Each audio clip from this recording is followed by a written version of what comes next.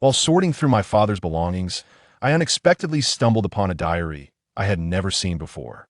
The above chronicles the myriad moments of my father's journey from childhood to adulthood. There is one more tale from the past that he has never shared with me. 15 years ago, the county was ravaged by a deluge, nearly sweeping him away in its relentless tide. Fortunately, a good-hearted individual exerted great effort to hold him back, ultimately saving his life. From that moment on, the two became good brothers, and they continued to maintain correspondence with each other. Every 2 years, my father sends some items to the other party. However, for reasons unknown, several years ago, this benefactor suddenly vanished without a trace. The father has always yearned to repay the kindness bestowed upon him, yet regrettably, he has never found another opportunity to do so. As I was enveloped in the embrace of memories, a sudden, bright knock at the door shattered the stillness. I regained my senses and, upon reflection, realized that it has been half a year since anyone last visited. At the moment the door swung open, a girl, drenched to the skin, stood at the threshold. Her complexion is fair, her appearance charming. Yet at this moment, she is in a pitiable state, resembling a princess in distress. The girl spoke as she extended a sheet of white paper towards me. When you find yourself without food, come here, it will ensure your hunger is satisfied. With a heart full of perplexity, I unfolded the sheet of paper. To be precise, it was a letter. The contents of the letter conveyed, "My dear brother, how have you fared over the years? The gratitude I hold from those days remains etched in my heart. Should you encounter any difficulties, do not hesitate to share them with me." I instantly recognized the handwriting as my father's. Yet, gazing upon the emaciated girl before me, her bones protruding starkly and clearly suffering from malnutrition, I found myself momentarily speechless. In theory, I ought to fulfill this promise on behalf of my father.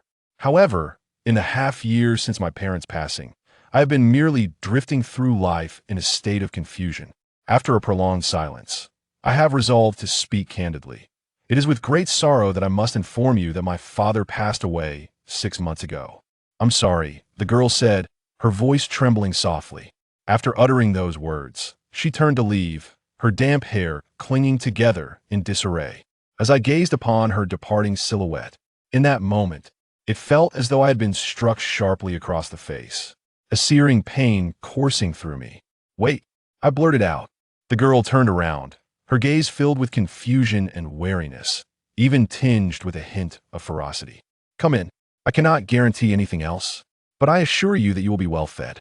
The vigilance in the girl's eyes remained unwavering. Yet when the enticing aroma of instant noodles wafted into her nostrils, all else faded into insignificance. "The surface has grown somewhat cool. You may manage with what you have. I shall return shortly with some more food for you." As I prepared to turn away while explaining, I suddenly caught sight of the girl closing her eyes, her form collapsing towards the ground. Could this be an attempt at deception?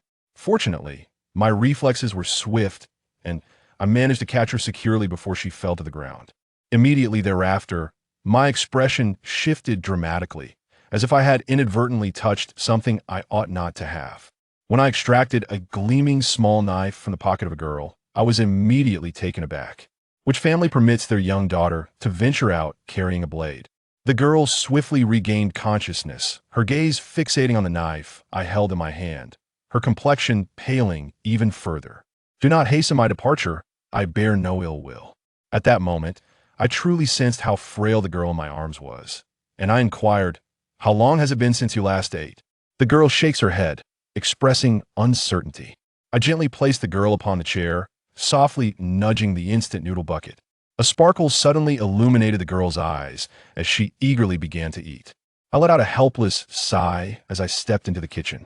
Before long, I returned with 2 bowls of instant noodles. There was no alternative. This was all that remained in my pantry. In the blink of an eye, the instant noodles along with their broth were consumed entirely. Before I could utter a word, the girl had already taken the next bucket. I have always believed that instant noodles only taste delightful when consumed on a train. Moreover, 1 bowl is never sufficient, yet 2 bowls are too much to finish. However, when the girl finished her 3rd bucket and even clutched her stomach, still appearing unsated, I was truly astonished. The girl gently nodded, then hastily shook her head, expressing her gratitude. It's nothing to worry about. Furthermore, I have brewed 2 more batches. Fortunately, I had previously purchased 2 boxes online, so my stock remains ample. While waiting for the noodles to cook, I finally found the opportunity to inquire, "What is your name?" Chen Yi's voice is as faint as the buzzing of a mosquito, as if her petite frame is only capable of producing such a delicate sound. "Where are your parents?" Chen Yi gazed longingly at the instant noodles. Her response was devoid of emotion, leaving a chill in my heart. This topic is somewhat delicate. I prefer not to press further. Instead, I shifted to another inquiry. "Do you have no other relatives at home?" "There is nothing left." The response was so straightforward that it momentarily left me in a state of bewilderment. "Shen Yue." I directly moved 2 buckets of instant noodles in front of myself. Meeting her curious yet perplexed gaze, I responded earnestly. Otherwise, she shouldn't expect to eat. "Do you understand?" Shun nodded vigorously, her gaze resolute, as if she were about to embark on a significant mission. "I believe I have come to an understanding. At present, the only means to subdue this girl is through food." After a series of inquiries, I have ultimately unraveled the intricacies of the situation. Shen Yi's mother abandoned the family during her childhood, and not long after, her father passed away. At such a tender age, she has endured the struggles of life all alone until now. Until recently, she unearthed this letter within the confines of her home. Thus, amid confusion and uncertainty, she persevered through difficulties to arrive at my doorstep. That small knife was merely carried out of fear and self-defense. Upon hearing her narration, I pushed 2 buckets of instant noodles towards Shen Yue. Upon witnessing the astonishment reflected in her eyes, I became increasingly convinced that she was approaching me with intent. If my parents were still alive, they would undoubtedly embrace the opportunity to adopt this child without hesitation. Yet in my case, could you refrain from sending me away? Shen Yue lowered her head, a hint of stubbornness faintly visible on her fair visage, with traces of tears yet to dry lingering upon her cheeks. "I am capable of performing any task. My strength is considerable. You may assign me any duty, as long as it ensures my sustenance and protects me from being mistreated." I was momentarily stunned, my mind blanking out in an instant. Originally, I presumed that after finishing her meal, the girl would bid me farewell with a smile, saying, "Thank you, brother. I shall return home now." We would then wave goodbye, and from that moment on, our paths would diverge, never to intersect again. However, I never anticipated that just as I was preparing to flee this city and embark on a new chapter of my life, an unexpected little trouble would arise. I'm overwhelmed with rage, my heart ablaze with fury. I forcefully kick open the door, only to slam it shut with great vigor. I, in a state of incessant agitation, retrieved a box of mosquito coils from my pocket. Upon lighting it, my emotions were somewhat calmed. I approached the window, gazing outside at the mere 3-story height. A profound sense of powerlessness washed over me. At this elevation, even a leap would not suffice to end my life. I recline upon the sofa, allowing the smoke to envelop me, oblivious to the burn of the cigarette but against my fingers. Through that veil of hazy smoke, I seemed to glimpse my own tragic demise within this room. A horrifying scene of decay, unnoticed by anyone. Suddenly, I jolted awake, hastily extinguishing the cigarette. I flung open the wardrobe and rummaged through it to find a few warm garments.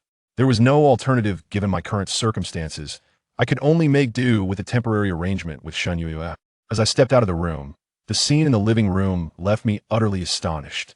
The once chaotic and disheveled living room has, at an unknown moment, been tidied into a state of meticulous order, with the litter of takeout boxes and refuse vanished without a trace. Shen Yue has also vanished. The once yellowed letter has been folded into a square, silently resting upon the table. However, the reverse side bears an additional line in small script. "I have departed. Thank you." I struck myself with a resounding slap. Damn it, how utterly wretched. At this moment, I'm still lost in my own chaotic thoughts. Downstairs, the rain falls diagonally like fine threads, piercing through garments like the tips of needles, leaving behind a series of darkened dots. Disregarding the curious gazes of passers-by, I dashed out into the rain, casting my eyes about at the entrance of the neighborhood. I spent no more than half an hour in the room, including the time it took for Shen Yue to tidy up. She likely hasn't ventured too far. On both sides of the path, the view stretches endlessly. Aside from a few hurried pedestrians clutching umbrellas, there is no sign of Chen Qiuqiu to be seen. It is over. I wiped the rain from my forehead, still clutching the clothes I had not set down while descending the stairs. In that moment, I found myself at a loss. How am I so indecisive, unable to handle even this trivial matter? A wave of frustration spreads within my heart. As I turn around, lost in thought, I suddenly catch sight of a petite figure at the entrance of the community not far away. Chen Qiuqiu must be hiding from the rain there. She clasped her small legs with both hands, her large eyes reflecting a mixture of bewilderment and curiosity as they gazed at me. As we converge in light, I cannot help but chuckle.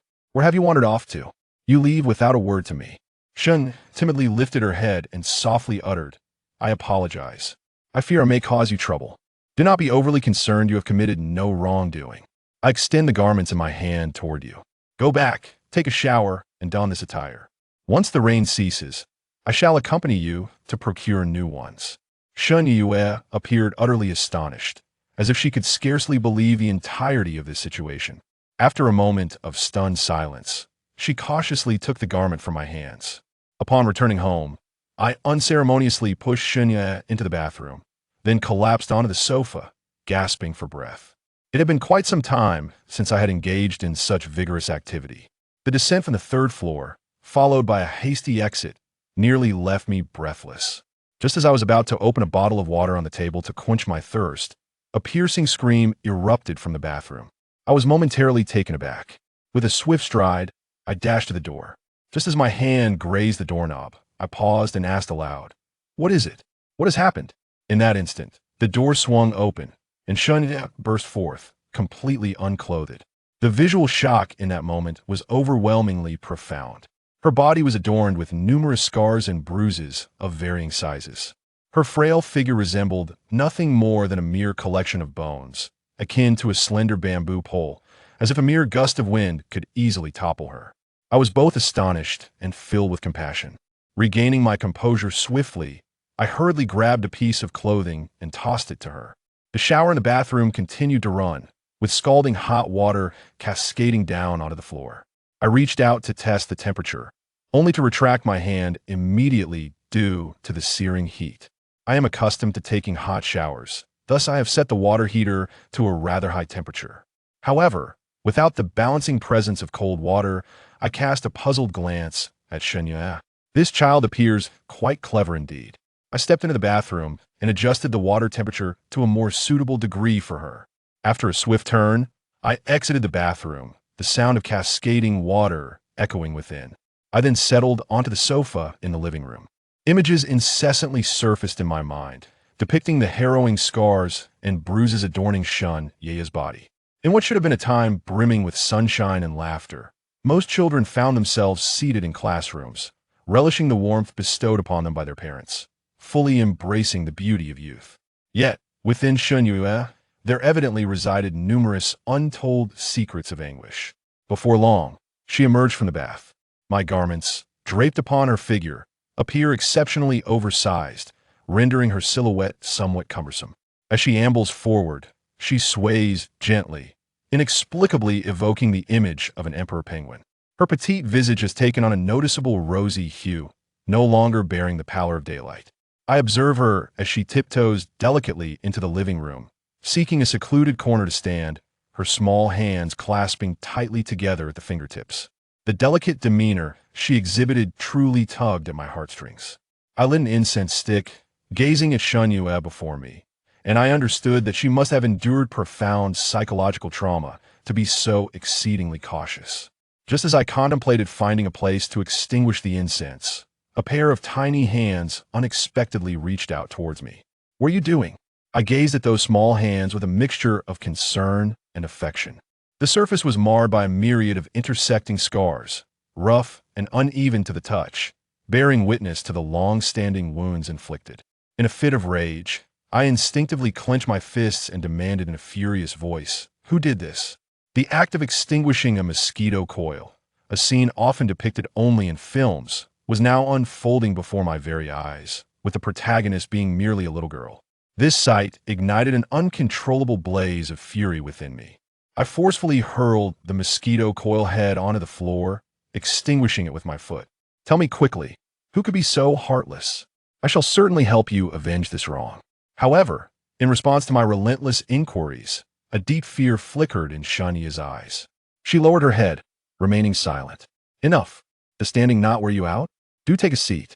Though my face still bears the traces of discontent, the tension has noticeably subsided. It is evident that Chen Qiuqiu regards me with suspicion. Her trust utterly diminished. With a resigned sigh, I realize that unlocking the barriers of her heart will require a gradual approach. From this moment forth, within this household, I shall not permit her to endure any further harm. The rest shall be left to time to resolve. I turned to Chen Qiuqiu and inquired, "Are you hungry? Tonight, I shall treat you to a sumptuous meal." I rarely indulge myself. As I spoke, I opened a food delivery app, seeking a reputable establishment that offers freshly prepared takeout. The price of this takeout is considerably higher than that of pre-prepared meals. However, the quality and portion size are incomparable. Within half an hour, the delivery arrived. I ordered 3 dishes and a soup, comprising 2 meat dishes and 1 vegetable dish, and additionally requested 2 extra servings of rice. In my opinion, this meal is quite lavish. Yet, when I lifted the lid of the food container, it was evident that Shunya's eyes instantly sparkled with delight. With a sense of resignation, I unwrapped the bamboo chopsticks gifted by the restaurant and handed them to her. I had anticipated that she would eagerly indulge in the meal, yet to my surprise, she received the chopsticks and sat upright, behaving as demurely as a model student. I had no choice but to place a piece of chicken into her bowl and gently nudge the entire serving of corn and rib soup towards her, smiling as I said, "Hurry and eat, you've become nothing but skin and bones. Do not allow anyone to misunderstand that I am mistreating you." Only when I picked up my chopsticks did Chen Qiuqiu begin to eat. Her speed of consumption was astonishing. She devoured her meal as if it were a matter of urgency, the food seemingly bypassing her brain and mouth, rushing directly into her stomach. I even suspected that she barely chewed her food. Chen noticed my gaze upon her. Suddenly, her body trembled with a jolt, quaking with anxiety. With utmost caution, she delicately lifted a piece of chicken from the bowl and placed it into mine. Her voice quivered as she uttered, "I am sorry." I could never have anticipated that a mere glance could instill such fear in her that she would lose the courage to eat. It seems that she had endured considerable suffering in the past due to issues surrounding meals. Reflecting on this brought a sharp pang to my heart. I set down my chopsticks and reached out with the intention of gently stroking her head. However, halfway through my gesture, Chen instinctively recoiled, her neck shrinking in fear. "Please continue eating. If you do not finish this meal today, sleep will be a distant hope." I reluctantly withdrew my hand, half-jokingly uttering a harsh remark. To my surprise, by the time I had barely begun to eat, Chen Qiuqiu had already finished her meal. She was sitting obediently in her chair, gazing intently at me as I continued to eat. Her large, glistening eyes were fixed on me, conveying a longing for food, yet hesitant to voice it, which melted my heart. In that moment, I yearned to cast aside all my worries and forgive the world's injustices, for she was simply too adorable. I discarded my chopsticks and placed the lunchbox on the table, deliberately exclaiming, "I am so full. I truly could eat no more." Remembering my earlier plea to finish what was left, I stood up to tidy the room, hoping to find some extra blankets and bedding at home.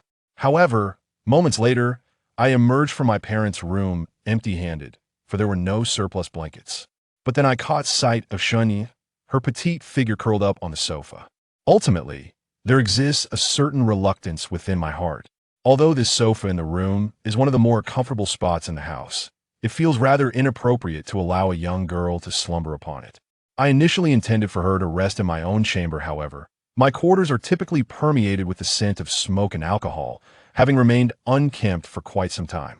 The very odor of tobacco has become so pungent that it is almost unbearable, even for myself. There was no other choice. I had to offer her my own blanket, hoping it would provide her with a modicum of warmth. After all, no matter how comfortable the sofa might be, it pales in comparison to the coziness of a proper bed at home. "Hurry and sleep," I urged, "for tomorrow I shall take you to purchase clothes and a blanket." With a yawn, I made my way back to my room, continuing to stay up late. Chen embraced a quilt imbued with a faint scent of smoke, remaining still and silent.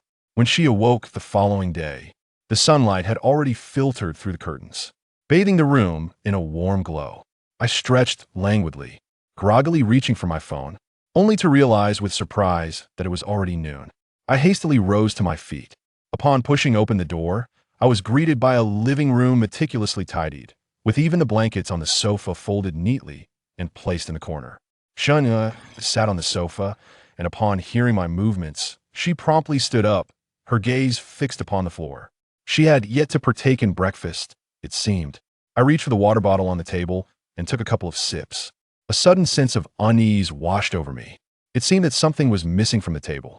I cast a fleeting glance at her posture. Her hands were still tucked into her pockets. In an instant, the realization struck Mesh had slept with that small knife last night. I understood then that this blade perhaps represented a sense of security for her. Please do not keep the knife in your pocket while you sleep, I softly cautioned her. Place it beneath your pillow instead. It would be unfortunate if you accidentally cut yourself while turning in your sleep. At once, Shanya resembled a deflated balloon. Her head bowed as she retrieved the knife from her pocket. The blade was not particularly large, yet it gleamed menacingly, its sharpness evident. I'm sorry, she spoke softly, approaching me, and offered me the handle of the knife. I hesitated for a moment, waving my hand dismissively. What do you want to do with it? You should keep it for yourself. After saying this, I picked up my phone once more. I ordered takeout, overslept, did not have time to cook. I will order something for you later. If I am ever unable to prepare in the future, you may go buy breakfast for yourself. After hearing this, Chen Mo remained silent, merely nodding in acknowledgement. Once we finished our meal, I planned to fulfill the promise made last night. I took her shopping for clothes and bedding. First, I allowed her to change back into her own attire. Then, I rushed back to the room, rummaging through my belongings. After a considerable effort, I finally unearthed the car keys, testing them multiple times to ensure they were still functional. Subsequently, I escorted her downstairs to locate the vehicle, which was parked in a secluded corner of the community. I circled around several times. I have just spotted that slate gray Cadillac CT5. It was purchased 2 years after my university graduation. At that time, I was filled with ambition, having earned $150,000 from a project I undertook, supplemented by an additional $100,000 from my family support. I paid for the car in full. However, ever since that unfortunate accident, I have not dared to touch it again. I pressed the car key, listening to the sound of the locks disengaging. The headlights illuminated the surroundings. However, as I reached for the car door, a vivid image suddenly flashed through my mind. The harrowing car accident from 6 months ago, the gruesome scene of mangled bodies, and the overwhelming despair I felt upon my arrival. I was momentarily frozen, my hands suspended in midair. Suddenly, someone gently tugged at the hem of my clothing. As I regained my composure, I realized that tears had already streamed down my face. It was Shen Yuan standing behind me, her gaze directed upwards towards me, filled with an expression of helplessness. Without uttering a word, she withdrew her hand into her sleeve and, rising on her toes, softly wiped away the tears from my cheeks with the cuff of her sleeve. I gently took a deep breath. Her movements, albeit somewhat clumsy, evoked a long-lost warmth within me. After the passing of my parents, everyone urged me to remain strong. Yet who truly regards me as a child in need of care? I inhaled deeply, attempting to steady my emotions, and lowered my gaze to meet hers. But her eyes appeared hollow, devoid of any emotional resonance. Very well, perhaps I was overthinking it. We decided to take the subway, arriving at a nearby mall. As we stepped inside, a chorus of gazes immediately converged upon us. The reason was quite simple. My attire, coupled with the presence of Shana, indeed bears an uncanny resemblance to what people might refer to as a beggar. Yet, I'm not disheartened. My purpose for being here today is to indulge in shopping. Whatever catches my eye, I shall procure without hesitation.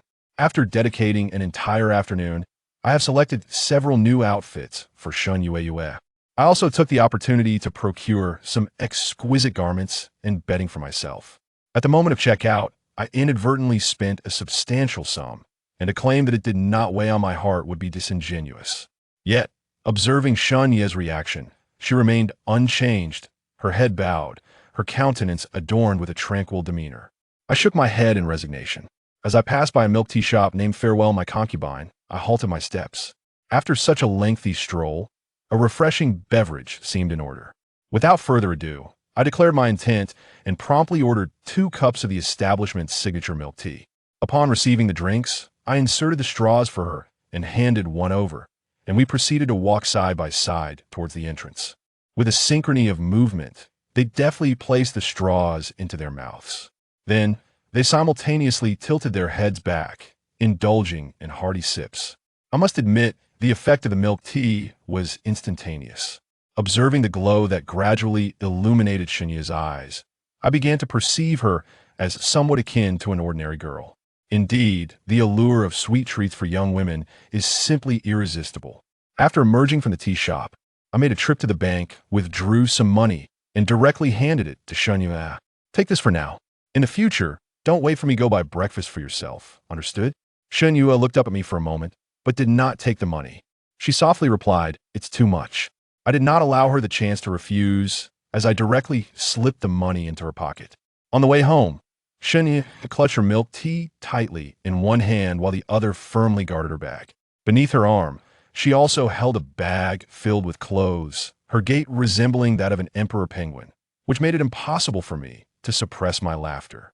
Upon arriving home, I reclined on the sofa, observing her silently entering the room, burdened with bags of various sizes, preoccupied with arranging the bedding. I did not follow her instead. I lay there in a daze, my mind drifting back to the scene from a morning when she wiped my tears with her sleeve. To be candid, her gesture was both clumsy and devoid of finesse. Yet for some inexplicable reason, it resonated deeply within me. Yet, an inexplicable warmth enveloped my heart. In that moment, I found myself somewhat grateful for having chosen to keep her by my side. However, questions soon arose. How shall I navigate the days to come? I am not an omnipotent deity, after all. I cannot perpetually rely on the meager savings left by my parents for sustenance. Even if I can manage to scrape by, what Xinya?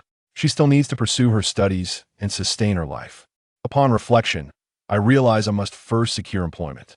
Half a year has already elapsed, and I can no longer afford to languish in idleness. Given the events that have transpired, it is virtually impossible for me to return to my former profession. The paths available to me are limited to 2 common avenues: the triathlon of labor and the auspicious trio of services. The triathlon of labor encompasses food delivery, express courier services, and ride-hailing. Jishan Sanbao refers to security, insurance, and cleaning services.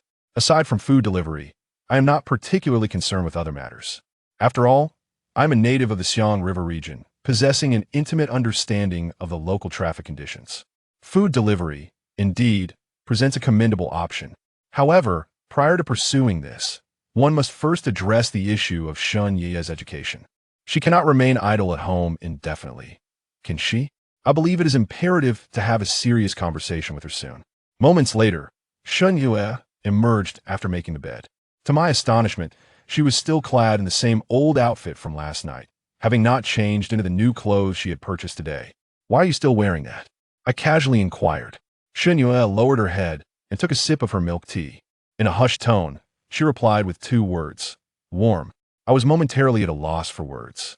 What on earth was this child thinking? I patted the sofa, gesturing for her to take a seat.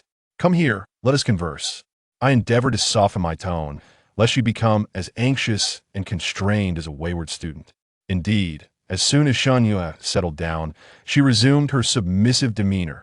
So endearing it was that it tugged at my heartstrings. This was her constant behavior at home, silent and unobtrusive as long as I was present. She would remain as quiet as a ghost in the corner. With a resigned sigh, I resolved to address the matter directly. "Xinya, please do not harbor any psychological burdens moving forward. From this day forth, this will be your home. You may consider me family. If that notion does not sit well with you, it is perfectly fine. Feel free to do whatever you wish in this house. No one will mistreat you." Upon hearing these words, Shun Yue remained stunned for quite some time before finally raising her gaze to meet mine. Her gaze was somewhat intricate. I was uncertain whether she truly absorbed what I had said. Nonetheless, she replied nonchalantly, "I understand." Yet, observing her expression, it was evident that she had not taken my words to heart. This child simply did not believe me. With a sense of resignation, I leaned back against the sofa and waved my hand dismissively, saying, "Very well, do as you wish." After a while, I sat up and gazed at her, inquiring, "What grade are you currently in?" Chen Yue looked at me with a face full of confusion. "Indeed, I wondered, you haven't dropped out of school, have you?" I asked cautiously, nearly leaping from the sofa in surprise. Given her slender frame, it is hard to believe she is a high school student. I had always assumed she was at most of middle school age. "How old are you?" I asked in astonishment. 18, came Shunyi's voice, faint as a whisper. Yet, I heard her clearly. She is already an adult. I scrutinized her closely, initially intending to support Chen Yue until her university graduation. However, it seems that time flies swiftly in the blink of an eye. Several years will have passed. When she is capable of living independently, I shall provide her with a sum of money, and at that moment, we shall be square. Upon reflection, I felt a slight sense of relief. The pressing matter at hand remains the urgent need to resolve her schooling issue. After some contemplation, I recalled that Xiaoxiang No. 1 High School is conveniently located near my home, where I once pursued my studies. However, many years have elapsed since then, and I'm uncertain whether it is still possible to enroll Chen Yue as a transfer student. As I pondered this, suddenly, I recalled Xiao Yan. This lad is one of my childhood friends. He is now employed at the Education Bureau, having smoothly secured a position within the system after graduation. Perhaps reaching out to him for assistance could prove beneficial. I took out my phone and retrieved Xiao Yan's number, dialing it directly. I attempted several times. He hung up on me. The last time I managed to answer the call, only to be met with a barrage of insults on the other end. "I've already told you, I won't buy insurance. Have you ever encountered a fool who would insure a turtle at home?" I was rendered speechless. "Speak up, you jerk." He hurled another insult. With a resigned sigh, I accepted the situation. "I am Fang Yuan. Can you hear me? Wait a moment. Could you repeat who you are?" "I am your brother." I replied to him with irritation. There was silence on the other end for a few seconds. Then suddenly it erupted. "Brother Yuan? Wait, that's not right. Didn't you die? Do you believe I am a human or a ghost?" I couldn't help but exclaim, "Goodness, it truly is you. I can hardly believe you are alive." Xiao Yan's tone shifted instantly, clearly taken aback. "Let us not dwell on such trivial matters. Come here and assist me. I require your help. I am disinclined to indulge in superfluous details, so let us get to the crux of the matter." After a span of over 40 minutes, Xiao Yan arrived at my residence in his Magotan. Before descending, I briefly instructed Chen Yue, "I shall step out for a moment. Remain at home and do not wander about." Upon reaching the ground floor, the cold wind howled as it swept through the air. I tightened my coat and caught sight of Xiao Yan emerging from the car, grumbling while stamping his feet. This wretched weather in Xiaoxiang is unbearable. One moment it's cold, the next it's hot. Neither the chill nor the warmth is lethal, yet it tortures one endlessly. Xiao Yan's gaze fell upon me, and instantly his spirits lifted. He took 3 steps back and called out, "Yuan Ge, over here. I see you." As I responded and approached him, I habitually reached into my pocket for a cigarette. Just as I intended to offer one to Xiao Yan, he retreated another 2 steps. "What are you doing? Are you so afraid of me?" I furrowed my brow and inquired. Xiao Yan quickly waved his hand, urging me to come a little closer. I was too weary for idle chatter, so I extended my hand and grasped his shoulder, which startled him to the point of nearly bringing him to tears. I patted his shoulder gently. Igniting the mosquito coil in his mouth, he posed a question. "Do you know anyone at Xiaoxiang No. 1 High School?" "Indeed," came the reply. "Could you assist me in arranging for someone to transfer into the second year? Is that feasible?" There was a moment of hesitation from Xiao Yan. "There are indeed no difficulties, however. My acquaintance happens to be my sister, who is currently a sophomore at Xiaoxiang No. 1 High School." Upon finishing his statement, Xiao Yan cast a furtive glance at me, which nearly provoked a laugh from my lips out of sheer indignation. I couldn't help but scoff. "Do you think I am jesting with you?" Instantly, Xiao Yan turned away. He retrieved a pack from the car and handed it to me. "Don't be angry," he said. "Smoke the good mosquito repellent instead of that old Baisha." I did not show him any courtesy and simply tucked the mosquito repellent into my pocket. Then I continued to smoke the old Baisha in my hand. Observing his expression, I couldn't help but ask, "Is that enough? Please refrain from unnecessary conversation. Assist me in arranging an enrollment for a friend's child. What exactly is the process?" Xiao Yan confidently assured. This matter is not complicated. As long as the student record remains within the city, simply provide me with the necessary documents. If not, the student record must first be transferred. Additionally, Shanshan Number 1 High School is indeed a prestigious institution. Prior to transferring, one must partake in an entrance examination. As long as the results are not exceedingly poor, you need not worry about the rest. I shall take care of it. Upon hearing his assurance, I nodded, discarding the mosquito coil. Very well, I appreciate your efforts. If any expenses arise, just tell me directly. I'll transfer it to you. What's the point of discussing money, my brother? We're like family. It's merely a matter of covering some tuition fees. Xiao Yin dismissively waved his hand, saying, Thanks, but I feel a heavy burden has been lifted from my heart. If this matter cannot be resolved, Chen Mo will likely have to return to her original place.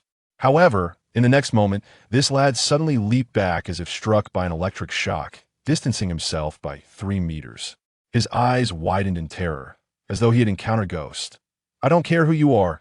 Quickly get off my brother Yuan. He would never express gratitude towards me.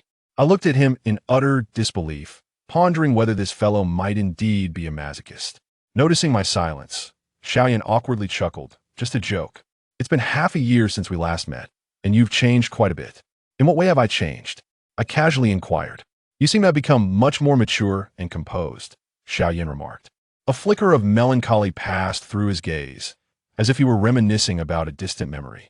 In our youth, my brothers and I shared an unbreakable bond, forming a close-knit group. I had always been the leader among us, and our playful skirmishes were a common occurrence, particularly instigated by Xiao Yan's incessant banter that had everyone in stitches. However, when faced with adversity, I never wavered. The most vivid recollection I have is of the time I wielded a brick, forcefully dispersing a gang of over a dozen ruffians who had cornered us. I shielded him as we made our escape. Although both families incurred significant losses afterward, Xiao Yan has always cherished that loyalty in his heart. Reflecting on this moment, I gently patted his shoulder and, with a smile, remarked, You've turned out quite well yourself. Having assumed a position of authority, it seems inappropriate for you in the future. Please do not say such things, for outside, you may conduct yourself as you wish as long as you refrain from doing so within my office. I am content. Xiao Yan spoke with utmost seriousness. Indeed, this individual is inherently remarkable. I find myself disinclined to continue this discourse. He retrieved the car keys and said, Right, come with me. Where to? Xiao Yan was taken aback. He followed me to the parking spot, and upon seeing the Cadillac, which was covered in dust, adorned with bird droppings, and mixed with numerous leaves, his jaw nearly dropped to the ground. With a look of utter astonishment, he inquired, Is this your car? How did it end up like this? Less chatter. Teach me how to drive. I tossed the car keys over. My tone was remarkably calm. What? Xiao Yan pointed at himself, his expression one of disbelief. It has been 6 months. I carry a shadow in my heart. I hesitated to speak. I had no intention of concealing the truth. I candidly revealed the reality. Xiao Yan paused for a moment, as if a thought had struck him. The expression on his face instantly grew exceedingly intricate. He retracted his earlier jesting demeanor and nodded earnestly. I understand. Let us proceed. I shall guide you. Xiao Yan first settled into the passenger seat, while I took my place behind the wheel. I focused intently on the steering column, inhaling deeply several times. For me, resuming the act of driving felt like an insurmountable hurdle that I had to overcome. Xiao Yan patiently advised from the side, urging me not to rush. First, power on the vehicle. Then, spray a bit of windshield washer fluid to wash away the dust from the windshield. I am aware. As I respond, I start the engine, gripping the steering wheel firmly with both hands. I glance left and right at the gear lever. Chapter 8. Multiple soul rings in the car. A moment of silence enveloped the atmosphere within the vehicle. Chen Mo could swear that he had not acted with intent. It was not a matter of forgetfulness, but rather a simple surge of nervousness that led him to mistakenly engage the wrong switch. After deactivating the turn signal, he deftly activated the windshield wipers, clearing the glass of dust and leaves. He then shifted into drive and released the brake. The car shuddered momentarily before it began to roll forward at a slow idle. Wait. At a critical juncture, Wu Ming's voice pierced the tension. Brother Mo, considering how long it's been since you last drove, should you check the brakes and accelerator? That was a valid point. Chen Mo nodded and tested the brakes and accelerator, finding everything in working order. All right, let us go. Hold on. Wu Ming hesitated. I'm feeling a bit like having a smoke. Should we step out for a moment? Sure. Chen Mo reversed the car, and after both disembarked, they indulged in a moment of clouded indulgence. Upon returning to the vehicle, Chen Mo cast a glance at Wu Ming. He appeared even more anxious. One hand gripping the seatbelt while the other clutched the door handle tightly, his eyes vacant, as though he were on the brink of a barbecue. Do you need to relieve yourself? Startled, Wu Ming slapped his thigh. Brother Mo understands me. Hurry, there's a public restroom at the entrance. Also, take care of everything else. In any case, I'm giving you 10 minutes. Understood. Wu Ming flung open the car door and dashed into the restroom. Trembling slightly, he pulled out a cigarette, lit it, but before he could take a puff, he swiftly unlocked his phone and opened WeChat, locating a pinned group chat. Wu Ming, this is bad. Brother Mo is coming for my life. Replies soon flooded in the chat. Zheng Qiuqiu. By Jitao, don't scare me in broad daylight. Ling Shi, elaborate. Wu Ming, here is the situation. Do you all understand? Zheng Qiuqiu, little cat laughing. JPG, Zheng Qiuqiu, isn't that great? Multiple soul rings in the car, far superior to intelligent driving. Ling Shi, Zheng Qiuqiu, huh? Brother Mo isn't dead? By Jitao, Zheng Qiuqiu, huh? Brother Mo isn't dead? Zheng Qiuqiu, when did I say he was dead? Wu Ming, isn't the urgent matter to save me? What are you all talking about? Am I not a person? Am I even human? His words were soon drowned in a torrent of messages. Before long, 10 minutes had elapsed, and Wu Ming discarded the half-smoked cigarette. Chen Mo had suggested teaching him how to drive, a prospect he initially found unthreatening. However, witnessing Chen Mo mistakenly operate the turn signal as the wipers had sent a wave of panic through him. Ultimately, despite the looming dread of an impending scolding, Wu Ming mustered the courage to exit the restroom. To his surprise, Chen Mo had already parked the car at the entrance of the community. The window was down, and warm sunlight streamed in. Although Chen Mo appeared somewhat disheveled at that moment, his overall presence remained quite impressive. Having been inseparable since childhood and often regarded as a ruffian, Chen Mo still exuded a certain rebellious air. If a spirited young lady were present, she would undoubtedly be completely captivated by him. Wu Ming, somewhat taken aback, settled into the passenger seat. Mo gu, you. Fasten your seatbelt. I'm about to drive. Chen Mo interrupted, not waiting for Wu Ming's response. With a swift press of the accelerator, the car responded instantly, swiftly merging onto the main road. Chen Mo drove with remarkable steadiness, far more composed than Wu Ming had anticipated. In fact, Wu Ming could discern a hint of tranquility on Chen Mo's face, reminiscent of the old Chen Mo he once knew. What a relief it was, Wu Ming thought, a smile of relief gracing his lips. Perhaps he had overreacted. Little did they know how deeply concerned they had all been for Chen Mo after the tragic incident involving his parents, fearing he might succumb to despair. During that tumultuous period, they had gathered almost every evening for meals, drinks, and lighthearted banter, discussing uplifting topics to keep spirits high. Although Chen Mo appeared outwardly unaffected, one day, without any forewarning, he inexplicably vanished, leaving everyone unable to reach him, even after knocking on his door to no avail. Not long after, Zheng Qiuqiu ominously declared that Chen Mo was dead, urging them to forget about it and cease their inquiries. This state of affairs persisted until the day. Buzzing with anticipation, the vehicle veered off the main thoroughfare and soon found itself on a road leading to the outskirts, typically less congested. This route presented a lower risk of accidents. Coupled with Chen Mo's careful control of the speed, Wu Ming felt a growing sense of reassurance. However, they overlooked another critical factor. As they approached the outskirts, the number of large vehicles increased significantly, particularly the dump trucks that recklessly barreled down the road, kicking up clouds of dust without regard for other vehicles. At an intersection, the green light illuminated. Remaining calm, Chen Mo pressed on the accelerator, only to notice a green dump truck at the side intersection also starting to move. It was running a red light. In that instant, a flurry of memories flashed through Chen Mo's mind, akin to a life review, yet he forgot to brake. It was eerily similar to an incident from 6 months prior. Though the internet was rife with jokes about comprehensive insurance, he found no humor in it. Only when confronted with pain did one truly understand the weight of regret. As the looming image before him grew larger, Chen Mo felt as though his life was about to end. Mo go, take a deep breath. It's normal to feel anxious.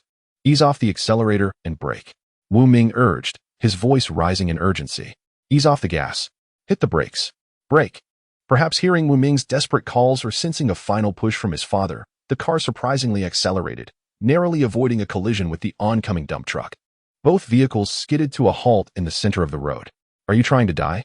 If you want to end it all, at least find a secluded spot. The dump truck driver brazenly accused them.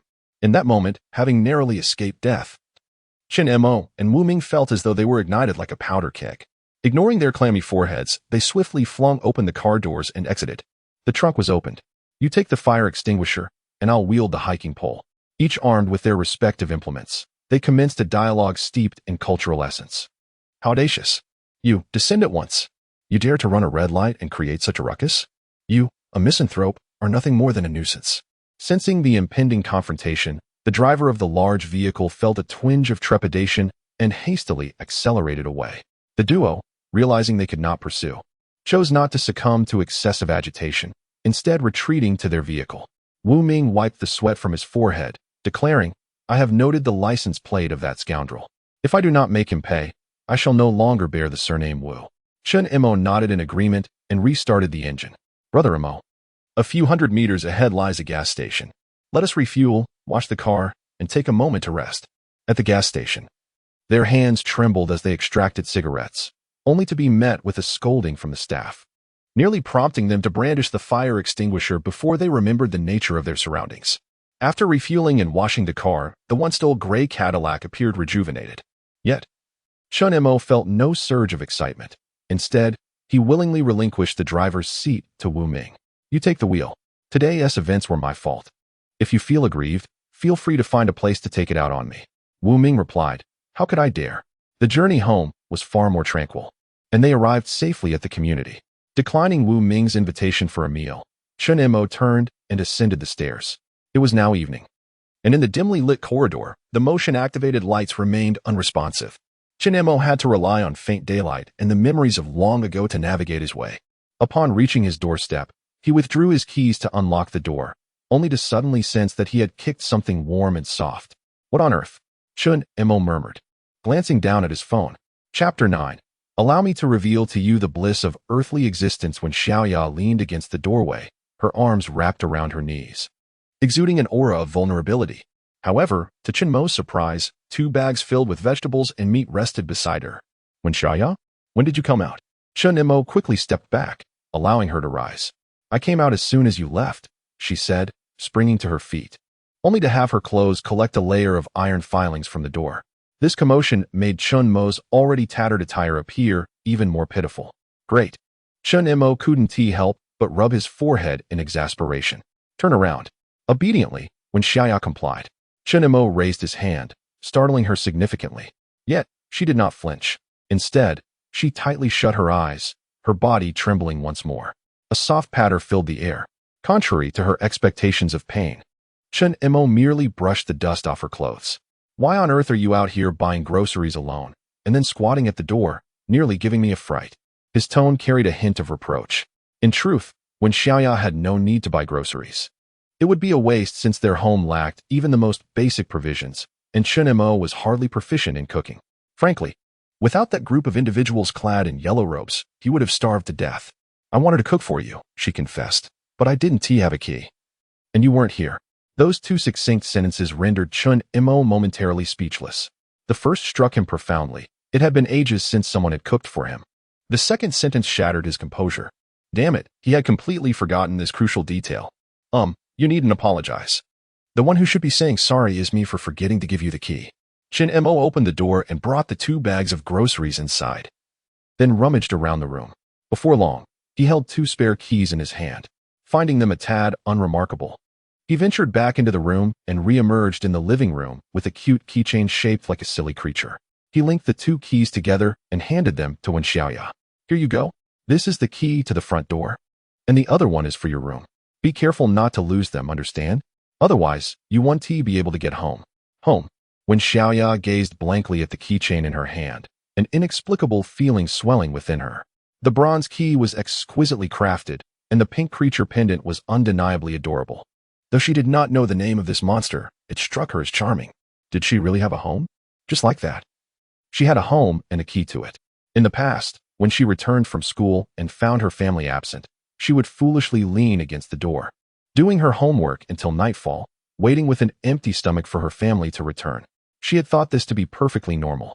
It turned out that she, too, was deserving of a key, deserving of a home. Yes, this is my home, and it will be your home from now on. As Wen Xiaoya gazed intently at the keychain, Chen Mo's expression grew somewhat peculiar. It was merely a plush Pokemon pendant, a trivial trinket that he had received as a promotional gift with his bubble tea order. Could it be that Wen Xiaoya had never encountered Pokemon before? It certainly seemed so. It appeared that tonight he could introduce her to the nostalgic joys of childhood. Ah, understood. Wen Xiaoya tightened her grip on the key, a rare glimmer of delight illuminating her tone. Such a sight was indeed uncommon. All right. Chen Mo waved his hand dismissively. It's dinner time. Can you guess what we're having for dinner today? If you can't guess Luosophin, just keep guessing. Wen Xiaoya paused for a moment, then retrieved a neatly stacked bundle of bills from her pocket. Today, she had spent 23 yuan on groceries, 18 on meat, and 5 on vegetables. This was what remained. Oh, what are you giving me? Chen Mo questioned. I told you it's your pocket money. Wen Xiaoya, with her big, determined eyes, fixed her gaze on Chen Mo's chest. She wished to convey that she was not a frivolous spender, nor was she dishonest. Chen Mo's casual yet trusting demeanor provided her with a modicum of reassurance. She then tucked the money away and headed towards the kitchen. I will go cook, she declared. Wait, Chen Mo interjected before she could explain her reasoning. Without waiting for further clarification, Wen Xiaoya seemed to muster her courage and replied, I cook really well. I want to make dinner for you. To his surprise, her soft yet resolute voice struck Chen Mo with an impact akin to a warm bowl of egg noodles brought to him by his mother during a cold, flu-ridden day. It felt as though all his ailments could be cured with a single bite. He shook his head in resignation, his tone softening considerably. However, we have no rice, oil, or salt at home. That rusty pot cannot be used to cook. You can check for yourself. Wen Xiaoya genuinely went to take a look, then returned to the living room with her head bowed. I'm sorry, it's my fault. In the past few days, aside from tidying up the house, she had accomplished little else, spending her time mostly eating and sleeping. Living in such comfort imbued her with an unsettling sense of unreality, akin to the warmth felt by the little match girl in her final moments lying in the snow, igniting a match, a mere fantasy before succumbing to the cold. Thus, guilt washed over her, prompting apologies and feelings of inadequacy. Upon hearing her apology, Chen Mo exclaimed in disbelief, Goodness, who raised you? If we were to evaluate her as a maid, Wen Xiaoya would undoubtedly be exemplary, without a single negative remark. Wait, what was he thinking? A maid? He certainly had no such inclinations. No, he had to correct Wen Xiaoya's disposition. Otherwise, it would undoubtedly pose a future inconvenience for him. The mere fact that she apologized so readily might lead one to believe he was mistreating her. No. The first step in correcting Wen Xiaoya's behavior, learn to enjoy life. As the saying goes, one should cast aside personal integrity and revel in a life devoid of virtue. Rather than subjecting oneself to discomfort, it is wiser to impose difficulties upon others. If one were to inquire of Chen Mo the reason for his existence, his response would be an indifferent, I do not know, I simply observe that they all continue to live. To merely exist without the capacity for enjoyment raises the question, what, then, is the essence of living? It is only when Wen Xiaoya begins to genuinely relish life without guilt that the true transformation of her character commences. Thus, Chen Mo ordered 2 bowls of the deluxe version of snail noodle soup, enhanced with sausage, fried eggs, and chicken feet, ensuring that Wen Xiaoya's portion was generously laden with an extra 3 ounces of noodles, fearing it might not suffice. Following this, he placed an order at the convenience store for a case of soda, a plethora of potato chips, and spicy strips. Ultimately, he activated the colossal television in the living room, forcefully seating Wen Xiaoya on the sofa. You must sit still and not move. Today, I shall reveal to you what true earthly bliss entails. Chapter 10. Sharing a can of cola in her quest to survive, Wen Xiaoya had endured the taste of cold, stale steamed buns, and the flavor of persimmons that had fallen from trees and begun to ferment. She had sampled lang of various dishes that resembled slop, leaving a foul taste in her mouth.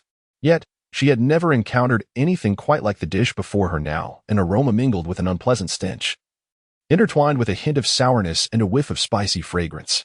Though she had tasted powdered delicacies before, this particular concoction caused her to hesitate. However, observing Chen Mo relishing the dish with such gusto, Wen Xiaoya cautiously dipped her chopsticks into the broth, bringing a small morsel to her lips. She refrained from making any slurping sounds, her delicate mouth opening and closing softly, and soon a spark of delight illuminated her eyes. Chen Mo noticed her subtle actions and couldn't help but chuckle, finding her cautious demeanor rather endearing. Before long, they both fell into a comfortable silence, savoring their meal. Chen Mo's portion was modest, while Wen Xiaoya's was substantial, yet their dining pace remained quite similar. "Is it delicious?" Chen Mo inquired, but Wen Xiaoya merely nodded vigorously, holding her bowl firmly. He smiled, "Just enjoy it. As long as you stick with me, you'll have this every day." Perhaps his tone was too earnest. Or perhaps Wen Xiaoya failed to perceive the jest in his words.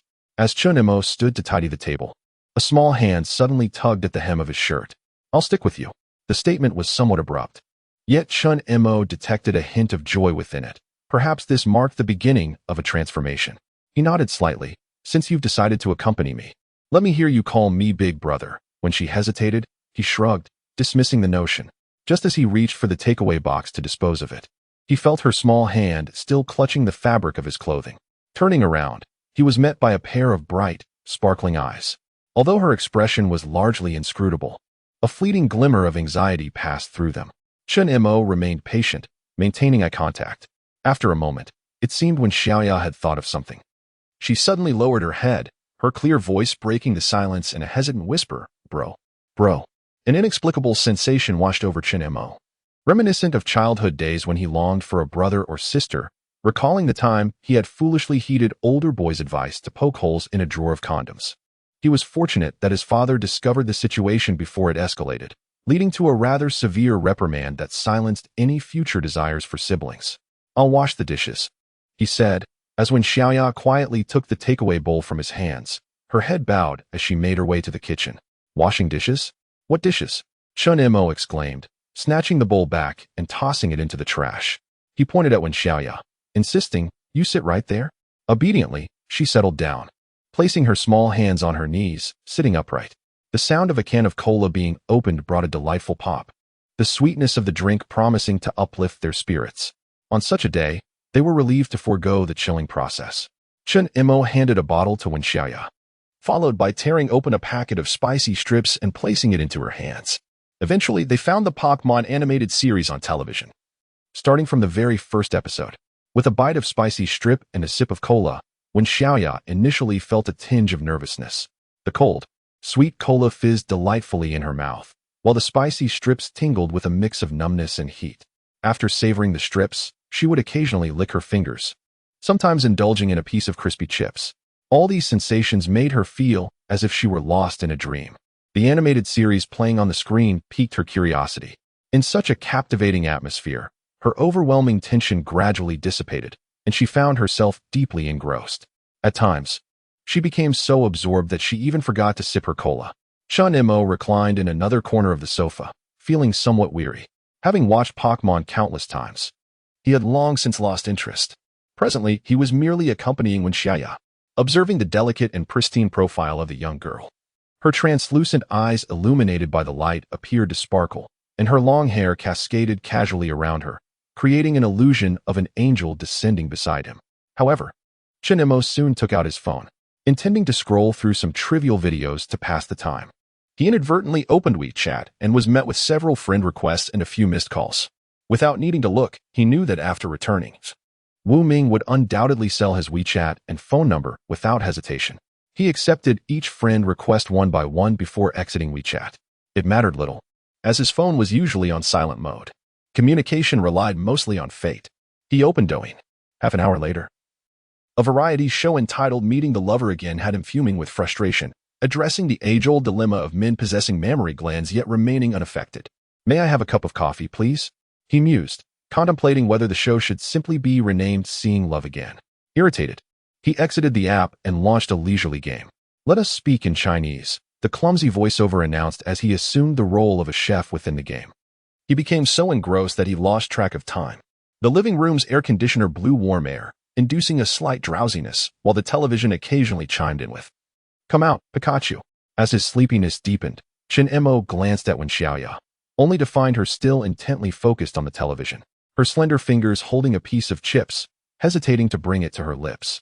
Thus, he mustered his resolve, refraining from retreating to his room for sleep and choosing not to disturb the engrossed Wen Xiaoya, seemingly sensing Chen Mo's gaze. Wen Xiaoya finally shifted her attention from the screen to him. After a brief moment, she brought the half-consumed can of cola to his lips. "Would you like to drink?" she inquired. Chen Mo, taken aback, responded, "Huh?" Her expectant gaze sparked an impulse within him to comply, yet his hesitation did not go unnoticed. "I'm sorry, it's dirty," she admitted. When Xiaoya retracted her hand in a fluster, hastily reaching for a new can to offer you. "No." Chen Mo was taken aback. "Look, is this something a normal person would say? A normal person only remarks on something being dirty if food has fallen to the ground, right? No matter the circumstances. One would never regard their own consumed food as filthy, would they? Does this not imply that, in her eyes, she herself is also tainted?" Noticing Chen Mo's gaze fixated upon her once more, Wen Xiaoya felt a twinge of discomfort, cradling the can of cola in her hands, at a loss for words. After a pause, she thought, "What is dirty or clean? It has to even touch the ground. It's perfectly fine." With that, Chen Mo seized the bottle of cola that Wen Xiaoya had just sipped from and gulped it down in one go, finishing it off with a loud, soda-flavored belch. Chapter 11. Refusing to let Wen Xiaoya cook, but unable to prevent her from insisting on it to be honest, after finishing his drink. Chen Mo felt a twinge of regret. Damn, that was impulsive. Perhaps there were better ways to convey to Wen Xiaoya that he did not harbor any disdain for her. Yet he chose the most direct approach. The consequence of this action was no consequence at all, for in Wen Xiaoya's mind, there existed no notion of indirect kisses or anything associated with intimacy. Thus, even with Chen Mo's actions, she remained unabashed. Her large, glistening eyes reflected more astonishment than anything else. From childhood to the present, Chen Mo was the first person who did not recoil from her perceived dirtiness. And amidst her surprise, there was a hint of delight. Throughout her youth, wherever she went, she was met with taunts of being a filthy creature or a messy girl. Even the objects she touched were treated with disdain. Even her father held an endless contempt for her, often berating her as a useless waste, lamenting that she would have been better off as a boy. As she grew older, the distance others maintained from her only widened. The mere act of looking at her seemed to taint them. Thus, when Xiaoya had come to believe that she was inherently unclean and unworthy of human connection, Chen Mo's current behavior felt like the door to a new world slowly creaking open for her. "What are you staring at?" Chen Mo, under the weight of her gaze, felt a touch uneasy. "All right, hurry and watch your television. I'm going to play on my phone." With that, he reclined once more on the sofa. Time slipped by, and soon the tide of drowsiness washed over him, causing Chen Mo to succumb to sleep. When Wen Xiaoya too began to feel the heaviness of slumber, she noticed that Chen Mo had already drifted off. She glanced at the television still aglow with light, then at the reclining Chen Mo, momentarily at a loss. "What should I do? I can't turn off the television, but I dare not wake Chen Mo." Thus, she remained obediently seated on the sofa, too hesitant to retreat to her room for rest. The air conditioning blew warm air, not cold, but rather somewhat dry. Prolonged exposure would only induce further sleepiness. Like Wen Xiaoya, who, after a short while, found herself swaying precariously, ultimately succumbing to slumber. The following day, at noon, the sunlight outside was blinding. Yet the living room remained shrouded in dimness, the curtains blocking out most of the light, though a few rays still trickled in like raindrops, dotting the corners of the room. Chen Mo slowly opened his eyes, the first instinct being to reach for his phone. However, the warmth enveloping him jolted him upright. Lifting his gaze, he discovered Wen Xiaoya nestled half-reclined in his embrace, sleeping soundly. His movement stirred her, and she instinctively grasped the hand he had draped over her shoulder. The icy touch sent shivers down Chen Mo's spine. In October in Xiangxi, the weather fluctuated between warm and chilly. One day he might wear a short-sleeved shirt, and the next he would need a coat. Yet, as he observed the specks of sunlight within the room, he fell into contemplation, realizing that today was not cold at all. The little one's sleeping visage was undeniably adorable. Her pale, delicate face possessed an almost haunting beauty, with a hint of color gracing her thin lips, evoking a profound sense of protectiveness in all who beheld her. 10 seconds, 20 seconds, 30 seconds. It was only after a moment that Chen Mo remembered to withdraw his hand, but as soon as he exerted pressure, Wen Xiaoya startled awake like a frightened fawn. She had been trapped in a nightmare, or perhaps it was not truly a nightmare, but rather a recollection of her past life, ensnared in an endless loop. Just as despair threatened to engulf her, a large hand descended from above, grasping hers. Wen Xiaoya clung desperately to that hand, struggling incessantly. Just as she believed she could escape the mire, she awoke from the dream. The television continued to broadcast Pokemon, and Chen Mo stood, stretching his limbs before casually turning off the screen. He drew back the curtains, allowing a cascade of sunlight to flood the room, dissipating the lingering chill. Taking out his phone, he decided to order takeout for breakfast and lunch. Later that afternoon, Wen Xiaoya found herself contemplating the prospect of preparing meals. Reluctantly, Chen Mo took her to the supermarket, and upon their return, they had acquired all the necessary cooking utensils and ingredients. Observing the busy figure in the kitchen, Chen Mo furrowed his brow slightly, though he soon relaxed. If she desired to cook, let her do so. Individuals require a sense of accomplishment to stave off feelings of emptiness and helplessness. Before long, a plate of spicy stir-fried meat and a dish of sautéed cabbage were set before him. Wen Xiaoya had even taken the time to serve him a bowl of rice. Chen Mo took a bite. Offering the highest compliment for a home-cooked meal, it was just as good as that from a restaurant. Undoubtedly, it was far superior to takeout. The routine of eating takeout had been unavoidable, not only due to his reluctance to venture outside, but also because Chen Mo lacked any culinary experience. In short, the meal was exceptionally delightful for both of them. In the days that followed, Wen Xiaoya consistently prepared meals for Chen Mo. Initially, he resisted this arrangement. As he had no intention of treating her as a mere housekeeper, they were equals, after all. Yet, while he could refuse to let her cook, he could not dissuade her from her determination to do so. Whenever he suggested ordering takeout, the little one would gaze at him with her innocent eyes, offering no protest, simply watching him intently. Gradually, Chen Mo acquiesced.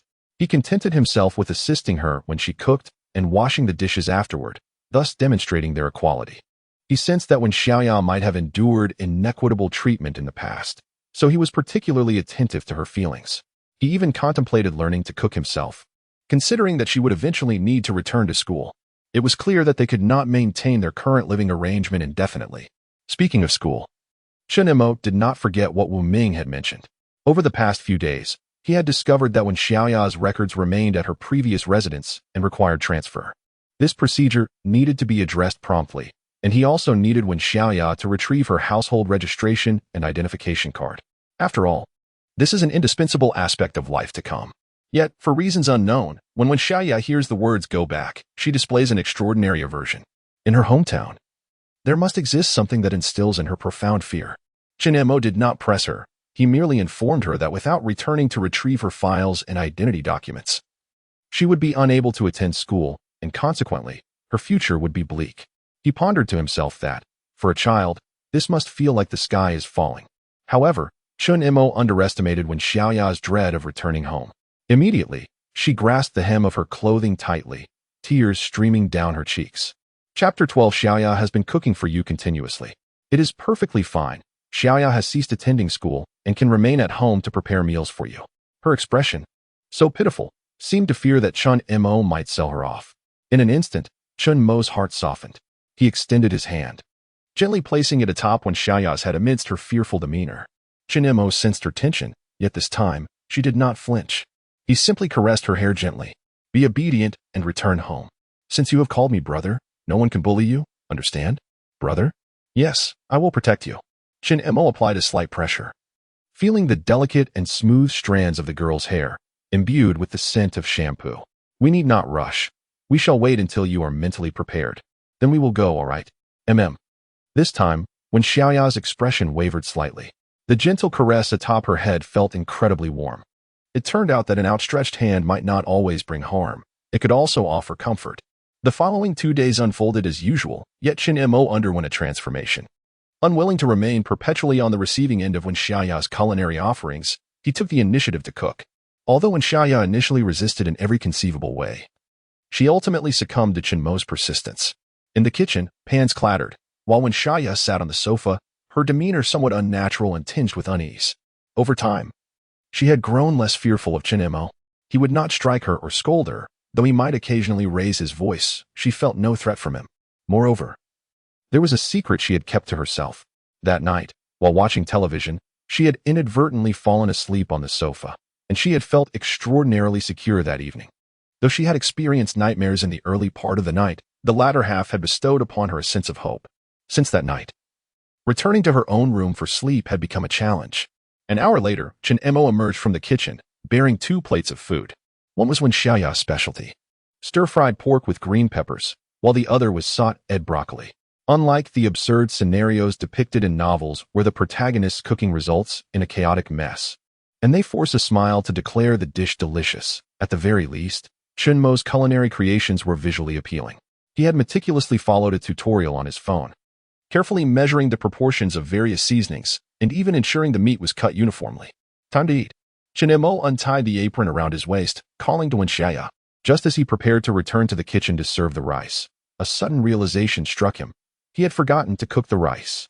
Following this minor mishap, they had to wait another half hour.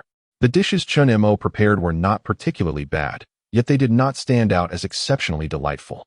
At least, they gave him the illusion that cooking was a simple endeavor. As night fell, the living room lights were turned on. Chen Mo, with his phone in hand, prepared to head to his room. Yet, after taking only a few steps, he felt a tug from behind. As she turned around, Wen Xiaoya tugged at the hem of his shirt, her head bowed. "Brother," she called, her voice crystalline yet imbued with an unmistakable hint of shyness. "What's the matter?" Chen Mo suddenly recalled that since their acquaintance, he had never witnessed this girl express any desires. "I want to watch television." "Then you can watch it by yourself." Before he could finish his sentence, realization dawned upon him. "Ah, I see. After experiencing last night's delightful combination of snail noodles and fizzy drinks, you find yourself ensnared. Unable to escape, don't you? Very well, I shall accompany you." With that, Chen Mo retrieved some cola and snacks from the refrigerator. Since their last encounter, he had deliberately stocked up on these treats, yet he had never seen Wen Xiaoya take the initiative to indulge in them. "By the way, would you like some milk tea?" Wen Xiaoya nodded obediently. "Shall we have the same one as last time, the one with boya?" All right, little machine, enjoy it. It will be delightful." Chen Mo ordered takeout, opened the cola, dimmed the lights in the living room, and then launched Pokemon on the screen. Soon, the milk tea was delivered. Wen Xiaoya sipped cautiously, as if it were a precious treasure. Chen Mo, however, paid little mind. He finished his drink in a few gulps and then occupied himself with his phone. On the television, a plump, endearing creature wobbled across the screen. The subtitles then introduced it. Slowpoke. Wen Xiaoya. It looked familiar. She retrieved the keychain Chen Mo had gifted her for comparison. "Ah, confirmed. Slowpoke. So that's it. How adorable." She tightened her grip on the keychain, a subtle smile gracing her lips. She adored Slowpoke and cherished the feeling of belonging it represented. Stealing a glance at Chen Mo on the opposite side of the sofa, she felt a wave of reassurance wash over her. It seemed that returning to that place was not such a daunting prospect after all. With these thoughts, her attention returned to the sofa, and she drifted off into a dreamy slumber once more. When Chen Mo awoke again, he found himself still sprawled on the sofa, though thankfully, Wen Xiaoya was no longer there. She had risen early, preparing breakfast, and upon seeing Chen Mo awake, she called out, "Brother, breakfast is ready." Her tone carried a hint of fluster. Last night, she had inadvertently fallen asleep resting against him, and this time, she was acutely aware of her feelings. She relished that sense of comfort. In the morning, she had been cautious, fearful of awakening him or betraying her emotions. Fortunately, Chen Mo had grown accustomed to Wen Xiaoya's timid demeanor and did not detect any unusual undertones in her words. After washing up, he took a seat at the dining table. Today's breakfast was egg noodles. Slurping the noodles was the highest form of respect for food. After a while, as Chen Mo finished his meal, Wen Xiaoya finally spoke up. "Brother, let us go back." Chen Mo was somewhat taken aback. "Have you made up your mind?" Wen Xiaoya nodded earnestly. Even in the face of fear, one must confront it. Moreover, she harbored an unwavering trust in Chen Mo. It was a genuine belief, the kind that allowed her to entrust herself completely. Her despair toward the world was profound, and Chen Mo shone like the sole beacon of light in her darkness, guiding her out of the abyss and revealing that the world could indeed be radiant. If she could not place her faith even in Chen Mo, she was left to ponder the very meaning of her existence in this world. This was the entirety of her reflections over the past half-month. Chen Mo represented her final hope. "Very well, let us embark today, aiming for an early departure and return." As per Chen Mo's knowledge, Wen Xiaoya's hometown was merely 200 kilometers from Xiaoxiang, a journey of just over 2 hours by car. Wen Xiaoya nodded, trailing closely behind Chen Mo like a little shadow. With a single glance, Chen Mo could not resist ruffling her hair. "I almost forgot. Why are you still wearing that outfit? You look like an emperor penguin." You've bought new clothes, but haven't T worn them. Go change at once. Chapter 13. Home. Wen Xiaoya was familiar with the existence of the emperor penguin. She had previously encountered it in her biology textbook. At that time, she merely found it adorably petite. But now, with Chen Mo comparing her to an emperor penguin, could it be that he thought her cute? Her little heart inexplicably fluttered a few times, and then, lowering her head, she intertwined her fingers like two opponents in a playful duel before retreating to her room. Seizing the moment of her absence, Chen Mo lit a cigarette. Due to Wen Xiaoya's presence, he had significantly reduced his smoking at home, indulging only in the privacy of his own room. Before he could finish the cigarette, Wen Xiaoya emerged. Chen Mo nearly lost his composure, narrowly avoiding burning his fingers. The blue and white winter dress accentuated Wen Xiaoya's slender figure, while her petite white socks and shoes complemented her long legs, which, though concealed beneath the hem of her dress, revealed an astonishing proportion. Coupled with Wen Xiaoya's angelic visage, even with her hair disheveled, her beauty was nothing short of breathtaking. Chen Mo found himself momentarily entranced. He had always known she was beautiful, but he had never realized just how enchanting she truly was. Reflecting on the days she had worn his discarded clothes and engaged in household chores, Chen Mo felt an urge to chastise himself. How could he have been so oblivious? Indeed, she was adorable. Unable to resist, he pinched the soft flesh of her cheek. Perhaps due to her recent good fortune in meals, her complexion had regained some color. No longer the pallid hue he once noted. The sensation was delightful. He recalled a term he had come across online, cute aggression, which describes the instinctive desire to embrace, kiss, or even consume something perceived as adorable. Chen Mo was experiencing such a feeling now, albeit with a twist. He wanted to envelop Wen Xiaoya in an embrace. All right, let's go, he said, releasing her cheek, only to notice her face had flushed even more. He said nothing, attributing it to his earlier grip, dismissing it as an accident. How thoughtless of her not to voice her discomfort. Such a little imp. Behind him, Wen Xiaoya stared intently at Chen Mo's retreating figure. She had been pinched. It hadn't hurt. Rather, it felt rather pleasant, and she yearned for more. Let's go, she called out, hastily catching up to him, remembering to lock the door before leaving. Clutching her plush toy tightly, she felt an inexplicable surge of courage. The two set off just past 11 in the morning. Given that it was not peak hours in Xiaoxiang, they swiftly navigated through the urban area and onto the highway. According to Wen Xiaoya's directions, it would take approximately an hour on the highway followed by another hour on winding mountain roads to reach the village. After some time driving, Chen Mo had grown more at ease with the act of driving. Although he still felt a twinge of fear upon encountering large vehicles, he had begun to overcome that trepidation. The two exchanged little conversation along the way, but when they passed a service area, Chen Mo could not resist stepping out to buy Wen Xiaoya a bottle of juice and a grilled sausage. Watching Wen Xiaoya eat with delight, a flicker of satisfaction unexpectedly surfaced within him. Is this the essence of raising a daughter? To be honest, if a young man with blonde hair were to appear at that moment, Chen Mo wouldn't mind letting him take a look at the car's headlights. An hour later, the vehicle exited the highway, entering the national road, where dust swirled and large trucks sped by in a rather reckless manner. Chen Mo became noticeably more cautious. After nearly 2 additional hours, the car finally came to a gradual stop at the entrance of a village. Qingmei village, encircled by mountains, resembled the shape of a bowl. Before arriving, Chen Mo had anticipated a rather backward setting. To his surprise, it was merely remote. The roads and infrastructure were surprisingly well developed, and each household boasted several-story houses that appeared far more impressive than his cramped city dwelling. Following Wen Xiaoya's guidance, the vehicle eventually halted in front of a dilapidated earthen brick house, one that had yet to receive a cement road. Perhaps it was deemed unnecessary to construct a road for a structure on the brink of collapse. As it stood solitary and stark against the backdrop of the surrounding spacious buildings, gazing at the crumbling, windswept earthen abode, Chen Mo felt a profound sense of shock. He had only seen such houses made of earthen bricks online before. Witnessing one in reality was a first for him, and it was in such a state of disrepair that it had become uninhabitable. Had Wen Xiaoya lived here all along? With a twinge of sympathy, Chen Mo couldn't help but inquire, have we arrived? Should we get out? Wen Xiaoya silently nodded, opening the car door. Perhaps due to the unfamiliar vehicle's presence, several families in the village peeked out, standing on the road, their curiosity piqued. At the very first moment she stepped out of the car, Wen Xiaoya was recognized by the onlookers. Isn't she the daughter of the old Wen family? Didn't she run away recently? Why has she returned?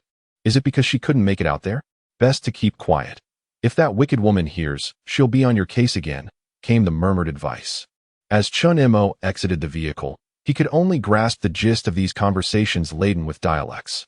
Although the village was merely 100 or 200 kilometers from Xiaoxiang, the plethora of dialects in the southern region of Hunan was overwhelming.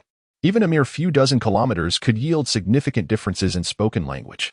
Let us go, Chen Mo said, locking the car and giving Wen Xiaoya an encouraging glance as he made his way toward the earthen house, with Wen Xiaoya closely trailing behind.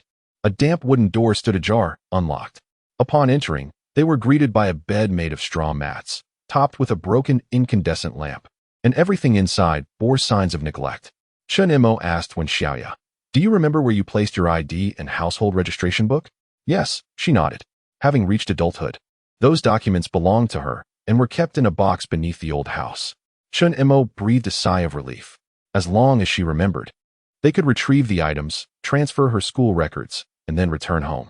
In this era of the internet, conducting any business has become exceedingly convenient. However, when Xiaoya rummaged through her room, even staining a corner of her dress, yet she could not find the item she desired.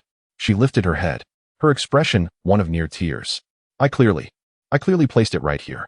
Marla and Chen Mo did not need to guess. They knew it must have been taken by someone else. The crux of the matter was that there was nothing of value in this house. Who would come here to sift through things? Nonetheless, it mattered little, as such items could be replaced, albeit through a somewhat tedious process. Just as he was about to speak and lead Wen Xiaoya away, an irate voice erupted from behind. "What are you doing? Who are you? Are you here to steal?" Chapter 14. A relative in resurrection armor? The newcomer was a middle-aged woman, likely in her 40s or 50s, clad in a heavy cotton coat and wearing rain boots.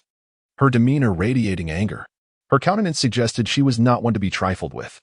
Chen Mo furrowed his brow slightly. According to Wen Xiaoya, she had no relatives left, and the old house contained nothing of value. Why was this woman meddling so excessively? "Who are you?" he inquired tentatively. Yet he failed to notice the sudden pallor that spread across Wen Xiaoya's small face, her body trembling uncontrollably. Instinctively, she wished to hide behind Chen Mo, attempting to shield herself from the woman's gaze. However, it was in vain. "Wen Xiaoya?" The woman scoffed, disregarding Chen Mo's question. "You still know to come back? I thought you were dead outside, just like your father, a spineless coward." At that moment, Chen Mo discerned the unusual reaction from Wen Xiaoya. Her expression resembled that of someone who had endured prolonged abuse, evoking an instinctive response of fear and withdrawal, yet she dared not flee. At that instant, Wen Xiaoya appeared akin to a small kitten on the verge of freezing to death in the winter, isolated in the snow, awaiting the decree of death. Yet, as seasons change, a large hand gently grasped hers, bringing an unexpected warmth. "Do not be afraid. I am here." Chen Mo shielded Wen Xiaoya behind him, holding her hand as his expression darkened. "Who are you, and can you not speak civilly?" "I am her aunt. What do you think I am?" she retorted, her demeanor fearless. Moreover, having just returned from the fields, she clutched a hoe in her hand, ready for labor. This left Chen Mo bewildered. "Wait, buddy. Aren't all of you gone? Where does this aunt come from? Did she resurrect through an advertisement?" It then struck him that Wen Xiaoya had deceived him. Not only did he realize this, but Wen Xiaoya also sensed the shift in Chen Mo's emotions, an unsettling feeling rising within her as she tightened her grip on his hand, fearing he might abandon her. Chen Mo took a deep breath. At this juncture, the situation was beyond his expectations, but he could not simply stand there and endure insults. "Watch your tongue," he snapped. "What's wrong? Did I hit a nerve? I said this girl is striking. She's a troublemaker. If you want to be with her, that's fine. Her father is dead, and I raised her. 20,000 as a bride price will suffice." If it were a normal person, Chen Mo would have likely resorted to violence by now. However, he was utterly inept at quarrels. Had he known, he would have brought Zheng Qiuqiu along. He remembered her as an adept debater, capable of reducing teachers to tears in class, notorious throughout the school for her ferocity. "Can't afford it? 15,000 will do. That car outside is yours, right? Driving such a fine vehicle, don't say you're broke." No, I cannot engage in a quarrel." Chen Mo calmly deliberated his strategy. Not far away, a considerable crowd had gathered, and a man clad in a coat parted the throng and made his way through. "All right, everyone, please quiet down," he instructed. He approached the space between Chen Mo and the woman, producing a packet of cigarettes and offering one to Chen Mo. "I am Xiaoya's uncle. It's rather inconvenient to converse here. Shall we go to my home? The man smiled at Chen Mo, revealing a mouthful of yellowed teeth. Nevertheless, his demeanor was significantly more amiable than that of the woman. Chen Mo nodded in response. It was unbecoming to linger here for others' amusement. With that, he followed the couple outside. Meanwhile, Wen Xiaoya seemed momentarily immobilized, as if caught in a web, refusing to budge. Chen Mo gently urged her, "Do not be afraid. We will merely exchange a few words. Do you realize today is Thursday? Regardless, I shall treat you to KFC." He bore no ill will towards Wen Xiaoya for her earlier deception. In moments of fear, people tend to selectively forget or gloss over certain truths. Just as he was reluctant to recall the car accident from 6 months prior, yet it haunted him in the dead of night. A nightmarish specter that incessantly intruded upon his thoughts, affecting his mood and sleep. Before a modest 3-story building, the man lit a cigarette, stroking his chin as he regarded Chen Mo. "Young man, who might you be?" After a moment's contemplation, Chen Mo refrained from a direct reply, simply stating that he had brought Wen Xiaoya to handle her school transfer and household registration. "Ah," the man nodded with a knowing look. "So, Xiaoya is residing with you now, is she?" Chen Mo pursed his lips and nodded slightly. For reasons unknown, despite the man's seemingly benign appearance, Chen Mo felt an unsettling resemblance to a cunning fox. Noticing Chen Mo's silence, the man tapped the ash from his cigarette and glanced at Wen Xiaoya. "Xiaoya, why don't you step outside for a moment? I'd like to have a word with your companion." At this, Wen Xiaoya cast a glance at Chen Mo. Once he nodded, she obediently walked outside, carefully seating herself on a bench while remaining vigilant of her surroundings. Not far off, a chicken coop housed over a dozen chickens, their feeding trough filled with rice mixed with vegetable scraps. Nearby, a large yellow dog lay languishing on the ground, too unwell to bark upon a visitor's approach. Under the eaves, a neatly stacked pile of firewood stood, reserved for the winter months. For Wen Xiaoya, none of this evoked pleasant memories. The chickens were well fed, while she was not. The yellow dog feasted on fresh leftovers, while she went hungry. Even the firewood was a product of her labor, painstakingly gathered and chopped from the mountains. The more she pondered, the more dread enveloped her heart. Had she not fortuitously discovered that letter, had she not encountered the compassionate Chen Mo, she might have perished on the journey to the city or succumbed to the torment of that tumultuous season. Living truly felt exhausting. Inside the house, Chen Mo surveyed the surroundings, his gaze landing upon a family portrait. The image depicted 4 individuals, the couple and 2 plump boys. Yet it lacked any trace of Wen Xiaoya. After the man beside him finished smoking a cigarette, he instinctively paused in the air for a moment before discarding it on the ground and extinguishing it with his foot. This slight gesture did not escape Chen Mo's notice. It was as if a thought had suddenly struck him. He fixed his gaze intently on the man, and a surge of unnamed fury began to churn within him. To be frank, the man began after finishing his smoke. "My brother has passed away, and he entrusted Xiaoya to us. Raising her has not been easy. And now that she has grown, we will not interfere if you wish to take her away." However, the man hesitated, leaving his statement unfinished. Chen Mo smiled and interjected, "Let us dispense with the however and name your price. You are indeed a clever man. Her ID card and household registration are in our possession. A flat fee of 300,000, and thereafter, you may do as you wish with Xiaoya. Is that agreeable?" "Very well," Chen Mo replied, his smile intact, though it now bore a hint of coldness. Chapter 15. Attempt to take her away today. The man was taken aback by Chen Mo's prompt agreement. Uncertain whether to feel joy or disappointment. Was he about to lose her? Yet, in the next moment, Chen Mo doused him with cold water. "However, as far as I am aware, Xiaoyu has long endured domestic violence and abuse in your household, leading to her mental distress. I have already reported this matter to the authorities. How do you propose we address this?" The man's expression shifted noticeably. "That is not true. Who told you such things? Was it that girl?" He stammered. "She made that up. Ever since her father passed away, her mind has been unhinged, frequently conjuring up events that never occurred. If necessary, I can offer you 250,000. One cannot deny that this man was a skilled actor. Had it not been for Chen Mo witnessing the bruises on Wen Xiaoya and the cigarette burns on her skin, he might have believed him. Whether it is fabricated or not will be evident once the police investigate. If there are no issues, I will immediately hand you 300,000. How does that sound?" Chen Mo's words evidently flustered the man. "You're just looking for trouble, aren't you? Whether you like it or not, you cannot take her away. We have painstakingly raised her. We are her guardians and have invested significantly in her welfare. You think you can just take her? Ah, I see, Chen Mo replied, unperturbed, maintaining a relaxed smile. As far as I know, Xiaoya is already of legal age, possessing independent civil capacity. No one has the right to restrain her freedom. Do you truly believe yourself to be someone of significance? Get out, get out. Try to take her away today. The man, evidently losing his patience, reached out to shove Chen Mo towards the exit. Yet, Chen Mo remained calm.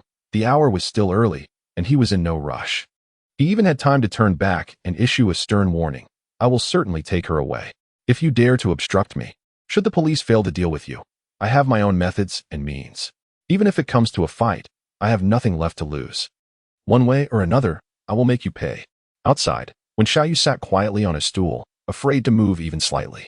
She feared that any motion might attract attention, bringing forth the same verbal abuse and physical punishment as before.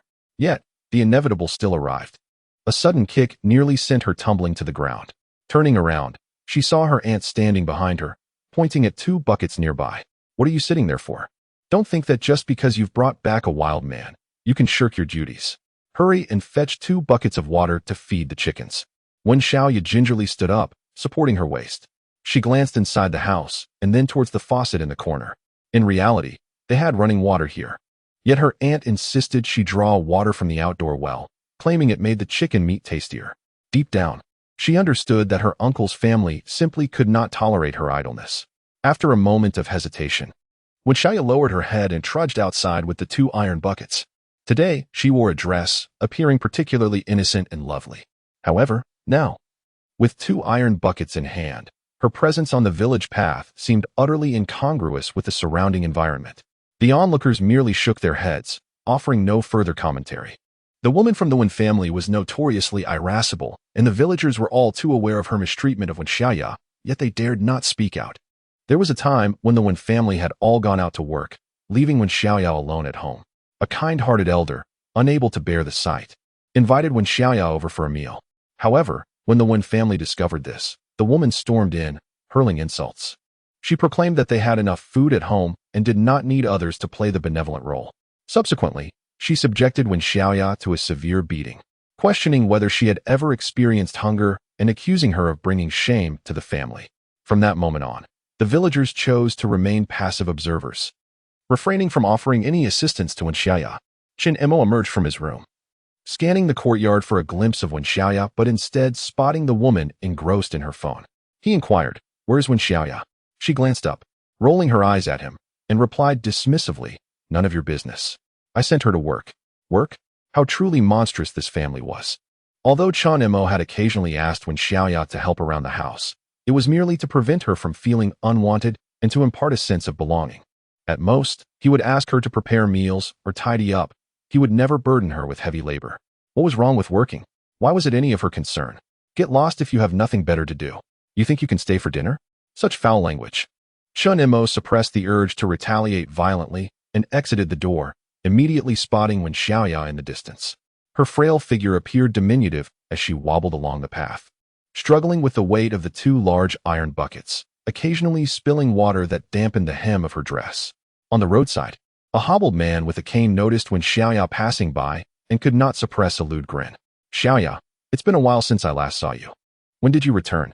Wen Xiaoya cast a fearful glance at him, instinctively recoiling and remaining silent. "Why don't you speak to your uncle? Did your uncle beat you again? This is unacceptable. How about this? Come to my place tonight, and I'll protect you." The man, in his 40s, stood on one leg while the other was significantly shortened, his disheveled appearance rendering his smile particularly menacing. Seeing Wen Xiaoya ignore him, he grew bolder, reaching out with a calloused hand that was about to rest on her shoulder. "Your uncle has already discussed it with your husband. For just 150,000, you can become my wife. It's bound to happen eventually, so what are you afraid of? Come on, give your uncle a kiss, won't he?" Overcome with fear, Wen Xiaoya desperately evaded the lecherous hand, causing her to lose her balance and fall to the ground, spilling the water from both buckets. Her dress became completely soaked and muddied. The man, witnessing this, only grew more excited. "Alas, I have soiled myself. I must return to my uncle's house to change." Before he could finish his thought, an unsettling sensation enveloped him. A tremendous force struck his only remaining good leg, followed by a dizzying whirl. What the hell? Who is this fool? Having already lost one leg, do you wish to maim the other two? As Chen Mo cursed, he fiercely kicked at the good leg of the limping man. He was filled with pent-up frustration that demanded release, and in an instant, he caught wind of the limping man's words. Amidst his anger, a wave of nausea washed over him. He could not recall how many times he had kicked until the limping man begged for mercy, at which point Chen Mo remembered to assist the fallen Wen Xiaoya. Come, let us return to the car and dry off. We mustn't let you catch a chill. Sensing Wen Xiaoya's despair, Chen Mo without hesitation scooped her up in a princess carry and made his way toward the parked vehicle. Moments later, when Xiaoya stormed out, her anger palpable. Upon seeing the two in their embrace, she immediately berated Wen Xiaoya, exclaiming, "You useless creature! You can't even fetch a bucket of water properly. What good are you?" Chapter 16. What is your relationship with Xiaoya? As she spoke, she surprisingly attempted to strike. Chen Mo, of course, did not indulge her and retaliated with a swift kick. Was she out of her mind? The woman was sent sprawling to the ground, momentarily stunned before she erupted into a wail. "He hit me. A stranger is bullying a local." Chen Mo paid no heed to her origins, swiftly opened the car door, and ushered Wen Xiaoya inside. He then started the vehicle and activated the warm air conditioning. "Sit tight. Don't come out. Do you hear me?" With that, Chen Mo made his way to the trunk. The crowd around them swelled, yet most were merely spectators, showing little concern for the woman's plight. After all, the one couple did not possess a commendable reputation in the village, and few were inclined to come to their aid. Before long, Wen Xiaoya's uncle burst forth from his home, wielding a sturdy wooden club, pushing through the throng toward them. Chen Mo was not about to stand idly by and take a beating. He swiftly ducked behind the car and opened the door to retrieve the hiking pole he had left in the vehicle. He had always enjoyed mountain climbing, having traversed peaks like Time Mountain, Hua Mountain, and Wugong Mountain, making the presence of a hiking pole in his car entirely reasonable. However, the anticipated confrontation did not materialize. Instead, the crowd quickly intervened. "Old one, what are you doing? This commotion is going to get someone killed." "It's not that serious, really." Old one, in a fury, turned to face the crowd, his anger boiling over. "What side are you on, anyway?" "Of course, we're on your side. We're just trying to prevent you from doing something foolish. Calm down." The wooden club was wrested from his grip, while the woman on the ground continued her wailing. And the limping man, having been kicked multiple times, scurried away in disgrace. Witnessing this scene, Old One felt a wave of humiliation wash over him. This was outright bullying, and he could not tolerate it. Pointing at Chen Mo, he shouted, "You little brat, if I don't finish you off today, I'm not a one. Then come at me." Chen Mo was undeterred. The events he had witnessed in this village had utterly reshaped his worldview. Seeing Chen Mo stand his ground only fueled Old One's fury. Despite being disarmed, he clenched his fists, ready to charge.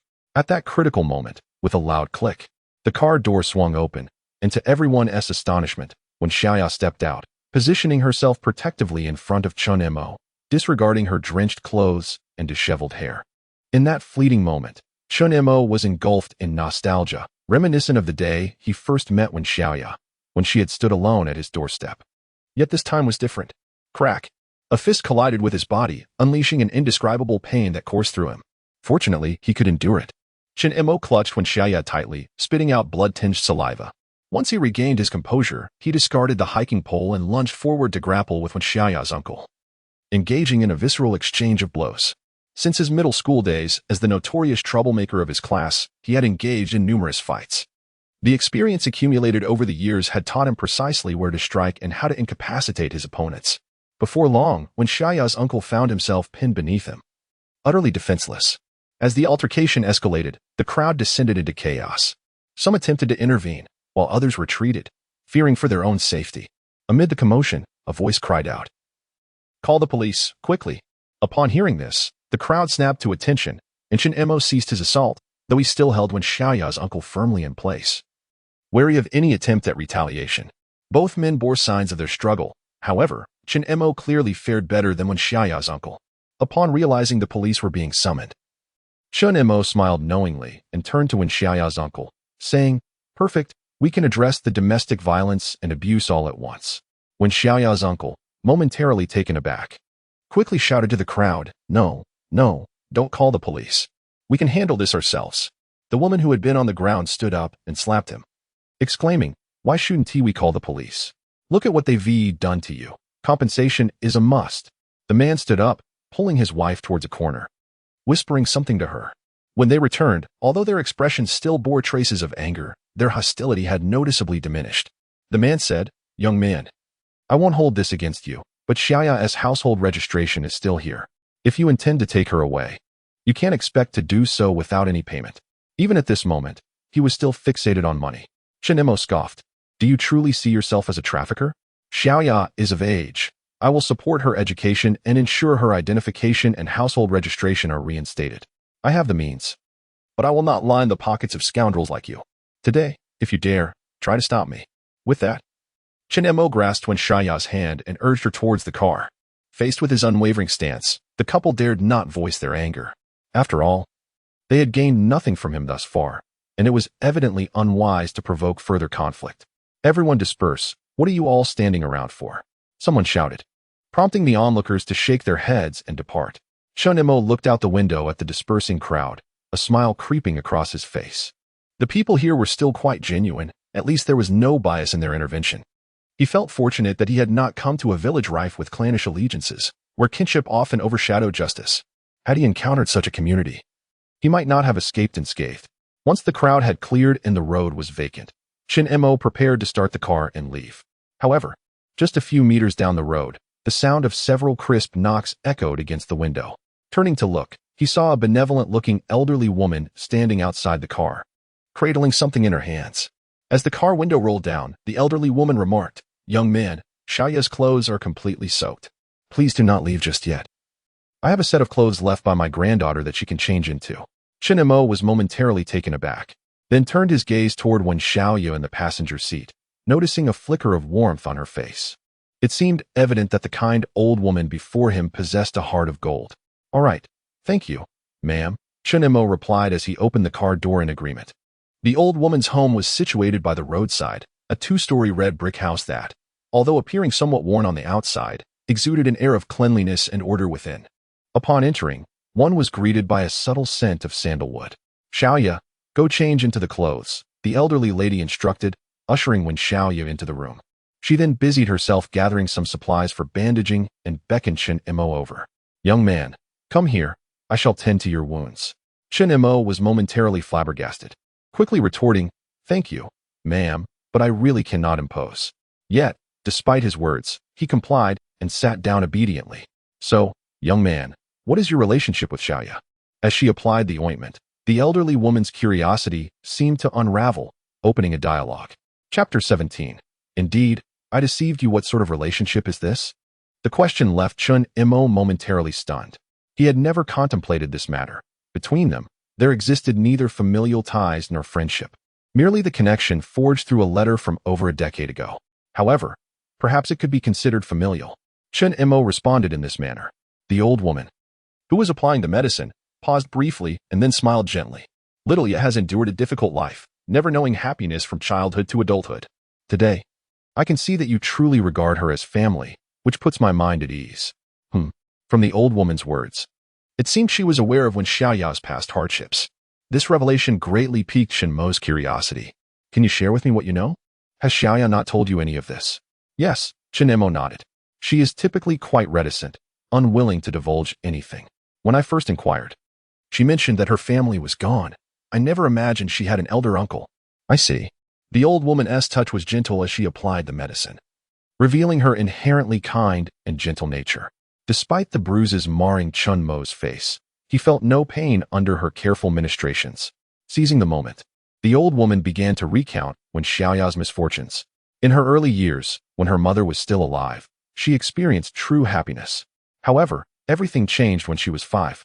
That year, a devastating flood struck, and her father joined the villagers in their efforts to combat the disaster. During this time, he encountered a person swept away by the current, and, in a heroic attempt to save them, he too was tragically caught in the floodwaters. Although he was eventually rescued, his body was shattered by debris, leaving him paralyzed and bedridden. Human nature often falters under such trials. It was during this tumultuous time that Wen Xiaoya's mother abandoned them. From then on, the family struggled to survive on meager social welfare. Though they were often hungry and cold, at least they were not subjected to bullying. For years later, when her father passed away, the 9-year-old Wen Xiaoya was taken in by her aunt, who could barely provide for her. Before long, her aunt's family moved to the city. leaving Wen Xiaoya alone in the village, abandoned and desolate. It was the old woman who could not bear to witness such suffering and took Wen Xiaoya in for a time, even supporting her education. However, when the gossip in the village became unbearable for her uncle's family, they assumed guardianship of Wen Xiaoya, marking the beginning of her nightmare. In retrospect, the time spent at the old woman's home was likely the happiest period of her life. After absorbing this narrative, Chen Mo fell into a profound silence. He had sensed that Wen Xiaoya's background was somewhat tragic, yet he had never fathomed such a hellish beginning. A mother who fled, a father who died early, and the repeated sting of disdain and abandonment from kin, culminating in encounters with a malicious uncle and aunt. In Chen Mo's place, he mused, he might have long succumbed to despair. Moreover, the tragic existence she endures is intricately linked to his family. The very person whom Wen Xiaoya's father once saved was none other than his own father. Had it not been for this incident, Wen Xiaoya's father might not have succumbed to exhaustion, nor would he have been paralyzed. Her mother would not have fled, and she could have had a joyful family along with a brighter future. It can be said that the happiness of Chen Mo's earlier years was exchanged for Wen Xiaoya's misfortune. If only his father could have found the time to visit, to understand the circumstances surrounding Wen Xiaoya's family. He would have likely adopted her long ago and would not have had to toil over matters concerning the house. This must be what retribution feels like. Edward Lorenz once said that the flutter of a butterfly's wings in South America could ultimately instigate a tornado in Texas. And the formidable destructive power of the butterfly effect is vividly manifested at this moment. It appears that the trials he faces now have long been foretold. Every individual in this world is, in an invisible manner, connected by a delicate thread. Xiaoya is a good child. Back when she was with me, she consistently ranked first in every examination. The old woman's words interrupted Chen Mo's thoughts, awakening within him an overwhelming sense of guilt. Rest assured, grandmother, I have returned to facilitate Xiaoya's transfer to a new school. She will attend school in Shaxiang from now on. That is good, indeed, the old woman replied, clapping her hands joyfully as she put away the small medicine bottles on the table. Well then, shall we have a meal here before you head back? The two of them stood up in unison. The old woman walked towards the kitchen, and just as Chen Mo was about to decline, he noticed Wen Xiaoya, half hidden behind the doorframe. Her face flushed crimson as she grasped her small hands tightly, appearing somewhat flustered. The old woman, with a smile, remarked, "Oh my, in that outfit. You resemble my granddaughter so much. What a pity that my granddaughter." Her tone suddenly turned wistful. Chen Mo could not help but interject, grandmother. What about your granddaughter, oh? She is studying at university out of town and has not thought to return and visit this old woman even once throughout the year. With a sigh, Chen Mo was relieved, nearly believing something dreadful had befallen the old woman's granddaughter. Ah, that's unfortunate. Please leave a number, and I will bring Xiaoya to visit you more often. No, your kindness is more than enough. The old woman smiled, eager to have them stay for dinner. Ultimately, Chen Mo declined, citing his urgency to return home. As they departed, he pulled out a few bills, claiming it was for clothes, but the old woman refused once more. Once back in the car, he turned on the air conditioning, and as the warm air enveloped him, he felt slightly more awake. Turning to glance at Wen Xiaoya, his gaze held a complexity. Seeing Chen Mo looking at her, Wen Xiaoya instinctively lowered her head. After a moment, she mustered the courage to raise her head again, gazing at the wound on Chen Mo's face, unable to resist reaching out her hand.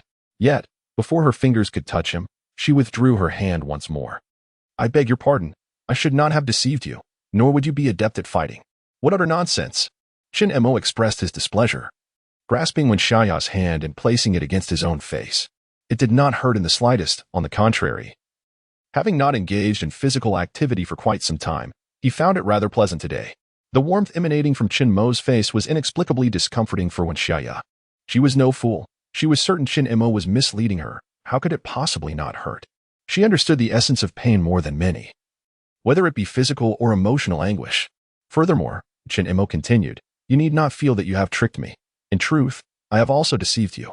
Wen Xiaoya tilted her head, gazing at Chen Mo, her large eyes brimming with curiosity. Had Chen Mo deceived himself as well? Well, then let it be a deception. She would not be disheartened, for she had long since grown accustomed to being misled. Chapter 18. Father's Diary indeed. From the very first moment I laid eyes on you that day, I found you to be exceptionally gentle and endearing, evoking in me an instinctive desire to protect you. Yet, I was somewhat apprehensive, uncertain of how to interact with you, and even less certain of how to care for you, which led me to utter words that did not reflect my true feelings. In truth, my only wish was for you to feel less fearful and to remain a cherished part of this home. Wen Xiaoya's gaze gradually shifted from curiosity to astonishment, and then to a flurry of anxiety as she hurriedly waved her hands, stammering her explanation. I'm not scared. I want to stay. Always stay at home. Indeed, Chen Mo replied with a smile. From now on, you should live joyfully and carefree. Do you understand? If anything happens, you have me, your brother, to stand by you. Brother, bro. The lingering sound almost caused Chen Mo to break into a grin. Yet, it was from this moment that he truly acknowledged Wen Xiaoya as family. Fate had conspired to bring them together, binding their destinies tightly. All right, come here. Let me pat your head. Wen Xiaoya obediently leaned her head slightly towards Chen Mo, feeling the warmth of his large hand brushing over her hair, a sensation unlike any she had experienced before. It was exceedingly pleasant, and she found herself enjoying it immensely. The corners of her mouth involuntarily lifted into a delicate smile. In this moment, two unspoken truths lay between them. Enough, it's time to head home. Otherwise, we might miss Crazy Thursday. Chen Mo withdrew his hand, glancing at the clock, which indicated it was already 6:50 in the evening. Wen Xiaoya lingered a bit longer, gazing at Chen Mo's hand resting on the steering wheel, a touch of vulnerability in her expression. Unaware of this detail, Chen Mo soon started the car and drove out of the village. As night fell, the two, having dined, found no other entertainment. After a brief stint watching television, Wen Xiaoya retired to her room to sleep, and Chen Mo did likewise. The clock in the living room ticked steadily, and 2 hours slipped by unnoticed. At midnight, a soft click announced the opening of Chen Mo's bedroom door. In the tranquil silence, even the sound of footsteps felt jarringly loud, accompanied by the rustling of items being searched through. Where is it? Where did it go? Not here either. Found it. After a short while, Chen Mo held aloft a yellowed notebook, his expression one of delight. This was one of the relics left by his father, a small diary that encapsulated the myriad moments of his upbringing, chronicling the nuances of his father's care throughout his childhood. As he lay in bed that night, Chen Mo found himself unable to sleep, his mind swirling with thoughts of Wen Xiaoya's childhood experiences and their future together. Yet, he realized that he had never cared for anyone before. Reflecting on his own relatively happy upbringing, he sought to draw upon his father's parenting wisdom, believing that any guidance would surely be better than navigating this uncharted territory alone. Chen Mo, as if having discovered a treasure, brushed the dust off his notebook and glanced over at Wen Xiaoya's room. He then tiptoed back into his own room. However, shortly after his return, a distinct sound of a door opening echoed. Wen Xiaoya peeked her head around the door. Casting a glance at the living room before her gaze fell upon Chen Mo's door, her expression tinged with disappointment. Indeed, she too was suffering from insomnia. The bed was soft, and the blankets warm, yet sleep eluded her. She longed to sleep on the sofa, craving the comforting presence of Chen Mo beside her. But she dared not voice her desire. Asking for anything felt like an insurmountable challenge. Ever since her childhood, when she was reprimanded for asking her aunt for $1 to buy a notebook, she learned that she had no right to make demands of anyone. Thus, after standing silently at the door for 7 or 8 minutes, Wen Xiaoya quietly closed it once more. April 21st, 2002, the baby was born, mother and child safe. Crying loudly, but soon quieted down. Let us name him Chen Mo. April 21st, 2003, the first birthday celebration, the son defecated in his mother's arms. What a stench. Yet it brought joy. June 11th, 2006, he started kindergarten, neither crying nor causing a fuss. Indeed, he is my son, haha. September 18th, 2012, I was furious. He had the audacity to steal money from home to buy snacks. It's not as if we didn't give him pocket money. I slapped him and regretted it immediately. Sigh. I suppose I should give him a bit more pocket money in the future. December 11th, 2015, I was furious again. He dared to hit a classmate, so I made him reflect in his room all day. September 19th, 2018, I was furious. July 28th, 2019, I was furious. April 21st, 2020, I was furious. My child has turned 18, an adult now. I can no longer discipline him. Time truly flies. In the blink of an eye, 18 years have passed. Watching the child grow up gradually brings me a sense of accomplishment, albeit at the cost of my own exhaustion. If I save for a few more years, I might be able to buy a house outright. Your mother and I married young and endured many hardships. It took us a long time to secure this little home. I have faced enough struggles. I hope you won't have to endure the same. Therefore, I have prepared a house for you. If by chance you stumble upon this diary in the future, don't forget to say thank you, Dad. Or I want to feel quite right, haha. Well, I'll stop writing here. Today's entry is rather dense. You troublesome child, on your 18th birthday. You ran off to have fun right after dinner. Come back, or I want to clean up after you. What is this? Not a single word I can read.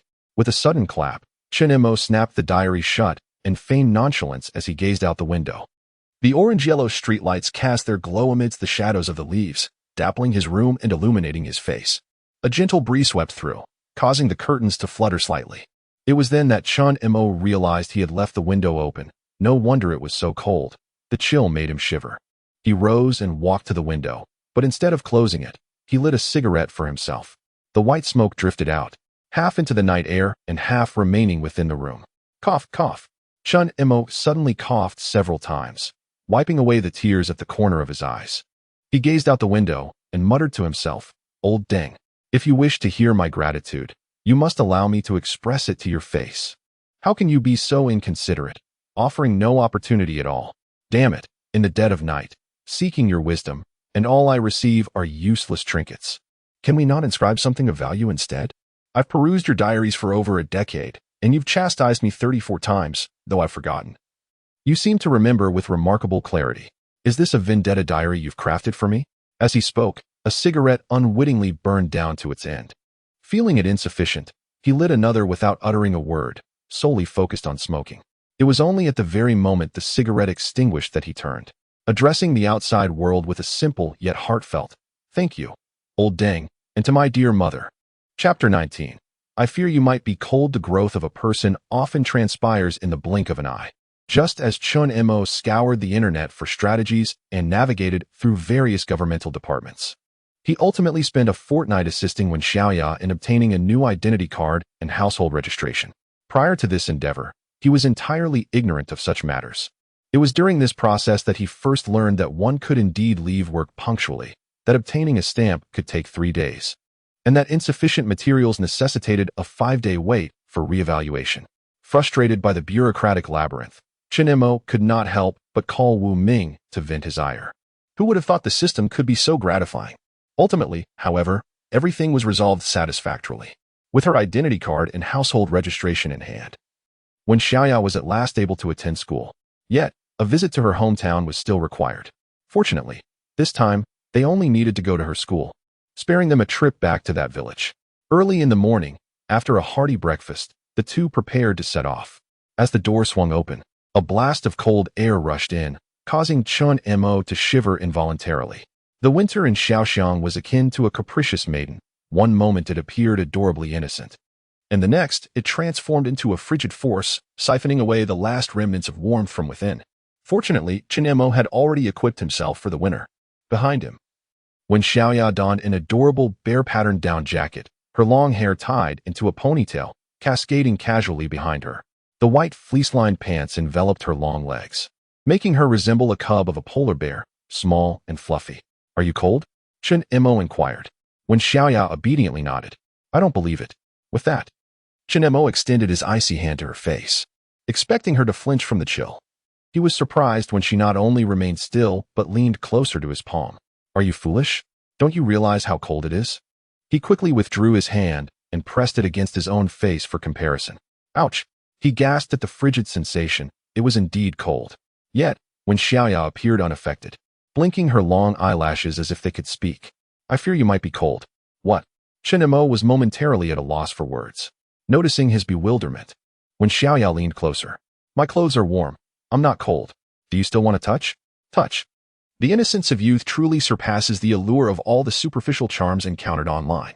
In that moment, Chen Mo felt that the adorable, naive girls he had seen online were merely pretenses. Nevertheless, he declined Wen Xiaoya's earnest offer. "Let us go. Let us finish what we need to do. We have to attend the entrance exam tomorrow." With most of the preparations completed, he eagerly anticipated Wen Xiaoya's enrollment. Chen Mo merely wished to expedite the process. Keeping her at home to cook daily, though delicious, was not a sustainable solution. As the car traversed the bustling streets of Xiaoxiang, the traffic was lively, and the crowds were dense. Xiaoxiang, a city renowned for its vibrant online presence, experiences frequent traffic congestion even during the midday hours of a workday. As Chen Mo passed by a square, he noticed delicate white snowflakes gently descending from the sky. Has it started to snow? He momentarily froze, looking up, yet saw nothing amiss. Turning to his side, he caught sight of Wen Xiaoya, lost in contemplation while gazing at a flurry of artificial snow within the shopping mall. It dawned on Chen Mo that the mall was hosting an event, utilizing machines to create snow, perhaps due to the blustery winds. Many snowflakes had been swept onto the road, coating the passing vehicles in a pristine layer of white. Once the vehicles had traversed the area, Wen Xiaoya's gaze remained fixed outside the window, as if still entranced by the scene they had just witnessed. Time passed unmeasured until Chen Mo suddenly recalled something. Oh right. Did it snow last year? Hunan province is known for its scarcity of snow, and even in the heart of winter, it is rare to see snowfall throughout the year. When it does occur, it is merely a thin layer that melts within days. Upon hearing Chen Mo's musings, Wen Xiaoya snapped back to reality. Pondering for a moment before earnestly responding, yes, it did. When was that? I can hardly remember, Chen Mo inquired, while driving. He too began to reminisce about the previous winter. Truth be told, he was not fond of such weather. The cold was one thing, but venturing outside became cumbersome. The notion of snowfall was far less romantic than portrayed online. In his memory, the most significant snowfall occurred during the blizzard of 2008, which severely affected the entire province, confining Chen Mo indoors throughout the winter. January, when Xiaoya counted on her fingers, recalling her memories of snowy days. Well then, do you enjoy the snow? Chen Mo sought to learn more about Wen Xiaoya through their conversation. Though the young girl had seemingly dropped her guard, he still wished for her to be more open, at least willing to express her thoughts and feelings. I do, Wen Xiaoya replied, her face lighting up at the mention of snow. When it snows, there's no work to be done. I can help them stoke the fire for warmth, and that way, I can enjoy the heat too. Suddenly, a jarring screech of brakes pierced the air, accompanied by the friction of tires against the pavement. Chen Mo barely halted the car at the crosswalk, the traffic light in the distance glaring red. Pedestrians veered around his vehicle, casting him puzzled and curious glances. Taking a deep breath, he forced a strained smile. If Wen Xiaoya's fondness for snow was rooted in such sentiments, he would rather she despise it.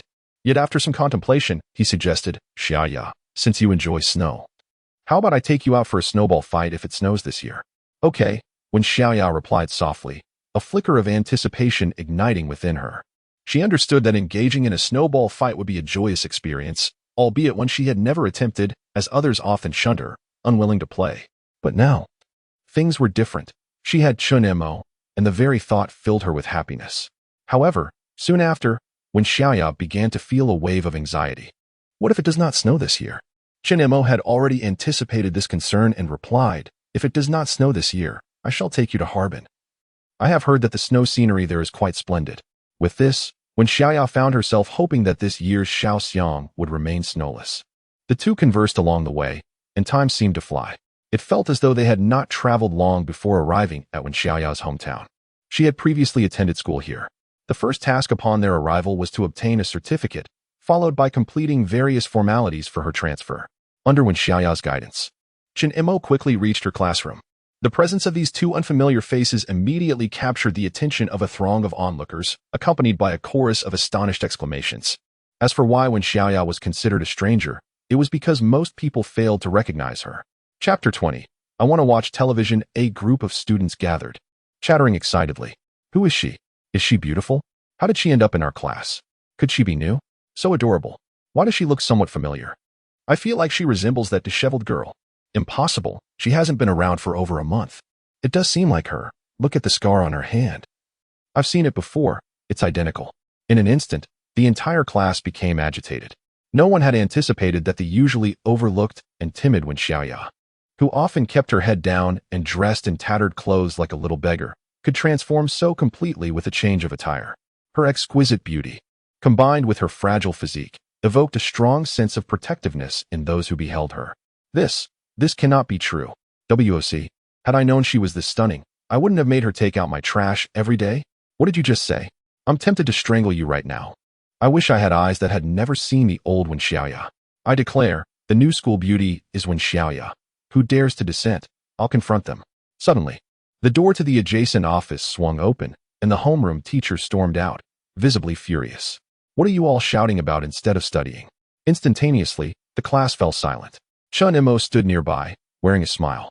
To be honest, he was somewhat irritated by what he had just heard.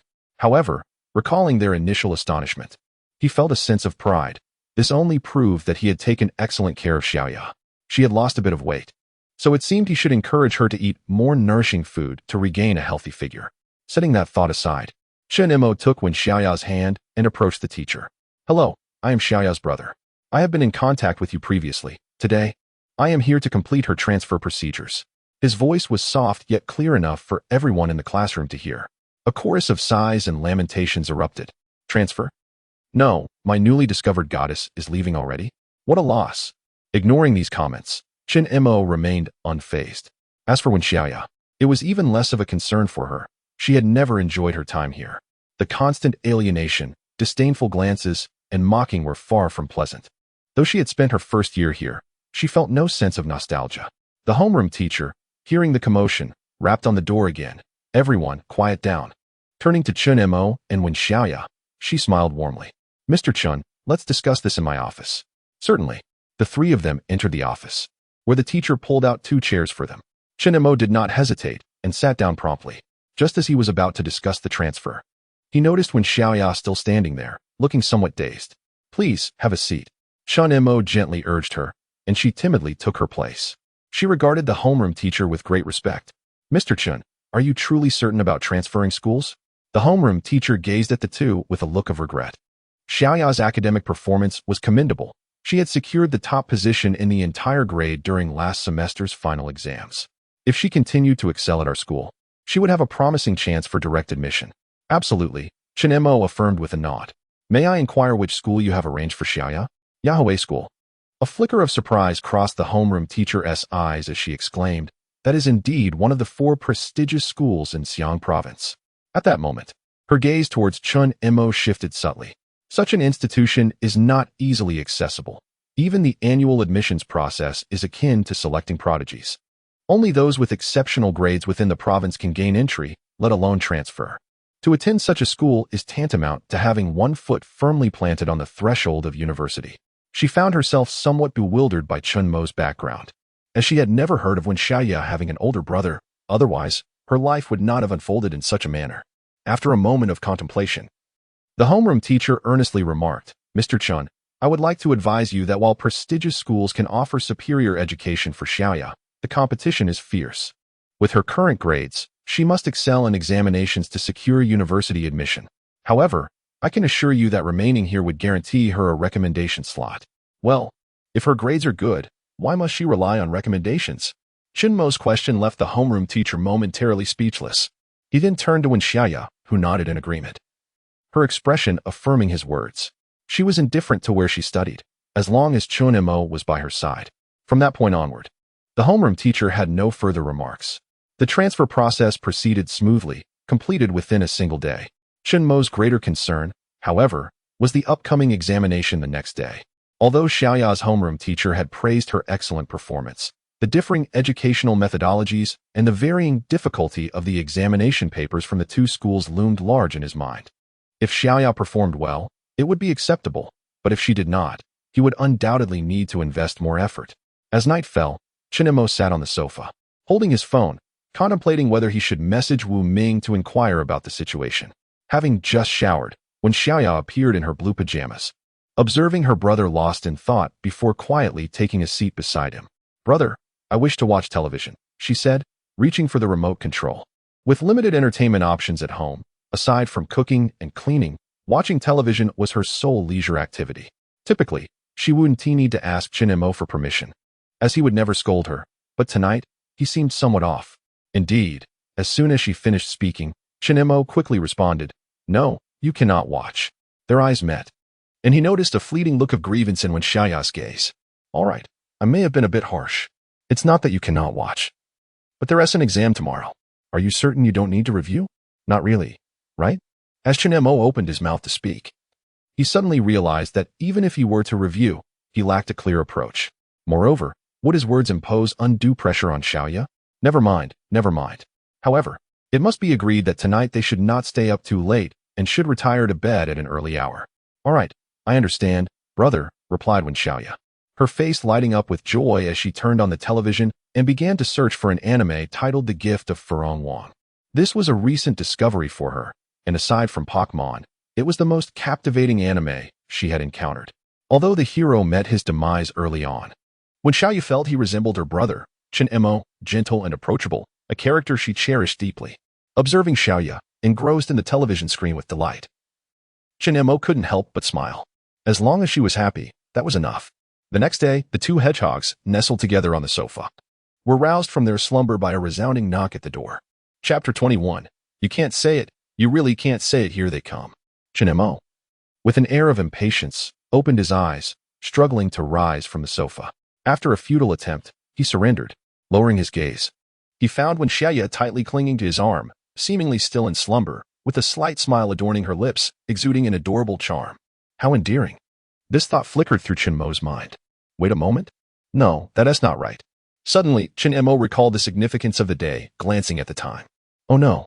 He had an entrance examination scheduled for this morning, and there was less than an hour left before the test commenced. Knock, knock, knock. Go, it's Wu Ming. We're going to be late. I've called you several times. Where are you? Just a moment, coming right now.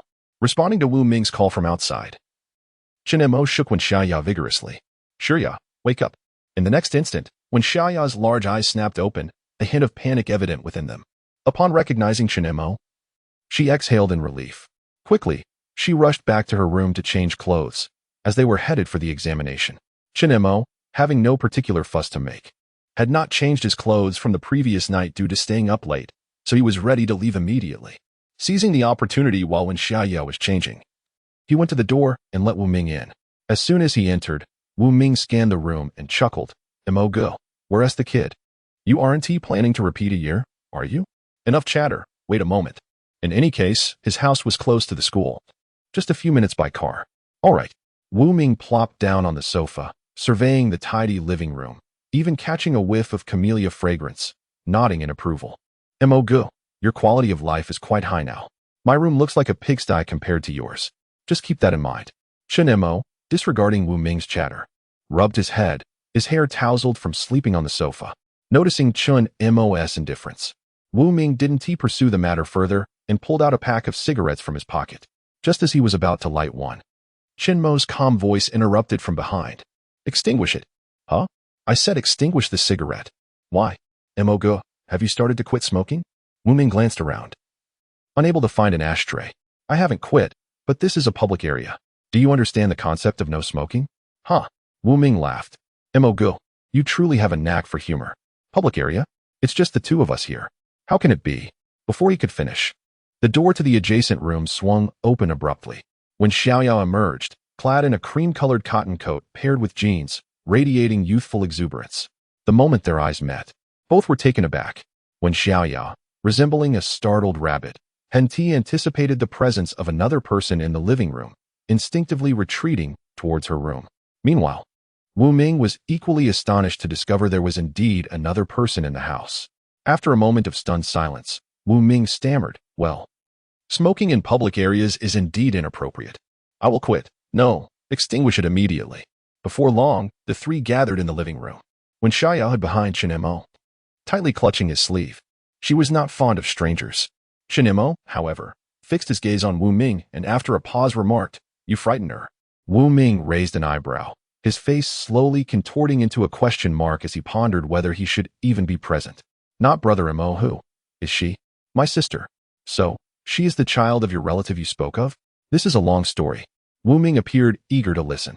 Yet, Chen Mo, growing impatient, seized his collar and demanded, now, tell me, what are you truly expecting? Seeing Wu Ming silent, Chen Mo beckoned to Wen Xiaoya. Come here, Xiaoya. Call him brother. Brother. When Xiaoya uttered the word devoid of any emotion, prompting Chen Mo to finally release Wu Ming while thoughtfully straightening his clothes. Remember, Xiaoya, he is also your brother. You may command him as you wish, and if he disobeys, you can report to me, understood? Xiaoya did not fully comprehend, but obediently nodded. Got it. Brother, her tone, compared to her address to Wu Ming, was remarkably warm and endearing, seemingly heartfelt. Wu Ming stood there, perplexed. Am I not just a mere trifle? Is such a distinction truly necessary? Why are you dawdling? Go drive, let us take your car. All right. Wu Ming turned around cheerfully to head to the car. Indeed, he was somewhat of a trifler, but only in the company of friends. In the car, Chen Mo occupied the passenger seat, while Wen Xiaoya sat obediently in the back, her little hands resting on her knees, appearing very well behaved. She indeed was, yet.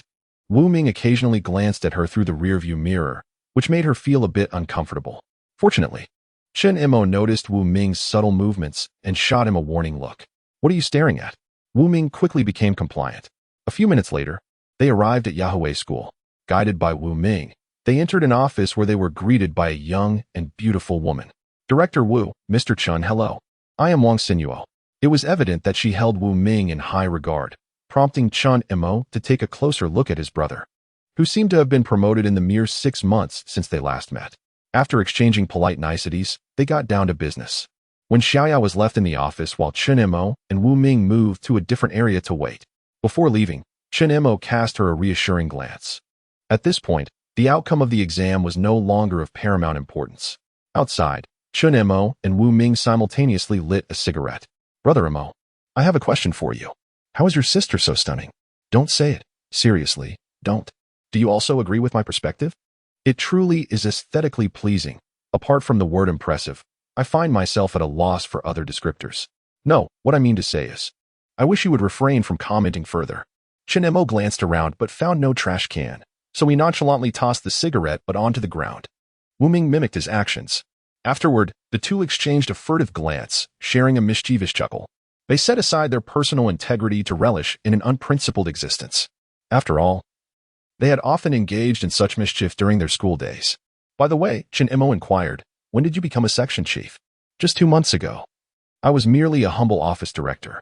That's quite commendable. Allow me to treat you tonight to celebrate. However, Wu Ming shook his head. There is really nothing to celebrate, but it has indeed been a while since we last gathered. Perhaps, never mind. Chen Mo shook his head in outright refusal, his thoughts drifting to the other 3 individuals. Initially, I understood that all your actions were for my benefit, but the way I treated you was, to be honest, rather hurtful. Please grant me some time to prepare. I wish to offer you a heartfelt apology when the moment is right. Chapter 22. The astonishing stationery store. In a flurry of words, we had long forgotten the chatter. Wu Ming retrieved a pack of cigarettes from his pocket. For reasons unknown, he felt a peculiar discomfort when engaged in conversation without something in hand. However, this time, Chen Mo pushed away the offered cigarette. Perhaps it would be prudent to smoke less. Wu Ming could no longer contain himself. He put away the cigarettes and began to fiddle with his phone. Chen Mo cast a curious glance. What are you doing? I'm checking to see if any of my friends know a Taoist. You must have encountered something unclean. Wu Ming's tone was almost tearful. You can't be serious, Mo Gu. At 18, when I didn't smoke, you sent me a Lihuan cigarette. I refused, saying it was too strong, but you insisted it was easy to learn. I believed you, and indeed, it was easy. I couldn't quit for 2 weeks. My family punished me for a whole month. And now you tell me to smoke less? He was truly haunted. Anything could escape Chen Mo's lips. Hurry and delete that worthless thing. This is called growth, understand? Very well. Dear brother, do I deserve to have a Lihuan? Smoke away, it'll kill you. Chen Mo retorted impatiently, pulling out a pack of white Lihuan. He was not particular about flavors. As long as he could smoke, he would alternate among various brands. The two resumed their cloud of smoke. Hey, Mo Gu, where exactly did that girl come from? I can't elaborate on the details, but I can tell you that she will be living with me from now on. Wu Ming's small frame trembled. Mo Gu, you can't mean. Before he could utter the words child bride, Chen Mo interrupted forcefully. Stop imagining nonsense. At our age, I truly don't wish to resort to violence. But sometimes this guy deserves a beating. She is merely my sister, now and forever. All I wish for her is happiness, to enter a good university, and to determine her own future. Wu Ming fell into an unusual silence. As they chatted, 2 hours slipped by unnoticed. The office door creaked open, and Wang Xinyuo emerged, leading the rosy-cheeked Wen Xiaoya. Brother. Upon seeing Chen Mo, Wen Xiaoya immediately stood by his side, gently tugging at his sleeve. Have you eaten yet? I'll take you to dinner. Rather than asking if she was hungry, he expressed concern. Wang Xinyuo shot Chen Mo a surprised glance, then adjusted her hair. Speaking kindly, you two have a wonderful sibling relationship. Chen Mo nodded slightly, pressing his lips together in gratitude. Please wait a moment. The results will be out shortly. Wang Xiaoya said before returning to the office. This examination was, in essence, just a standard test, neither particularly difficult nor overly rigorous, so the scores would be available soon. After a brief wait in the office, Wang Xiaoya re-entered, holding the test papers with a look of delight. Upon witnessing her expression, Chen Mo found himself filled with anticipation. Congratulations. Except for the Chinese language subject, you have achieved full marks in all other subjects. Full marks. Both Chen Mo and Wu Ming exclaimed in disbelief. Indeed, Wang Xiaoya nodded. Although these are papers from quite some time ago, achieving such results is still a remarkable feat, especially since several of the challenging questions would stump even the average student. As she spoke, Wang Xiaoya cast a curious glance at Chen Mo, noting his genuine excitement. It was puzzling. As siblings, how could the older brother be unaware of his sister's capabilities? That's wonderful. Does this mean she has passed? Yes, she can officially register tomorrow. All right, thank you. Chen Mo grasped Wen Xiaoya's small hand, smiling as he expressed his gratitude to Wang Xiaoya. Thus, the first challenge of their new life was resolved. Afterward, the trio proceeded to complete the necessary formalities and made their payments. Once everything was settled and they stepped out of the school gates, Chen Mo finally breathed a sigh of relief. So, where to next? Wu Ming asked, reluctantly opening the car door as he had taken on the role of the driver for the day. Let us find a mall. I want to buy some school supplies for Xiaoya to celebrate. Sounds good, Wu Ming replied, starting the car and heading towards the nearest shopping center. They arrived at a boutique stationery store, filled with an array of exquisite stationery items and cultural merchandise. Chen Mo and Wen Xiaoya entered one after the other, while Wu Ming trailed behind, looking around curiously. Xiaoya, what do you like? Choose for yourself. Wen Xiaoya obediently nodded and soon spotted a box of water pens. Simple and unassuming in appearance. Do you like this? Chen Mo asked, noticing she hesitated to pick it up. He took the box himself, reasoning that in a stationery store. How expensive could it really be? He handed the box to Wen Xiaoya. If you like it, hold on to it. We can afford it. I don't like it, she stammered, panic setting in as she clutched the box, wanting to return it to the shelf. But Chen Mo pressed it back into her hands. I don't care, he insisted firmly. I like it, so it's settled. Besides, how much could a box of pens possibly cost? As they spoke, Wu Ming stepped forward to adjust a price tag that had been obscured on the shelf, revealing the cost to Chen Mo 398 renminbi for a box of pens. Is this still in our country? What on earth? Wen Xiaoya, being shorter, had seen the price clearly. Brother, we should buy it. One word, buy was all it took, having committed to the purchase. There was no point in fretting over the cost any longer. Throughout the shopping experience, if Wen Xiaoya lingered on any stationery item, Chen Mo promptly grabbed it without hesitation. This made Wen Xiaoya apprehensive, prompting her to select only the less expensive items, fearing Chen Mo would not relent otherwise. Ultimately, they approached the checkout with a basket full of items, totaling over 700 yuan. Unsurprisingly, the most expensive item was that box of water pens. Honestly, Chen Mo found it somewhat hard to believe. After all, with over 700 yuan, he had never spent such an amount from elementary school through university, even on stationery. Yet, when it came to Wen Xiaoya, he deemed it worthwhile. Wu Ming, watching from the side, was left dumbfounded, giving Chen Mo a thumbs up after the transaction. You are truly extravagant, Mo Gu. Chen Mo responded with a resigned expression, while Wen Xiaoya was taken aback. She had never imagined that the girl who once faced scolding for spending a mere yuan on a notebook would one day possess such expensive stationery. It was akin to how the ugly duckling could never foresee its transformation into a beautiful swan. This sudden shift left her feeling anxious. If this were a dream, could she not wake up just yet? Even if it were merely the last fantasy before facing demise, she cherished this moment of happiness. Chapter 23. I fear you might miss breakfast. Welcome to Hong Hong Hot Pot. How many in your party? 3. Very well. Please proceed to table B26 for 3. Under the guidance of the staff, the trio found their seats, and after placing their belongings down, they began to order. Chen Mo took out his phone to scan the code, eagerly selecting various meats. Once he had chosen one of each dish, he passed the phone to Wu Ming. Wu Ming, upon seeing the selection, couldn't help but inquire, why order so much meat? Just the 3 of us. Can we possibly finish it all? We can manage. Chen Mo confidently replied.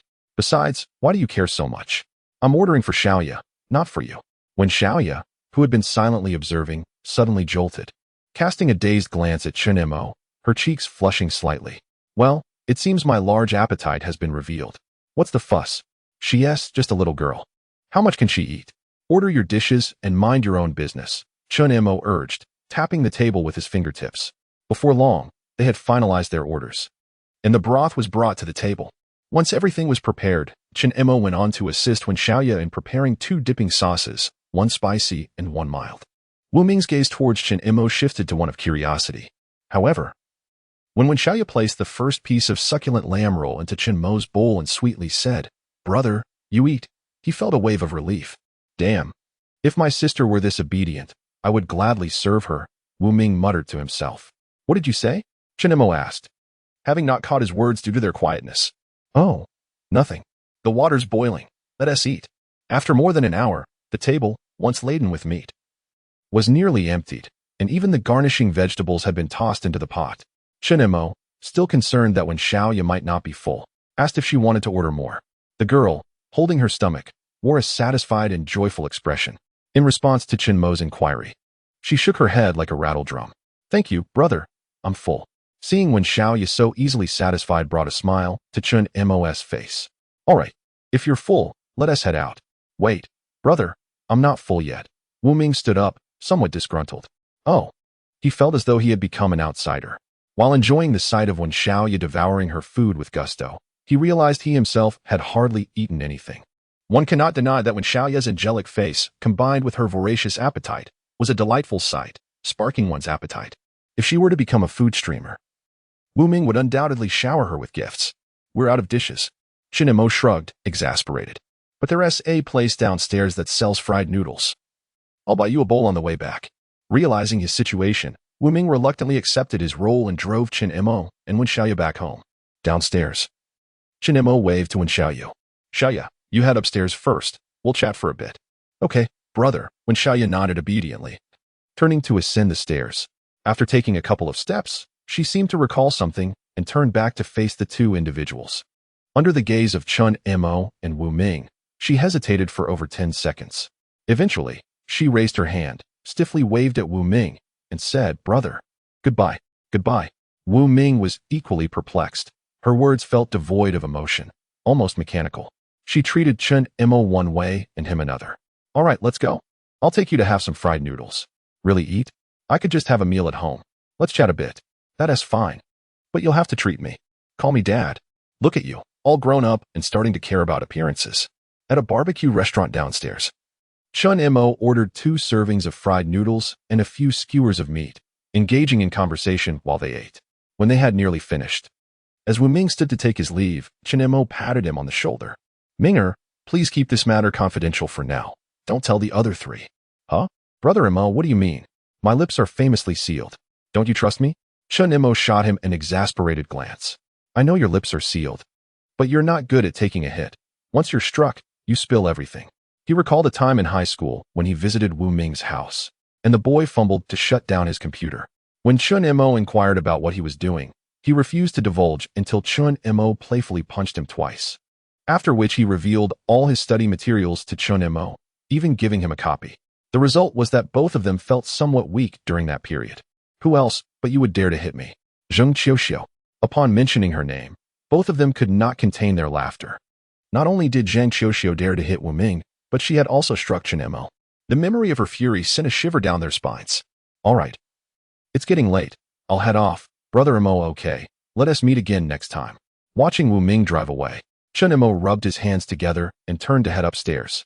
Winter was truly cold. Upon returning home, he found it peculiar that Wen Xiaoya was not in the living room. At this hour, she would typically be seated on the sofa watching anime, something called The Demise of the Hibiscus King, if he remembered correctly. He couldn't quite recall, but since she enjoyed it, he had watched a bit too. However, tonight, she was absent?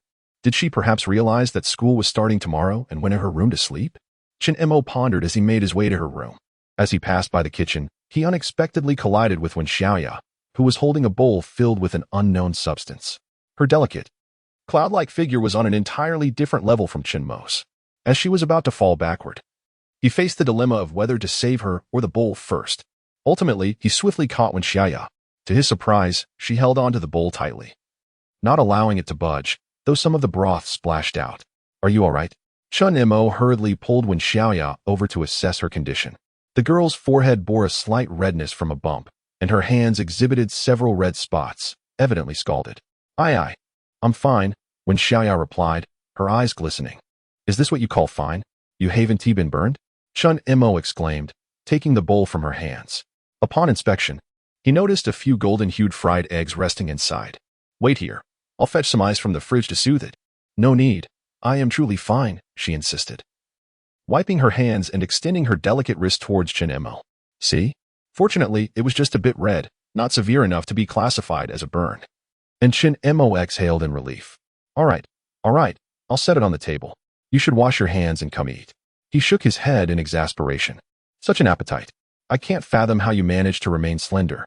Wen Xiaoya had been here for over a month. Despite Chen Mo's efforts to provide her with ample nourishment, she had gained no weight, only a slightly more vibrant complexion. I'm already full. Then why did you fry a bowl of eggs? I was worried that tomorrow when I go to school, you might not have breakfast. Chapter 24.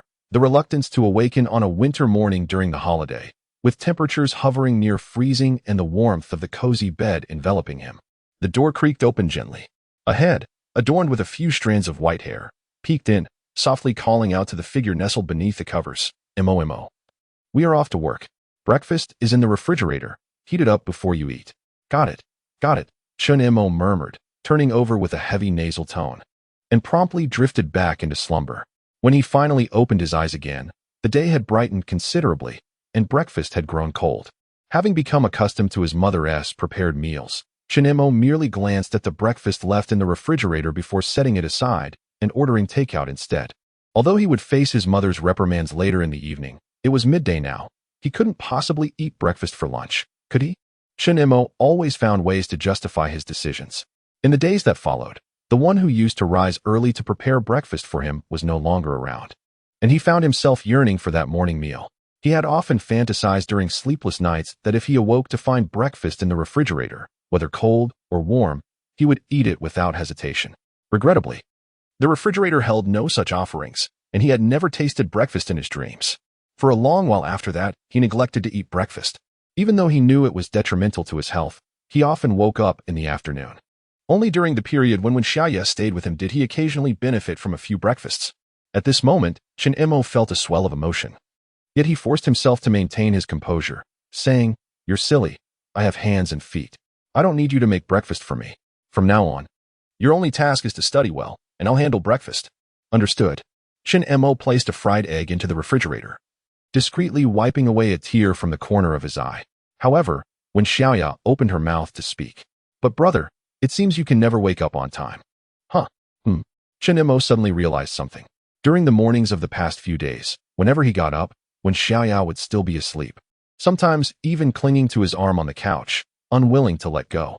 Yet if he rose, breakfast would invariably be laid out for him on the table.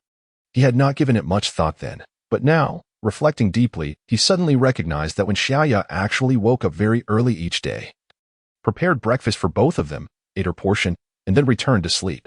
No wonder they both indulged in lazy mornings yet always had breakfast. So this was the truth. Chen Mo felt a sense of embarrassment wash over him.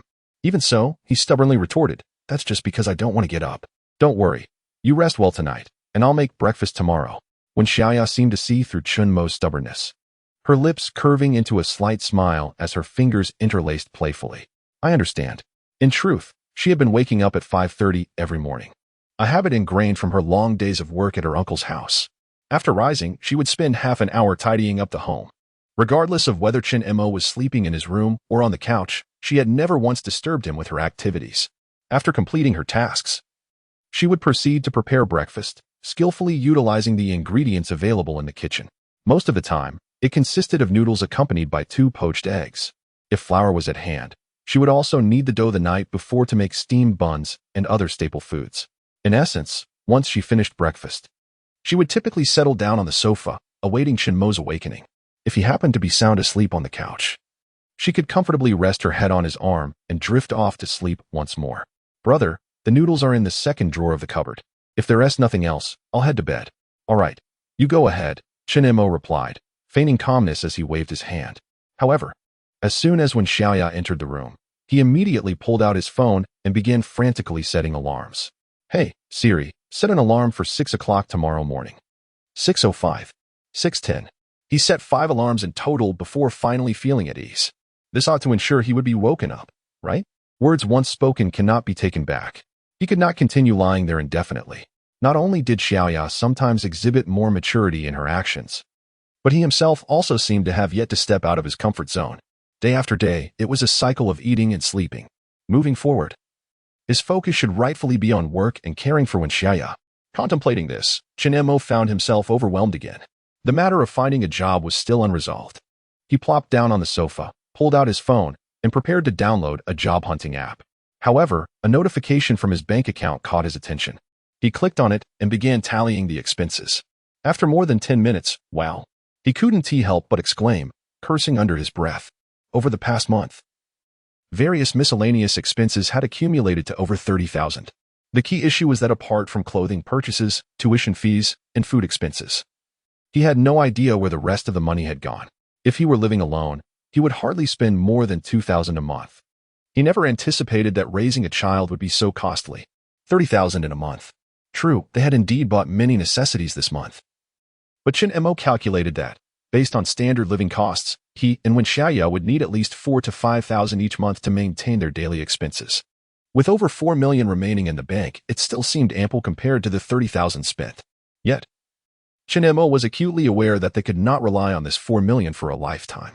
Wait, something clicked in his mind. Savings accrue interest.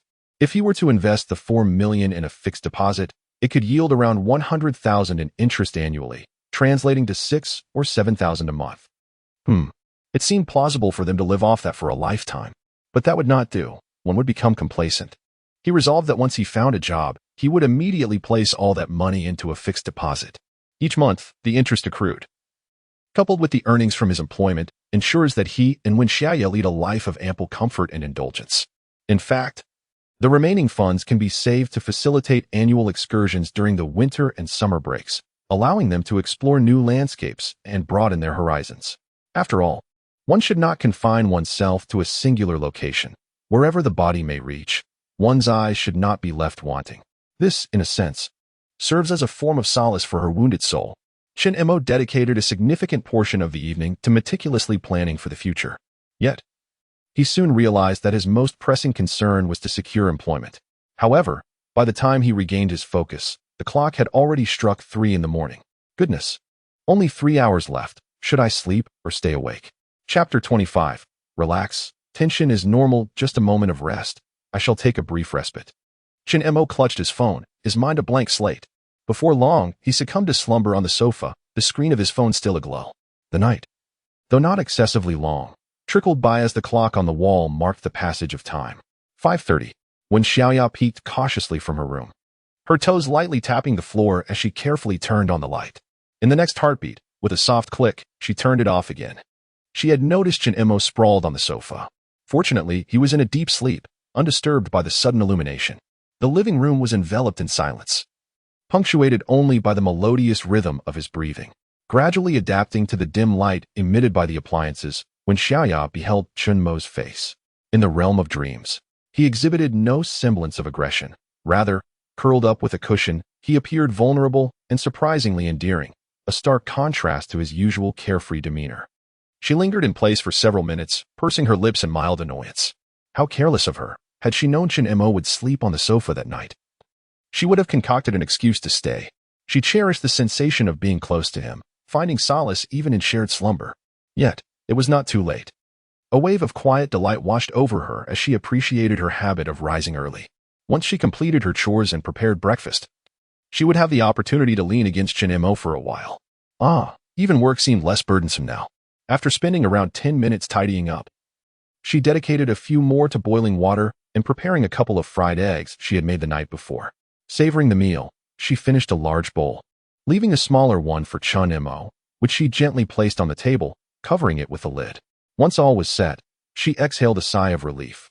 The school day commenced at 8 in the morning, and the clock read 5:55, allowing her over an hour of potential rest. Whether she actually slept was of little consequence. What mattered was being with Chen Mo internally, when Xiaoya wrestled with her emotions, as this was her first experience desiring closeness with another person, even during her stay at her grandmother's house. She had simply appreciated her grandmother's kindness without feeling a true sense of belonging. Yet, with Chen Mo, a comforting serenity enveloped her. Lately, she found herself often dreaming of that day when Chen Mo had fiercely defended her against the crippled man and her uncle. Feelings of both anxiety and joy mingling within her. The anxiety stemmed from Chen Mo being injured, while the joy arose from the knowledge that someone would protect her. She was no longer alone. If all the pain he bore could be transferred to her, she would welcome it, for she had long since ceased to fear hurt. There was no time for such thoughts now. Wen Xiaoya shook herself from her reverie, as if resolving to act decisively. With determined strides, she approached the sofa where Chen Mo lay. Upon touching him, her fingertips trembled slightly. After all, previous instances of sleeping on the sofa had been accidental embraces of his arm. Now, this deliberate action, would it truly go unnoticed? Yet, Chen Mo seemed so deeply in slumber. Surely, he would not awaken, would he? As Wen Xiaoya contemplated, she felt a wave of relaxation wash over her. After all, such opportunities were rare, and she did not wish to let this one slip away. Despite her strong desire to share a bed with Chen Mo, she was hesitant to voice her yearning. Breathe in, breathe out. Nervousness was a natural response. After a considerable amount of mental preparation, Wen Xiaoya finally mustered the courage to entwine her hand with Chen Mo's. Just as she leaned in closer, however, the alarm clock blared suddenly, its shrill sound echoing ominously in the stillness of the early morning, a cacophony that seemed designed solely to rouse the slumbering. Startled, Wen Xiaoya froze, her body stiffening in surprise, while Chen Mo jolted awake, his eyes wide with confusion. What? Is it already time? He exclaimed, scrambling to sit up. After adjusting to the inky darkness, he noticed Wen Xiaoya sitting beside him. He inhaled deeply, his expression turning serious. Wen Xiaoya, what are you doing here? He asked. Taken aback by the sight of her, her arm draped over his in a rather intriguing manner. In that fleeting moment, he had imagined everything from a burglar to a ghost, but never had he anticipated that it would be Wen Xiaoya beside him. I. Her face displayed a singular emotion, panic, with her cheeks flushed a deep crimson. After a flurry of stammering, she could only manage to repeat the word I in various tones. All right, since you're up so early and didn't call me, why don't you rest a bit? I'll prepare breakfast for you. With that, Chen Mo rose and stretched languidly. Turning around, he was astonished to find a bowl of noodles on the table, topped with 2 perfectly fried eggs. Wait, what? Chen Mo was momentarily dumbfounded, feeling as if his previous night's words had come back to haunt him. So you got up early, tidied up, made breakfast, and then decided to wake me up, is that right? Upon hearing this, Wen Xiaoya was initially taken aback, but then, like someone who had found a lifeline, she nodded fervently. She truly hadn't expected Chen Mo to deduce the situation so astutely, leaving her feeling immensely grateful. Despite the turmoil within her, Wen Xiaoya maintained an outward appearance of composure, standing obediently by Chen Mo's side as he sighed heavily. What time did you wake up? He inquired. Wen Xiaoya shook her head, indicating she had no idea, having no phone to check.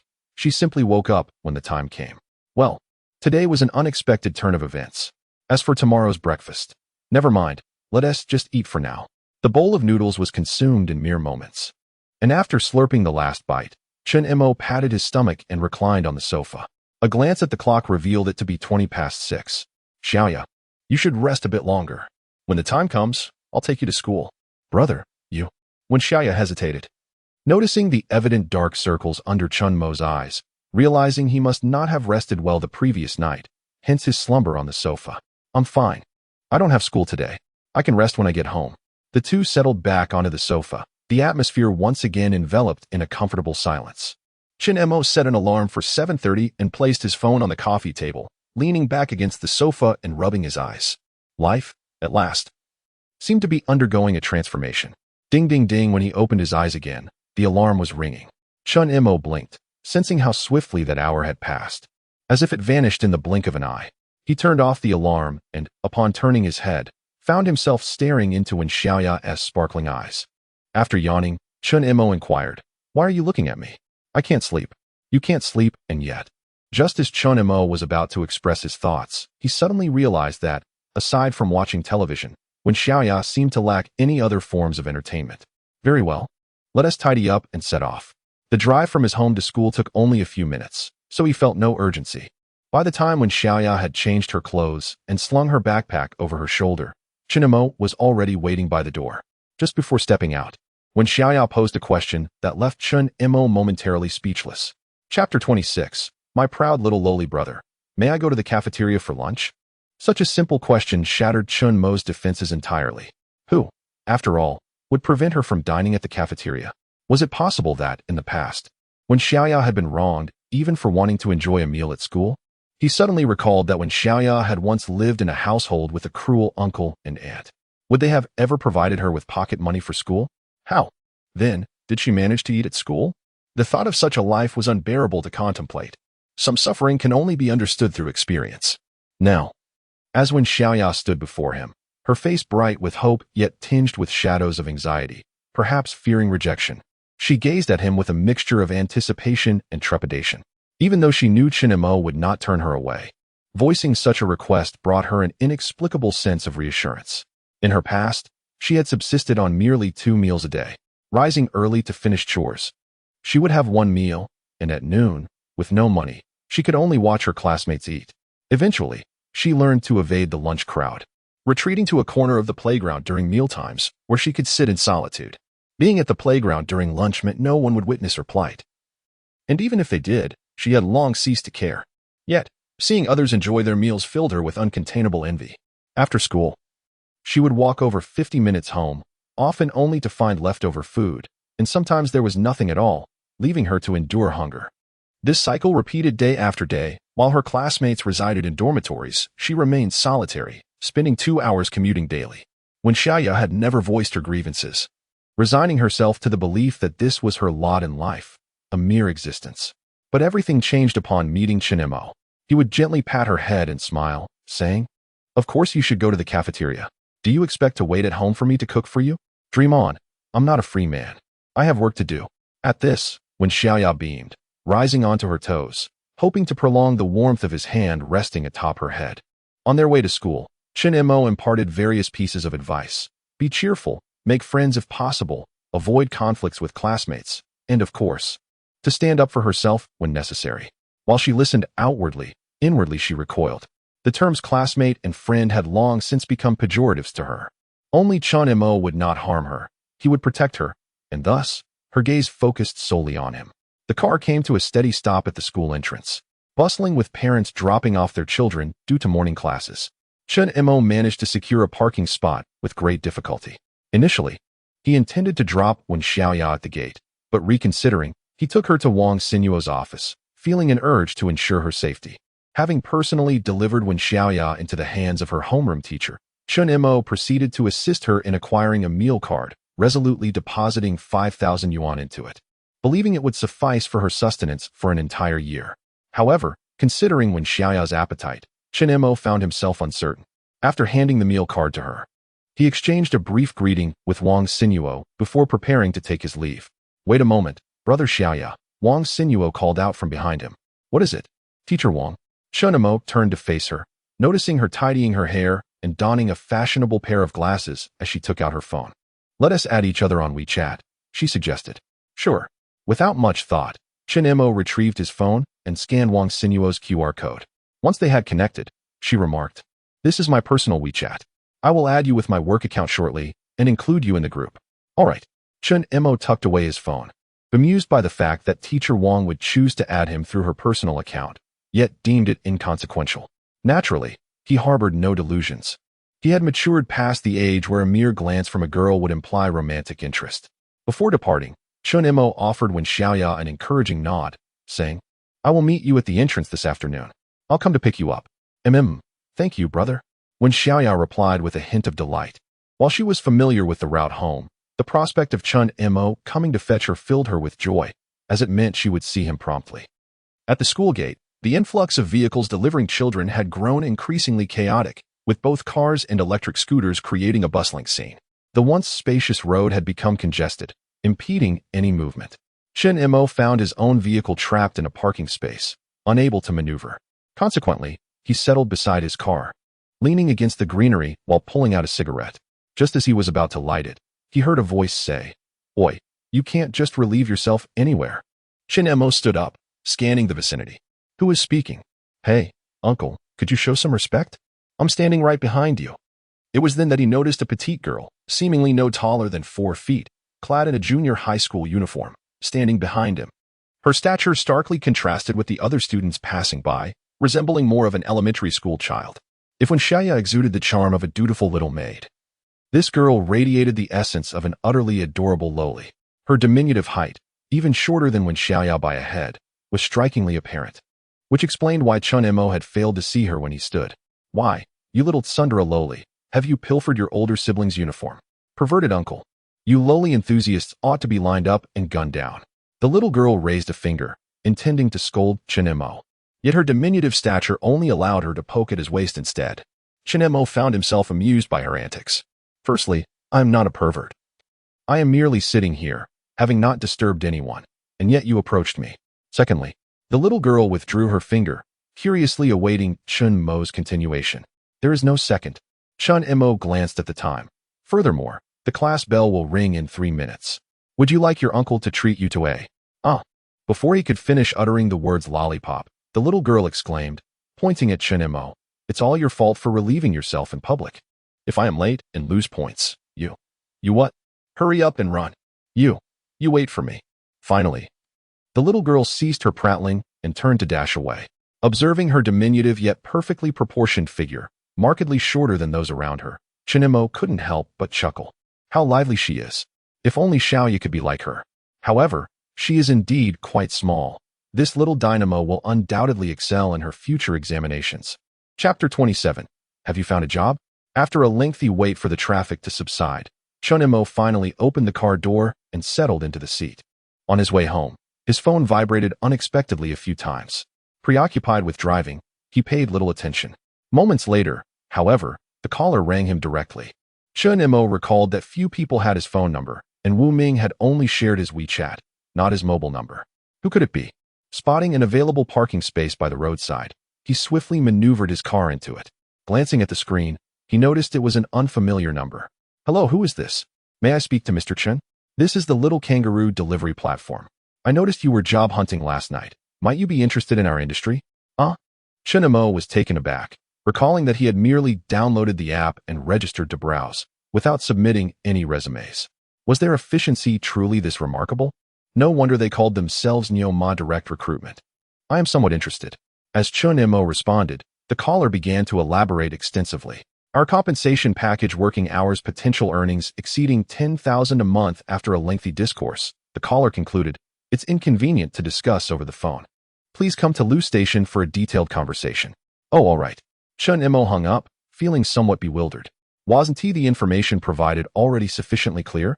To be candid, merely from what was conveyed over the phone, he was already quite intrigued. He was well aware of the intricacies within the delivery rider industry. It essentially boiled down to the distinction between diligence and indolence. If one aspired to earn, they would toil from dawn until dusk. If one merely wished to pass the time, they could meander about, accepting orders as they came, prioritizing leisure above all else. Chen Mo did not feel compelled to exert excessive effort. After all, he merely wished to alleviate the monotony of life while earning a bit of pocket money. With these thoughts in mind, he drove towards the address mentioned in the call. In just a few minutes, he arrived at the designated location. The expansive area was filled with modified electric bikes, each adorned with a yellow backpack. Several individuals stood in the center of the space, seemingly engaged in a meeting. As Chen Mo, driving a Cadillac, appeared, he stood out rather conspicuously. The station manager stepped forward, eyeing Chen Mo as he exited the vehicle. Then glancing at the car behind him, a look of skepticism crossing his face. Buddy, you're not here to find a job. You're here to stir up trouble. Aren't you? This is the first time I've seen someone deliver food in a car like that. Though there were indeed stories online of second-generation wealthy individuals delivering food for show, Chen Mo did not strike one as such. He resembled more of an aimless drifter. Not at all, Chen Mo replied, raising his hands in a gesture of sincerity. I've been unemployed for over half a year and am genuinely here to seek employment. The manager remained unconvinced, yet he reasoned that an additional person wouldn't hurt their station. Thus, he gestured for Chen Mo to come closer. Please park the vehicle first. We shall proceed to sign the contract. Upon entering this place, Chen Mo felt a stark contrast to what had been conveyed over the phone. Setting aside other matters, the attitude exhibited a complete transformation. Prior to his arrival, they treated him as if he were royalty, but upon his entrance, their demeanor shifted to one of cold indifference. They retrieved 2 copies of the contract from a drawer for Chen Mo to sign. Furthermore, in the absence of an electric vehicle, he would need to rent one, which entailed a monthly fee nearing 1,000 yuan, with the added benefit of free battery replacements. The rental fee would be deducted from his salary until the cost of the vehicle was fully settled. Should he resign before the amount was fully deducted, he would even owe the company money. The demands were exceedingly unreasonable, yet Chen Mo patiently read through the documents. He then inquired, "Will there be contributions to social insurance and housing funds?" Having researched beforehand, he was somewhat prepared for this inquiry.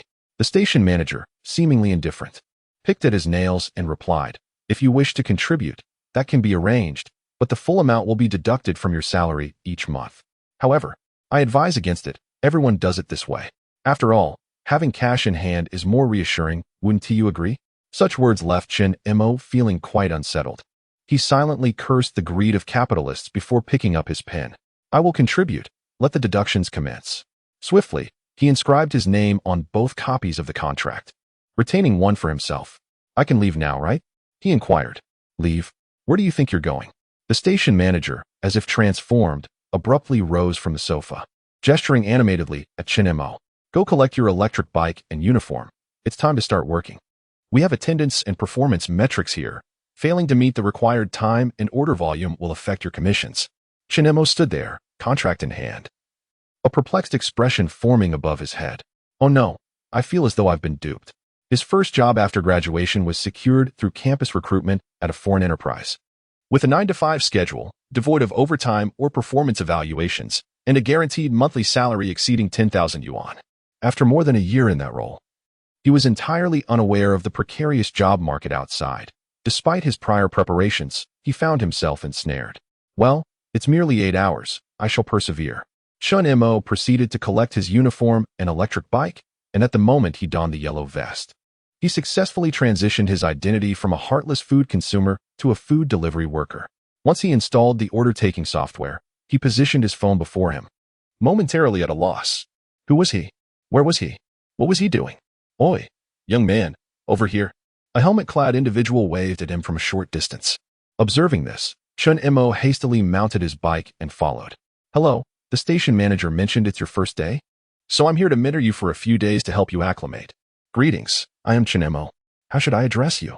Chen Mo instinctively extended his hand, only to see the other person pause for a few seconds before breaking into a hearty smile and shaking his hand. "I am Chu Yang." "All right, Brother Yang, I appreciate your guidance over the next few days. Do not trouble yourself, as long as you are not averse to hardship. It is quite all right." "Not at all. I can endure challenges," Chen Mo replied confidently, gripping the handlebars of his electric scooter. Chu Yang donned his gloves and, with a smile, remarked, "I speak plainly. Observing you, one might not associate you with this line of work." "What do you mean?" Chen Mo inquired.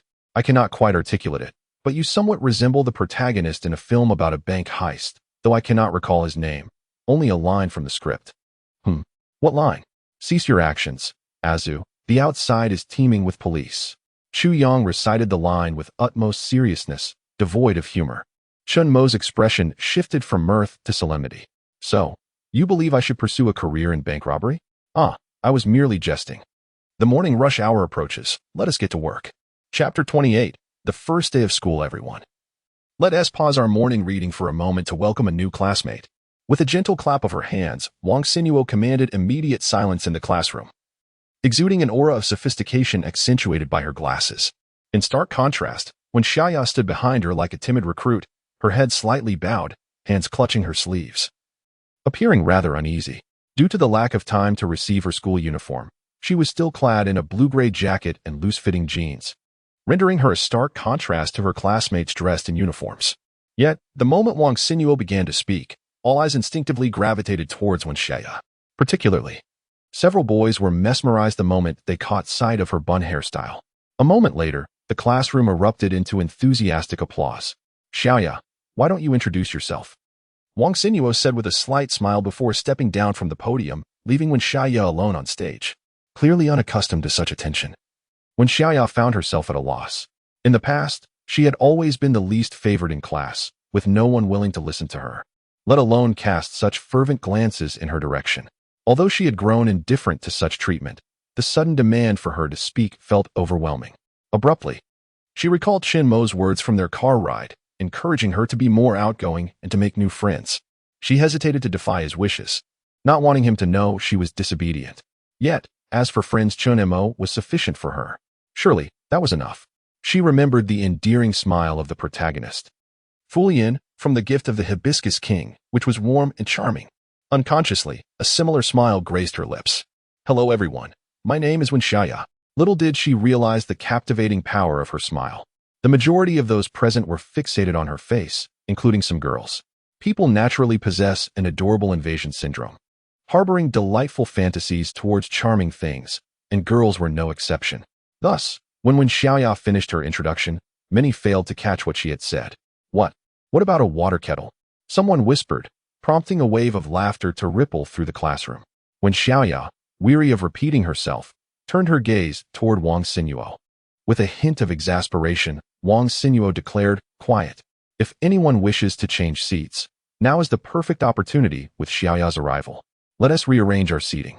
This pronouncement ignited a fervor akin to a stone cast into water, causing the class to buzz with excitement. My deskmate sleeps through class every day, disrupting my studies. I want to change too. Chi Lily constantly complains about my weight. Wang Mao burned my bottom with a cigarette, but after class, the room was filled with restless spirits, each speaking with fervent eyes fixed upon the podium, seemingly striving to capture Wen Xiaoya's attention. Only one individual lay languidly atop a desk in the center of the classroom, appearing utterly devoid of vitality, as if still ensnared in slumber. She merely cast a fleeting glance at the podium before lowering her head once more, surrendering to sleep. Her deskmate, remarkably obedient, refrained from uttering a single sound, fearful of disturbing the slumbering girl beside her. The tumultuous noise persisted for a while, only to dissipate under Wang Xinyuo's frosty demeanor. She refrained from suggesting a change of seats, instead pointing at the girl in the center of the classroom who was blissfully asleep, instructing, Qin Haixing, rouse Zhang Yeye. Upon being called upon, Qin Haixing hesitated, fully aware of the formidable nature of the girl beside him. Though she appeared somewhat unassuming, her temper was notoriously fiery. It was common knowledge that she had once brought a group leader to tears for merely waking her to submit an assignment.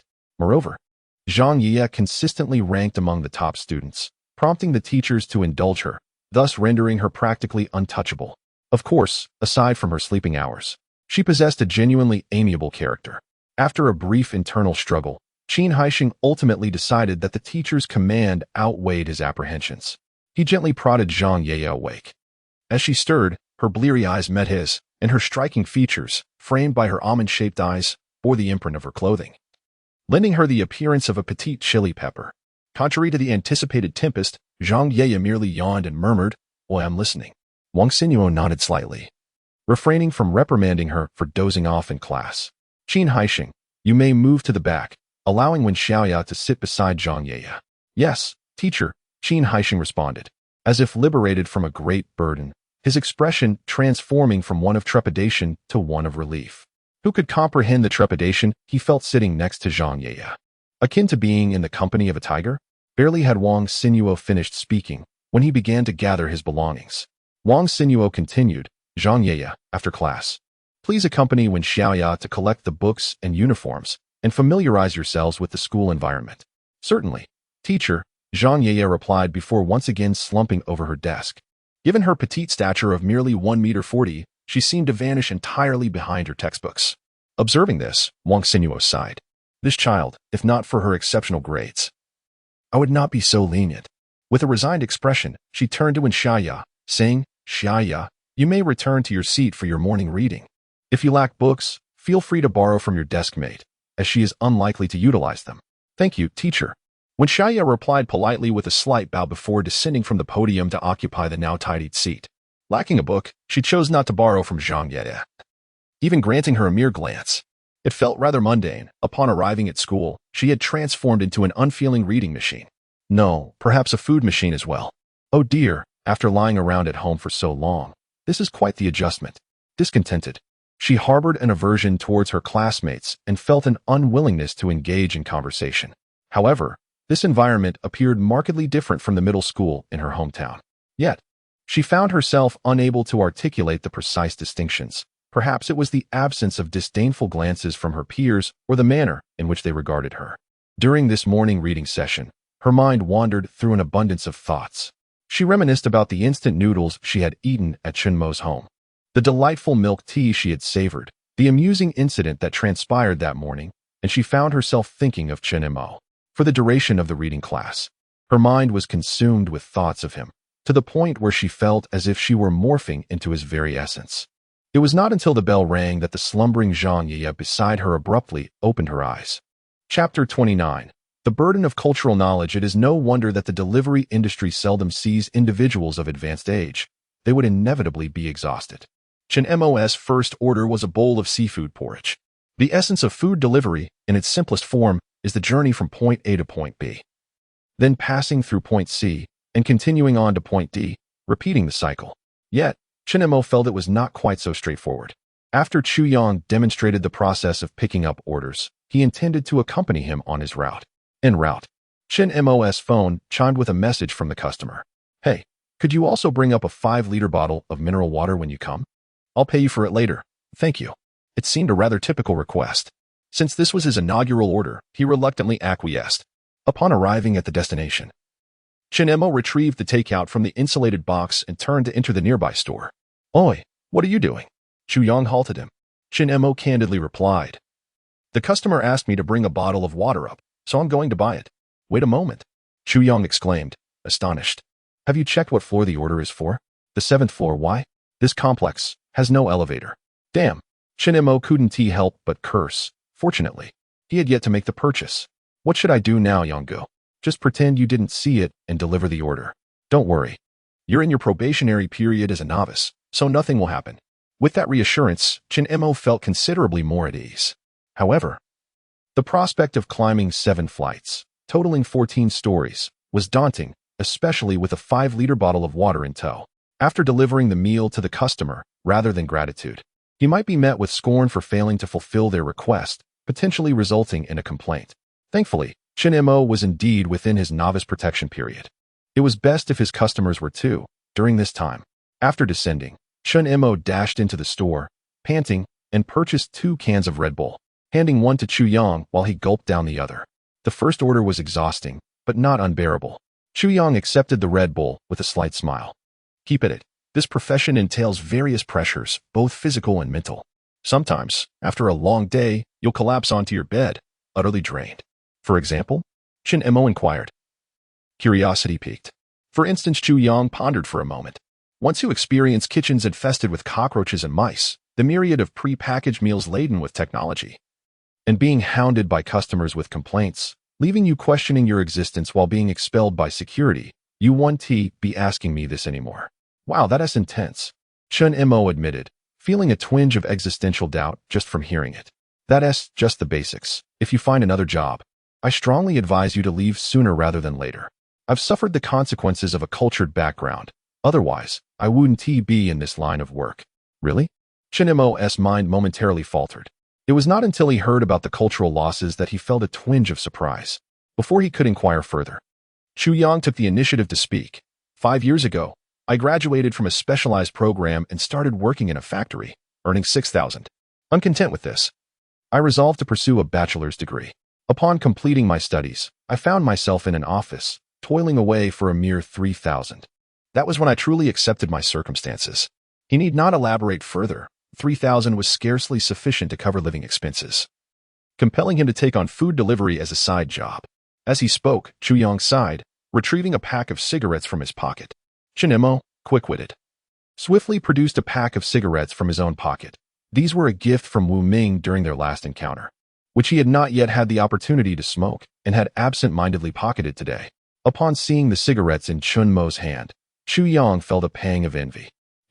You truly are here to experience life," he remarked with a hint of jest. "I wouldn't even dare to smoke these myself. They are meant as a tribute to you, my mentor." As he spoke, Chen Mo tossed the entire pack to Qiyang. The cigarettes felt almost scalding in his hands. And in the next moment, Qiyang sprang up, fumbling to unwrap the pack. He took one out, placed it in his mouth, then promptly returned it to Chen Mo. No, I only want to taste it. Otherwise, I might end up smoking something inferior." Chen Mo also took a cigarette and lit it. Truth be told, these 100 yuan cigarettes were a pleasure to smoke, smooth and without harshness.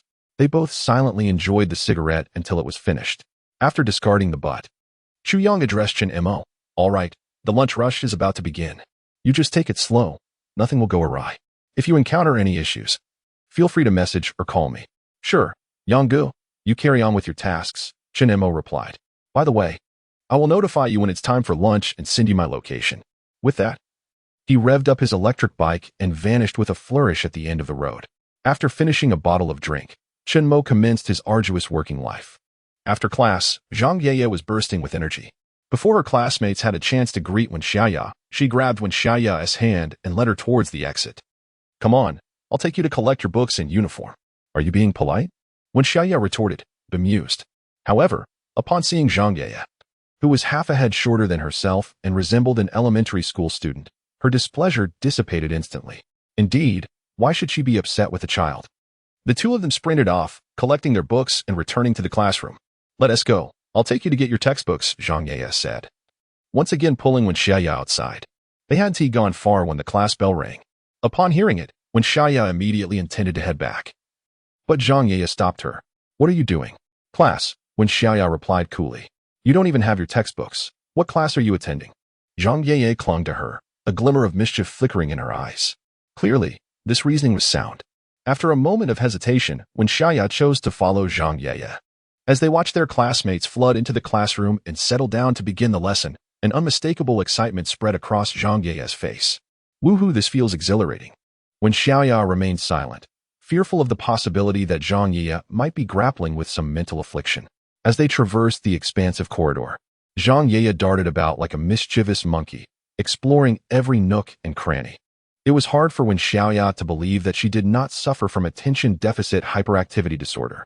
However, after walking for a while, they arrived at a door that appeared to be securely locked. Zheng Qiuqiu pushed against the door, but found it immovable, prompting her to say to Wen Xiaoya, Oi, wait here for a moment. With that, she turned and strode away. Wen Xiaoya assumed she was going to fetch a key. To her surprise, after only a couple of steps, Zheng Qiuqiu abruptly pivoted, raising her leg high, and struck the door forcefully with her shoe, the material of which was indiscernible. A youthful sound escaped her lips, and despite its volume, it lacked any semblance of intimidation, even exuding a hint of adorableness. Wen Xiaoya dismissed it, perceiving Zheng Qiuqiu's antics as mere folly. Yet, in the next moment, the door creaked open ever so slightly. Chapter 30. The feeling of abandonment. A gentle breeze wafted through the air, and with a creak, the door swung open. At that moment, the petite Zheng Qiuqiu turned her head and beamed a sweet smile at Wen Xiaoya. Let us step inside, Xiaoya. Wen Xiaoya stood there, momentarily entranced by the scene. Unable to gather her thoughts, her gaze fell upon the swaying iron door, and as she contemplated her next move, she concluded that she was not up to the task. If she were to take a step forward, the door would clatter, and she would feel pain. The two girls entered the room one after the other, retrieving their textbooks. With the impending college entrance examinations, their studies had become quite demanding, leading to a towering stack of books that resembled a small mountain. One half for each of us, Zheng Qiuqiu declared, eagerly lifting a hefty pile. Due to her height, the books nearly obscured her head, but she retained a semblance of self-awareness. Her sparkling little eyes glancing at Wen Xiaoya. Can you manage? Yes, I can, Wen Xiaoya replied, bending down to gather the remaining stack of books. Years of hard work had endowed her with both beauty and strength. Carrying these books was a trivial endeavor for her. Shall we proceed? Zheng Qiuqiu appeared unfazed, her face unflushed and breath steady, as she led Wen Xiaoya outside, even managing to close the door behind her with ease. Wen Xiaoya silently followed in her wake, initially believing they were heading to class. However, as they walked, Zheng Qiuqiu abruptly changed direction, heading towards the playground. Wen Xiaoya was taken aback. Sensing her confusion, Zheng Qiuqiu explained, the teacher asked me to help you familiarize yourself with the campus, so let's take a look around. They passed by the cafeteria, multimedia hall, and gymnasium, ultimately arriving at the playground. Zheng Qiuqiu found a step and placed the books atop it, turning to Wen Xiaoya. Wait for me here. With that, she dashed off, her small frame seemingly brimming with unyielding energy. Left alone beside the playground, Wen Xiaoya felt lost and uncertain. After a moment's reflection, she resolutely set her books down on the step. Unfamiliar with her surroundings, she hesitated to wander off. It was then she noticed a teacher approaching from a distance. What should I do? Panic set in as she initially thought the teacher would merely pass by. However, as the figure drew nearer, she realized the teacher was indeed heading straight for her. Which class are you from? Why are you out here during class hours? And where is your school uniform? Defa, the newly appointed head of discipline at the school, found himself with an abundance of idle time. Previously, as a head of discipline at another institution, he frequently caught students skipping classes, engaging in early romances, or getting into fights and smoking. Yet here, he discovered a school culture so studious that it resembled a cadre of robotic learners, devoid of any hint of rebellion. Frustrated by his inability to demonstrate his skills, he felt a profound sense of dissatisfaction. Just moments ago, he spotted 2 students suspected of skipping class from a distance. One of them seemed to have fled. But that was inconsequential, as there remained one. Defa approached Wen Xiaoya, his face exuding an air of righteousness, stern and unwavering as he gazed directly at her. Repeating his inquiry, "Which class are you in, and what is your name?" Wen Xiaoya stammered, glancing around in a panic but failing to locate Zheng Qiuqiu. Ultimately, she waved her hand dismissively and managed to utter, "I don't know." "Ha ha," Defa scoffed, recognizing this as a common evasive tactic, one he had encountered countless times before. He stroked his chin, a slight smirk forming at the corner of his mouth. "You would do well to answer truthfully. This is a school, a place for education and moral guidance." "Ha. It would be futile to continue this charade. So do not blame me if I have to record a disciplinary note against you." But Wen Xiaoya was somewhat bewildered, genuinely unsure of her class. Having recently arrived at Xiangxiang, she had no idea which class she belonged to. After a moment's thought, she replied, I am Wen Xiaoya. The teacher asked me to come over to collect books." "Collect books?" Defa clearly did not believe her, gesturing towards the nearby teaching building. "The classrooms and storerooms are over there. How could you collect books and end up on the playground?" This, Wen Xiaoya could not respond to. "And that person who just ran away, who was that?" "I don't know," she answered honestly, truly unaware, and even if she did know, she could not betray someone else. Very well. Defa was both amused and exasperated. Having never encountered such obstinacy before, he would not be held accountable. "What is the name of your homeroom teacher?" "Wang Xinyuo," Wen Xiaoya recalled clearly, having heard it in the office. "Good. I will call your homeroom teacher now. We will review the surveillance footage, and both of you will receive a serious reprimand." With that, Defa angrily pulled out his phone and dialed Wang Xinyuo. "Hello. Teacher Wang, are there 2 students in your class?" "Oh, I see. However, it is class time. You cannot be so lenient with students. This time I will let it pass, but please inform me in advance next time to avoid misunderstandings." All right, I will hang up now. Goodbye, Teacher Wang." After hanging up, Defa cast a disapproving glance at Wen Xiaoya. However, seeing the girl's face flushed and her head bowed, on the verge of tears, his displeasure diminished significantly. It seemed he still held some authority within the school. Thus, he waved his hand generously. All right, the matter is clarified. Hurry back to class. Do not wander aimlessly next time." When Xiaoya nervously fidgeted with the hem of her clothing, she was not afraid of receiving a reprimand. Rather, she feared being marked for misconduct on her very first day. Would Chen Mo think poorly of her if he found out? Defa arrived with enthusiasm but departed in disappointment.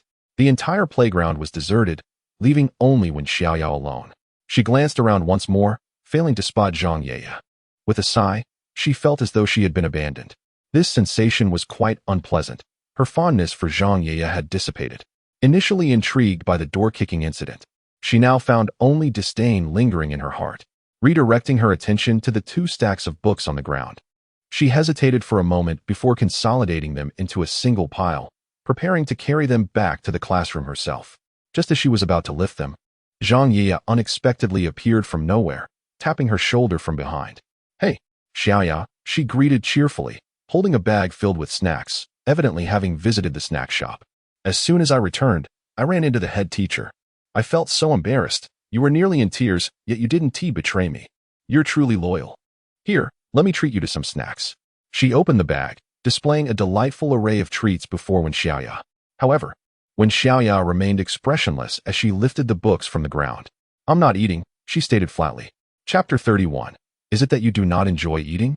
Perhaps sensing Wen Xiaoya's emotions, Zheng Qiuqiu paused momentarily. She then glanced down at the snacks in the bag. "Is it that you do not enjoy eating?" "Wen Xiaoya, I have to return to class now." "Don't go." Zheng Qiuqiu hurried after her, reluctant to squander the rare opportunity she had received. A single class period spent outside, enjoying the scenery, would be delightful. The air was fresh, and there was no one to oversee them. Yet, when Xiaoya walked ahead without looking back, left with no choice, Zheng Qiuqiu followed, her demeanor one of feigned grievance. I truly did not mean to leave you behind. Can't I apologize by treating you to some snacks? Tell me what you like, and I will buy it for you, all right? Oh, please don't walk so quickly. It's so heavy, share some of it with me.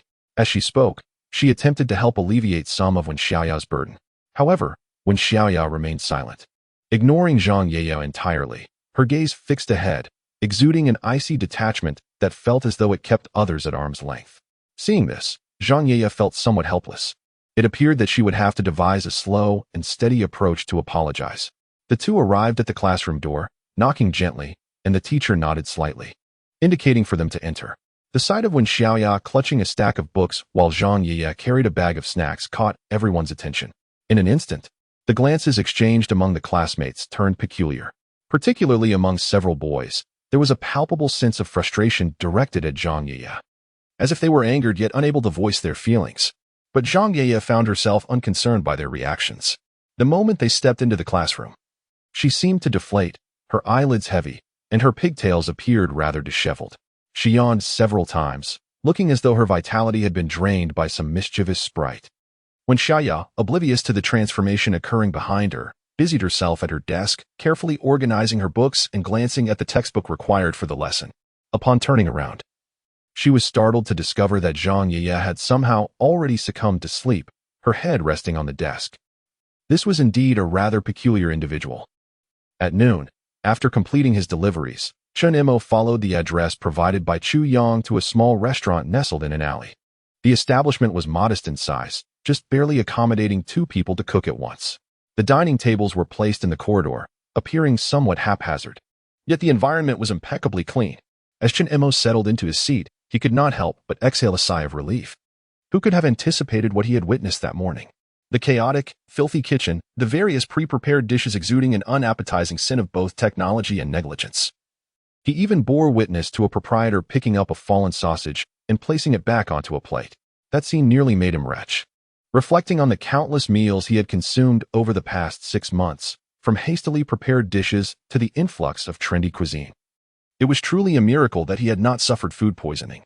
Moving forward, he resolved to cook at home more often and to indulge in takeout less frequently. As he settled at the entrance of this quaint little restaurant, the cleanliness of the dining area and the kitchen washed over him, bringing a sense of relaxation.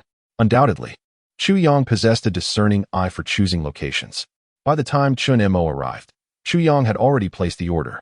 Shortly thereafter, the proprietor presented 3 plates, spicy stir-fried meat, golden eggs, and a serving of greens. These were quintessential dishes of Hunan cuisine, which Chen Mo greatly enjoyed. After indulging in a hearty meal, the two sat back in their seats, lighting a cigarette and relishing a rare moment of respite. After a while, Chen Mo rose to check his phone.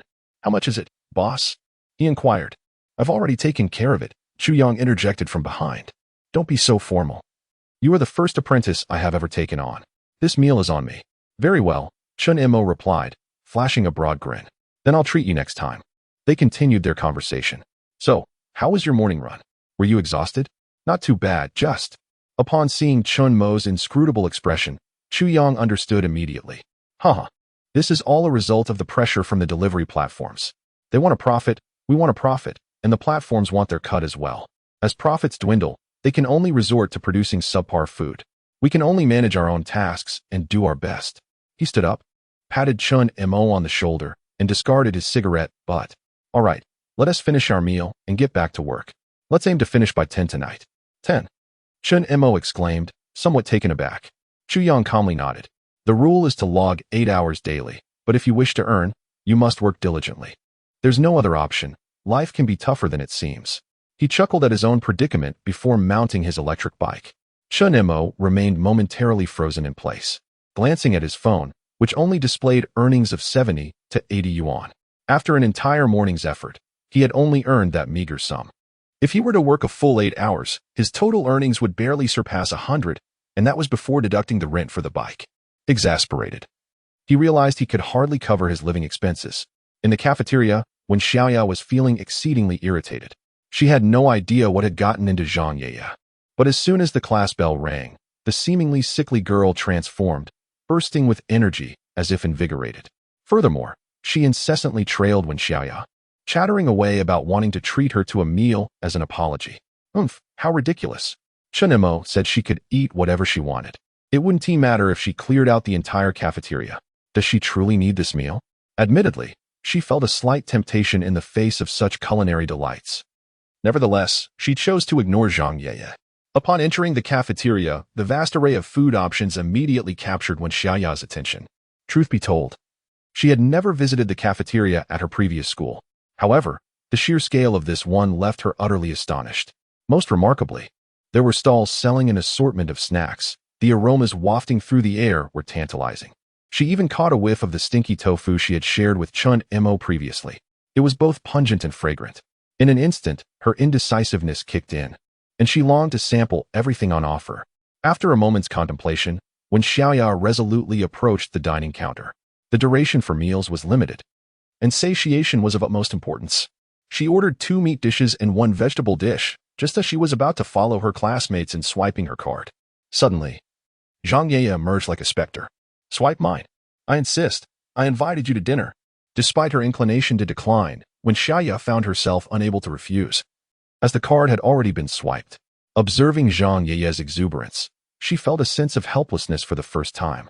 She opened her mouth, intending to articulate something, but words eluded her, and she reluctantly turned to fetch her meal.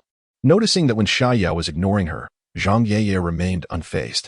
Once the meal was ready, she began to search for Wen Xiaoya amidst the crowd. Before long, she spotted her alone in a corner, with an impressively large bowl of rice before her, which was undeniably eye-catching. Chapter 32.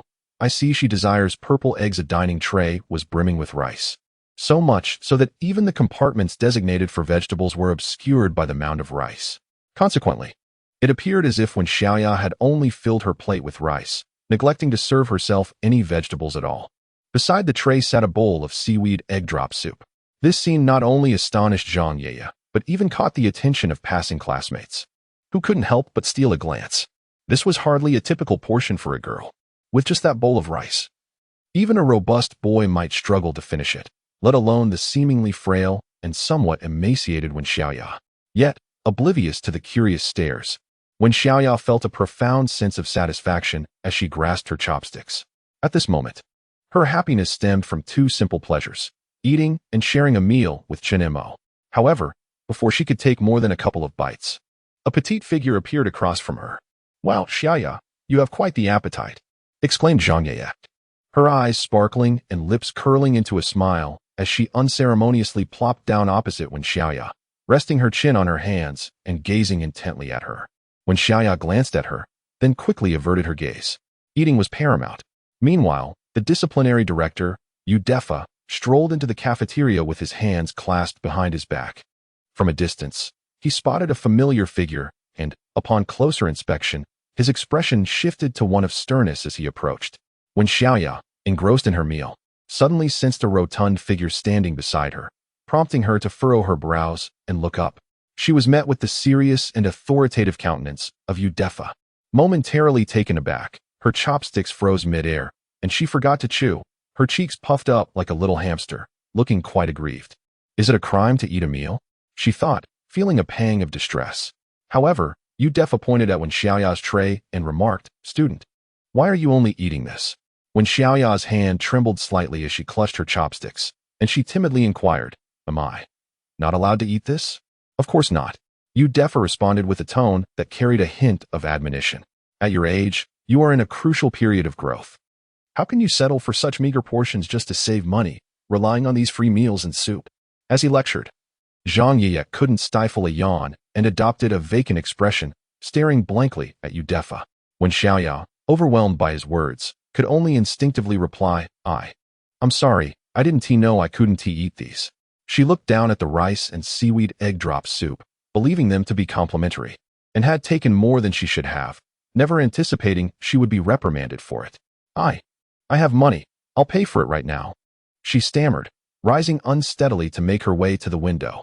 Udefa stood rooted to the spot, a puzzled expression forming in his mind. What does money have to do with this? That is not the issue at hand. He called out to Wen Xiaoya. Is it because of your family's financial situation? The school offers financial aid. Why haven't you applied? Wen Xiaoya felt even more bewildered. She was aware of such assistance. However, during her school days, she was never chosen for evaluations. Thus, feeling somewhat wronged, she replied, I wasn't selected. What? Not selected? Where are your parents? They both passed away. My father due to flood relief efforts, and my mother. What? The volume of her voice startled Wen Xiaoya, who instinctively shrank her neck. I'm so sorry. Wen Xiaoya felt immense sorrow. If only Chen Mo were here, she never imagined that dining here could be a mistake. Yet, the next moment, Udefa, with a face full of guilt, said, Child, do not fear. It is utterly unjust that someone in your circumstances should not qualify as a disadvantaged student. You are having seaweed egg drop soup, and I suspect your homeroom teacher would prefer to have purple eggs instead. I shall report this issue to my superiors. We cannot let the child of a flood relief hero suffer both tears and blood. Meanwhile, Wang Xinyuo, dining in another cafeteria, suddenly shivered, feeling as though the sky had collapsed. She rubbed her nose and took out her phone, contemplating whether to send a pre-composed message on WeChat. Ultimately, she decided against it, thinking, well, it has come to this. I shall eat first. On the other side, Udefa pulled out his meal card. Child, wait here. I shall fetch you some dishes to eat. Saying this, he briskly walked towards the serving window, leaving Wen Xiaoya and Zheng Qiuqiu behind. Do not be afraid. Zheng Qiuqiu reassured her. The new director is still learning the ropes. You will get used to it. Wen Xiaoya sat back down, picking up her chopsticks, feeling somewhat uneasy. Not eating would be wasteful. Well, I might as well eat. She resumed her meal, quickly finishing the top layer of rice, revealing the 3 dishes underneath. Wen Xiaoya preferred to eat the ordinary dishes first, saving the delectable ones for last. Hence, she only took a small portion of the braised pork and chicken on her plate. As she continued eating, Zheng Qiuqiu added a chicken leg to her plate. I can't finish this, you take it. Wen Xiaoya instinctively wanted to refuse, but at that moment, Udefa returned with 2 dishes in hand. Here, classmate, you first. He noticed the 2 meat dishes and a chicken leg on her plate and nearly lost his composure. He realized he had erred significantly.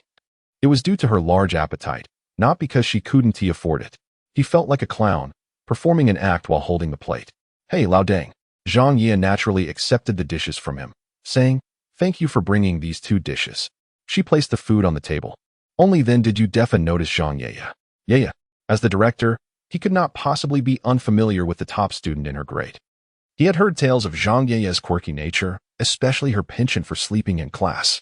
Sometimes, he would see her looking dejected while arriving at school and then vibrant when leaving. How could one person wear 2 faces? He wanted to intervene, but the principal advised him against it, allowing the child to be herself. Udefa sensed that she was not ordinary, but he subsequently paid little attention to Zheng Qiuqiu. Zheng Qiuqiu lifted her head, revealing a radiant smile. Old Deng, she called out, causing Udefa's face to darken with embarrassment. Before he could react, Zheng Qiuqiu continued. You frightened my desk mate on the playground today, and now she can only transform her sorrow into appetite. Consider the dishes you prepared as an apology for her. She pushed the food towards Wen Xiaoya. The young girl looked up, her expression one of confusion. I don't need it. You do, Zheng Qiuqiu insisted. Just eat. It's not much, and don't dwell on what happened at noon. We can clarify things next time. Udefa awkwardly rubbed his hands together, chuckling nervously before turning to leave. Faced with the heap of food before her, Wen Xiaoya felt a headache coming on. It was tea that she couldn't eat, but rather that she feared overeating. What should she do? If she filled up now, she wouldn't be able to eat dinner with Chen Mo later. Oi, Xiaoya. I've already made him apologize. Can you forgive me now? Chapter 33. He is a man racing against time. When Xiaoya remained silent, continuing to eat her meal without any intention of responding. She was indifferent to the notion of an apology.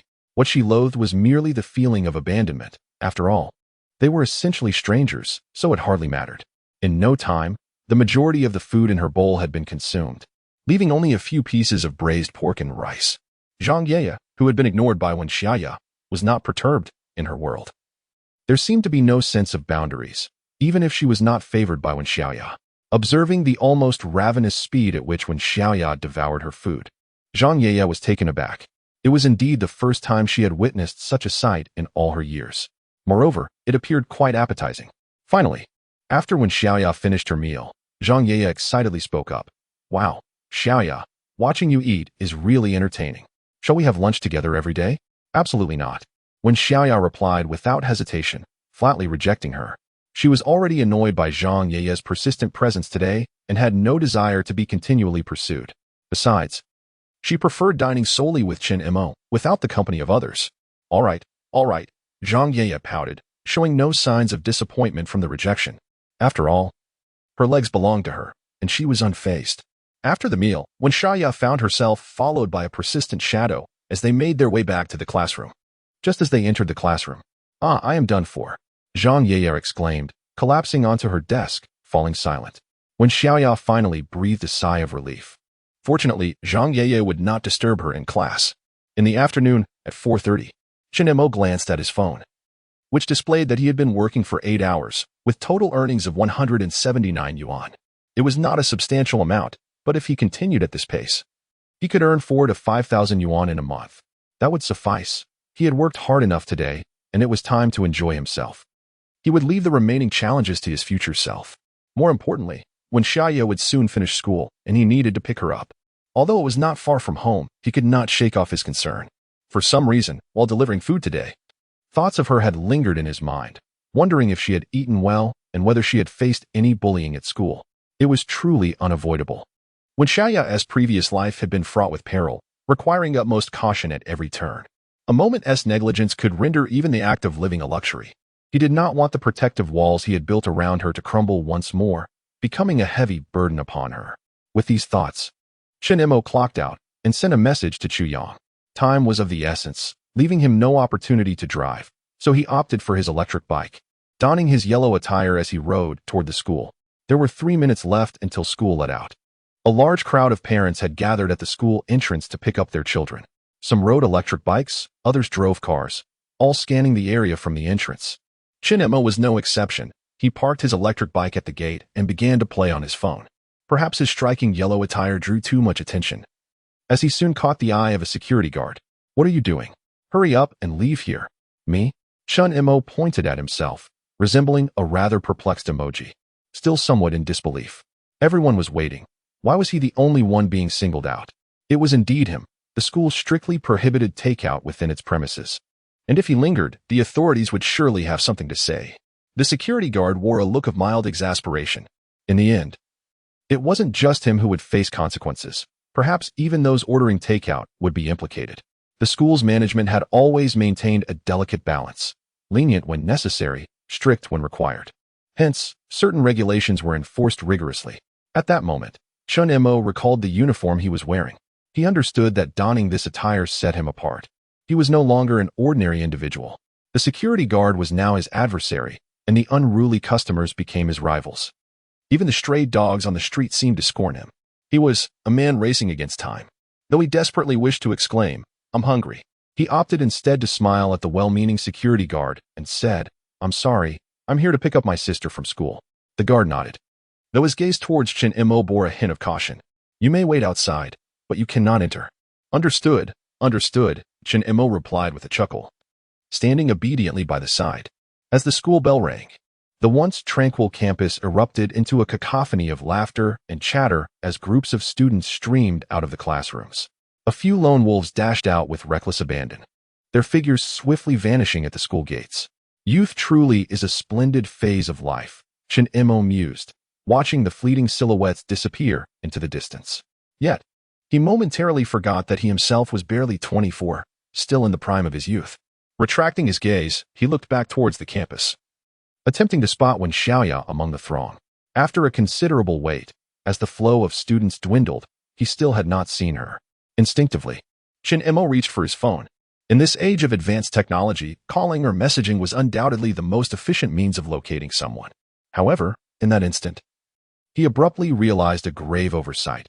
He had seemingly never considered purchasing a mobile phone for Wen Xiaoya. It was commonplace to own a phone even during his high school years, yet he had completely neglected this matter. Chen Mo smacked his forehead in frustration. How could he have been so careless? Nevertheless, he was not overly concerned. He had assured Wen Xiaoya of his arrival in the morning, and she would undoubtedly be waiting for him. It was merely a matter of time. However, he was unprepared for the fact that while Wen Xiaoya did not show up, a petite girl, standing at a mere 1.4 meters tall, approached him instead. Hey, uncle. Huh. Chen Mo turned his head and looked down. Zhang Yeye, she said. Her cheeks flushed. Is my presence truly so insignificant?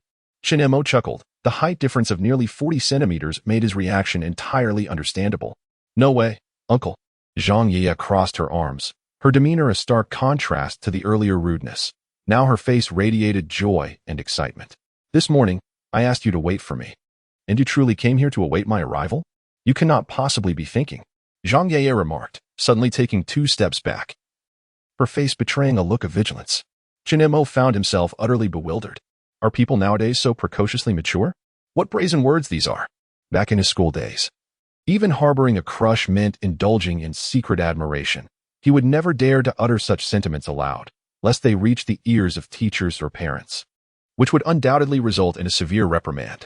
Fortunately, Chen Mo reacted swiftly and instinctively took a few steps back. Keep your distance, please. Do not bring me trouble. While speaking, he cast wary glances around him, fearful that his words might provoke unwanted attention. Meanwhile, Zhang Yeye offered a faint smile, adopting a playful, disinterested expression reminiscent of Anya, seemingly quite pleased with Chen Mo's response. With her slender finger resting at the corner of her mouth, she approached him with a tone imbued with a mix of arrogance and teasing. Dear uncle, what exactly are you afraid of? Chen Mo continued to retreat, his face a canvas of terror. As he watched the approaching young girl, a sudden arrival caught both of them off guard. Chapter 34. The extraordinary thought process of Zhang Yeye. Wen Xiaoya stood still, her expression devoid of emotion as she observed the 2 individuals before her. More precisely, her gaze was fixed upon the electrifying Zhang Yeye.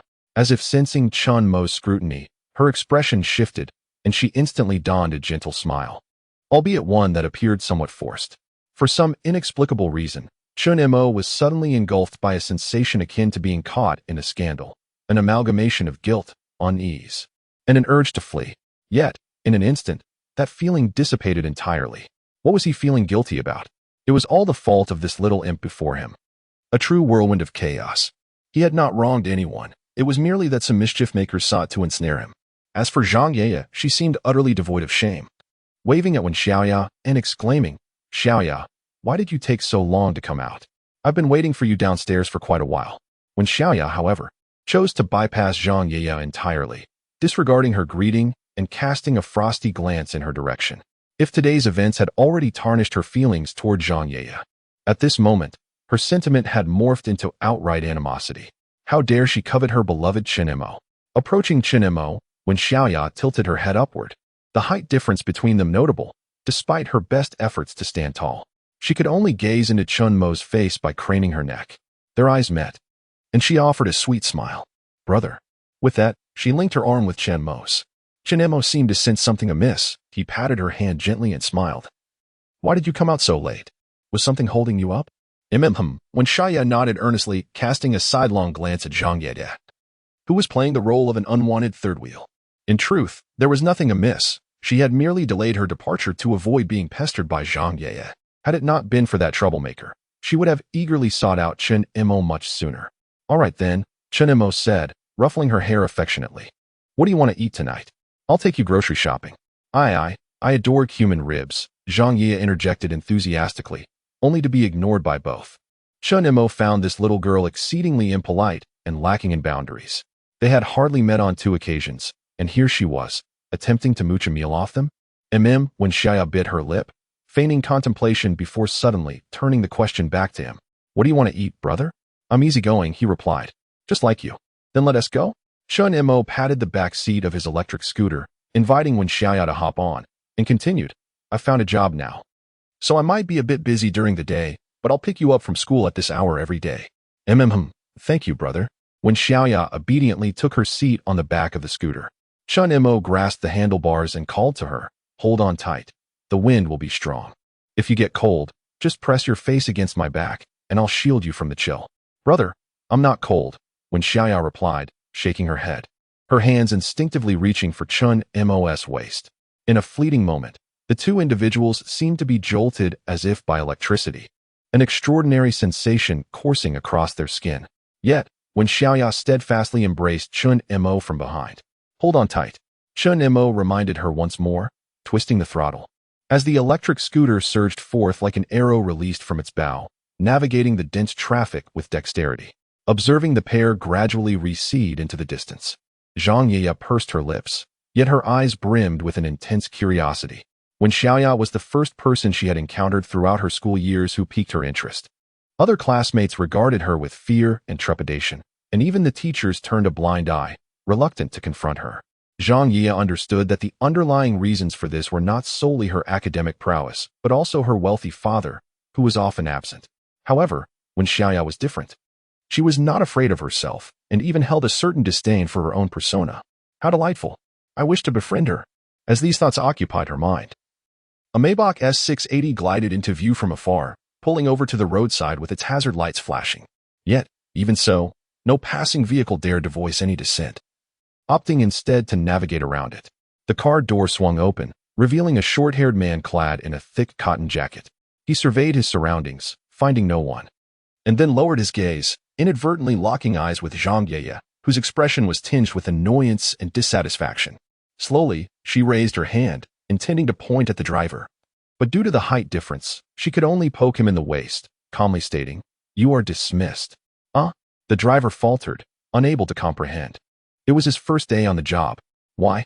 He inquired, a hint of reluctance in his voice. Although he had heard tales of this little princess's formidable reputation, he had not anticipated her to be quite so formidable, dismissing him on their very first encounter. First, no impulsive decisions. Zheng Qiuqiu raised a delicate finger. You parked in the street. Have you never studied for the driving test? Are you unaware that illegal parking is prohibited? Second, she added another finger. What were you searching for just now? Is my presence so negligible? Third, I desire cumin ribs. Go fetch them for me. Fourth, I forgot. Fifth, character. The driver was left bewildered. What a peculiar train of thought. You wish to terminate my employment and yet expect me to fetch you cumin ribs? Taking a deep breath. It was only natural to feel lightheaded from frustration. The driver engaged in 2 rounds of deep breathing to stabilize his emotions. Fortunately, prior to his shift, his boss had deliberately briefed him on the temperament of their little princess. She was not mentally unstable. Rather, her cerebral activity was markedly different from the norm, endowing her with a significantly higher intelligence. Coupled with being spoiled at home since childhood, she was oblivious to social nuances and the harsh realities of life, rendering her devoid of boundaries. She was the type who, if offered 2 candies, would readily accompany you home. Additionally, due to her brain's development, it was said that the majority of the nutrients her body absorbed were allocated to her brain, which explained her stunted growth and childlike appearance. Upon this reflection, the driver suppressed the discontent simmering within, donning a playful grin as he opened the car door, gesturing invitingly. Princess, please step inside, he said with a chuckle. Zheng Qiuqiu beamed widely, revealing a set of pearly whites. Thank you. The door closed gently, and the Maybach glided smoothly away, swiftly merging into the flow of traffic. Meanwhile, ahead, Chen Mo pedaled with Wen Xiaoya perched behind him, the evening chill whipping past them. Just moments ago, Wen Xiaoya had proclaimed it was not cold. Yet now she pressed her small face tightly against his back. Chen Mo couldn't help but chuckle softly to himself, amused by her stubbornness. Before long, a sleek, black Maybach whizzed past. The gust it generated further chilling Chen Mo's face. He clenched his teeth and turned to the person behind him, saying, "Winter is too cold. I shall drive to pick you up in the future." "Absolutely not." To his surprise, Chen Mo heard her voice, gentle yet resolutely firm, as she denied his suggestion. Chapter 35. The electric scooter and the car Wen Xiaoya clung tightly to Chen Mo's back, indifferent to the biting cold wind that whipped past her ears. She felt no chill whatsoever. This was indeed true. Riding the electric scooter was delightful, for it allowed her to be close to Chen Mo every day after school. Unlike in a car, where Chen Mo was intensely focused, his expression serious, making her hesitant to draw near. Yet, the moment she had impulsively rejected the offer, regret washed over her. After all, with Chen Mo shielding her from any storm, he bore the brunt of the elements, leaving her sheltered and unbothered by the cold. Yet, she could not afford to be selfish. Thus, realizing her folly, before Chen Mo could speak, she hastily declared, No, I won't let my brother give me a ride. I'll walk home myself." Immediately after uttering those words, Wen Xiaoya felt an overwhelming sense of remorse. If not for Chen Mo's presence, she would have slapped herself in frustration. How could she dismiss the opportunity to accompany Chen Mo home every day so easily? Regrettably, She found herself devoid of any excuse to retract her statement. No way, Chen Mo replied, turning his head slightly. At least not now. Let us wait until you're more accustomed to this area, or else I want to be at ease. Wen Xiaoya pouted, but could not suppress the slight smile that crept onto her lips, filled with joy. Chen Mo's waist was not overly thick but was robust. Wen Xiaoya's arms wrapped around him perfectly, allowing her to hold on securely. As they rode, despite the bumps along the way, she clung tightly, fearing that if she loosened her grip, he would slip away. Passing through the market, they stopped to purchase some meat and vegetables. Upon arriving home, Wen Xiaoya reluctantly released her embrace around Chen Mo. As he carried the groceries, he turned to see Wen Xiaoya looking somewhat dejected. What's wrong? Did you have an unhappy day at school? The girl shook her head vigorously, her ponytail swaying back and forth, some strands falling into her hat, giving her a somewhat disheveled appearance. Look at you, Chen Mo teased, gently pulling the hair that had fallen into her hat and tidying it. Wen Xiaoya stood still, hesitant to move, watching Chen Mo's attentive gestures. Her heart inexplicably stirred. Yet, in the next moment, Chen Mo playfully tugged the hood of her coat upwards, covering her head. Taken by surprise, Wen Xiaoya froze for an instant. Before she could react, Chen Mo had grasped the two strings of the hood and tightened them. Suddenly, the opening of the hood was reduced to a tiny slit, revealing Wen Xiaoya's bewildered eyes, filled with a mix of confusion and alarm. Haha, don't move, Chen Mo exclaimed, quickly pulling out his phone and snapping a picture while Wen Xiaoya fumbled with the hood. What he initially thought would be a mere prank turned into something else entirely when he opened the album and saw the photograph. He could hardly contain himself. Is there really someone so photogenic in this world? The image captured Wen Xiaoya's delicate face partially revealed, her expression a blend of panic and helplessness, evoking an overwhelming sense of fragility and charm. Chen Mo, somewhat skeptical, had just captured several photos and could not believe that every single one would turn out the same. He swiped his finger to review the previous image. To his surprise, he had captured a moment of Wen Xiaoya with her eyes closed, her tousled hair illuminated by the warm orange glow of the flash, resembling a little girl making a wish beneath a streetlight, as if a shooting star had streaked across the sky. While Chen Mo was engrossed in examining the photos, he remained oblivious to the fact that Wen Xiaoya had quietly crept up behind him, her large eyes fixated on the screen. After swiping through several images, he found that none were subpar. Each one was stunning enough to serve as wallpaper or a photograph without the need for beautification. Sighing, Chen Mo instinctively swiped again, only to find that the photos had vanished, replaced by a screenshot from last night scrolling through Douyin, featuring a lady in black stockings. In a flash, he swiftly closed the album. When he looked up, Xiaoya had vanished. Turning around, he found her staring blankly at her own phone. Chen Mo, feeling a twinge of disappointment, tucked his phone away, wondering if Xiaoya had seen the earlier photos. Meanwhile, when Xiaoya, lost in thought, pondered, so, Chen Mo Gij likes this kind of thing? All right, enough of this. Let us go home for dinner, Chen Mo said, playfully poking her cheek, which was soft and yielded easily under his touch. She raised her hand to rub the spot he had poked, feeling only a slight itch. An hour later, Chen Mo emerged from the kitchen wearing an apron, carrying 2 plates of food. Here comes the green pepper ribs. At the dining table, they sat across from each other, and Chen Mo lifted his hand to serve Wen Xiaoya a piece of rib. At that moment, the space truly felt like home. During the meal, seemingly casual, Chen Mo inquired, "How was your day at school?" Wen Xiaoya, struggling with a piece of rib, abruptly looked up with a mouthful, revealing her shiny little silver teeth. Huh? She recalled Zheng Qiuqiu and the ordeal of being entangled with her. Not good. However, aside from that, the cafeteria food was delicious, and the teachers were kind to her. After weighing her thoughts, she set the rib down. What was good about it? Chen Mo pressed, digging deeper. At this, Wen Xiaoya found herself at a loss for words. She was too foolish, merely reluctant to worry Chen Mo by revealing the truth. The classmates are nice, the teachers are nice, and the cafeteria is nice. Wen Xiaoya quietly tightened her grip on her chopsticks, not lying. All right. Chen Mo summarized her response with a simple 3-word conclusion. In any case, no matter what happens, you must tell me promptly, understood? Got it. Upon hearing this, Wen Xiaoya immediately straightened her posture, her delicate face adorned with an expression of obedience and charm. Clearing his throat, Chen Mo coughed a couple of times. He had to admit, Wen Xiaoya was indeed very endearing, especially with that earnest little expression. She sat there like a soldier. Previously, he had never paid much attention to this side of her, nor had he ever formally examined the nature of their relationship. However, It seems that we are increasingly resembling family. After dinner, Wen Xiaoya went to the kitchen to wash the dishes. Chen Mo, meanwhile, reclined on the sofa, retrieving his phone to browse a shopping application, contemplating the purchase of a mobile device for Xiaoya. It was essential to provide her with one, as it would facilitate communication. Furthermore, as a high school student, she would undoubtedly have friends and engage in normal social activities and entertainment. In this era, being disconnected from the internet equates to being out of touch with the times. After conducting thorough research, Chen Mo finally settled on a modest yet appealing mobile phone. Its appeal did not stem from exceptional performance or a seamless operating system, but rather its delightful pink hue, which he believed would suit Xiaoya perfectly. He added the phone to his shopping cart, planning to visit the mall the next day to check for availability. Having completed this task, he intended to shut off his phone when suddenly, several messages popped up on WeChat, the profile pictures appearing somewhat unfamiliar. Chapter 36. The proactive Wang Xinyuo. His WeChat was not frequented by many acquaintances. It was primarily utilized for transactions. The last time he connected through Wuming, he had also added a few individuals, including Zheng Qiuqiu. However, after being neglected for a while, they had ceased to message him.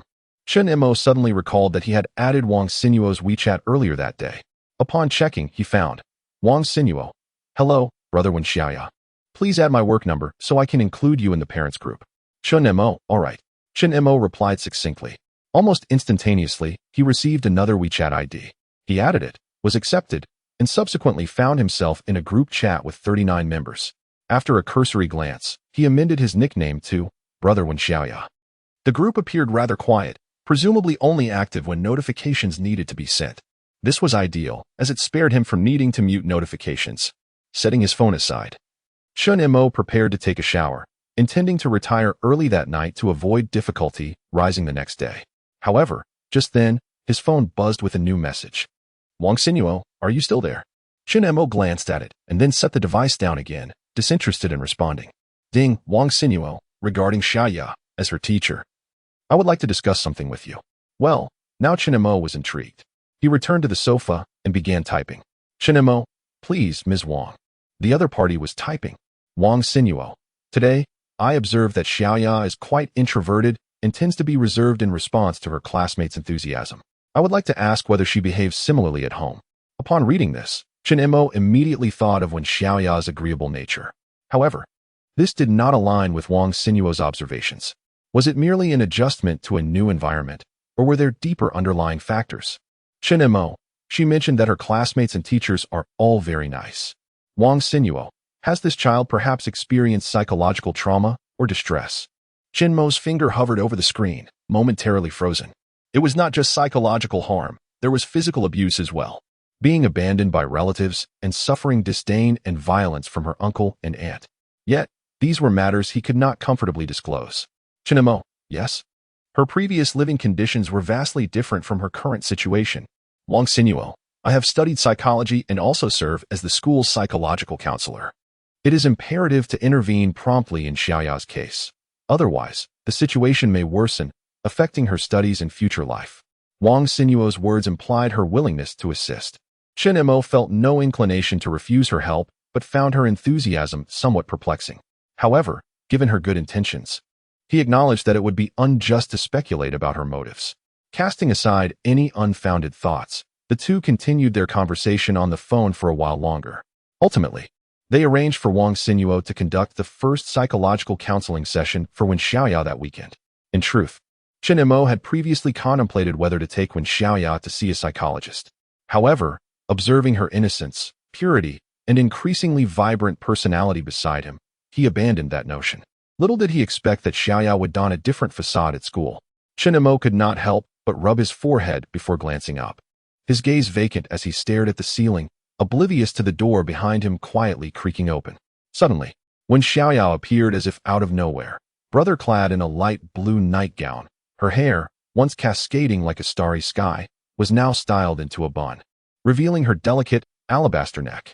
She playfully hopped and then settled onto the sofa, intertwining her arm with Chen Mo's. At this moment, she exhibited no resistance or fear towards him, even daring to engage in simple physical contact, for she understood that he would not refuse her, just as in this instant. Chen Mo smiled and affectionately ruffled her hair. What is it? Do you want to watch television again? Wen Xiaoya leaned in eagerly, resembling a curious kitten. Her large, bright eyes sparkled mischievously, and Chen Mo found himself gazing into them, even catching a glimpse of his own reflection. Look, look. Chen Mo waved his hand dismissively. He planned to surprise Wen Xiaoya with a new phone tomorrow, hoping that she would soon lose interest in television. He wished she would not become a girl addicted to the internet, demanding him to shower her with virtual coins and spouting incomprehensible jargon. Brother, watch with me. The longing in her eyes shattered Chen Mo's daydreams. Coming back to his senses, he felt a surge of warmth, at least for this moment, when Xiaoya was adorable, obedient, and understanding. When Xiaoya turned on the television, skillfully navigating to a new anime. Spy Family? Upon glancing at the title, Chen Mo found it amusing yet inexplicably intriguing. Uncharacteristically, he set aside his phone and sat on the sofa, accompanying Wen Xiaoya in watching. He estimated that she would likely spend the night on the sofa again. Such occurrences had happened several times before. He had noticed but thought little of it. After all, this was the living room, a shared family space, and it was entirely normal to doze off while playing with one's phone. Moreover, he harbored no ulterior motives towards Wen Xiaoya, viewing her solely as a sister. He trusted that Wen Xiaoya, a girl with such a simple heart, would not entertain any other thoughts. Ultimately, Chen Mo's bottom line was that they could never share the same room. This was his conviction. Yet, he could never have imagined that this very boundary would be shattered by his own hands a month later. As night fell, an addiction took hold. In a previous life, I was the genuine heir of a prestigious family, yet I was betrayed by an adopted son, only to be reborn. Heaven did not give birth to me. Lu Ruyan, the treachery of the world is as eternal as the long night. The voices of short stories echoed one after another, causing Wang Xinyuo to toss and turn in bed, unable to contain her emotions, spending the night in restless wakefulness.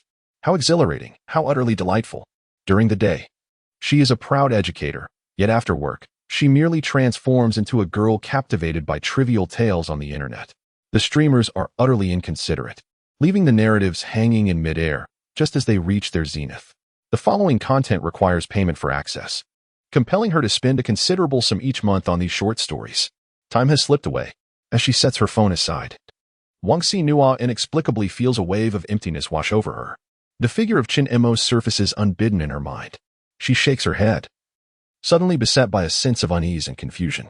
Each night, as she prepares for slumber, she enjoys weaving fantasies in her mind. Tales of domineering CEOs enforcing affection or the icy female executive pursuing her husband amid dramatic circumstances before succumbing to the tranquil embrace of sleep. However, these past few days, the male protagonist has transformed into Chen Mo. Ah, how utterly embarrassing and strange. Wang Xinhua pokes her head out from under the covers, recalling the day Chen Mo accompanied Wen Xiaoya to complete her enrollment. She recognized him at once. Yet it seemed he had no recollection of her. Oh, woe is me. Chapter 37. Memories from half a year ago as dawn broke. 17-year-old Wang Xinhua rose from her slumber and commenced her morning routine as usual. After completing her ablutions, she donned her school uniform and slung her backpack over her shoulder. Setting off for school. The streets at 7 in the morning were bustling with activity, commuters, vegetable vendors, and dog walkers all hurriedly traversing the thoroughfare. A water truck meandered by, playing a familiar tune that eluded her recall as each passerby appeared engrossed in their own affairs. Yet, she found herself pausing before a breakfast shop. As far back as her memories stretched, this little eatery had been a constant presence, braving the elements with its door always ajar. It was her go-to spot for breakfast, not only for its delectable offerings and reasonable prices, but also due to the familiarity it provided. On occasions when she stayed over at her best friend's house, she would make a detour to indulge in its morning fare. The shop was run by a couple who radiated warmth, always greeting customers with gentle smiles and maintaining amiable relations with neighboring vendors. As Wang Xinhua stood before the array of breakfast options, she felt momentarily dazzled and opened her mouth to speak. "Annie, I would like." However, upon looking up, she noticed that the familiar figure behind the steamer was absent. In her stead stood a disheveled youth, his eyes still clouded with sleep and impatience etched across his face, seemingly unresponsive to her presence. "Xinhua." It was the uncle beside the boy who recognized her and greeted her with enthusiasm. "Still the same, I presume?" "Yes, thank you, uncle." Wang Xinhua replied with a sweet smile, her gaze lingering on the youth. Her curiosity piqued. She had frequented this shop countless times, yet had never encountered this boy before. He appeared to be of a similar age, with a handsome visage. Though his hair was unkempt, his attire was tidy, exuding a casual charm that was tinged with a hint of lethargy. Noticing her scrutiny, the uncle nudged the boy. "Wake up. I asked you to help for a few days, and you present yourself like this? Who do you think you're showing that to? Do you want me to give you a wake-up call?" With that, he turned back to Wen Xiaoya, offering her a kind smile. Got it. The boy reluctantly forced a smile onto his still sleepy face, revealing a set of bright white teeth, albeit awkwardly.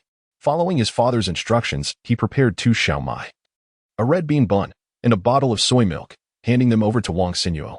"Thank you," she replied softly, her gaze meeting the boy's cool eyes. Unconsciously, she averted her gaze and hurriedly departed from the scene. After walking for a while, she leisurely retrieved her breakfast and took a bite of the bun. To her dismay, the red bean bun she had ordered had been substituted with a chive and pork filling, which happened to be her least favorite flavor. Remembering that the boy was merely helping out, she decided to let it slide. Fortunately, she still had 2 xiaomai. At that moment, a figure rushed past her, inadvertently tugging at her backpack strap. Wen Xiaoya stumbled forward, barely managing to steady herself, but the breakfast she held fell to the ground. She looked up and discovered it was the young boy from the breakfast shop. Their eyes met for a fleeting moment, yet he turned away without a word. "I'll owe you a meal tomorrow morning," he said before dashing off down the road. Later, Wen Xiaoya learned his name was Chen Mo, and she often spotted him in various places around school, on the basketball court, in the cafeteria, and at the convenience store. He was even present in the nearby alley by the school gate. Whether by design or coincidence, Wen Xiaoya felt as though she could see Chen Mo everywhere. Over time, she began to regard their relationship as akin to that of friends, though they remained strangers. When she was accepted into normal university, she would occasionally see Chen Mo mingling with a group of friends, carefree as ever. She, too, continued her routine of purchasing breakfast. Time flew swiftly. Once she started working, she would occasionally hear snippets about Chen Mo from his parents during her breakfast runs. It was approximately 6 months ago that she last encountered Chen Mo's parents. She remembered arriving late to the breakfast shop, just as the couple was about to close. Upon seeing Wen Xiaoya, they paused to reconsider shutting the door. "Sinu, here for breakfast?" they greeted. "Yes, Uncle and Auntie. Why are you closing so early today? We have some matters to attend to." "We're going to look at a house," they replied with smiles, and Wen Xiaoya joined in their laughter, realizing they were buying a home. "Is there breakfast left?" she inquired. Yes, Lu Lanxiang said, retreating into the shop to fetch a breakfast order. "We saved this for you. We thought you wouldn't come today." "How much is it?" Wen Xiaoya asked, reaching for her phone to pay. "No charge. It's a bit cold, so just take it. If it's not enough, Andy can get you more." No, Wen Xiaoya insisted, waving her hands as she watched the couple head towards a car parked on the roadside. It was a black Honda sedan, appearing somewhat aged yet well-maintained, its paint gleaming as if new. However, she noticed a dark liquid seeping from the tires, seemingly oozing from beneath the car. A strong scent of motor oil lingered in the air. Just as she considered approaching for a closer look, she heard the car's engine start. Then, she watched helplessly as the vehicle drove away. Wen Xiaoya raised her hand to alert them, but the occupants could not hear her cries. As the taillights receded, she observed the car moving steadily. Glancing back at the puddle of dark liquid on the ground, she noted its viscous, almost solidified appearance, as if it had been there for quite some time.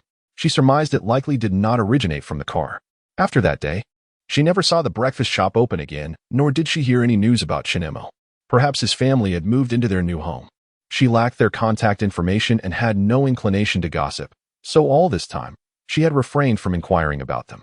Although she felt a tinge of regret at the thought of never tasting that memorable breakfast again, she silently wished the family well in her heart. It was only a few days ago, when Chen Mo arrived with a young girl, that these memories resurfaced. The night was thick with darkness, and an invisible chill seeped through her blankets, causing her to shiver unexpectedly. What was happening? She had already covered herself with such a thick quilt. In a daze, she picked up her phone to check the time, 2:50 in the morning. Another sleepless night lay ahead. Struggling against the biting cold, she sat up and took a sip from the water cup on her bedside. The room was unlit, yet through the window, she could see the outside world ablaze with lights. Xianxiang was a city that never truly experienced night. It had always been this way. After a prolonged moment of contemplation, Wen Xiaoya was finally roused from her stupor by the cold. She grabbed a thick robe from the side of her bed and draped it over herself before heading to her nearby computer. The screen lit up suddenly, almost blinding her. Donning a pair of silver glasses, she typed a line of text, the story that must be told between the heir of the capital and the village girl. Protagonist, Chen Mo. Indeed, apart from her penchant for reading short stories, she often penned her own light-hearted tales, not for any grand purpose, but simply to indulge the flutter of excitement within her heart. Her platform account had amassed over 10,000 followers by now. Chapter 38. The Education of Suffering. At precisely 6 o'clock in the morning, Chen Mo woke to the blaring of the alarm clock. Upon opening his eyes, he noticed Wen Xiaoya sprawled on the sofa, deeply asleep. Thus, he resolved to indulge in 5 more minutes of slumber, reassured by the fact that he had set 5 alarms to ring at 5-minute intervals, leaving him unperturbed about the prospect of oversleeping. 40 minutes later, brother, it's time to get up for breakfast. With Wen Xiaoya's gentle nudging, Chen Mo once again faced the dawn of a workday. On the table lay a steaming bowl of noodles, accompanied by 2 perfectly fried eggs. Observing this scene, Chen Mo could not help but chuckle softly to himself. He rubbed his forehead with one hand, his anxieties finally laid to rest. He vowed never to fall for the deceptive notion of just a few more minutes of sleep again. One must accept their mistakes and stand tall in the face of consequences. Thus, the first thing Chen Mo did upon rising was to affectionately ruffle Wen Xiaoya's hair. "I'm sorry, I overslept. You've worked hard." "No, it's not hard at all." This marked the first time anyone had expressed gratitude for her efforts. Although she had grown accustomed to working, it was the first moment she realized that engaging in chores could indeed be a delightful endeavor. Previously, tasks such as cooking and cleaning had merely represented a job to her, devoid of any joy. Yet now, even if all she received was a simple acknowledgement of her hard work, she felt a surge of happiness. Chen Mo watched as the young girl suddenly froze in place, her gaze vacant, and a smile gracing her lips that was almost impossible to suppress. What has come over her? Why is she smiling so brightly? What did I say? It was just a simple acknowledgement of her efforts. Could it be she is positively reinforcing herself? Chen Mo was not an advocate of the philosophy of suffering education. Neither were his parents. Throughout his life, he had not endured significant hardship nor performed strenuous labor. As his father often stated, being born into a financially challenged family was the greatest suffering one could face in life. There was no need to seek out additional hardships, for ample opportunities for struggle awaited in adulthood. Who claimed that suffering was essential for personal growth? Growing up in a nurturing environment, he excelled in high school, completed his university education without straying from the right path, and subsequently secured a position at a foreign enterprise with a monthly salary of 20,000 yuan. Thus, he did not wish for this girl to view hard work as a source of enjoyment. Life is short. One must seize joy in the present. Even if hardships arise and tasks need completing, one must continue to revel in life as pleasures afterward. What are you smiling about? Chen Mo's serious tone startled Wen Xiaoya. She instinctively recoiled, a fleeting look of fear crossing her face before shifting to one of guilt. I wasn't smiling. I never said you couldn't smile. Chen Mo grinned, revealing a set of bright, white teeth. On the contrary, it's better to smile more. It enhances your beauty. He said little more before slipping into the bathroom to brush his teeth and wash his face. Yet, while he appeared calm on the surface, turmoil brewed within him. The need for psychological guidance was urgent. After breakfast, Chen Mo, noting that he still had time, proceeded to wash the bowl. He had not driven his car home the previous night, so he would ride his bicycle to school today, for reasons unknown. As he watched Wen Xiaoya settle into the back seat, he caught a glimpse of joy sparkling in the girl's eyes. However, this fleeting happiness gradually faded as they arrived at the school gate. There, they spotted a charming figure. Wen Xiaoya and Chen Mo exchanged glances, feeling a twinge of annoyance. From a distance, Zheng Qiuqiu waved enthusiastically at them. "Oh, you're here. Are we that familiar?" Chen Mo mused internally, his expression souring further. Yet, in the next moment, Zheng Qiuqiu unexpectedly enveloped Wen Xiaoya in a warm embrace right before him. Xiaoya, oh with her petite stature, her head nestled perfectly against Wen Xiaoya's chest, resembling a little koala clinging to its mother. Chen Mo observed the two in silence, deep in thought. So, they were classmates after all. Yesterday, he had seen Wen Xiaoya ignoring her and had assumed she was simply eccentric. Admittedly, she was indeed quirky, but considering Zheng Qiuqiu's enthusiastic demeanor, perhaps they could complement each other, contrasting as they were. It was conceivable they might even forge a friendship. However, in the next instant, Wen Xiaoya extended her hands and gently lifted Zheng Qiuqiu, placing her back on the ground.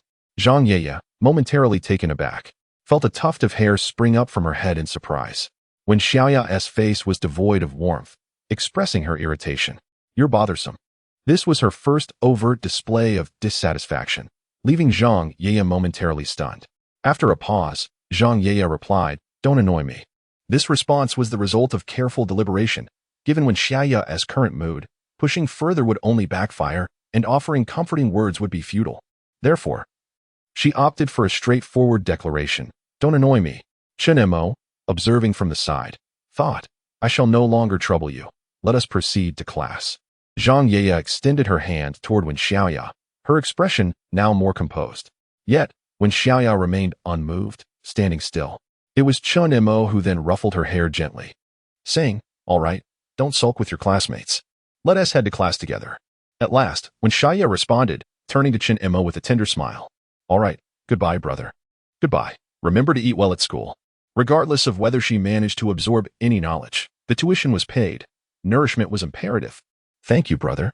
Wen Xiaoya turned away, disregarding Zhang Ye's outstretched hand, and continued walking ahead.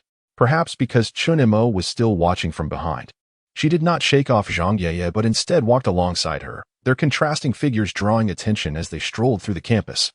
As Chen Mo observed their silhouettes gradually fade into the crowd, he too pulled out his phone. Time to clock in. Today would be yet another day of idling away.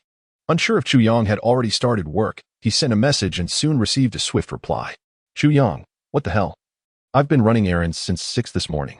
Why are you just now starting your shift?" Chen Mo found himself at a loss for words and quietly exited the chat. It must be said that his mentor is quite diligent, working tirelessly from 6 in the morning until 10 or even 11 at night, with only 2 meager meals to break the relentless grind. The mere thought is daunting. Chen Mo even contemplated visiting a certain influencer's comment section to inquire whether such effort suffices. In the classroom, the majority of the classmates had assembled. The moment Zhang Yeye stepped inside, she once again adopted a frail demeanor. The duty student had polished the blackboard to a gleam. Eager to assist, eager to assist.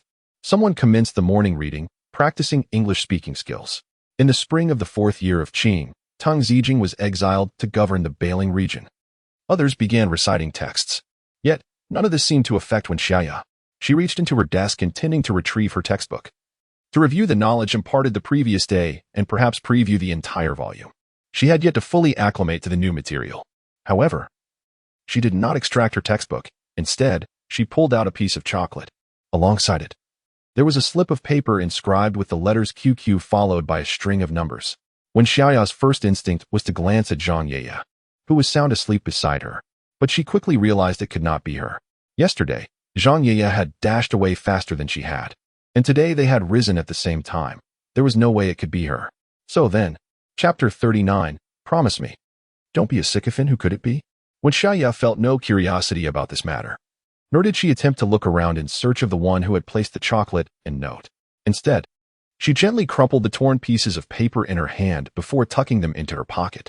As for the chocolate, she cast a glance at Zhang Yeye, who was soundly asleep beside her, and quietly placed the chocolate in the corner of her desk. She had no intention of consuming snacks offered by her classmates, for she had once experienced a moment of misguided trust when a classmate had shared spicy strips with her. At that time, she believed it was a gesture of goodwill and accepted them without hesitation, only to be met with a chorus of mocking laughter from her peers. It was then she realized that such kindness was merely a fade. The spicy strips had been carelessly dropped on the floor and, unbeknownst to her, someone had suggested not to waste them, thus offering them to Wen Xiaoya. The laughter enveloped her like a relentless tide, leaving her at a loss as she lowered her gaze, feeling the heat of embarrassment flush her cheeks. Through experience, one learns that genuine kindness is rare, while baseless malice is all too common. Human nature cannot withstand scrutiny. The bell rang, signaling the end of the morning reading session. Zhang Yeye abruptly awakened, stretching her arms high above her head in a languorous manner. Her figure was so unassuming that it evoked no desire whatsoever. In a single glance, she spotted the chocolate on the desk. "Oh," she exclaimed, picking it up and immediately looking at Wen Xiaoya. "Xiaoya, is this for me?" A wave of panic washed over Wen Xiaoya. How careless. She had only focused on discarding the chocolate, neglecting to consider Zhang Yeye's reaction. Would she think that Wen Xiaoya was trying to be friendly? Thus, Wen Xiaoya quickly shook her head. "It's not mine." Feeling shy? Timid? Too embarrassed to admit it? Zheng Qiuqiu launched into a relentless barrage of questions. This line of questioning left Wen Xiaoya utterly confounded. How could there be someone with such audacity? Seeing Zheng Qiuqiu pressing for more, Wen Xiaoya decided to cut her off. All right, it is mine. But I intended it for the dog. Upon hearing this, Zheng Qiuqiu felt no offense. Instead, she eagerly unwrapped the chocolate. I don't care about that. Woof woof. She popped a piece of chocolate into her mouth, and an exquisite flavor burst forth, rich yet slightly bitter, with a lingering sweetness that followed. Zheng Qiuqiu wore a look of pure enjoyment, while Wen Xiaoya finally felt a semblance of peace descending around her. However, it wasn't long before Zheng Qiuqiu, having devoured several pieces of chocolate, poked Wen Xiaoya's arm and quietly said, Hey Xiaoya, next time you call me a dog, can I be a Samoyed? She even made a point of clenching her fists and resting them against her cheeks. Woof woof. Wen Xiaoya was taken aback. What Samoyed? She had no idea, only recalling that her aunt had a large yellow dog. In winter, she would hum a tune while clutching the dog's paw in the snow, creating paw prints like plum blossoms. The dog had to listen to the dog songs. These were among her rare moments of joy, until later, when she witnessed a large yellow dog frantically eating excrement. She never engaged in such behavior again. What a lunatic! Wen Xiaoya inwardly scoffed, dismissing Zheng Qiuqiu entirely. The entire morning passed without incident. In a small restaurant, after a busy morning, Chen Mo found himself drenched in sweat. To be frank, this line of work was more exhausting and fulfilling than he had anticipated. Just as he settled down, his stomach growled ominously. Today, Chuyang arrived later than usual. And since Chen Mo had intended to treat him to a meal, he did not wait and ordered the dishes himself. When Chuyang finally arrived, the hot dishes had just come out of the kitchen. The two exchanged no pleasantries and immediately began to eat. Having been hungry all morning, they devoured the food ravenously. Despite the delightful flavors of the dishes, they hardly savored them. After a while in this industry, the taste of the food became secondary. The ambience and cleanliness took precedence. Having finished a bowl, Chen Mo was about to refill his rice when his phone, resting on the table, suddenly rang. Assuming it was his, he glanced over. But it was Chuyang who hurriedly grabbed the device. It was a video call on WeChat. On the screen appeared a somewhat slender girl wearing black-rimmed glasses. Chen Mo merely cast a fleeting glance, saw it wasn't his phone, and returned to his meal. Hey baby, what's wrong? Chuyang's voice softened, losing its usual nonchalance and sounding somewhat anxious instead. Any gossip? Chen Mo feigned indifference while his ears perked up attentively. Chuyang, what are you doing? The girl on the call inquired, her tone slightly hoarse. Me? I'm eating, just finished a busy morning. Oh, the reply from the other end was cold, devoid of any affection typically shared between lovers. By the way, my classmate's birthday is tomorrow. Could you send me 6,000 yuan? Chuyang's hand paused mid-bite. 6,000? What do you need so much money for your classmate's birthday? Come on, why are you asking so many questions? Of course, we're going out to celebrate. If you don't want to send it, then forget it. Don't bother telling me anything in the future. Seeing that the girl was about to hang up, Chuyang hastily spoke up. All right, I'll send it. I'll transfer it to you once I finish eating. Okay, enjoy your meal. It was only then that the girl offered a semblance of concern. The call ended abruptly. Chen Mo quickly lowered his head, anxious to avoid being discovered for eavesdropping. Listening in on someone else's conversation is quite impolite, after all. Moreover, the content of their dialogue. If it had been in the past, he would have mocked Chuyang's behavior akin to that of an ATM. However, circumstances had changed. They were all adults now, preserving a modicum of dignity and respect for one another. Yet, Chuyang seemed utterly unfazed, putting down her phone and flashing a smile at Chen Mo. Sorry for the embarrassment. No, I didn't hear anything at all. Oh please, your ears were as sharp as a mouse's. Don't pretend I didn't notice. Well, Chen Mo chose to remain silent. Chuyang took a few bites of his meal, and then said, I am not afraid of your ridicule. This is my girlfriend. We have been together for 3 years. And then? The story began, as Chen Mo prepared to be a competent listener. In truth, I realized from the very beginning that she did not genuinely like me. She was merely fond of the wealth I had acquired. Yet what could I do? I am infatuated with her and willingly spend on her. Chen Mo was taken aback by his words. Is this even something a person can utter? After a long pause, he found himself at a loss for a response and could only pat Chuyang on the shoulder. Brother, I understand you.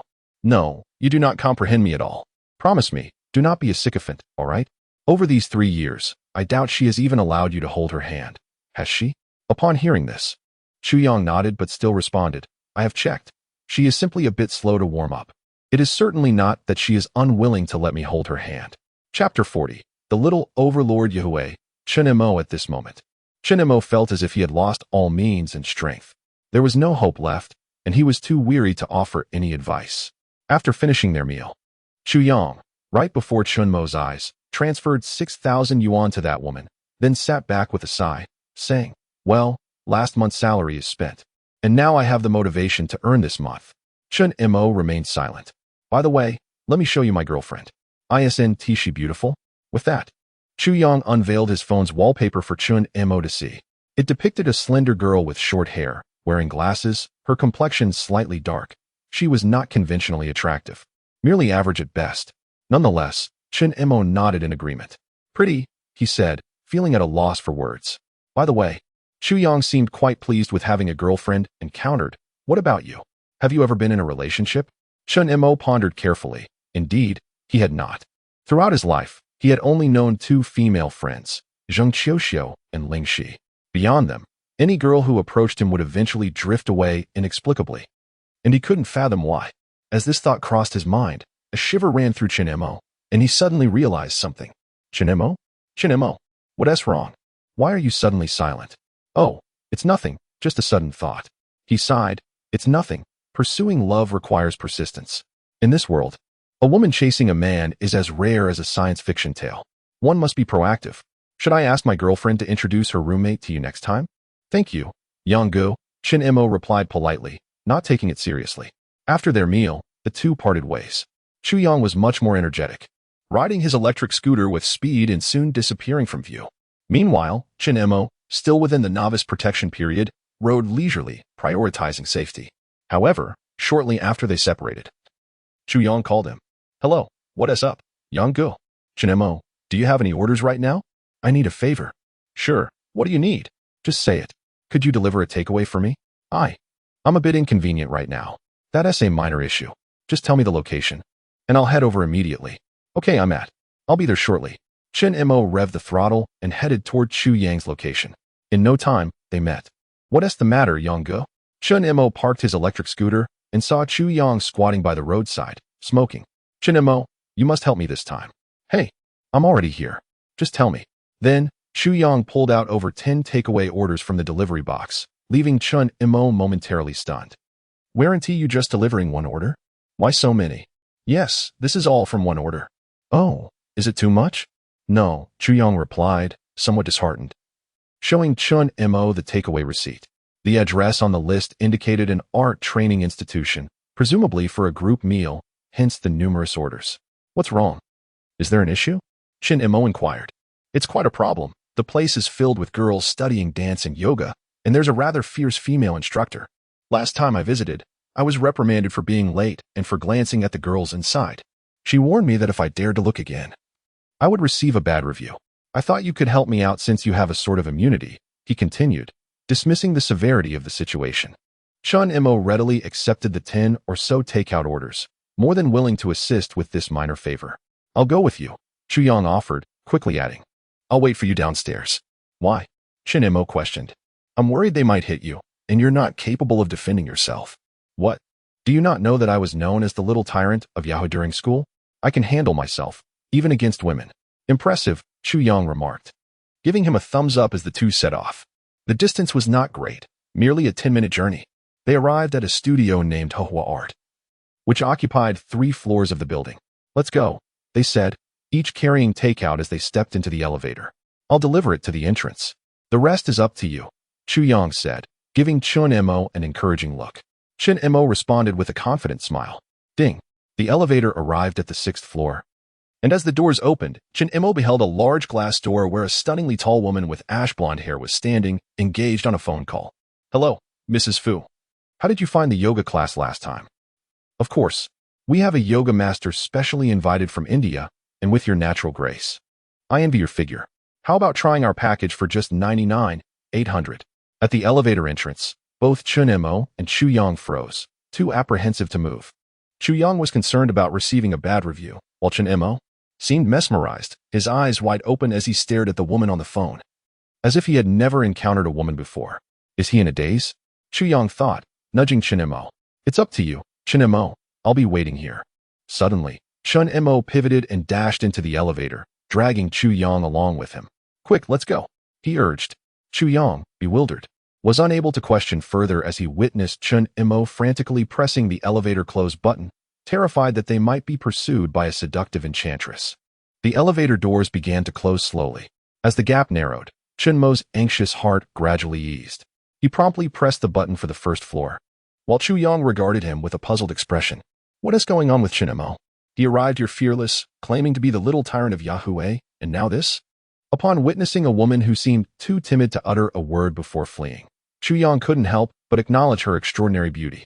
She resembled a star from the silver screen, a sight more enchanting than any digitally enhanced enchantress one might encounter online. Indeed, if it were he in such a situation, he might find himself stammering in her presence as well. Furthermore, with Chen Mo's innocent disposition, he could certainly empathize. However, it seemed that this transaction was destined for a poor review. The elevator doors finally closed. Chen Mo exhaled deeply, akin to a fish gasping for air, having finally returned to the comforting embrace of water. Yet, the situation was far from straightforward. In the next instant, the elevator doors unexpectedly opened again, clearly indicating that someone had pressed the button at the last moment. Before them stood a face of exquisite beauty, untouched by makeup yet strikingly perfect. Hi, Chapter 41. Misunderstood with a beaming smile, Zheng Qiuqiu gazed at the two individuals within the elevator. What are you running for? Running? Chu Yang stared blankly at Chen Mo beside him, still unable to comprehend the situation. Meanwhile, Chen Mo, crouched in the corner of the elevator, lowered his head. At this point, he realized there was no escaping. Yet, a flicker of hope lingered in his heart. After all, over 6 months had passed, and with the helmet and mask obscuring his identity, perhaps he wouldn't be recognized. Resolutely, he decided to act nonchalant. Ladies, your delivery has arrived. Should I hand it to you directly, or leave it at the front desk? Leave it at the front desk. Zheng Qiuqiu turned gracefully, her light remark causing a substantial weight to lift from Chen Mo's heart. Indeed, she had not recognized him. He was momentarily at a loss, unsure whether to feel relieved or disheartened. It was rather disconcerting that, after such a brief time, she could not identify him. The two placed the numerous food containers on the front desk, with Chu Yang behaving more subdued, his gaze timid. Conversely, Chen Mo glanced through the glass doors. The establishment was vast, featuring numerous dance studios, and he could see several young women in leotards moving about. As it was a weekday, students were attending school, and office workers were at their jobs. Thus, those present at this hour for dance and yoga lessons were predominantly affluent ladies and young women pursuing a refined lifestyle. Most importantly, have you seen enough? Quite a fine physique, Chen Mo inadvertently vocalized his thoughts. In the next instant, Zheng Qiuqiu's piercing gaze fixed upon him, laced with a hint of reproach. Oh no! Chu Yang felt a chill run down his spine. This delivery was bound to garner a negative review. He had encountered a similar fate before when he had dared to look too long at this woman. Chen Mo, on the other hand, had even made a comment. Their prospects were grim. However, the anticipated storm did not arrive. The woman merely chuckled softly, her trench coat swaying with her laughter, while her white woolen sweater resembled two snow-capped mountains rising from the ground. This sight left Chu Yang utterly mesmerized. Enjoy the view, but don't linger too long. I'm off to lunch now, she chimed, her laughter ringing like silver bells as she approached the front desk and casually opened a takeout box. Chu Yang continued to stare, but Chen Mo could no longer contain himself and discreetly elbowed him. Focus on the task at hand. Let us go. Huh? Oh, right. Chu Yang snapped back to reality, noticing Chen Mo retreating like he was dodging a plague. He hurriedly followed suit. At last, they were leaving, for reasons unknown. Entering a space filled with women always imposed a significant psychological pressure on him. Chu Yang was already not adept at communicating with the opposite sex, to be honest. Before he met his current girlfriend, he would blush even when speaking to girls, although he still experiences moments of insecurity. The presence of his girlfriend has bestowed upon him a considerable amount of confidence. However, Chen Mo, unexpectedly, appeared even more timid. With a mischievous chuckle, Chu Yang was poised to tease Chen Mo. Yet, just as the elevator doors closed, they abruptly swung open again. Both men were taken aback and looked up in surprise. However, upon seeing that no one was at the entrance, they sighed in relief, realizing they had startled themselves. In the next moment, Zheng Qiuqiu emerged slowly from the side like a ghostly figure. You two, come here for a moment. Chen Mo? Chuyang. At the front desk, a disheveled takeout order lay in disarray, with soup spilling from its packaging all over the surface. To make matters worse, some of the broth had stained the woman's light purple trench coat. Zheng Qiuqiu cast a scrutinizing glance at the two men. You two are incredibly careless with deliveries. The soup has spilled everywhere. The moment I unwrapped the packaging, it was a mess. She then displayed the stains on her coat to them. Chuyang felt a wave of despair wash over him. No, it was more like a chill. When the order was delivered, everything had been intact. How could it have spilled? Moreover, he was familiar with this establishment, known for its high-end takeout. Their packaging was exquisite and practical, designed to withstand a fall without leaking. What could have gone wrong? He realized he had been wronged. I'm terribly sorry. Reluctantly, Chuyang lowered his head in acceptance of responsibility. This order was his, and Chen Mo was merely assisting him. He couldn't possibly shift the blame onto Chen Mo. I must have been too hasty on the way here and accidentally spilled a bit. Would it be all right if I ordered a replacement for you? His demeanor was earnest, and his eyes brimmed with pleading and sympathy. This was no pretense. He had just sent the last of his money to his girlfriend, leaving him with only a meager amount for living expenses, which pained him greatly. Order a replacement? How much could a single meal cost? Zheng Qiuqiu scoffed, pointing at her soiled clothing. Do you have any idea how much this coat cost me? At that moment, Chuyang felt utterly hopeless. He had assumed she would not hold it against him, but now it appeared that he could scarcely afford to compensate her, especially given the apparent expense of the garment. 38,000. Zheng Qiuqiu blurted out. The price genuinely shocked Chuyang. Even Chen Mo, who had remained silent and inconspicuous, was taken aback. Something was amiss. It was profoundly unsettling. The Zheng Qiuqiu he remembered was not like this. She was a spirited and generous individual, unlikely to make a fuss over trivial matters. Yet, as time passed, how could one remain unchanged? I. Chuyang stuttered, his voice trembling. How could this be happening? In reality, he was merely a delivery boy, spending his days watching the customers and grumbling about foolish security guards at night, occasionally indulging in some fried rice. Lamenting about the hardships of life. No, wait, how had he gotten himself into this predicament?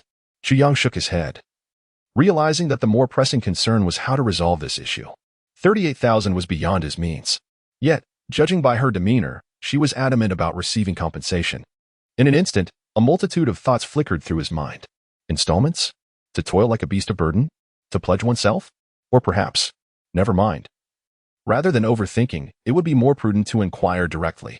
What do you wish? What do you intend to do? At that moment, Chen Mo, who had remained silent, stepped forward, gazing at Zheng Qiuqiu with remarkable composure. In the instant their eyes met, he distinctly perceived a fleeting glimmer of cunning in Zheng Qiuqiu's gaze. What is this? Why the hostility? It is clearly your dilemma. Yet you've twisted it to make it seem as though I am the one being unreasonable. Should I summon the sisters from the dance studio to weigh in on this matter? No. Chuyang hastily intervened, striving to mediate the situation. Name your price, and I shall compensate you. Compensate? Do you truly possess the means to do so? The amusement in Zheng Qiuqiu's eyes deepened, leaving one uncertain whether it was mockery or something else entirely. Yet, you must provide a resolution. That is easily arranged. Zheng Qiuqiu finally adjusted her demeanor. Meanwhile, Chuyang wore an expression of resigned acceptance, his countenance tinged with disappointment. From that point onward, regardless of what Zheng Qiuqiu proposed, as long as it fell within the realm of his ability to compensate, he would acquiesce. Chapter 42. The lion's modest request: take it back and wash my clothes. Then bring them back tomorrow. What? Chuyang lifted his head, his expression one of astonishment, as if he suddenly struggled to comprehend the Chinese language. I said it's simple enough, Zheng Qiuqiu reiterated. It's just a bit of dirty laundry. Take it back, wash it for me, and return it tomorrow. What's so complicated about that? Chuyang was bewildered. Why was this happening? He had braced himself for a much more substantial demand, yet this was all there was? Such a modest request. After worrying for so long, fearing that months of wages would go to waste, and preparing for a life of meager rations, he felt a sense of being toyed with, albeit without any discomfort. Why are you so happy? Zheng Qiuqiu cast him a sideways glance. I have my own demands. You know. Go ahead, whatever your request, I will comply. Chuyang was eager to oblige, as long as it meant he wouldn't incur any losses. However, Zheng Qiuqiu pointed at Chen Mo and declared, I want him to wash it himself. Chuyang. No, this isn't right. He couldn't accommodate such a request. He couldn't force Chen Mo to wash the clothes against his will. What a preposterous demand. Why? What do you mean, why? Zheng Qiuqiu looked at him disapprovingly. You clearly don't care about cleanliness, looking all disheveled. I'm afraid you would make it dirtier. This young man beside you seems much more presentable. And he looks like he takes pride in his appearance. I want him to wash it. Chu Yang felt inexplicably hurt by the sudden attack on his appearance. Yet he knew it was the truth. He turned to Chen Mo with a pleading expression. At that moment, even if Chen Mo was oblivious, he realized he had been exposed. Ironically, they had been played by Zheng Qiuqiu for so long without noticing. A flicker of anger stirred within him, but more so, he felt helpless. Zheng Qiuqiu, is this amusing to you? Indeed, it's delightful. I enjoy seeing you sulk like this, ha ha ha. Zheng Qiuqiu chuckled, pointing directly at Chen Mo's face and mocking him unapologetically. Why stop the charade? Are you really going to pretend to be strangers again? What a pity, Chen Mo. Even with your helmet and mask, I can still discern your true measure. With that, she stepped forward and yanked off Chen Mo's mask, which had been shielding him from the wind while riding. In that moment, the two, who had not seen each other for over 6 months, found themselves reunited once more. Chen Mo remained silent, turning his gaze away. Are you busy? If not, I have work to do, he said, pulling Chu Yang along as he attempted to leave. Chu Yang, still in a state of confusion, struggled to grasp the situation and felt somewhat resistant. Wait, Chen Mo, what about the laundry? Wash it yourself. Can't you see they're just messing with you? Finally, the realization dawned on him. It turned out they were already acquainted, and they seemed rather familiar with each other. Moreover, it was evident that Chen Mo held a certain apprehension towards that woman. After such a prolonged entanglement, he turns out to be a mere pawn in this duo's play? Halt. Did I permit your departure? Do not blame me for leaving a negative review. These words firmly restrained Chu Yang, who was about to take a step away. He then seized Chen Mo's hand. Chen Mo, do assist your brother. I am already impoverished and cannot afford further deductions. My goodness. The urge to retort with a dismissive remark was stifled within Chen Mo. To have such a master was indeed a stroke of misfortune for him. He should never have embarked on this journey. Both were ensnared by a single remark from Zheng Qiuqiu, which filled her with delight. With a playful glint in her eyes, she circled around them, her gaze unwaveringly fixed on Chen Mo. Oh, Chen Mo, it has been half a year. Look at you now. Who would have predicted that you would don the mantle of greatness? Zheng Qiuqiu, must you be so sardonic? Who are you attempting to impress? Chen Mo sighed, feeling helpless. Sardonic? Ah, I believe my words are rather sweet. Would you care for a taste? Fool. Insulting me is futile. Suddenly, Zheng Qiuqiu emanated an air of melancholic resentment. In my eyes, you are the true fool, a coward, an utterly useless being. You. What's with the you? Do you intend to strike me? Would you dare lay a hand on me? I could stand before you, completely bare, and you wouldn't have the courage to touch me. Now that the skies have cleared and the rain has ceased, do you think you have regained your courage? What audacity! Chen Mo's entire being trembled as he stared incredulously at Zheng Qiuqiu. This woman has truly become increasingly reckless, uttering anything that comes to her mind. Joking amongst friends is one thing, but there are others present. As expected, Chu Yang beside him was practically glowing with excitement, resembling a rat caught in a trap. His face alight with gossip. Wow, what a juicy story. There is definitely a narrative here, and it seems to be one of a woman pursuing a man. Truth be told, he felt a twinge of envy. Just today, he had mentioned introducing Chen Mo to a girlfriend, only to turn around and discover that Chen Mo had a history with such a stunning beauty. He didn't even dare to compare his own girlfriend to this tall, graceful woman whose demeanor resembled that of a celebrity. The disparity was infuriating. Stop making wild accusations. Chen Mo took a step back, hastily clarifying the situation. Look at you. Getting all flustered, Zheng Qiuqiu maintained a serene smile, as if everything lay within her grasp. She was acutely aware that Chen Mo had been languishing at home. After Chen Mo's parents passed away, she had remained by his side, fearful of his pain, even more so of any self-destructive actions he might contemplate. She believed her intentions were sufficiently evident. After all, heartfelt confessions are fleeting, while enduring companionship begets genuine affection. She had cherished Chen Mo since middle school, a fact known to everyone except Chen Mo himself. During that time, Zheng Qiuqiu dedicated herself to comforting him, cooking for him, and providing companionship. Every evening, the two would take leisurely strolls in the park, watching the sunset and savoring the beauty of life. She even self-studied psychology to offer him emotional support. Although she took the opportunity of psychological counseling to burrow into Chen Mo's bed, her initial intentions were noble. She genuinely wished for his well-being. Despite her selfless gesture, Chen Mo remained indifferent. even berating her for her actions and subsequently casting her out of his home. From that moment onward, their communication ceased entirely. Zheng Qiuqiu, being a girl herself, possessed her own sense of dignity. It was only due to her deep affection that she had acted in such a manner. Chen Mo's behavior profoundly wounded her. She found herself yearning for an apology from him, believing that if he were to utter a simple "I'm sorry," she would forgive him in that very instant. Love, after all, is a kind of affliction of the spirit. It can intoxicate one, rendering emotions uncontrollable, forcing one to traverse the myriad flavors of life, sour, sweet, bitter, and salty, within the realm of love. Thus, she waited. Yet what she ultimately received was Chen Mo's complete disconnection from the world. In her despair, Zheng Qiuqiu resigned herself to her fate, telling anyone who would listen that Chen Mo had passed away. Chapter 43. Come work for me. The innate curiosity to witness others' dramas is deeply embedded in human nature. Xu Yang recalls an occasion when, during a food delivery, he observed two elderly women bickering on the street corner, drawing a crowd of onlookers who merely stood by. Engrossed in the spectacle, he too halted his vehicle. Moments later, a message from a customer pinged on his phone. Customer, why has your location stopped moving? Where's my delivery? Xu Yang, I apologize. Two ladies are arguing by the roadside. I will be with you shortly. Customer, no need. I'm suddenly not very hungry. Just send me a video, or I will leave a bad review. Xu Yang, he was one to pause and observe even the barking of a dog by the roadside. Now, in this situation, he felt like an invisible man. However, after a prolonged standoff, the two women seemed to share a moment of telepathy and simultaneously turned their gazes toward Xu Yang. Zheng Qiuqiu confronted him. Why aren't you leaving? Are you waiting to compensate me? Chen Mo chimed in. Brother Yang, it seems your delivery is about to be late. Xu Yang. Wait. Why is everyone suddenly thinking of me now? He felt ostracized. As he contemplated his next move, he realized he had no justification to remain in this place any longer. With a slap to his forehead, he declared, I must deliver this order. You all continue your chat. I shall take my leave. With that, he turned his back and strode toward the elevator. And me, I too. Chen Mo turned to follow, as if resolved to make a decision. Yet, in the next moment, a delicate, fair hand grasped him. Don't bother. I will support you. As the elevator descended, Xu Yang leaned against the wall, silent tears streaming down his cheeks. He had heard Zheng Qiuqiu's last remark. How he longed to be supported by a wealthy woman. What prompted this sudden change? In the corridor, Zheng Qiuqiu greeted passing students while inquiring about Chen Mo.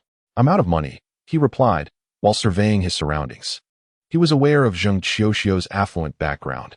They had been neighbors in middle school, and he later learned that her father had prospered in business, prompting their family to relocate to the city center. After graduation, Zheng Qiuqiu opened a modest dance school, though it was merely a small venture.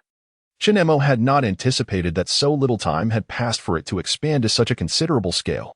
Moreover, it had a new name, Ahua Arts, derived from the two radicals of her name, reflecting Zheng Qiuqiu's endeavors. Out of money? At that moment, Zheng Qiuqiu arrived at the entrance of an office, where the words General Manager were prominently displayed. She opened the door and stepped inside, yet Chen Mo lingered behind, captivated by the sight of several young women practicing gymnastics in the dance studio. Zheng Qiuqiu's frustration peaked as she yanked Chen Mo by the collar, pulling him inside. Look at this. Are they that captivating? It was always the same. Chen Mo, like other men, seemed to gravitate toward beautiful women with enviable figures. However, throughout all this time, his gaze never lingered upon her, not even for a fleeting moment. This thought only intensified Zheng Qiuqiu's frustration, prompting her to grasp Chen Mo firmly. Ouch, what are you doing? A resounding thud echoed as the office door swung shut. Chen Mo turned, only to meet Zheng Qiuqiu's mournful eyes. What is the matter? Am I not allowed to look? Youth is but a fleeting thing. I merely respect and admire them. If I don't look, it would seem I lack appreciation for beauty. You call that merely looking? You've been staring. Ridiculous. It was nothing but respect and admiration. Their numerous verbal sparring since their acquaintance had finally led Zheng Qiuqiu to a moment of defeat. A smirk crept across Chen Mo's lips. After spending so much time on Douyin and memorizing countless memes, it was finally paying off. As they sat facing each other in silence for a moment, Zheng Qiuqiu recalled her previous remark. If you lack money, how could you possibly deliver takeout? With your experience, finding a job that pays over 10,000 a month should be trivial. No? I have no intention of looking for one. I'm simply too lazy. Chen Mo casually crossed his legs, playing with a pen from Zheng Qiuqiu's desk. You can't just let yourself go like this. What are you rambling about? In response to Zheng Qiuqiu's admonition, Chen Mo abruptly stood up, glancing around before rummaging through her drawer. Is there anything good to eat? He soon unearthed a pack of snacks, deemed useless, which he tossed aside. Then he discovered a bag of instant coffee, which he deemed somewhat useful, and pocketed a few packets. Zheng Qiuqiu's drawer resembled a treasure chest, seemingly containing a myriad of items.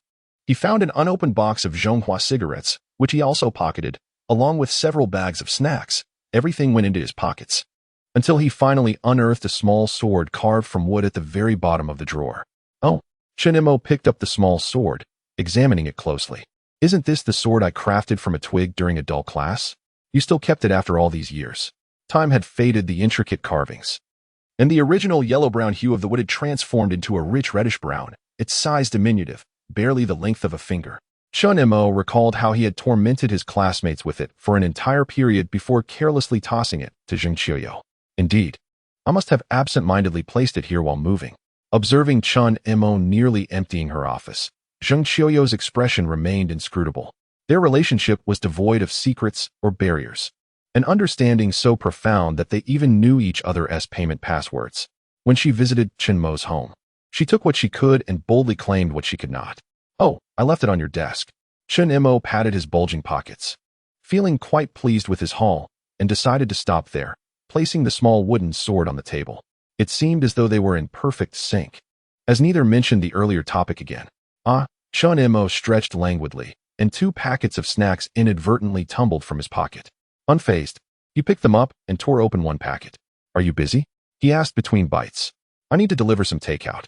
I've already delayed for quite some time. Not saying anything. Well, I shall take my leave then.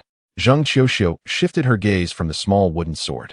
Forget about delivering takeout. Come work with me instead. I am serious. The salary is negotiable. What do you think? Really? That sounds delightful. Chen Mo's eyes sparkled with excitement. Does that mean I can see all these lovely ladies every day? Chen Mo, what now? Is this truly the life you desire? Chapter 44. Child Psychology. Is this the life you desire? Chen Mo fell into silence. Zheng Qiuqiu's gaze was as tranquil as water, revealing no emotion as she fixed her eyes on him. After evading for half a year, I had presumed you were ready to confront reality again. Yet I am disheartened to discover that you have not changed at all. Rising to her feet, her slender hands slipped into the pockets of her trench coat, and she turned her gaze away from Chen Mo. Did you think that jesting and sidestepping in my presence would suffice? You merely continue to evade. Whether it pertains to work, life, or emotions, whenever you encounter a setback, you seem lost, as if no one has taught you how to proceed. You wish to abandon everything, to escape your problems without a care, do you not? Chen Mo, you are a coward, a weakling, utterly worthless. Upon hearing these words, Chen Mo sank into his chair, utterly devoid of any retort. Zheng Qiuqiu's words were brutally candid, piercing his heart like a sharp blade. After a prolonged silence, he managed a bitter smile, uttering feebly, "You are right. This is the life I desire. I am nothing but a useless piece of refuse." "No, you are not." Zheng Qiuqiu suddenly shifted her tone. "What you are evading is your own heart. You are dutiful to your family, devoted to your friends, and committed to your work. You hold no regrets towards anyone. Yet, when it comes to yourself, you cannot accept the loss of loved ones, the challenges of your career, or the pressures of life. Consequently, you have concealed yourself, refusing to confront your own soul. You simply will not forgive yourself." Zheng Qiuqiu's words were gentle, yet profoundly penetrating, holding Chen Mo captive for 2.5 minutes. It was only when she noticed his eyes reddening and slightly glistening that she opened her arms, drawing him into an embrace and gently patting his back. There. You have actually done remarkably well. Other children in your position would have been in tears by now. You are wonderful, Mo. You are not trash. Even if you were, there are those who would cherish you. Mo must rally and be obedient, all right?" As she spoke, Zheng Qiuqiu inadvertently raised her brow and glanced at a book on the shelf titled Child Psychology. Chen Mo pondered deeply, recognizing the truth in her words. He had indeed been in avoidance. Why had he hesitated to meet Zheng Qiuqiu initially? Was it not because her actions 6 months prior had frightened him, making him fearful of tarnishing their friendship? However, what is meant to come will inevitably arrive. How then shall he navigate this relationship? As for life and work, he was already striving for change. Taking a deep breath, Chen Mo was about to speak when he became aware of a delightful fragrance and a unique milky scent. It dawned on him that he was indeed in Zheng Qiuqiu's embrace, with her softness mere inches from his face. How impressive. Ahem. Chen Mo cleared his throat a couple of times, seizing the opportunity to extricate himself from Zheng Qiuqiu's hold, his expression returning to normal. I have come to a decision. Thank you. It is good to have clarity. Zheng Qiuqiu smiled radiantly.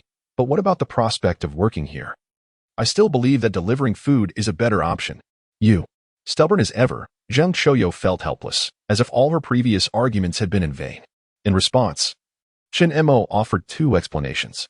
First, this place is filled with girls, and given his youthful vigor and his connection with Zheng Qiuqiu, he risks being perceived as someone who relies on others. Second, as a capable man, there is no shame in delivering food. He earns his own money and spends it as he wishes. Furthermore, he does not seek a career or fame, but rather desires a stable and peaceful life. Not to mention, he has a little dependent at home, necessitating a job that is both flexible and laid back. Very well. Zheng Qiuqiu was persuaded, resting her forehead on her hand atop the table. If you encounter any issues, you must reach out to me. Us. That is certain. You all are my network. If I don't turn to you, to whom should I seek assistance? Chen Mo chuckled, reverting to his playful demeanor. Zheng Qiuqiu shot him a glance, warning him not to disappear like last time. I want tea, I promise. Now be on your way. I don't wish to see you right now. Zheng Qiuqiu rather brusquely ushered Chen Mo out, but as soon as he left, she leaned against the window, waiting for him to descend, watching as he rode away on a small gray electric scooter, his figure gradually fading from view. Sigh. It was difficult to reconcile her feelings. She never anticipated that her reunion with Chen Mo would unfold in such a manner. Over the past 6 months, she had been waiting for an apology from him, with no resolution in sight.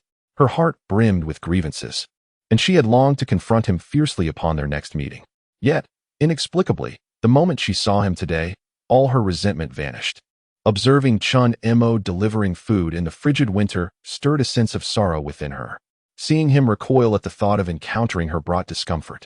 However, when she noticed his contemplation, provoked by her words, an inexplicable pang of sympathy arose within her. Others may not understand Chen Mo, but she did.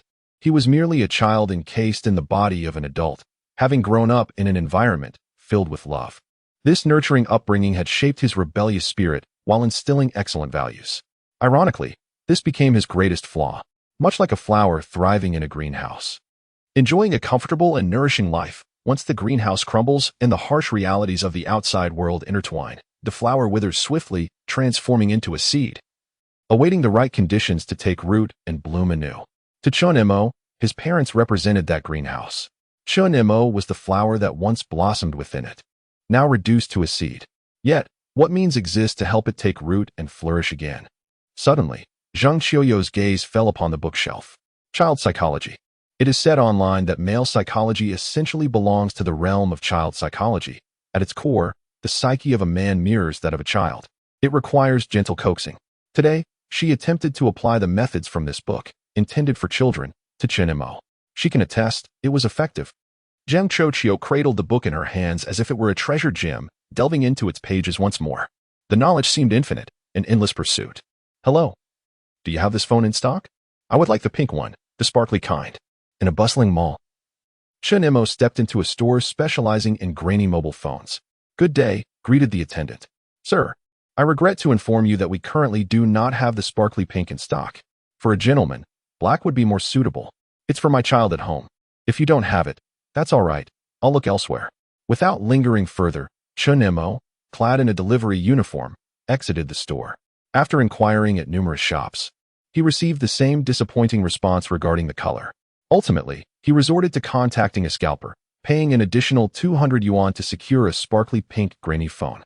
Upon unboxing the phone, the first sight of its shimmering pink back cover dazzled him, radiating a soft glow reminiscent of South African pink diamonds, gentle yet striking. For reasons unknown, he felt certain that Xiaoya would adore this hue. Chapter 45. Xiaoya's problem-solving approach, setting up the software and registering the mobile card took some time. Once Chen Mo had everything ready, he glanced at the unassuming phone and felt an inexplicable sense of dissonance. It wasn't until he uploaded the candid photographs of Wen Xiaoya from yesterday and set one as his wallpaper that he felt a sense of harmony. The reason was simple. Those images exuded such atmospheric charm that they seamlessly transformed into a fitting backdrop. Chen Mo contentedly tucked the phone away into his bag and resumed his work. Another afternoon of restless movement ensued, filled with countless trips up and down.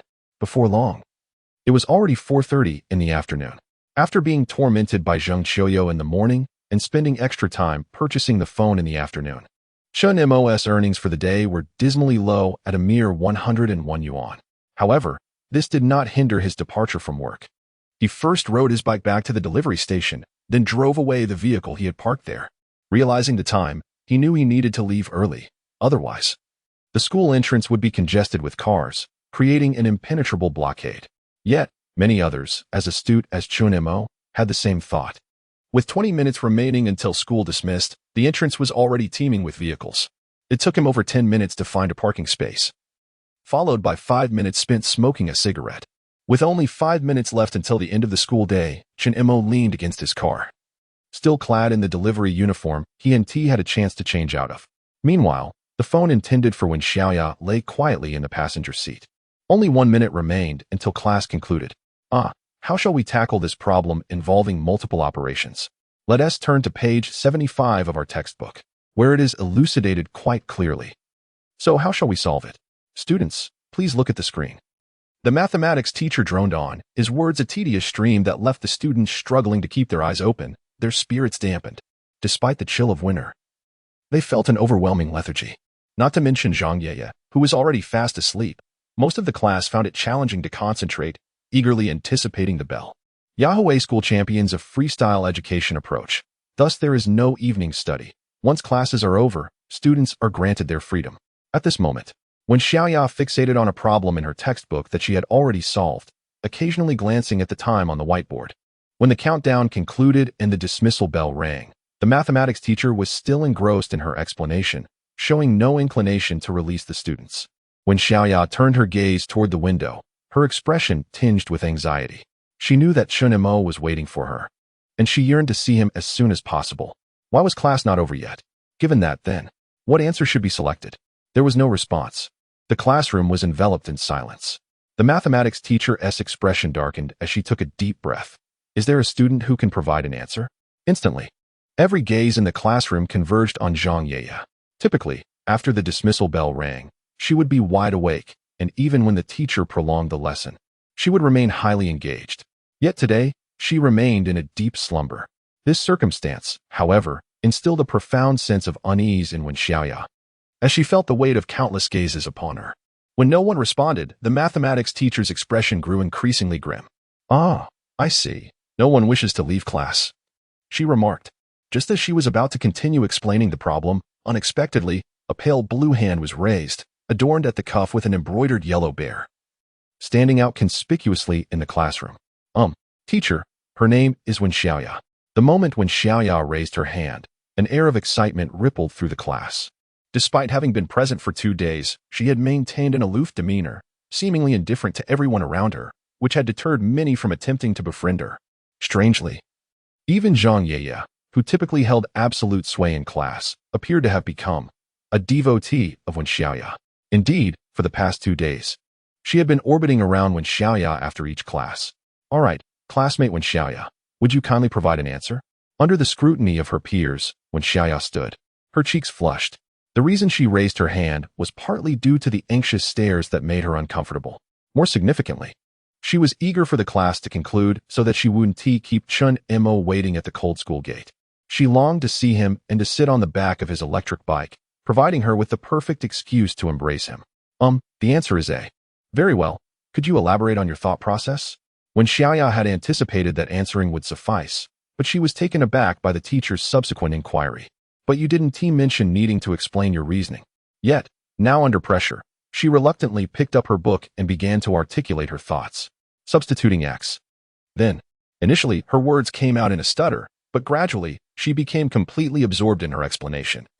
Forgetting her anxiety and the multitude of classmates observing her, her reasoning was both succinct and clear, and within less than a minute, she had concluded her explanation. The mathematics teacher regarded her with a look of astonishment. The students, too, appeared somewhat bewildered.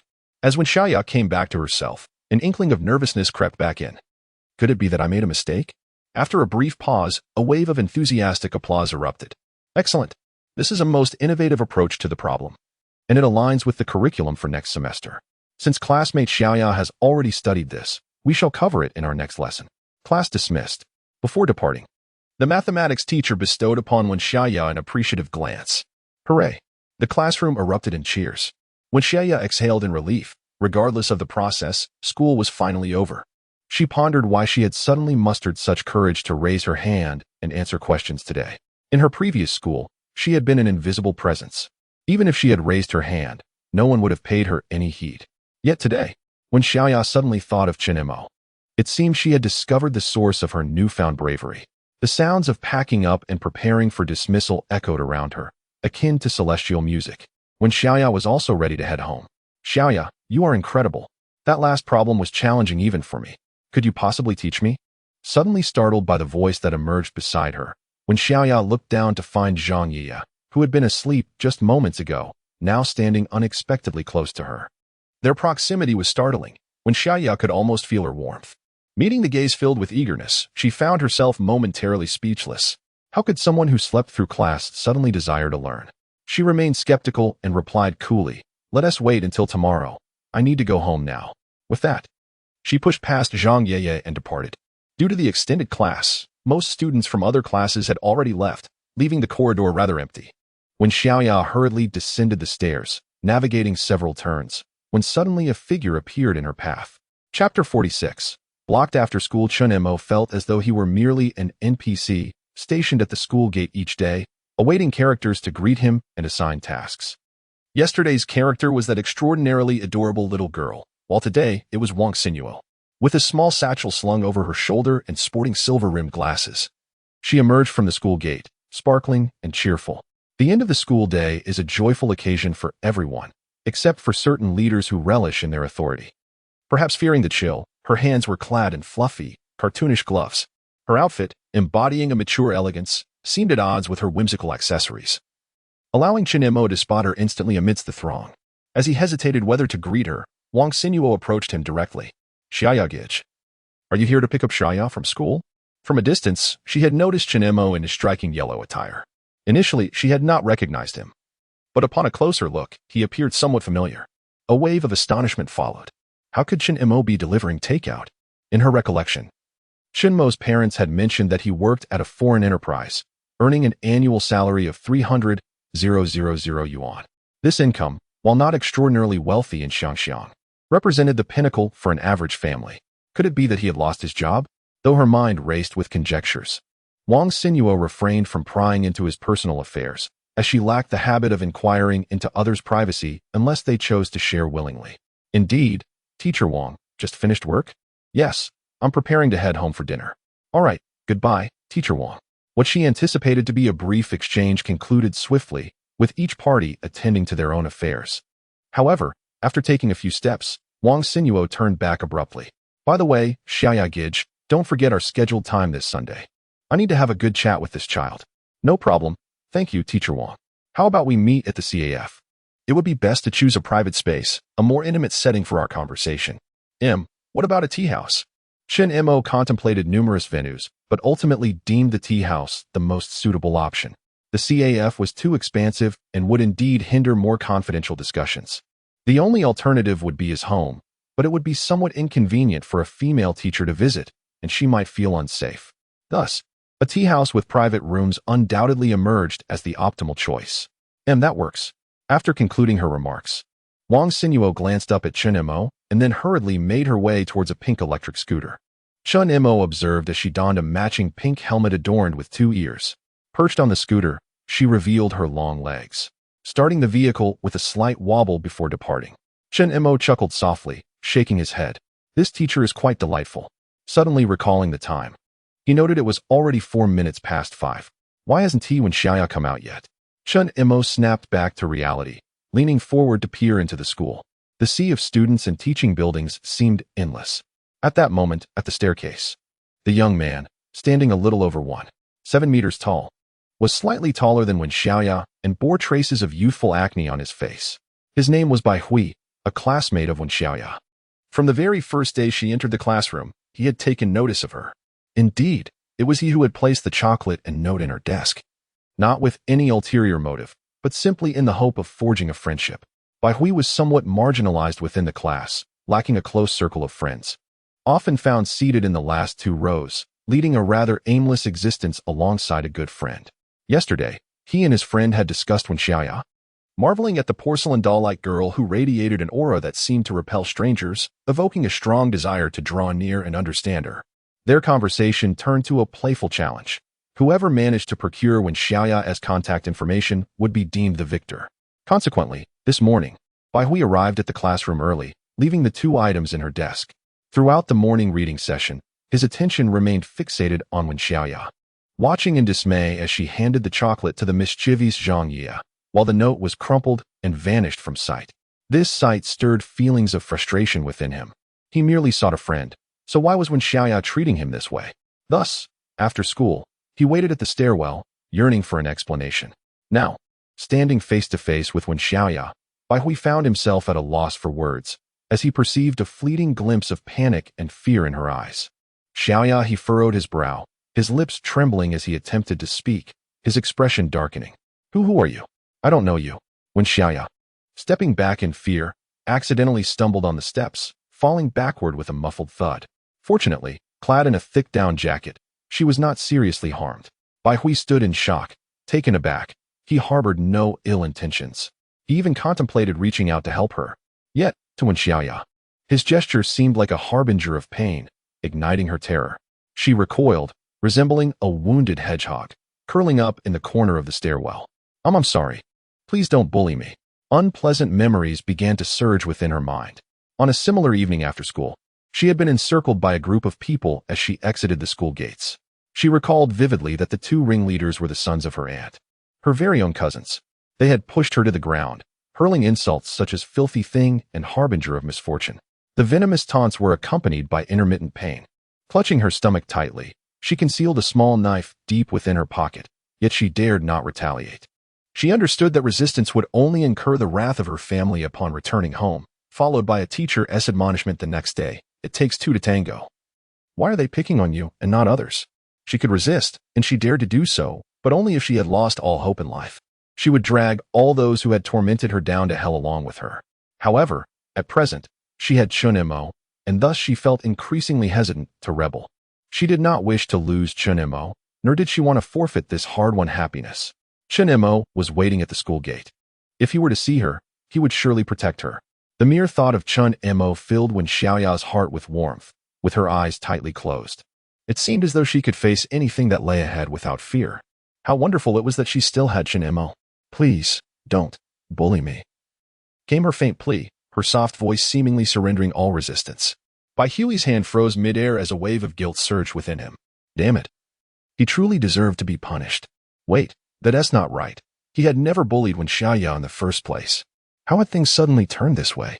Before he could ponder further, the next arrival was none other than the little devil of Yahweh's school, the goddess of sleep, the master of flying kicks, Zheng Qiuqiu.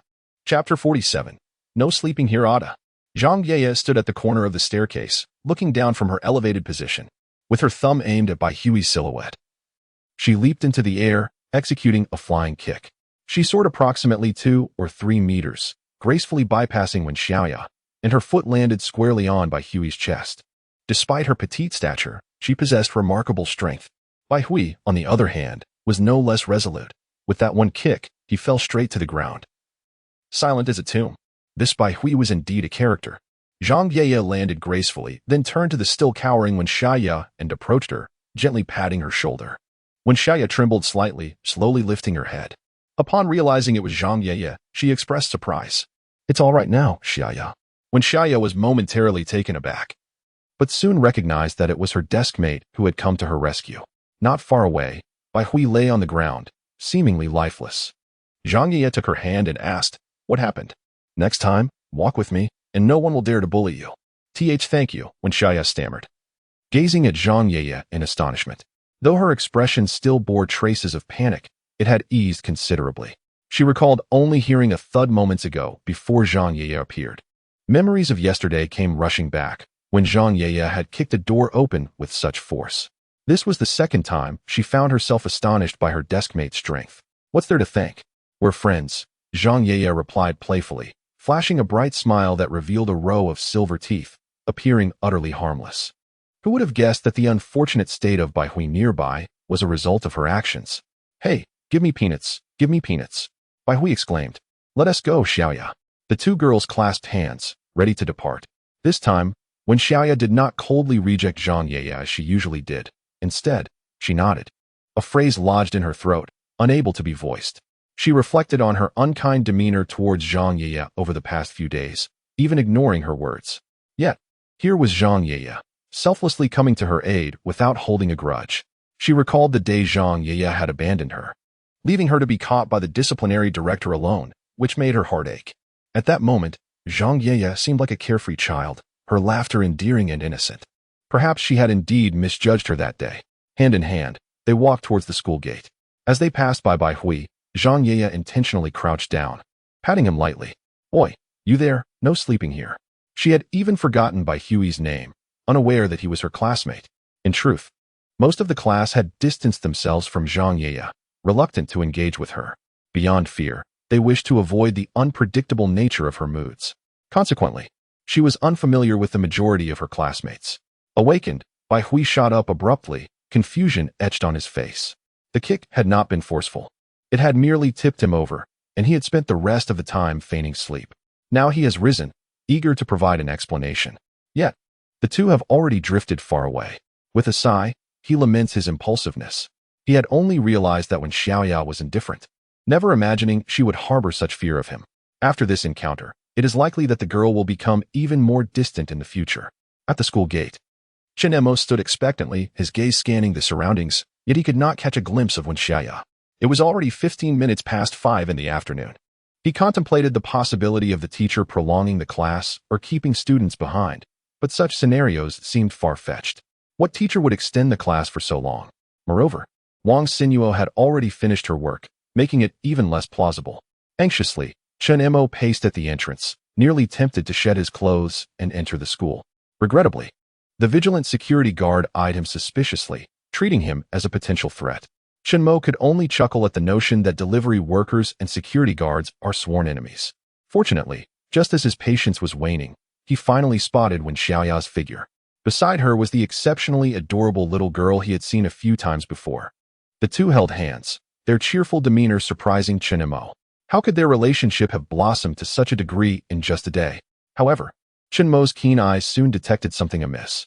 Wen Xiaoya's once light blue attire was now marred by a layer of dust, smudged and wrinkled, a stark contrast to her usual appearance. A frown creased his brow as unwelcome thoughts raced through his mind. Yet, he restrained his concerns until he could ascertain the situation. As they emerged from the school gates, Wen Xiaoya, spotting Chen Mo waiting, suddenly broke free from Zhang Yeye's grasp and hurried toward him. In full view of many onlookers, she leaped into his embrace. Brother, the sweetness of her voice sent delightful shivers through him, drawing envious glances from the crowd. Nevertheless, Chen Mo's thoughts were far from the admiration of others. Gently stroking Wen Xiaoya's back, a smile graced his lips. "What is wrong today?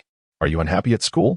"No," Wen Xiaoya replied, a flicker of panic evident in her eyes, yet she stubbornly shook her head. Her attempt at deception was painfully obvious. Chen Mo, an expert in this realm, recalled his childhood mischief, effortlessly shedding tears to elicit sympathy from his parents, leaving no room for suspicion. Wen Xiaoya's amateur acting was riddled with flaws in his eyes. However, he chose not to expose her, but instead inquired, "What would you like for dinner?" Wen Xiaoya clung tightly to him, seemingly deep in thought. Behind them, the neglected Zhang Yeye excitedly raised her hands. Me. I want to eat cumin ribs." This time, her words did not go unnoticed. Straightening, Chen Mo took Wen Xiaoya's hand, his eyes shimmering with kindness. "You must be Xiaoya's classmate?" "That's right, uncle. I'm Xiaoya's deskmate," came the enthusiastic response. Chen Mo's expression darkened as he turned to Wen Xiaoya.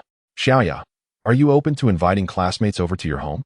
Wen Xiaoya glanced at Chen Mo, then at Zhang Yeye, whose eyes sparkled with anticipation, and gave a firm nod.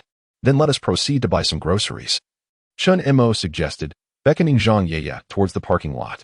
Along the way, he inquired whether she needed to make a phone call home, only to be met with a response of no, as there was no one at her house.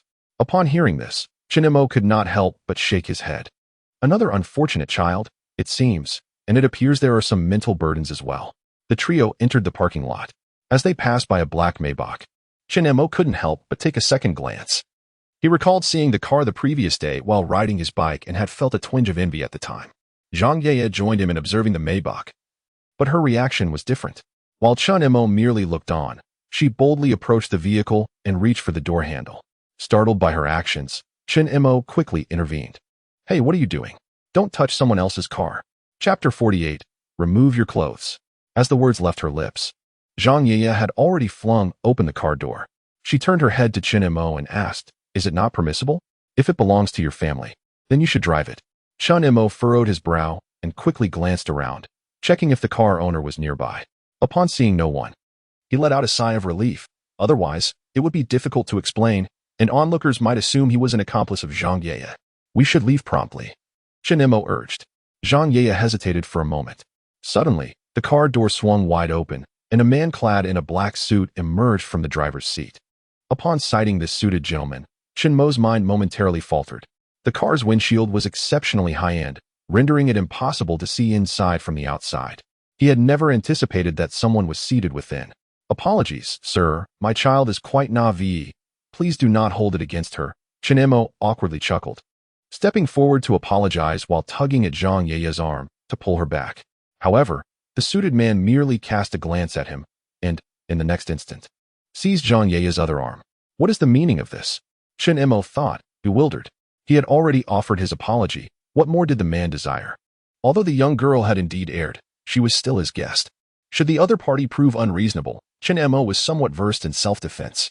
Thus, the two men found themselves in a brief tug-of-war, with the petite Zhang Ye caught in the middle, almost lifted by their hands. She attempted to break free but soon relinquished her efforts, finding the situation rather amusing, akin to swinging on a playground. At the height of this confrontation, the suited man spoke. "Sir, could you kindly release my young lady?" Chen Mo was taken aback, realizing the absurdity of the situation. He abruptly loosened his grip and glanced at the now enjoying Zhang Yeye. "Is she truly yours?" "She is my father's," Zhang Yeye proclaimed loudly, showing no semblance of modesty.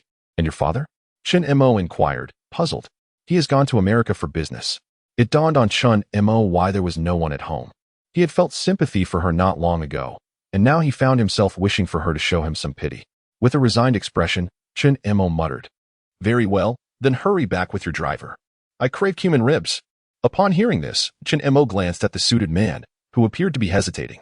However, when Zhang Yeye shot him a glare, the man relented. "Let me go, or I will deduct your entire month's salary of 20,000 from you," Zhang Yeye declared. Observing this scene, Chen Mo couldn't help but chuckle, as if a bank card was being threatened with annihilation. The suited man promptly capitulated. As for the nickname Xiaohe, he found it rather unfortunate. It was a title that Zhang Yeye had whimsically assigned him the day before, and he had felt a sense of joy, believing the young lady had finally accepted him. However, Zhang Yeye had mentioned that she had named 17 drivers before him, making him the 18th. In that moment, Xiaohe felt akin to a stray dog of little significance. He released Zhang Yeye and remarked, "Very well, but I must ensure the young lady's safety." Chen Mo expressed no objections. Zhang Yeye wore a defiant expression, seemingly eager to engage in a contest with Xiaohe. "Will you drive your car or mine?" At this moment, Chen Mo, unwilling to procrastinate, produced his keys and unlocked a nearby Cadillac. "I'll ride in your car. I've never been in such a petite vehicle before." Chen Mo felt slightly wounded. "Oh, so having money makes you impressive, does it? Besides, small cars can be quite charming." The three of them entered the car, with Chen Mo taking the driver's seat, while the two young ladies settled in the back. Throughout the journey, Zhang Yeye chattered incessantly, occasionally touching this and glancing at that. Through the rearview mirror, Chen Mo noticed that although Wen Xiaoya struggled to join the conversation, a faint smile adorned her face, easing his previously tense demeanor. A moment later, Zhang Yeye inquired, "Uncle, why doesn't your car have a refrigerator? I want to drink some cola." Chen Mo's expression darkened instantly. "You want a refrigerator? And cola? The passenger seat only has bottled water. Will you drink that or not?" "That's wonderful. It's like finding a pharaoh. I'm saved." Zhang Yeye immediately seized the joke, leaving Chen Mo momentarily stunned. When Xiaoya looked on in bewilderment, her large eyes filled with confusion. Two riddle makers. At the market, Zhang Yeye resembled an inquisitive child, as if she had never encountered such sights before. Chen Mo and Wen Xiaoya maintained their composure behind her. Following them was a man clad in a black suit, Xiaohe. His formal attire contrasted starkly with the bustling atmosphere of the market, making him a conspicuous figure wherever he went. Beside a vegetable stall, Zhang Qiuqiu pointed excitedly at a bunch of green leaves. I know this. This is lettuce, right? It's used for barbecues. Chen Mo glanced at it and scoffed. That's cilantro. A wealthy person like you wouldn't recognize it. The stall owner, a middle-aged woman, looked at the trio and nearly rolled her eyes to the heavens. Fools! Open your eyes and see clearly. This is clearly chrysanthemum greens. You city folks must have become foolish from too much studying, unable to distinguish your vegetables. Well, both he and Zhang Qiuqiu were wrong. Perhaps they should refrain from boasting about things they were unsure of next time. Chen Mo awkwardly rubbed his nose. Meanwhile, Wen Xiaoya tightly grasped his hand, a radiant smile illuminating her face. I truly adore such everyday moments. If only we could enjoy this every day. It would bring me so much joy and help me forget many worries. As Zhang Qiuqiu appeared ready to identify more vegetables, Chen Mo swiftly reached out and tugged her by the back of her shirt, nearly lifting her off the ground. All right, no more embarrassing yourself here. Let's finish shopping and head home. He then took each of them by the hand, guiding them through the market. Let go of me. Uncle, let me go. You pervert, you lowly enthusiast. Zhang Qiuqiu protested repeatedly, prompting Chen Mo to finally relent and hand her over to Wen Xiaoya. Xiaoya, keep an eye on her. Don't let her run off.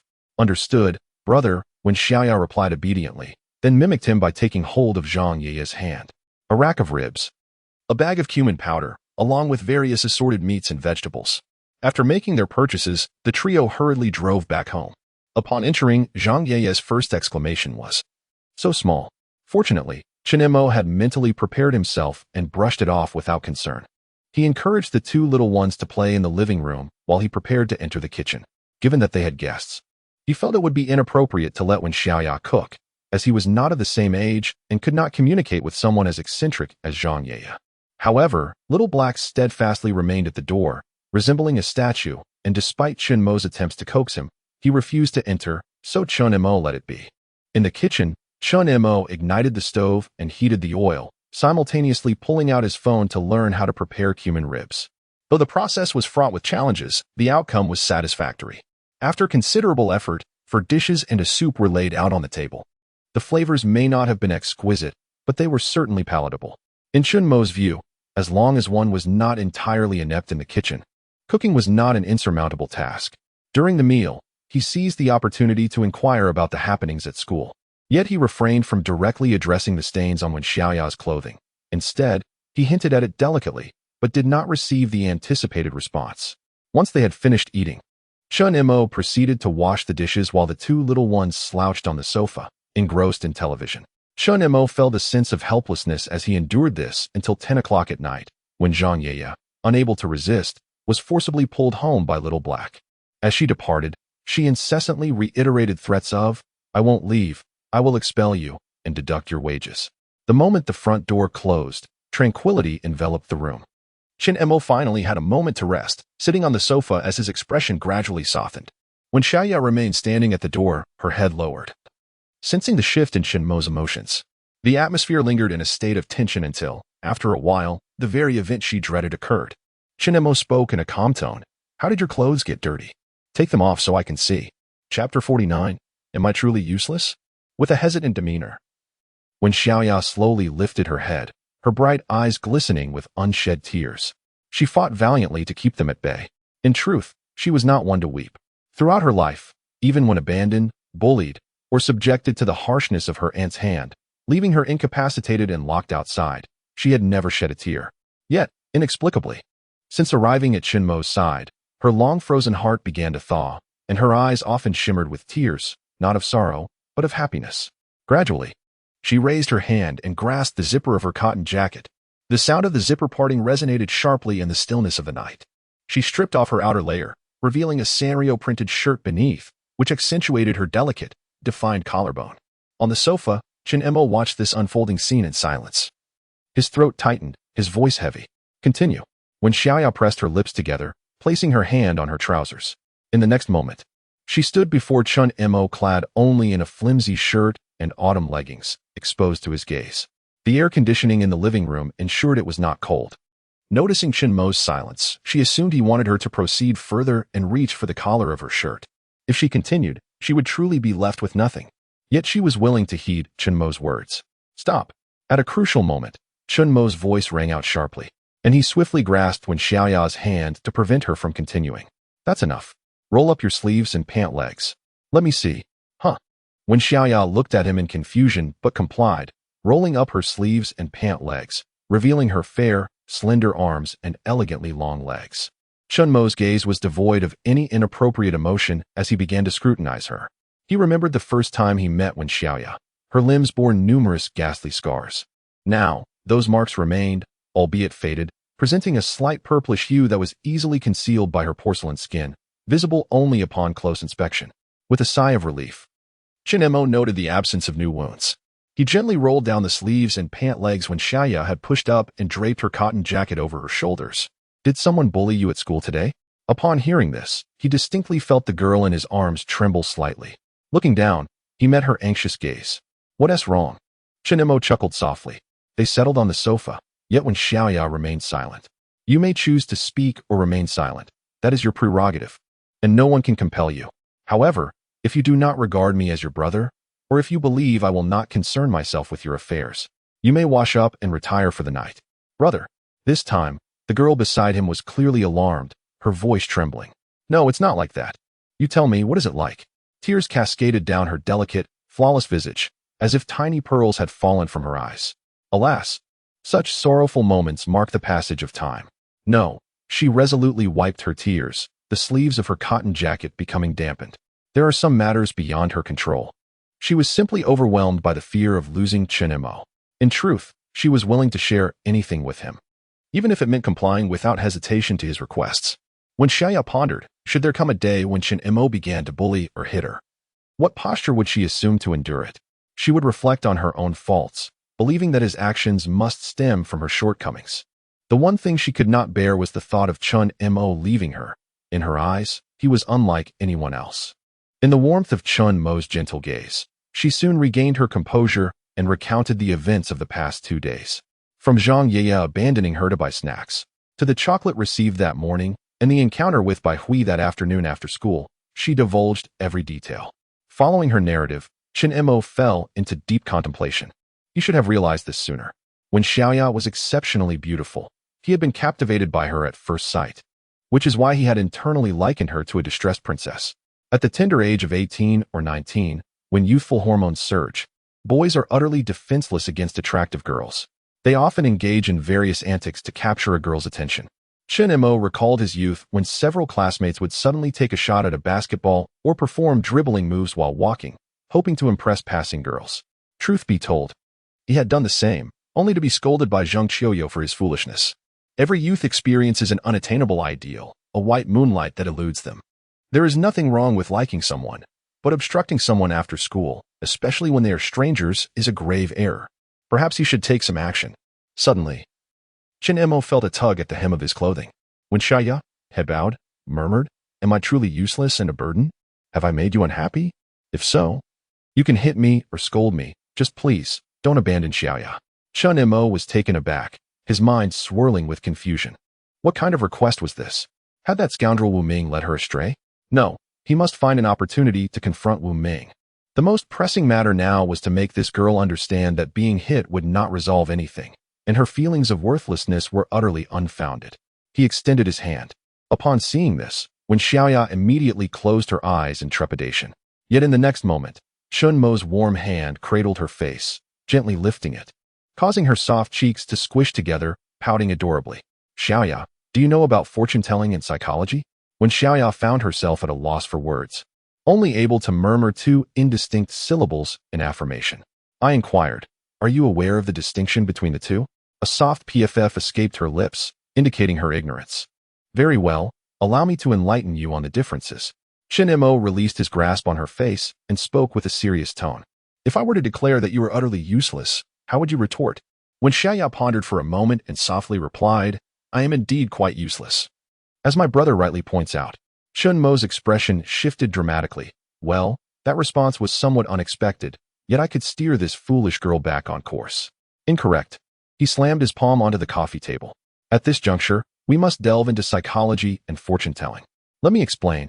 If we approach this from a psychological perspective, It would urge you to introspect and identify the underlying reasons behind my perception of your lack of utility and subsequently rectify those issues.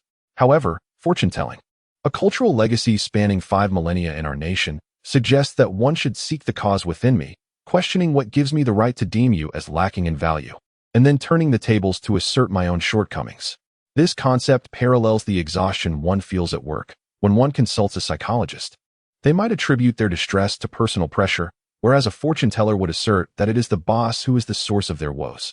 Chapter 50. Formulas make problem-solving swift in life. One must not incessantly seek reasons within oneself, but rather explore the motivations of others. Similarly, when faced with heartbreak, what should one do? The psychologist advises acceptance of the trauma and a transformation of self. The seasoned master comments, "It was destined to end. Her family's misfortunes overshadow you." When one feels despondent, the psychologist suggests learning to manage emotions.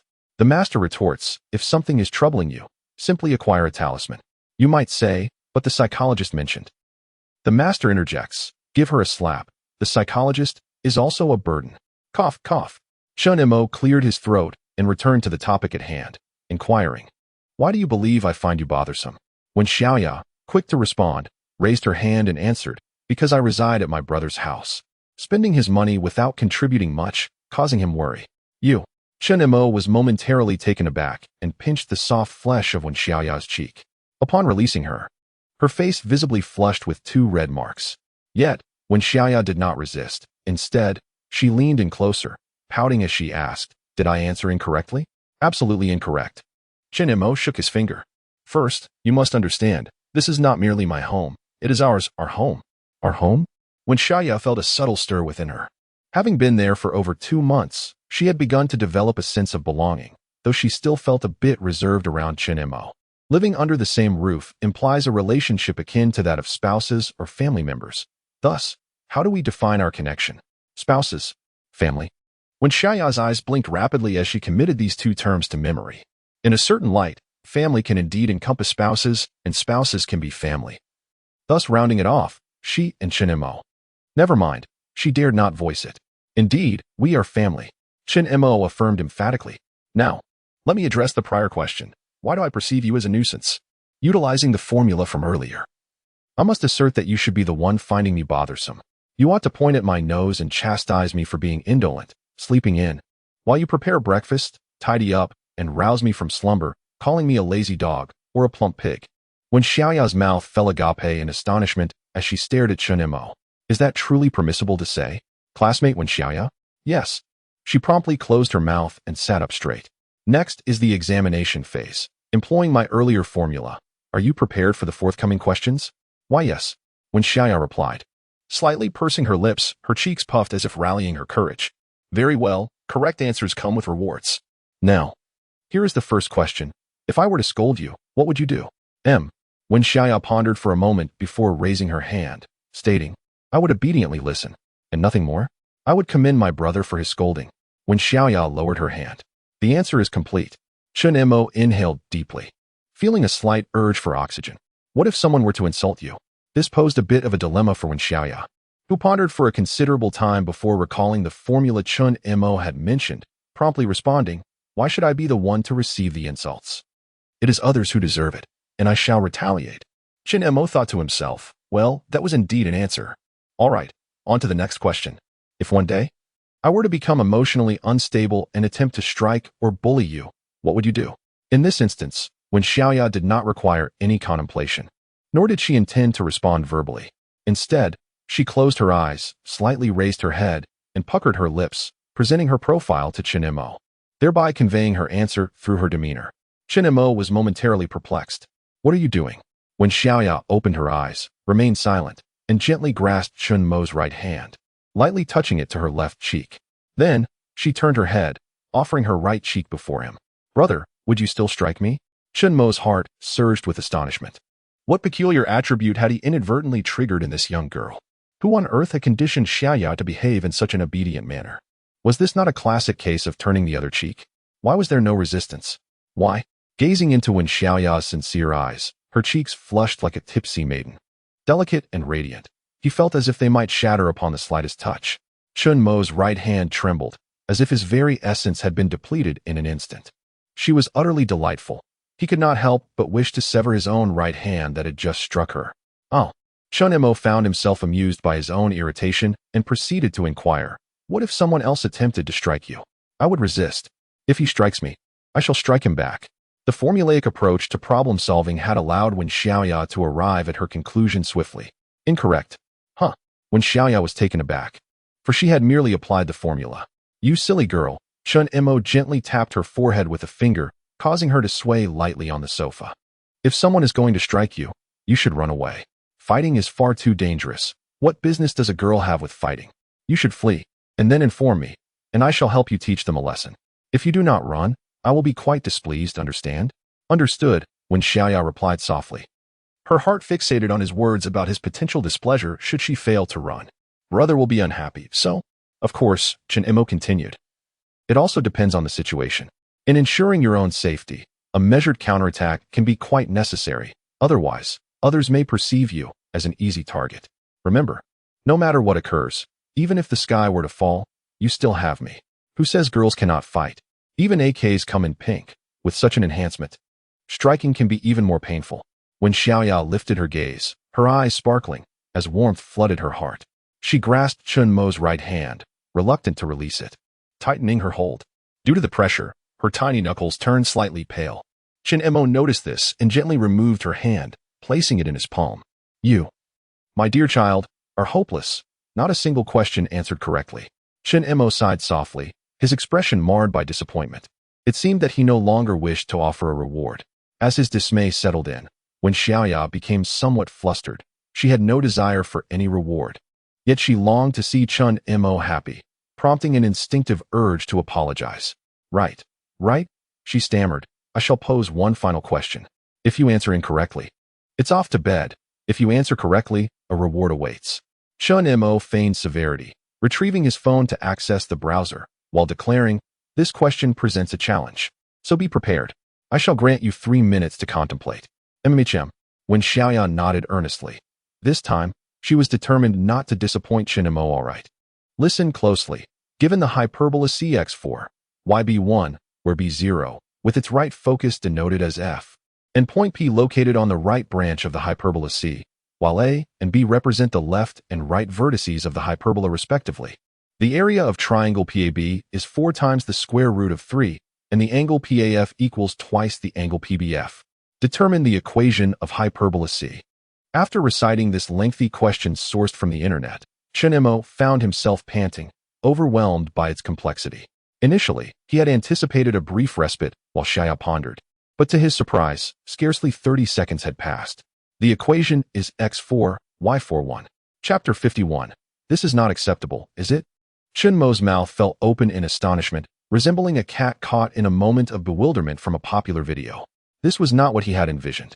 He had intended to present a challenging problem for Wen Xiaoya to ponder, anticipating that she would struggle with it, at which point he would offer her a reward to brighten her spirits. However, as he gazed at his phone, searching for high-difficulty math problems, he found himself lost in thought. Had Xiaoya's mathematical prowess truly reached such impressive heights? Just a few years prior, he had been a mere novice, still grappling with the basics of arithmetic. Had the world evolved so rapidly since then? Yet, a smile crept upon Chen Mo's face as he reconsidered. He playfully pressed his hand upon Wen Xiaoya's head, teasingly saying, You clearly possess the ability to solve this. You're so clever. How is it that you couldn't answer a single question just now? If Chen Mo were to attempt the problem himself, he would be at a complete loss, having forgotten everything he had learned. A typical university student would likely require some time to figure it out as well. The good news, Wen Xiaoya possessed an exceptionally high IQ. The bad news, all her skills were concentrated in intelligence, leaving emotional intelligence lacking. Flattered by Chen Mo's praise, Wen Xiaoya shyly lowered her head, resembling a contented kitten, radiating a hint of joy. Wait for me a moment, Chen Mo said as he stood up and walked towards the door. Due to Zhang Ye's visit, the phone he had purchased for Wen Xiaoya remained in the car, yet to be presented to her. Shortly thereafter, he returned with the phone, finding Wen Xiaoya comfortably seated on the sofa, engrossed in a television show, her demeanor adorably swaying along with the animated characters. Ahem, Chen Mo cleared his throat, producing the phone and pausing the television. This is for you. Remember to keep it with you at all times. You can contact me whenever you need. Initially puzzled upon seeing the phone, Wen Xiaoya's expression quickly shifted to one of delight. Hesitantly, she extended her hand to grasp the shimmering pink device, gazing at it for a moment before illuminating the screen. When she discovered the wallpaper featured herself, she was momentarily taken aback. What's wrong? Do you not like it? Chen Mo inquired. I like it, Wen Xiaoya replied softly. She cherished every gift from Chen Mo. Pointing at her image on the screen, she remarked, this doesn't look good. Chen Mo glanced at the wallpaper, finding it quite appealing, even comparable to a professional photograph. He had carefully selected the most flattering image from a multitude of options. However, Wen Xiaoya remained unsatisfied. This is your phone, and you have full authority over it. If you dislike it, feel free to change it. Really? She asked, her eyes wide with curiosity. Indeed, come. Let me show you how, Chen Mo offered. He proceeded to demonstrate some basic operations, fully aware that throughout Wen Xiaoya's upbringing, she had seldom encountered even a smartphone, let alone a computer. Within the phone, Chen Mo had already saved his contact information and assisted Wen Xiaoya in registering for WeChat, Alipay, and a host of other common applications. By the time they completed these tasks, the clock struck midnight. Realizing it was quite late, Chen Mo urged Wen Xiaoya to retire for the evening. Yet, the little one gazed blankly at her phone, enveloped in her pure white pajamas, resembling a little lamb. Xiaoya? Chen Mo called out. The little lamb snapped back to reality, suddenly lifting her head, uttering, I want, brother. Chen Mo responded with a perplexed expression. In an instant, Wen Xiaoya seemed to realize what she had just said, hurriedly lowering her head. Her cheeks flushed as she explained, I want a photo of brother. What do you need my photo for? Chen Mo scratched his head. 6 months ago, he had considered himself quite handsome, brimming with youthful vigor, excelling at work, and enjoying the company of many friends. Not to mention the girls who often flirted with him at the office. However, now, although his appearance remained striking, his attire and image had long ceased to matter to him. He could easily transform into a spirited young man with a trip to the barber for a blonde dye and a ride on a motorcycle. Because it feels as if brother is right beside me, Wen Xiaoya mustered the courage to voice her true feelings. Chen Mo was taken aback. After a long pause, he conceded, All right, I can't really argue with you. He opened his phone and began to sift through his photo album. After some time, he finally unearthed a picture taken during a trip a year ago. It was captured at the summit of Laojun Mountain, with Zheng Qiuqiu assisting him. The composition was exquisite, with Chen Mo leaning against a rock, basking in the sunset, exuding an ethereal quality. He was undeniably handsome, with a prominent nose and striking eyes. Once the photo was sent, Wen Xiaoya immediately set it as her phone wallpaper, then continued to stare blankly at her device. It wasn't until she noticed Chen Mo watching her curiously that she hastily averted her gaze and tucked her phone away. Time for bed, Chen Mo remarked softly as he retreated to his room. Meanwhile, Wen Xiaoya remained seated on the sofa, and once Chen Mo had completely vanished from sight, she pulled out her phone to take another look. She resembled a little dragon cub that had discovered treasure, cautiously hiding her precious find beneath her, occasionally peeking at it, savoring it, then blissfully drifting back to sleep. That night, Wen Xiaoya slept exceptionally soundly. Before slumber, she tucked her phone beneath her pillow, and upon waking, the first thing she did was unlock her phone to see Chen Mo's photo, a smile unconsciously gracing her lips. Indeed, here, not only had her tears increased, but her smiles had also become more frequent than ever. At 5:20 a.m., she had slept an extra 20 minutes, still feeling a bit drowsy due to the late night. However, Wen Xiaoya rubbed her eyes and quietly tiptoed out of bed. She needed to prepare breakfast and tackle some household chores that remained unfinished. The clothes she had changed out of yesterday were still unwashed, although there was a washing machine. Her intimate garments required hand washing. The issue was that Chen Mo always washed his underwear after showering, leaving her with no opportunity to assist him. That's not the point. Wen Xiaoya shook her little head, dismissing her scattered thoughts.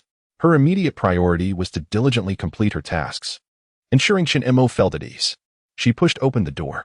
The living room was illuminated, and the air still carried a hint of the greasy aroma. Wen Xiaoya's initial thought was that Chen Mo had risen even earlier than she, preparing breakfast in advance. A wave of guilt washed over her, for with her brother's company, she had indulged in a deep slumber, unable to resist the temptation to sleep a little longer. Oh, Wen Xiaoya. She chastised herself internally, urging, You must not cling to your brother any longer. Focus on your responsibilities, work diligently, Speak less, and heed your brother's guidance. Wen Xiaoya cherished the moment spent nestled against Chen Mo, relished the gentle ruffles of his hand upon her head, and adored his compliments. Thus, she resolved to exert herself even more. With clarity in her mind, she strode purposefully toward the living room, intending to greet Chen Mo. However, before she could approach, she beheld him seated alone on the sofa, diligently wiping the oil stains from his clothing with a tissue. The kitchen was enveloped in a cloud of black smoke, and a faint scent of charred remnants lingered in the air. Chapter 52. Weeping is human instinct. Wen Xiaoya stood still for a moment, bewildered by the events that had transpired. However, piecing together the circumstances, she could surmise the likely scenario. The kitchen had been obliterated, leaving her without breakfast. Truly, her brother was a source of incessant worry. Should she intervene to help with the aftermath? Yet, if he were to learn that she had discovered his culinary misadventure, he would undoubtedly feel embarrassed. It is said that boys possess an innate sense of pride. Wen Xiaoya wished her brother would relinquish his need for perfection, for it often led to turmoil. Ultimately, she resolved to remain passive, planning to feign ignorance and act as though she had just awoken when he finished cleaning up, subsequently preparing breakfast herself. Yes, that was the plan. However, she had underestimated her own predicament when a rumble emanated from her stomach. The already quiet living room fell into an even deeper silence, and Chen Mo's movements ceased abruptly. The sound of footsteps soon followed. Wen Xiaoya, clutching her abdomen, crouched down, burying her head between her legs like a timid ostrich trying to avoid detection. Chen Mo, armed with a tissue, stood there, his black shirt speckled with droplets of oil. Xiaoya, what are you doing? In the moment their eyes met, both were taken aback by the surprise reflected in one another's gaze. Are you unwell? Chen Mo asked, noticing her discomfort. Could it be that time of the month? He was not particularly knowledgeable in this regard, but he had given Wen Xiaoya pocket money, so she should have been able to procure whatever she needed. He had heard that some girls experienced abdominal pain during this time. No, Wen Xiaoya hurriedly denied it. I'm not unwell. She clutched her stomach, merely lamenting its failure to cooperate at a crucial moment, resulting in her being discovered. What to do? Surely, brother Chen Mo wouldn't hold it against her. However, when she looked up and saw the darkened expression on Chen Mo's face, she couldn't help but stifle a laugh, resulting in a rather large bubble of mucus emerging from her nose. Chen Mo? Wen Xiaoya. It was not her intention. She simply could not contain herself. Never mind, Chen Mo waved his hand dismissively. You should eat breakfast first. I need to wash up. My clothes are stained from cooking. With that, he stood up and removed his jacket, woken abruptly by the alarm. He had wasted no time and had hastily risen to prepare breakfast. Tired of the monotonous noodles, he had decided to try something different, but while heating oil, he had overlooked the residual water in the pan, nearly causing an explosion in the kitchen. Hot oil had splattered everywhere, filling the air with smoke, staining his clothes, and burning his hands in the process. So there is breakfast after all. When Xiaoya felt a flicker of delight, it was her first time tasting Chen Mo's cooking. Her cheeks flushed slightly as she suppressed a smile, sweetly expressing her gratitude. Thank you, brother. On the dining table, 2 bowls of egg-fried rice sat steaming, fragrant and inviting. When Xiaoya took a spoonful and was pleasantly surprised, it was delicious and unlike anything she had ever tasted before. She began to eat voraciously. Moments later, Chen Mo emerged from the restroom and turned back into the kitchen, seemingly engaged in some task. After finishing her meal, Wen Xiaoya rose to offer her assistance. However, Chen Mo appeared with a cup in hand. There's no brown sugar at home, so I made you some ginger tea to ward off the chill. He placed the cup on the table and began to consume the remaining portion of fried rice, oblivious to her presence. When Xiaoya was perplexed as to why he suddenly insisted she drink ginger tea, especially since she wasn't even ill. Nevertheless, she complied with his request. Just as she reached for the cup, she abruptly noticed the small red spots on Chen Mo's hand. Instinctively, she spoke, "Brother." Your hand. Chen Mo looked up and glanced at his hand. Oh, it's nothing, just a minor burn from the oil. No, it is something, Wen Xiaoya exclaimed, her tone infused with urgency and concern. She immediately set down the cup and grasped Chen Mo's hand. Yet, once she held it, she felt uncertain about how to proceed. Should she apply ointment? There was none in the house. Lacking any means to alleviate his discomfort, she merely held his hand and gently rubbed it, hoping to ease the pain from the burn. Does it hurt? She asked, her gaze filled with concern, a lump forming in her throat. The burden of guilt washed over her. If only she hadn't overslept, he wouldn't have had to prepare breakfast, and consequently, he wouldn't have burned himself. A wave of remorse surged within her as she realized how inadequately she had reciprocated Chen Mo's kindness. Tears began to well in her eyes, threatening to spill over. Feeling the gentle warmth of her touch, Chen Mo became momentarily lost in thought. When did I ever say it hurt? Yet, gazing into her bright, teary eyes, reminiscent of a character from a comic, he found it difficult to maintain his composure. How strange. It was indeed painful just moments ago. But your gentle touch has made it feel much better. Chen Mo's cheerful demeanor instantly elicited a smile from Wen Xiaoya, even though she knew he was merely putting on a brave front. Your hands are more effective than medicine. I shall seek your help whenever I'm injured. With tears and laughter mingling, she appeared quite endearing, soft and fragrant, and undeniably easy to tease. All right, don't cry anymore. Chen Mo reached out to wipe away the tears at the corners of her eyes. Why do you cry so easily? You resemble a little kitten. I haven't bullied you. Can't you be a bit happier? I understand that you're worried about me, but there is no need to fret. It's just a minor injury.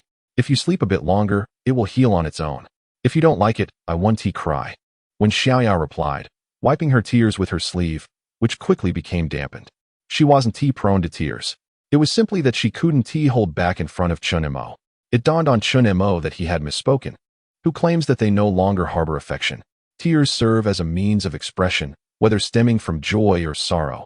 Emotions are ever-changing, a fundamental aspect of human nature. There is no need to suppress them deliberately. Moreover, Xiaoya is so endearing. I cherish you in every state you present. Did you hear that? I said it. When Xiaoya looked up and earnestly explained, I am truly happy to have the life I do now, and thus I cannot help but. As long as you are happy, Chen Mo replied, gently ruffling her little head, only to suddenly find himself momentarily stunned. Ah, how wonderful. Following the passing of his step-parents, he once again had family. Such a life holds significance. Otherwise, existing in solitude feels like being shackled, as he loses the capacity to love and, likewise, the chance to be loved. Once, he was a flower sheltered within a greenhouse. Now, he has become the architect of that very greenhouse. All right, quickly drink the ginger soup. Otherwise, it will cool down. The breakfast hour has concluded, and a new day is about to commence. Chapter 53, 12 Volumes of Military Strategy. Each inscribed with grandfather's name 3 years ago, Chen Mo's approach to resolving issues was straightforward and blunt. He would simply take action. 2 years ago, he would first attempt to reason with others before resorting to violence, as he had gained some knowledge of martial arts alongside his philosophical insights. A year ago, he learned to temper his temper, presenting a gentle demeanor to everyone, though still retaining a hint of rebelliousness. He had begun to conceal his sharp edge. Now, with Wen Xiaoya in his life, he found himself weighed down by greater concerns. Society not only tests one's resolve, but also cultivates a more composed disposition through the richness of experience. Were it 3 years prior, upon hearing that Wen Xiaoya had been bullied, he would have rushed to confront the perpetrator without hesitation, delivering a sound thrashing without inquiry. However, now he had to contemplate the repercussions of such actions. Wen Xiaoya might face ostracism from her classmates. Her reputation could tarnish within the school. Everyone would come to know her as the sister of a hot-headed, violent brother. Thus, he arrived early at the classroom door alongside Wen Xiaoya. Go on in. Focus on your studies. If you find it hard to concentrate, at least enjoy your meal. Let us not come here for nothing, he encouraged, giving her shoulder a reassuring pat. Okay, goodbye, brother, Wen Xiaoya replied. Perhaps it was Chen Mo's presence that bolstered her confidence. She seemed to radiate a glow, drawing the attention of many in the class, evoking admiration, envy, and curiosity. Standing at the threshold, Chen Mo watched her return to her seat, his gaze sweeping across the classroom until it landed on a boy seated at the back, his face marked by acne scars. Just moments ago, Wen Xiaoya had instantly recognized him. Retracting his gaze, Chen Mo noticed the reluctant look in Wen Xiaoya's eyes and smiled, waving at her from outside. Not far away, Wang Xinyuo approached, sporting silver-framed glasses and clad in an excessively thick fleece outfit that made her previously enviable figure appear somewhat bulky. Chen, Xiaoya's brother. What brings you here? Hello, Teacher Wang, Chen Mo greeted with a smile. Inside the classroom, Bai Hui lay dejectedly on his desk, dreading the inevitable consequences of yesterday's events, for he had yet to explain himself. This morning, upon seeing Wen Xiaoya accompanied by her brother, he knew he could not escape unscathed. Beside him, his deskmate excitedly poked him in the side. Well, did you manage to get Wen Xiaoya's contact information? Bai Hui shot his desk made a glare. I'm tempted to eliminate you right now. Didn't he get it? Haha, just wait until class ends. Let us see you call me daddy then. You'll see. Bai Hui recounted the events of the previous afternoon. His deskmate's eyes widened in disbelief. What? So you scared her after school, but didn't he actually touch her, and she fell? And you got kicked by that little demon Zheng Qiuqiu? Goodness, you're incredibly bold. I don't want to be associated with you anymore. Let us pretend we're strangers, his deskmate scoffed. Bai Hui let out a cold laugh. Too late. Soon you'll experience what it means to have your name inscribed in the 12 volumes of military strategy. What defines a brother? A true brother is one whose name appears on the record of a police interrogation, alongside the confession statement.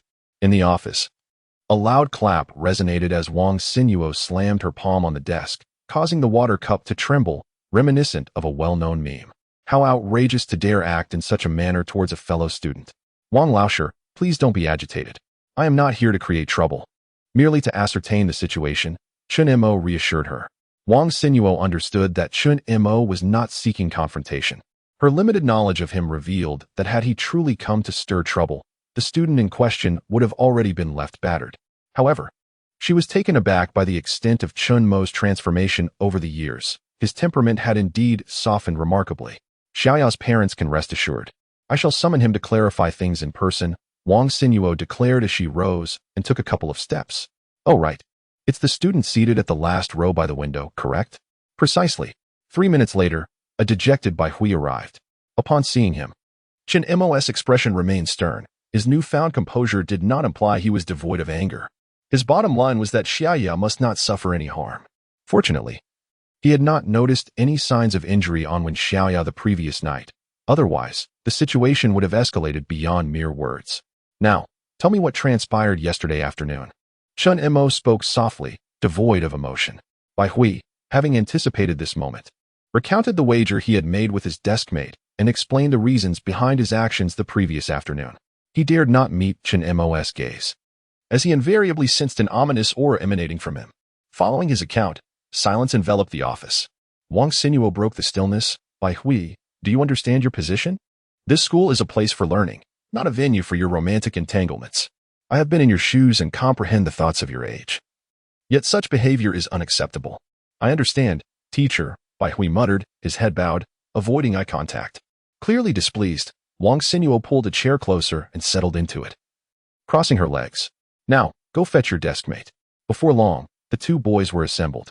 Wen Xiaoya chastised them once more, stating that should such incidents recur, their parents would be summoned to address the matter. With that, she concluded the discussion, allowing them to leave. By the end of the day, each of you is to submit an 800-word reflection to me. Throughout the entire ordeal, Chen Mo had remained silent. It was not until only he and Wen Xiaoya were left in the office that he stood and expressed, "Thank you, Wang Laosher. Don't mention it. It is my duty as a teacher," Wen Xiaoya replied, adjusting her glasses. She intended to offer a charming smile, but upon glancing down at her attire, her expression shifted to one of awkwardness. Chen Mo noticed this detail and smiled. "Wang Laosher, your outfit looks quite lovely." "Ha." Wen Xiaoya's lips twitched. "It's no harm for a teacher to dress a bit drab." "Understood." Chen Mo nodded, a smile gracing his lips. Which girl does not cherish beauty? Many newly appointed teachers, regardless of gender, tend to dress in a manner that is both stylish and attractive. However, after receiving a heartfelt confession from a student, they often adopt a more subdued demeanor.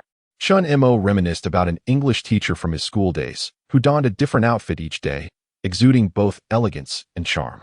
The anticipation for English class was palpable among the students.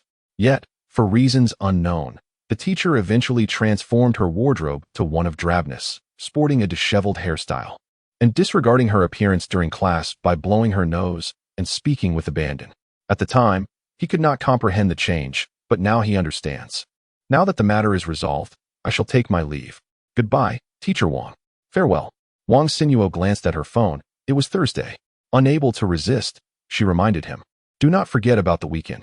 Understood. I will trouble you then, Teacher Wang. Chen Mo gradually walked away, leaving Wen Xiaoya with a fleeting wave of his hand. Chapter 54. The rider is attacking your takeout at noon after completing his last delivery. Chen Mo decisively ceased taking orders and drove straight to the small restaurant where he was to meet Chu Yang for lunch. Arriving early, he ordered a dish of minced eggplant, and settled at a table to wait. Approximately 10 minutes later, Qiuqiu arrived, holding a cup of instant noodles. As he parked, he called out to the restaurant owner in the kitchen, "Sister, the usual, please help me with the noodles." Once seated, Chen Mo expressed his surprise. "Why are you only eating instant noodles?" "I love instant noodles," Qiuqiu replied with a playful grin. Chen Mo remarked, "You've sent all your money to your girlfriend. Haven't you saved a single penny for yourself?" "Indeed," Qiuqiu admitted earnestly. "Lily is busy preparing for her postgraduate entrance exams, and the allowance from her family is minimal. It is my responsibility to support her. Once she graduates, we will strive together, and our lives will surely improve." When the minced eggplant was served, Chen Mo took a bite of rice and then asked thoughtfully, "Have you ever heard the saying, 'The first sword upon reaching the shore strikes down the beloved'?" Moreover, Chen Mo continued, "Are you truly the one she desires? You are merely a walking ATM. Falsehoods do not wound. It is the truth that cuts sharply." Chen Mo would not indulge in empty pleasantries merely to spare Qiuqiu's feelings. He spoke candidly to friends he trusted, never holding back. As expected, Qiuqiu appeared taken aback by Chen Mo's words. "Chen Mo, how can you say such things about her?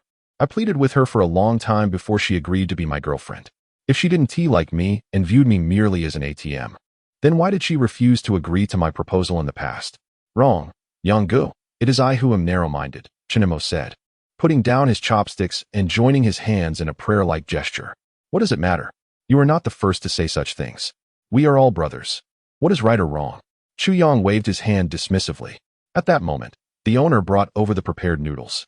Just as he was about to dig in, his phone rang. It was his girlfriend, Lily. Qiuqiu hastily set down his fork and answered, "Hello, Lily, my darling, what made you think to call me?"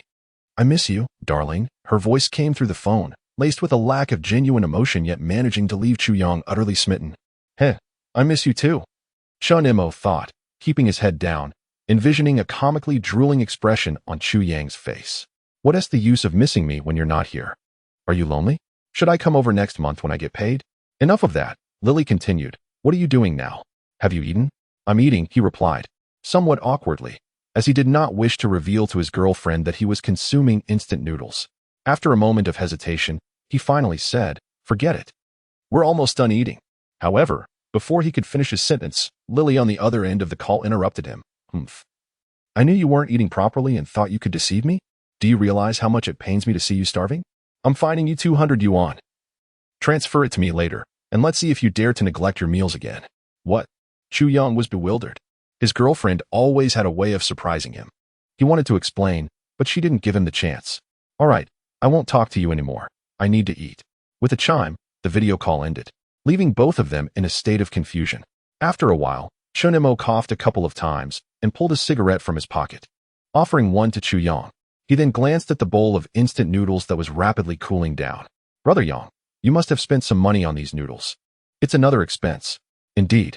Qiuqiu sighed helplessly, bowing his head to prepare for his meal. However, Chen Mo continued, "No, I have a bit left. Why don't you take it to tide you over for a while?" "What?" Qiuqiu exclaimed, jumping up from his chair, nearly toppling his noodles. "Thank you so much." He had never considered borrowing money, especially since he had only known Chen Mo for a short time. He wasn't comfortable with the idea of owing someone. It felt as though 1,000 ants were crawling on his heart, making it hard for him to sleep at night. But now that Chen Mo had offered, what more could he say? This was a true friend. "Not quite, Brother Yang." Chen Mo raised his hand. "I think you misunderstood. I meant to say that I have 2 boxes of instant noodles at home. You can take some to eat since I hardly touch them. And they're just sitting there." Had he not seen Qiuqiu eating these noodles, he would have nearly forgotten about the 2 boxes at home. This was about making the most of resources. He was always one to lend a hand in emergencies, but if Qiuqiu was only creating his own troubles, it was not Chen Mo's responsibility. "All right." Qiuqiu sat back down quietly, picking up his fork. His demeanor resembled that of Cao Cao in a drama, calmly scraping his food back into the bowl after regaining his composure. "Then thank you. This is truly a timely assistance." Regardless, at least his meals for this month were now secured, and gratitude was still in order. "Goodness." Chen Mo patted his shoulder and donned his helmet. "Okay, call me tonight after work to come and collect the noodles. I'll get back to work." "Got it." After bidding farewell, Chen Mo mounted his electric scooter. As soon as he opened the order-taking app on his phone, a new order popped up. Upon closer inspection, he chuckled. It was a familiar order, his favorite kind.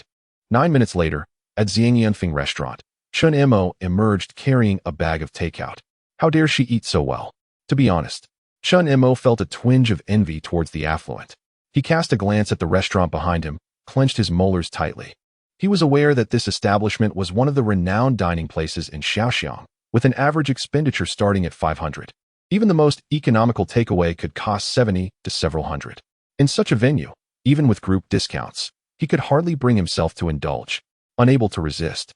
He peeked into the bag containing the food. After all, they were acquaintances, and formalities were unnecessary. Silver fungus and sea cucumber soup? Braised pork ribs, with Chang rice? He glanced at the takeaway receipt. 238 yuan?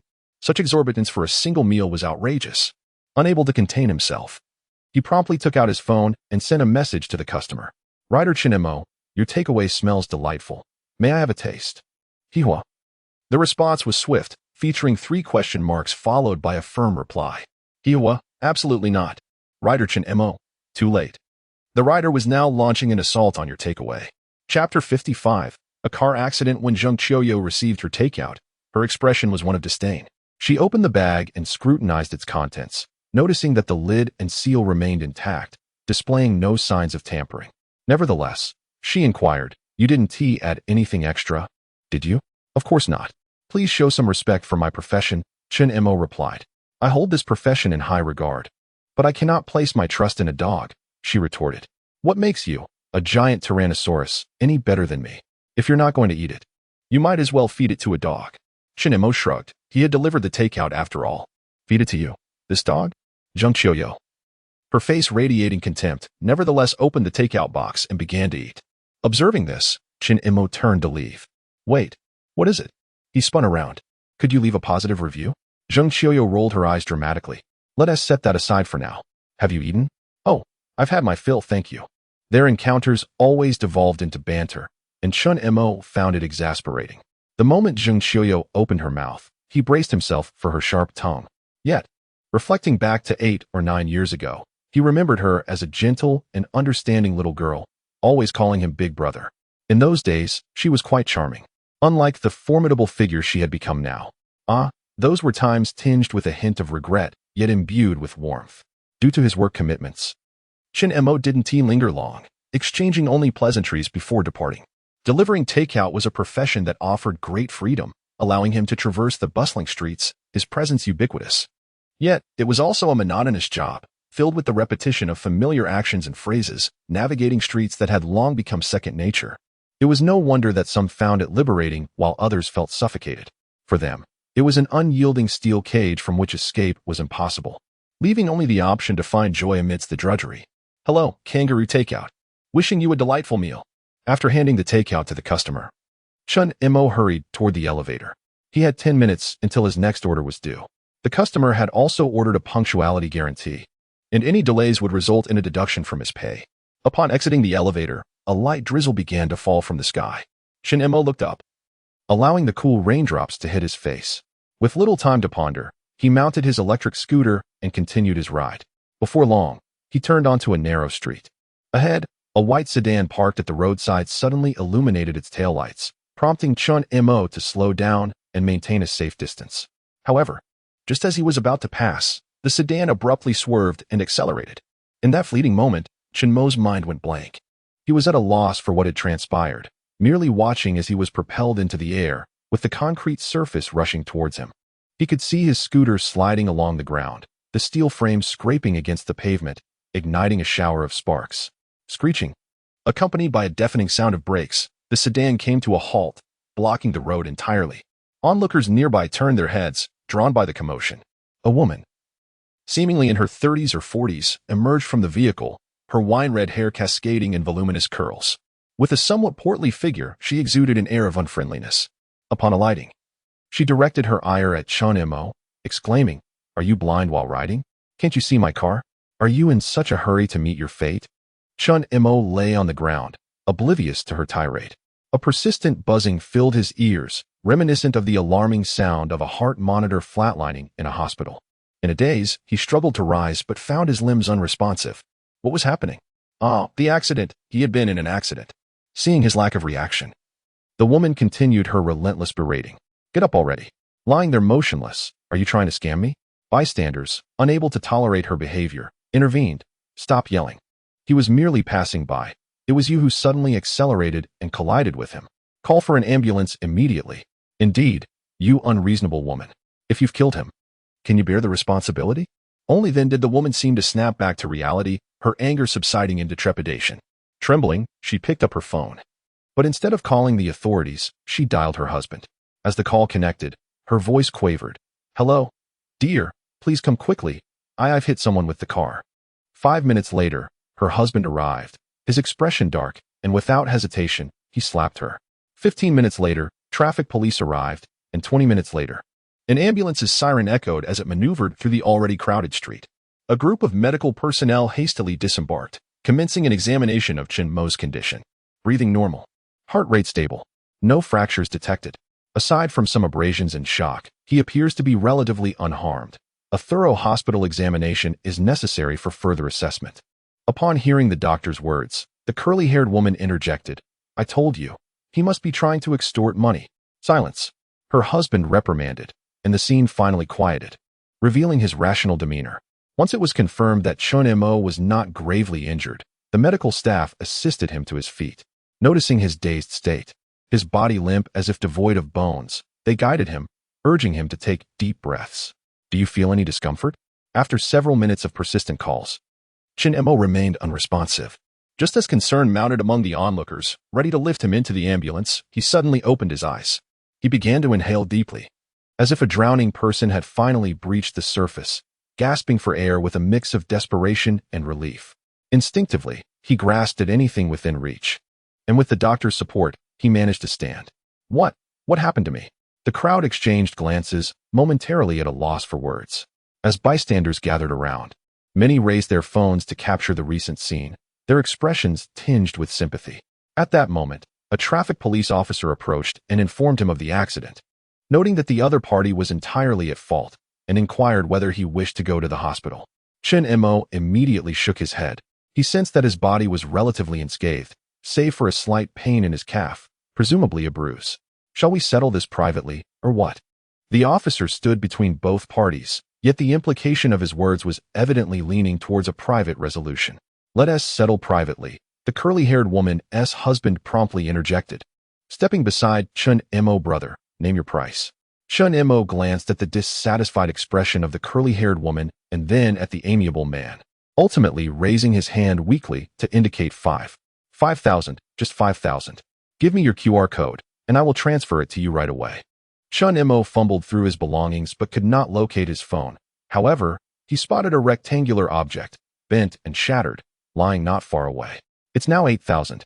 The man evidently noticed the ruined phone on the ground, offering a wry smile. Fine, 8,000 it is. Wait for me to fetch the cash. Half an hour later, the man returned with the money, handing 8,000 to Chen Mo while patting him on the shoulder. Brother, my wife can be quite difficult. I owe you an apology. Use this money to get a thorough checkup at the hospital. Chen Mo chuckled softly and waved his hand dismissively. No need for that. I should thank your wife for sparing my life. After receiving the money and signing the accident confirmation and compensation agreement, the crowd had long since dispersed. His electric bike was propped up and parked at the roadside. Chen Mo glanced at it before laboriously lifting his foot to the curb, where he sat down heavily on the marble-stacked shoulder, gasping for breath. Pedestrians continued to pass by, occasionally casting furtive glances at his disheveled state. The rain persisted, yet he felt indifferent to it. On the ground lay his phone, distorted and shattered, with glass strewn about. However, amidst this deluge, the seemingly irreparably broken device unexpectedly rang. The sound cutting through the rain. Chapter 56. The miraculous survival of the phone and the unknown call just moments ago. He believed he had met his end. His limbs were immobile, darkness enveloped him, and a relentless buzzing filled his ears. In that instant, he felt as though he had transcended this world, detached from anything related to it. He thought to himself, if death were to come without pain, then so be it. Yet now, the very phone he had deemed lifeless had, against all odds, resurrected. He picked up the device, disregarding the shards of glass, scrutinizing it closely. Although its body was bent, the internal screen remained intact, displaying faint lines but still revealing the content. In addition, the external screen and back cover lay in utter disarray. A sudden smile crept across Chen Mo's face. Could this be considered a miraculous escape? The phone continued to ring incessantly, and he tentatively swiped the screen, astonishingly connecting the call. Hello? A rather impatient voice emanated from the other end. Chen Mo pressed the phone to his ear. Who is this? Where's my delivery? I've been waiting for over an hour. Why hasn't it arrived? Oh right, the delivery. Chen Mo suddenly recalled that he had an order yet to be fulfilled. However, with the electric scooter wrecked and the thermal box toppled, naturally, the delivery was lost. He replied apologetically, I'm sorry. I had an accident and have been dealing with the aftermath. The delivery. I don't care if you had an accident. Considering it's raining today, I've been patient long enough. Are you trying to brush me off with your accident excuse? Taking a deep breath, Chen Mo suppressed the turmoil rising within him. I apologize. Could you please cancel the order? Once I manage the situation, I will compensate you with another delivery. Compensate? I've been starving for ages. How do you intend to compensate me? What do you want from me? At this moment, a surge of frustration welled up in Chen Mo. Having been struck already, he was exasperated. Just await your bad review. Before the other party could finish, Chen Mo abruptly hung up. It mattered little. His circumstances were justifiable, and even a negative review could be removed. This world is not as benevolent as we envision. While there are many kind-hearted individuals, in this era rife with competition, even the most earnest goodwill can, under pressure, transform into malice. Yet, it wasn't entirely bleak. Upon regaining his senses, he recognized that numerous empathetic onlookers were advocating for him, and he felt a sense of gratitude. Not far off, some elderly folks observed Chen Mo sitting alone on the ground, alternating between laughter and melancholy, prompting them to discuss amongst themselves. What is wrong with this young man? Has he been struck senseless? Should we say something, or just leave him be? Perhaps we should call the police to take him away. Never mind. He has just gone through quite an ordeal. It's only natural he hasn't recovered yet. Let us return to our chess game. Chen Mo supported himself on his knees, striving to rise. After exerting some effort, he managed to prop up his body and attempted to move. Aside from a twinge in his calves, he found himself largely unharmed. He then inspected his small electric scooter, discovering that, apart from significant wear on its exterior and frame, it remained functional. As for the insulated box containing takeout, he casually discarded it into the trash. Delivering food was no longer a priority. His immediate concern was to procure a new phone and subsequently visit a hospital for a thorough checkup of his health and mind. In the afternoon, it was time for physical education class. This marked the first PE lesson for Wen Xiaoya since her return to school. The institution embraced a relaxed educational approach, ensuring that no irrelevant courses encroached upon physical education. Additionally, students were permitted to bring mobile phones, provided they did not engage in excessive use during class. In fact, for those wishing to cultivate extracurricular interests, such as shooting short videos or sharing snippets of daily school life, the school even offered specialized courses teaching editing and voiceovers. Those fortunate enough to gain admission to this school were all academically inclined. Those who could learn did so, while those who required guidance often struggled to keep up. After the physical education instructor led the class in gymnastics and exercises for over 10 minutes, he announced the conclusion of the session, allowing for free activity. The students dispersed in a flurry, some engaged in sports while others strolled leisurely. Several found secluded corners to sit and indulge in their phones. Wen Xiaoya, lacking close friends, naturally belonged to the last group to depart. She glanced around and spotted a series of steps, the very place where she had once been caught by the discipline director. Noticing it was still unoccupied, she quickly made her way over. However, to her surprise, several individuals followed closely behind her. Just as Wen Xiaoya settled down, she looked up to find someone greeting her. Xiaoya, would you like to play badminton with us? Two girls of rather ordinary appearance, hand in hand, extended a warm invitation to her. Yet, their words left Wen Xiaoya feeling somewhat awkward and embarrassed. She forced a smile and replied hesitantly, sorry, but I don't know how to play. It's all right if you don't know how. We can teach you, they insisted. No, thank you, Wen Xiaoya firmly declined, preferring solitude. Subsequently, a few more boys and girls approached her with invitations for various sports activities, all of which she declined. Then, Zhang Ye suddenly appeared behind her. Xiaoya. Wen Xiaoya turned around, meeting Zhang Ye's pair of clear, bright eyes. What brings you here? She asked, her heart racing slightly, though no resentment lingered. I came to hang out with you, Zhang Ye exclaimed, hopping down the steps to sit beside Wen Xiaoya. Grasping Wen Xiaoya's hand, she pointed at the playground and inquired. Xiaoya, Do you know why the ground here is so flat? Why? Wen Xiaoya asked, puzzled. Because there are no pebbles. Zheng Qiuqiu replied, turning to meet Wen Xiaoya's innocent, slightly bewildered gaze. Alas, the burden remained silent, a pity for the humorous quip she had encountered online. Truly, it was akin to a brother strolling through the streets, merely walking. Dear sibling. Wen Xiaoya pursed her lips, finding it rather dull. Her thoughts wandered to Chen Mo. Fortunately, she had her phone with her, allowing her to send him a message. Even the mere act of unlocking the screen to catch a glimpse of him brought her immense joy. Hiki. Zheng Qiuqiu, upon seeing Wen Xiaoya's phone, exclaimed with delight, Ah, Xiaoya, you brought your phone. Come, let us add each other as friends and play games together. At the hospital, Chen Mo emerged with a disheartened expression, clutching his examination report. The doctor had informed him that his physical health was sound, but suggested he consult a psychiatrist. The tinnitus, blurred vision, and weakness he experienced during the incident were likely psychological in nature. Chen Mo, a man who heeds advice, promptly made an appointment with the psychiatric department. However, the doctor, after a series of inquiries, ultimately diagnosed him with post-traumatic stress disorder, commonly known as PTSD, stating it was a mental ailment that required treatment. Without a backward glance, Chen Mo turned and left. What nonsense! A mere ruse to extort money? His mental state was perfectly fine. He could smoke, drink, recognize hunger, and scurry home in the rain. He was in no need of treatment whatsoever. Upon exiting the hospital, Chen Mo finally retrieved a cigarette from his pocket and lit it, savoring 2 deep inhales. This was the remedy he sought, capable of quelling all his worries. At that moment, his new phone, nestled in his pocket, began to ring. It was yet another unfamiliar number. Had that customer returned for another tirade? Furrowing his brow, he decided to answer. Is this Chen Mo?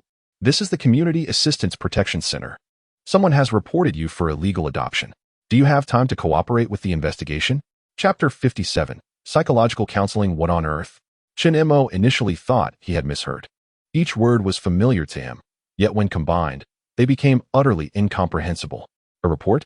Who was being reported? Adoption? Whom were they referring to? I'm afraid we cannot disclose the identity of the informant. In any case, is there a child named Wen Xiaoya residing in your home? Indeed. Although Chen Mo's tone remained calm, his brow furrowed deeply. According to the report, you are currently suspected of illegal adoption, cohabitation, and possibly even serious violations of the law. You are required to proceed to the local police station for an immediate investigation. Chen Mo glanced at the incoming call number and fell silent for a moment. How absurd. Is it that the person beneath my nose can only grunt like a beast? That is my sister. If you dare to speak such nonsense again, I swear I will find you in Xiaoxiang and tear your mouth apart. Do you believe me? Furthermore, let me emphasize that she is already of age. Whether you are a fraud or affiliated with some protective agency, do not bring trouble to my door. On the other end, the person endured the insults but clearly lost some patience, still managing to say, please refrain from insulting public officials. We are merely conducting an investigation based on the report. Since you refuse to cooperate, we will arrange for personnel from the local office and police to come to gather evidence. Please. Chen Mo abruptly hung up the phone. Cooperate? Nonsense. When he assisted Wen Xiaoya in obtaining her identity and household registration, he had noted that her birthday was August 6th, and she had turned 18 several months ago. She was fully entitled to her personal freedoms. In other words, no one could impose restrictions on her due to her household registration or minority status. She could go wherever she pleased, and Chen Mo had no authority over her. Yet, the very thought of the report gnawed at him. Who had the audacity to report him? If he ever caught the culprit, he would surely beat them senseless. Standing at the entrance of the hospital, his expression was rather grim. At that moment, he felt like a rabid dog, ready to bite anyone in sight, until a cleaning lady tapped his leg with her broomstick. Young man, what is the matter with you? Do you not know that smoking is prohibited in the hospital? If you must, go to the designated smoking area. She gestured towards the smoking zone not far away. Only then did Chen Mo force a smile, placing his hands together in apology. I'm so sorry. I wasn't paying attention. Upon leaving the hospital, Chen Mo's demeanor returned to normal. In truth, he had some suspicions about the individual who reported him. Currently, the only friend who knew of Wen Xiaoya's existence was Wu Ming, and he would never be the one to report. The rest were merely the elderly residents of the neighborhood. They were neighbors, witnessing him and Wen Xiaoya coming and going daily, and given their penchant for gossip. It was not impossible for someone to report him. However, how could they have accurately known Wen Xiaoya's name? That seemed implausible. leading Chen Mo to suspect only Wen Xiaoya's unscrupulous uncle and aunt. Shaking his head, he resolved not to dwell on such troubling matters. As the saying goes, when soldiers come, the generals will block them. When water flows, the earth will cover it. If those two rascals dare to cause trouble, they are not virtuous themselves.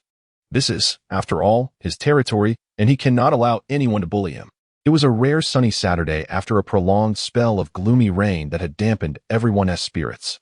Chen Mo opened the window early in the morning to ventilate the room and dispel the mustiness clinging to him. Leaning against the balcony, he began to ponder. His income for the week amounted to 740 yuan, of which 740 yuan was a legitimate earnings from delivering meals. The remaining 8,000 yuan was a price paid with his very life. He had also spent several thousand on a new phone, but overall, he still managed to earn a profit. However, despite the financial gain, Chen Mo found himself devoid of joy. It was said that those with stable emotions often found themselves in unfortunate circumstances, not due to their emotional stability, but rather because they had grown accustomed to misfortune, leading to a sense of helplessness. Sometimes, this even brought about a laugh at their own plight. Just like Chen Mo at that moment, standing on the balcony and gazing at the nearly bare, withered tree outside. He inexplicably chuckled. With the holiday upon them, when Xiaoya emerged from her room clad in fluffy pajamas, resembling a little rabbit, humming an unknown tune. However, upon catching sight of Chen Mo's silhouette, she promptly covered her mouth, as if fearing to startle him. Stealthily, she tiptoed to the sofa and retrieved her phone. Just as she settled down, Chen Mo, as if sensing her presence, turned around. Instantly, Wen Xiaoya felt a pang of guilt, as if she had been caught in the act. With a playful blink, she flashed a smile at him. "What do you want to eat for lunch, brother?" she inquired, already adept at turning the question back on him. "Let us go out to eat," Chen Mo replied, a hint of a smile gracing his lips. "Today, we'll have roast duck and take a stroll. Change your clothes and come with me." "Okay," Wen Xiaoya exclaimed, a spark of excitement in her voice. It seemed that aside from the time she and Chen Mo went shopping for clothes, she hadn't ventured out in a while. While being at home was pleasant, it could feel stifling. More importantly, she had a craving for that sweet milk tea. After speaking, Wen Xiaoya turned and dashed back to her room. Moments later, she emerged dressed in a light blue padded coat, her long hair styled into two playful buns, showcasing her fair cheeks. Chen Mo watched her for a while before she asked, "What's wrong, brother?" "Nothing, just that you have too few clothes. Today, I'll buy you 2 more pieces." He replied, "That's unnecessary, brother. I have enough clothes," she said, glancing down at her outfit, a soft gradient of white and blue adorned with cute patterns, which she adored. After accidentally staining it from a fall, she had meticulously washed it several times before donning it again. Having enough clothes doesn't contradict the need to buy more. "A cold wave is coming soon. I'll get you 2 down jackets to keep you warm," Chen Mo insisted as he walked over to the shoe cabinet to change his shoes. He had already reserved a private room at a tea house through his phone and sent the location and room password to Wang Xinyuo, leaving only the journey ahead. Wen Xiaoya, without harboring any doubts, forcibly suppressed her feelings of guilt in front of Chen Mo and set out joyfully. The sunlight poured down, instantly creating a dazzling reflection from everything around her, including herself. She lifted her gaze towards Chen Mo. The sun was blinding, and her vision was somewhat hazy, rendering her only capable of perceiving a vague outline. Thus, she instinctively grasped the hem of Chen Mo's garment. However, in the next moment, Chen Mo firmly took hold of her hand. "Let us depart," he said. At the Qingmei tea house, Wang Xinyuo had arrived early. When Chen Mo eventually made his entrance, the three greeted one another as if by chance. Subsequently, Chen Mo naturally invited Wang Xinyuo to join him at the tea house for a while. In the presence of Wang Xinyuo, Wen Xiaoya displayed a palpable restraint, her head bowed throughout the conversation between Chen Mo and Wang Xinyuo, hesitant to utter a word. It was not until Chen Mo excused himself to the restroom, disappearing for an entire hour, that she felt a momentary release. Upon his return, he found Wang Xinyuo wearing a smile, raising her phone as if to signal him. In an instant, Chen Mo comprehended the situation, retrieving his own phone, where a message from Wang Xinyuo left him staring in astonishment, unable to believe his eyes. Chapter 58. She is quite the glutton. Wang Xinyuo. This child is likely suffering from complex post-traumatic stress disorder, commonly known as CPTSD, a notably prevalent mental health condition. After reading the message, Chen Mo stood frozen in place, confusion enveloping him. What on earth is happening? Just yesterday at the hospital, the doctor mentioned PTSD. And now Wen Xiaoya is being referred to as having CPTSD. He is familiar with PTSD, yet this CPTSD is beyond his comprehension. In the eyes of the older generation, psychological and mental illnesses are often dismissed as mere signs of weakness. However, from the perspective of modern medicine, the causes of such psychological states are manifold. Without needing to delve into speculation, Chen Mo instinctively understood the origins of Wen Xiaoya's condition. Although he was not well versed in this illness, he was willing to embrace the principles of science and lacked any superior alternatives. His sole desire was to help Wen Xiaoya regain her normalcy and reintegrate into a stable life, and he was prepared to invest both time and resources into this endeavor. Regaining his composure, Chen Mo forced a smile. He had just stepped out to take a phone call and inadvertently lost track of time, feeling quite apologetic. "That's perfectly fine, Chen," Xiaoya's guardian, Wang Xinyuo said as she sipped from her teacup. Chen Mo took a seat, poured hot water into the teapot, and began to brew tea while inquiring about Wen Xiaoya's well-being. "Xiaoya, how are you faring?" I'm doing well," Wen Xiaoya replied. Casting a glance to the side, her voice tinged with uncertainty. In truth, she felt far from well. Without Chen Mo, she was restless. Moreover, Wang Laosher suddenly engaging her in conversation, though unwelcome, prompted her to respond hesitantly. As their dialogue deepened, she discovered Wang Xinyuo's kindness, akin to that of an older sister, gradually allowing her defenses to lower as she began to speak more freely. The sensation was peculiar. So much so that Wen Xiaoya lost track of her own words until Chen Mo returned. Now, regaining her senses, she felt dazed, occasionally stealing glances at Wang Xinyuo, as if fearing that she might disclose their conversation to Chen Mo. "That's wonderful," Chen Mo remarked with a smile. "Although Wang Laosher is your homeroom teacher, she is also a friend of your brother S. Since it is currently a holiday, there is no need to regard her as merely a teacher. Consider her as an older sister instead." Okay." When Xiaoya nodded obediently, Chen Mo then filled both their cups with tea. Suddenly, Wang Xinyuo, who had been seated opposite them, stood up and approached Wen Xiaoya, taking her hand. "Yes, Xiaoya, do not hesitate. I see you as my sister as well. Even outside of school, you can call me Sister Xinyuo." This gesture startled Wen Xiaoya, but upon meeting Wang Xinyuo's gentle gaze, she felt a sense of calm wash over her. Wang, Sister Xinyuo," she responded. Their hands clasped together, positioned closely, resembling two intimate sisters. Yet, in a hushed tone, Wang Xinyuo leaned in closer to whisper in Wen Xiaoya's ear, "Rest assured, the content of today's conversation is our little secret. I shall not disclose it to anyone." Wen Xiaoya remained in a state of stupor, though within her heart, she felt a burgeoning trust towards Wang Xinyuo. Observing the demeanor of the two individuals, Chen Mo felt somewhat like an outsider. He leisurely lifted his teacup and took a sip, relishing the taste. After lingering in the tea house for another half hour, he glanced at the time and spoke. "It's time for a meal, Teacher Wang. Shall we dine together?" He did not phrase it as a question, but rather as an earnest invitation to treat for this meal. Wang Xinyuo nodded without hesitation. For some inexplicable reason, she always harbored a certain curiosity and an ambiguous affection towards Chen Mo. She understood that it was neither love nor infatuation, yet occasionally, thoughts of him would cross her mind. Perhaps it was the delectable buns made by his parents that lingered in her memory, a guilty pleasure she could not shake off. She admitted to being a glutton. Once she developed a fondness for a particular dish, she would consume it until she grew weary of it.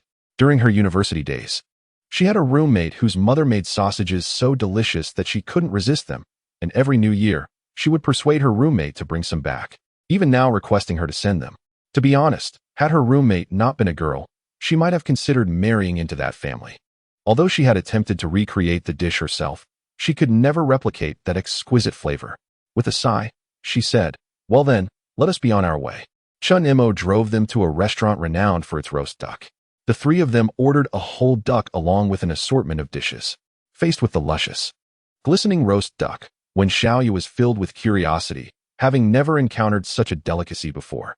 She, too, was a foodie. In her life, aside from Chen Mo, nothing mattered more than food. Holding a bowl of steaming rice, she felt it was the most essential thing. Yet, despite her cravings, she refrained from indulging first. Instead, she placed a slice of duck into Chen Mo's bowl, saying, "Brother, enjoy." Not far away, Wang Xinyuo, who was stuffing her mouth with duck wrapped in pancake, momentarily froze upon hearing this. The duck suddenly lost its appeal. What is this? Is this how you play it? It makes me appear uncultured. However, she snapped out of it after 3 seconds, continuing her duck feast, unconcerned even when black sauce smeared her lips. Their bond was deep, and it mattered not to her.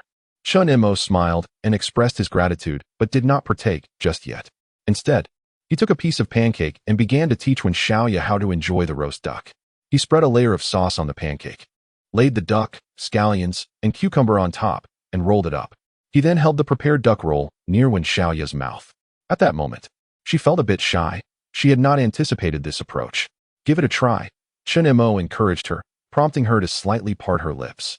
In an instant, the flavors of the roast duck, the spiciness of the scallions, and the crispness of the cucumber melded together, creating a delightful sensation in her mouth. Seeing her enjoy it, Chen Mo finally picked up his chopsticks, took a slice of duck, and tossed it into his own mouth, speaking between bites. This is indeed the best way to savor it. Wang Xinyuo, without lifting her head, remarked nonchalantly, why complicate things? Eat however you wish. Only Wen Xiaoya remained silent. Yet she felt a warmth blossoming within her heart. Following suit, she carefully wrapped a piece of roasted duck for Chen Mo and brought it to his lips. Their meal stretched nearly an hour, and the remnants on the table were nearly devoured. Not far from the restaurant stood a shopping mall. Chen Mo, of course, remembered the necessity of purchasing clothes and suggested they take a leisurely stroll to aid digestion. Wang Xinyuo, who had initially intended to leave, nodded in agreement. Due to Wen Xiaoya's presence, there were certain things she felt uncomfortable discussing with Chen Mo, so she decided to wait until they returned to communicate via WeChat. The trio engaged in light conversation as they made their way to the mall. Upon entering, Chen Mo headed straight for the clothing store, while Wang Xinyuo, clutching her stomach, appeared somewhat unwell. Excuse me, I need to use the restroom. I'll join you shortly. All right, you go ahead, Chen Mo replied with a nod, leading Wen Xiaoya into a brand-name clothing store. Chapter 59. He simply happened to have attended school for a few years. The process of selecting clothes unfolded seamlessly. With her petite frame, Wen Xiaoya looked exquisite in any attire, embodying a perfect balance that did not accentuate her slenderness. When Chen Mo first encountered her, she appeared frail and diminutive, resembling a delicate figurine. To his surprise, just a few months had passed, and she had transformed entirely, enveloped in a thick down jacket, resembling a soft and delectable cake. Indeed, beauty can be nurtured, in addition to being an inherent trait. After trying on several outfits, all of which Chen Mo found appealing, he sought her opinion, to which she consistently replied, I'll follow my brother's choice. The attendant nearby wore a broad smile, amused by the charming and obedient girl before her. If one lacked the discernment in the service industry, their efforts would be in vain. Chen Mo appreciated the presence of someone who could converse meaningfully. However, he was not well versed in women's fashion and had initially intended to seek assistance from Wang Xinyuo. But she had taken an unusually long time in the restroom. With no other option, he selected a few outfits that had caught his attention during Wen Xiaoya's trials. I'll take all of these, he declared. The attendant promptly retrieved her equipment and scanned the price tags. Very well, the total comes to 8,900 yuan. Would you prefer to pay via QR code or in cash? Chen Mo hesitated for a moment, his hand pausing in his pocket. I'll pay via QR code. Clothing is a necessity. One must not skimp on essentials. He simply had realized how costly life could be. In the past, he would have deemed several thousand yuan for clothing as reasonable, as his mother typically provided his wardrobe. Moreover, with a monthly salary of 20 to 30,000 yuan, purchasing a few quality garments seemed entirely justifiable. Yet now, after working tirelessly delivering food, he was barely scraping together enough to afford today's expenditure on clothes. Brother, Wen Xiaoya said, visibly taken aback by the price, tugging gently at Chen Mo's sleeve. This time, her grip was firmer, conveying her concern. What's wrong? Chen Mo asked, gently ruffling her hair with a smile. It's just a few pieces of clothing. We have plenty of time ahead, and they're not disposable. The attendant chimed in. Indeed, sir. Regarding our down jackets, Chen Mo promptly completed the payment. Only after they had several shopping bags in hand did Wen Xiaoya seem to come to her senses. Feeling a tinge of anxiety, the sum of over 8,000 yuan could cover her tuition and living expenses for an entire year in their town. Deep down, she felt unworthy of such garments. After purchasing the clothes, the pair exited the store, Chen Mo leading the way while Wen Xiaoya followed closely. Resembling a little duckling trailing behind its mother, their steps in perfect sync. After a few paces, Chen Mo abruptly halted. Xiaoya, come here. Wen Xiaoya responded promptly, her voice bright as she lifted her bags, straining to raise her arms. Chen Mo turned, gazing down at the petite figure before him. Do you know why I bought you clothes today? Because. I don't know. Because I am happy.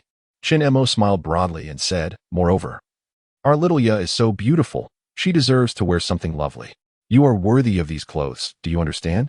Besides, when you look beautiful, it brings me joy. If you dress poorly, not only will I be unhappy, but everyone else will also disapprove of you. Don't you think so? Right. No, it's not. As long as brother likes me. No. I have always liked you, little Ya, because you are my sister. You must strive to be better so that everyone will adore you. Do you understand? I understand. But what does it matter if everyone likes me? I only need brother to like me. However, what brother says is right. The two harmonized in the mall, capturing the attention of many onlookers. When Xiaoya's earlier disappointment vanished. Not for any other reason, but because Chen Mo affirmed that she is worthy. All right, give it to me. Chen Mo extended his hand towards Wen Xiaoya.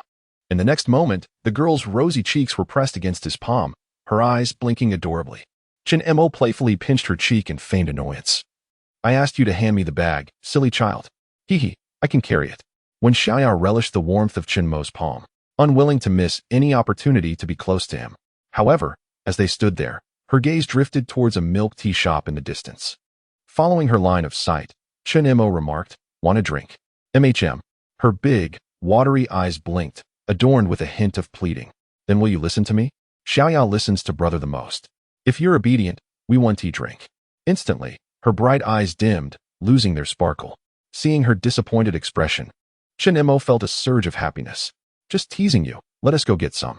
As they walked, Chen Mo took out his phone to contact Wen Xiaoya. This person, really, even took so long in the restroom. Hope she has tea run off. She could at least send a message. While pondering, he opened the WeChat chat interface.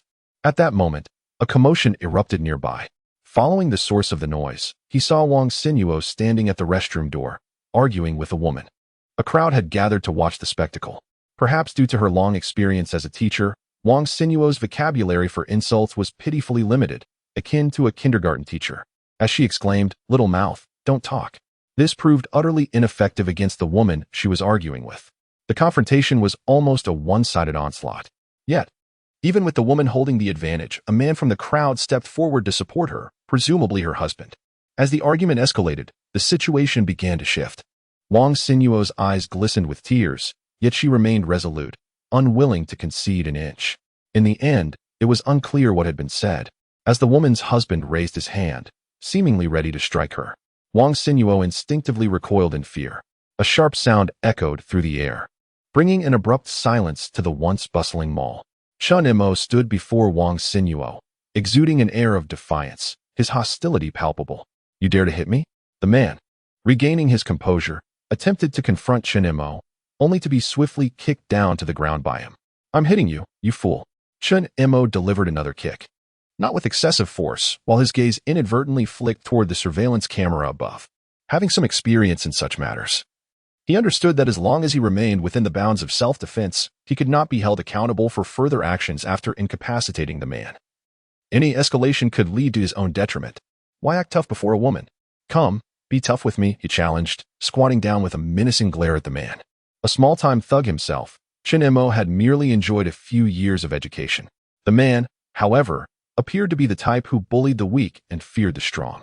Under Chen Mo's fierce scrutiny, his arrogance diminished, yet he still wore a look of defiance. Honey, are you okay? His wife knelt beside him, worry etched on her face. We should call the police. We cannot be bullied like this. Go ahead, Chen Mo replied, arms crossed, unfazed. After all, the surveillance cameras would reveal the truth of the matter. His actions were a matter of self-defense. You dare hit my husband. I will make you pay for this. The woman declared, rising to her feet, glaring at Chen Mo in fury. Then come at me. Let's see if you dare. You. I. The woman faltered, realizing her words were merely bluster. She lacked the courage to follow through. So, she helped her husband up and made her way toward the exit, leaving behind a final threat. Just you wait.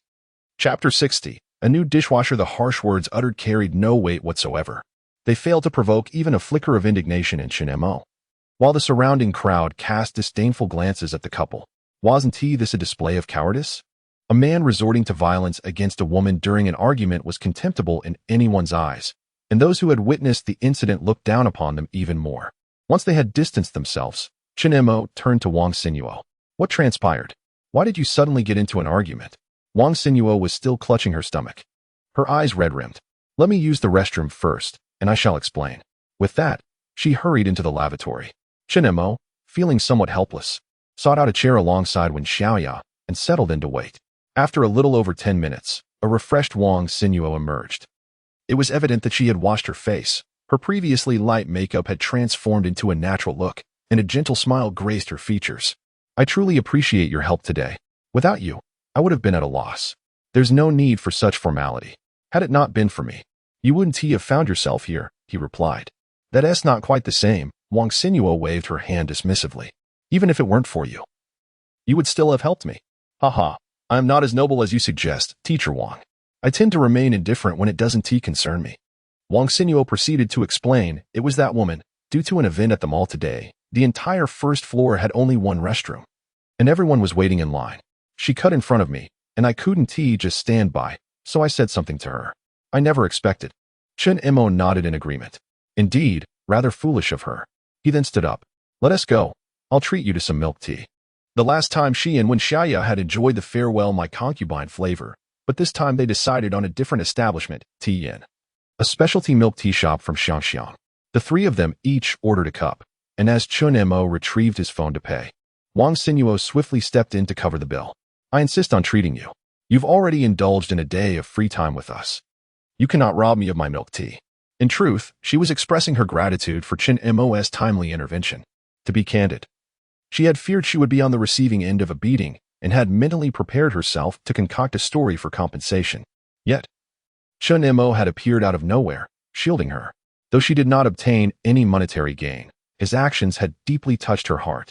Of course, she was not naive enough to fall for Chen Mo. That was a trope reserved for novels, a notion she frequently pinned herself, well aware of the realities. Very well, she conceded. As Chen Mo accepted the milk tea, he jested, I wonder if drinking Teacher Wang's milk tea will improve my grades. Wang Xinyuo shot him a disapproving look. I do not hold high hopes for you. With that, she turned to Wen Xiaoya. However, Xiaoya, the monthly exams are approaching, and I am eagerly anticipating your results. At this, Wen Xiaoya, who had been engrossed in her milk tea, looked up in surprise, her mouth still around the straw. Momentarily lost for words. Our Xiaoya's academic performance speaks for itself, Chen Mo chimed in, cheerfully holding onto his clothes. Oh, by the way, what event was being held at the mall? Just a promotional activity, Wang Xinyuo replied, glancing toward a nearby vacant space where a temporary stage had been erected, now deserted. It has concluded, but I recall hearing that if one spends over 5,000 yuan, they can enter a lottery with their receipt. How fortuitous. Where is it? Chen Mo's eyes sparkled. He had indeed spent 8,000 today. Under normal circumstances, he would not have given such a lottery a second thought. Meanwhile, at the service center, Wang Xinyuo appeared quite familiar with them all. Come, I shall lead you there. Chen Mo and Wen Xiaoya followed closely behind her. Shortly, the trio arrived at the service center, where a signboard displayed the day's event, stating that spending over 5,000 yuan would allow participation in the lottery. The prizes were also listed. The participation prize was a towel and toothbrush, while the grand prize was a new energy vehicle featuring chopped pepper fish head. Chen Mo's gaze immediately fixated on the second and third prizes, a brand-name dishwasher and a robotic vacuum cleaner. He had no need for a car, but those two items would indeed be useful. At that moment, a staff member approached them. Hello, are you here to participate in the lottery? Yes, Chen Mo replied, pulling Wen Xiaoya along. Do you have your shopping receipt? Yes, we do. Congratulations in advance. Since the start of the event today, we have yet to give away the first or second prizes, so your chances of winning are quite high. Chen Mo fished out the receipt from his pocket. How does the drawing work? The staff member pointed to a box on the table. Simply reach in and take out a slip of paper. Whatever you draw will be your prize. Very well. Under the expectant gazes of Wen Xiaoya and Wang Xinyuo, Chen Mo slowly approached the box. Just as he was about to reach in, he suddenly halted, recalling the string of misfortunes he had encountered in recent days. After a moment's pause, he stepped back. Why don't you give it a try, Xiaoya? Huh? Wen Xiaoya looked puzzled. It's all in good fun. Come on, test your luck. She did not refuse his encouragement and approached the box. Though she had never drawn a lottery ticket in real life, She inexplicably felt fortunate, for she believed her greatest prize in life had been meeting Chen Mo. Go on, take it, Chen Mo urged gently, nudging her arm, his tone light and unpressuring.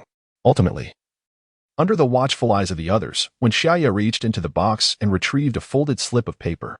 Upon unfolding it, she found it boldly inscribed with, "Second prize." Chen Mo beamed.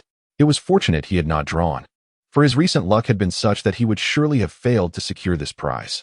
Now, it seemed he had regained the money spent on clothing. Congratulations, congratulations, Wang Xiaoya exclaimed, her eyes wide with astonishment. Is this for real? You actually won.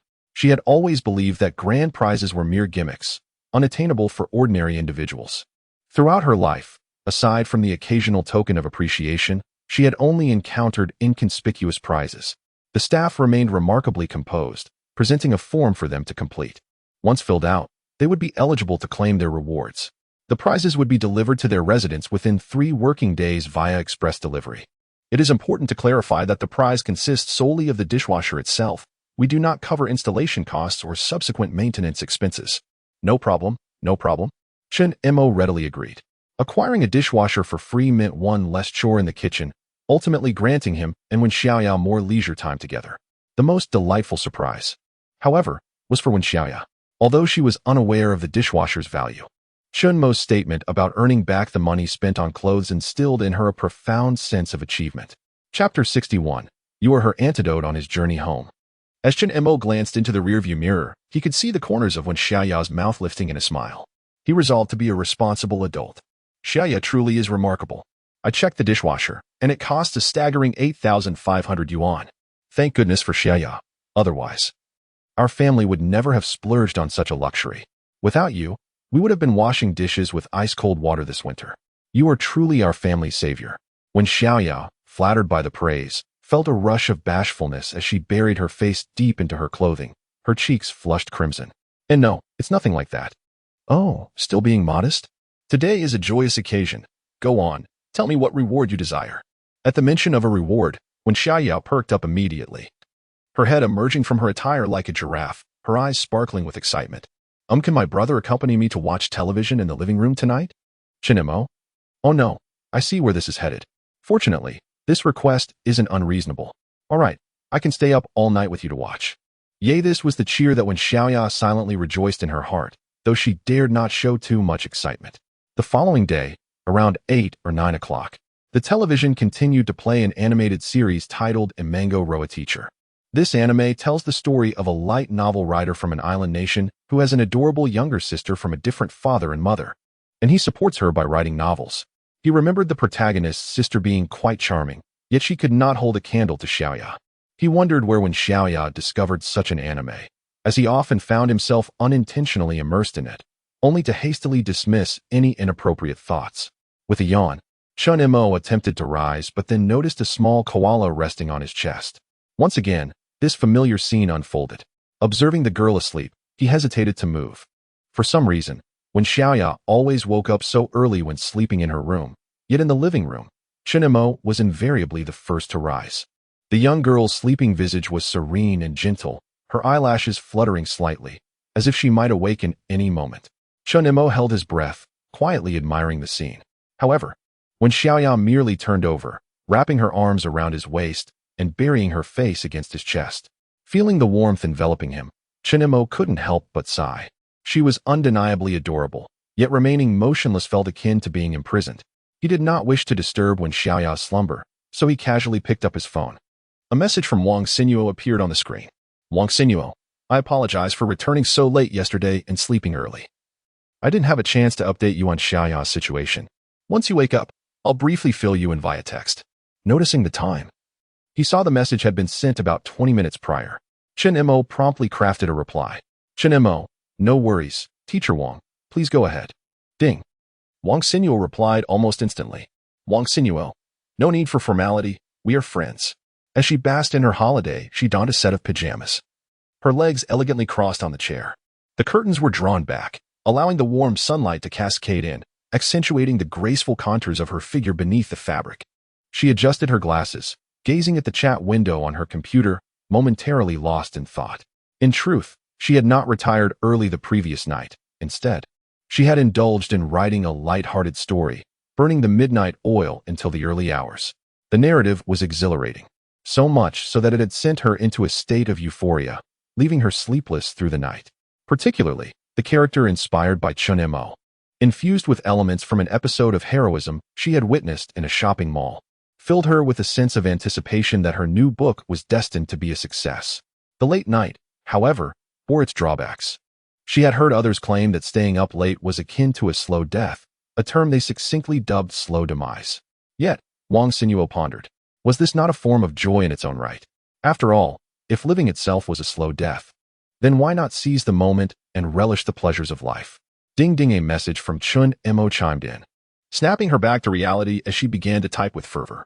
Wen Xiaoya, I have already discussed Xiaoya's situation with you. If you remain uncertain, perhaps a visit to a larger hospital for a checkup would be prudent, as I am not a qualified psychologist. Chen Mo, Teacher Wang, you misunderstand. There is no uncertainty regarding this child's childhood. I primarily wish to inquire about CPTSD. What symptoms or manifestations should I be aware of? Wen Xiaoya, you might observe Xiaoya closely, noting if she frequently experiences feelings of inferiority or arrogance, struggles to regulate her emotions, exhibits hypervigilance towards her surroundings, and often engages in self-doubt, feeling unworthy of a good life. Furthermore, she may harbor guilt and self-reproach over minor missteps. Upon reading this message, Chen Mo set down his phone. In truth, he had noticed these signs himself, even without Wen Xiaoya's input.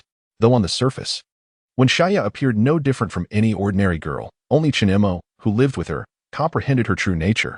She was often tearful, unable to contain her emotions, sometimes. Even the slightest change could trigger a wave of self-reproach, causing her to shed silent tears. Her spirit was both fragile and formidable. Even a simple bowl of plain rice could bring her joy, yet afterward, she would chastise herself, feeling unworthy of such sustenance. Moreover, she struggled to articulate her desires. There were things she yearned for, yet she remained silent, bottling them within, never expressing anger. Even when Chen Mo urged her to take action, she offered no resistance or dissent. Chen Mo perceived all of this.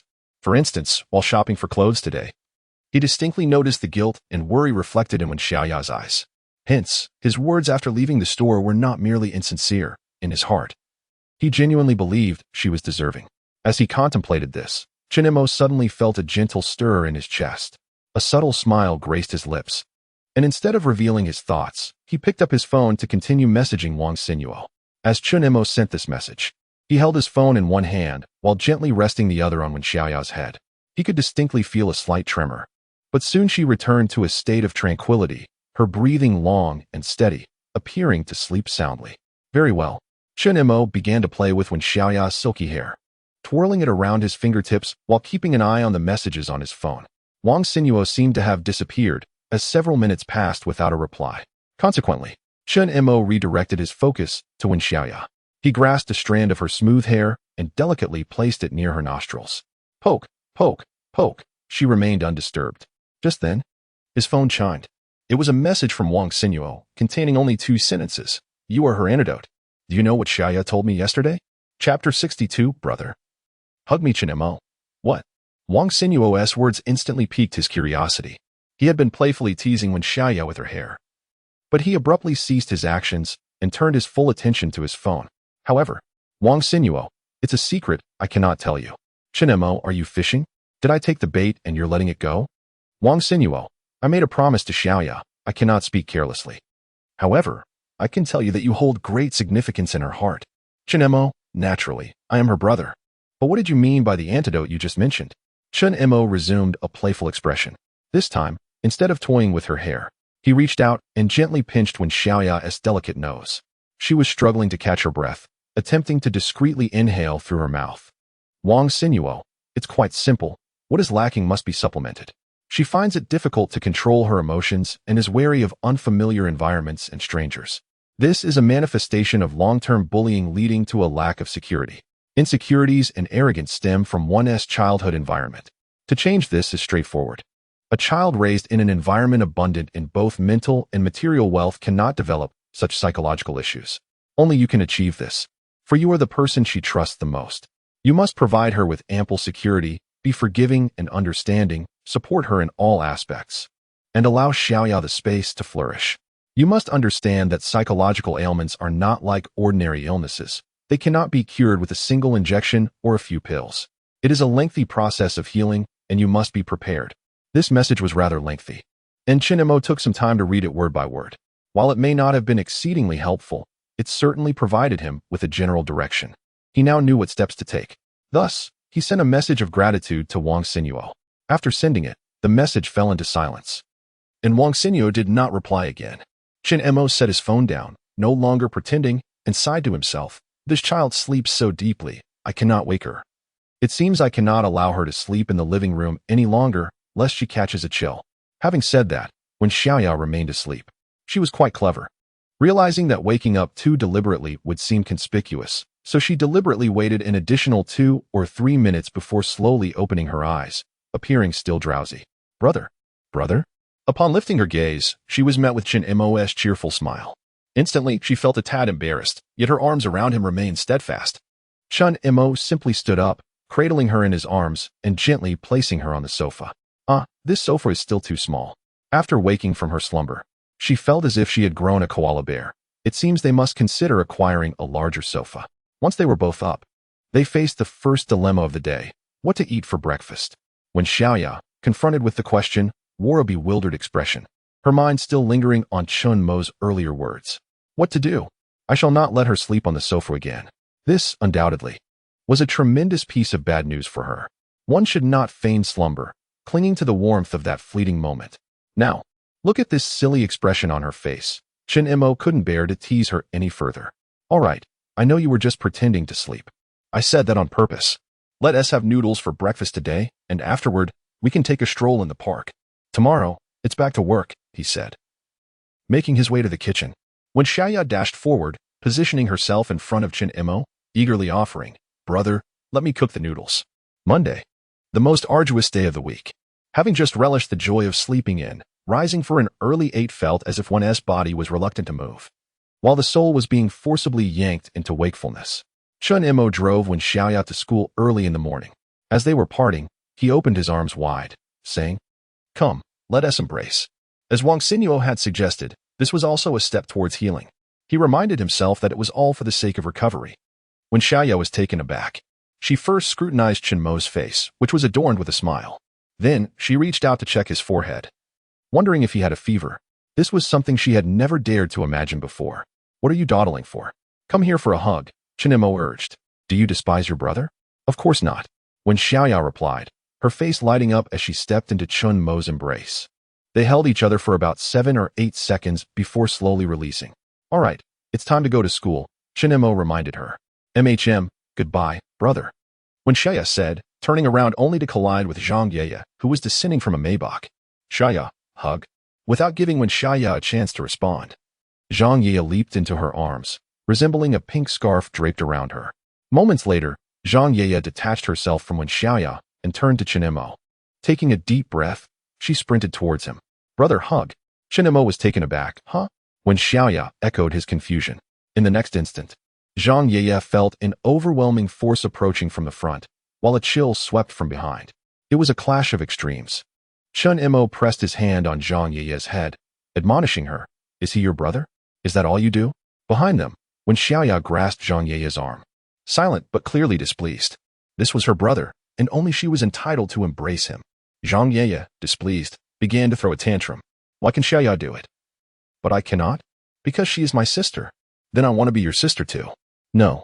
As soon as the word left Chen Mo's lips, he remembered that this little girl was quite wealthy, and perhaps being her brother wouldn't be so bad after all. However, he remained rational, albeit hesitantly. "No. If you want a brother, let your father have another child." "Zheng Qiuqiu, do you not hear what others say?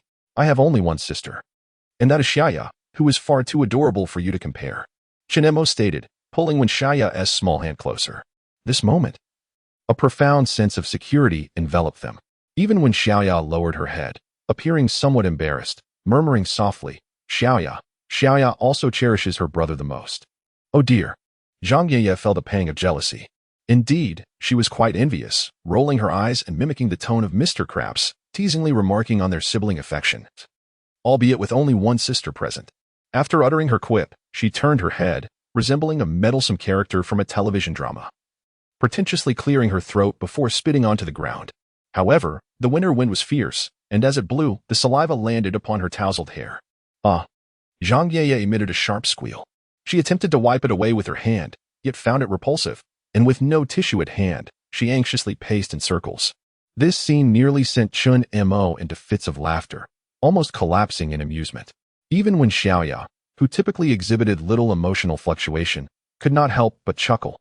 Poor Zhang Qiuqiu, indeed, had a bit of phlegm on her. Chapter 63. The elder weeps because his joy has turned to woe. It was noon. So, how are you feeling? Any better? Xu Yang, as usual, sat across from Chen Mo with a bucket of instant noodles in hand. He cast a glance at the stir-fried beef before Chen Mo, swallowing hard, then quickly diverted his gaze, addressing the proprietress of the small eatery. Madam, just like always. Could you please prepare my noodles? Having said that, he turned back to Chen Mo. Hee. Thank you for the noodles. Don't mention it. I'm feeling much better. Thanks to your care, Brother Yang, Chen Mo replied, swallowing his food and pushing the dishes forward. Why don't you ask the proprietress to add some rice? It's not healthy to eat instant noodles every day. Xu Yang felt a wave of surprise wash over him.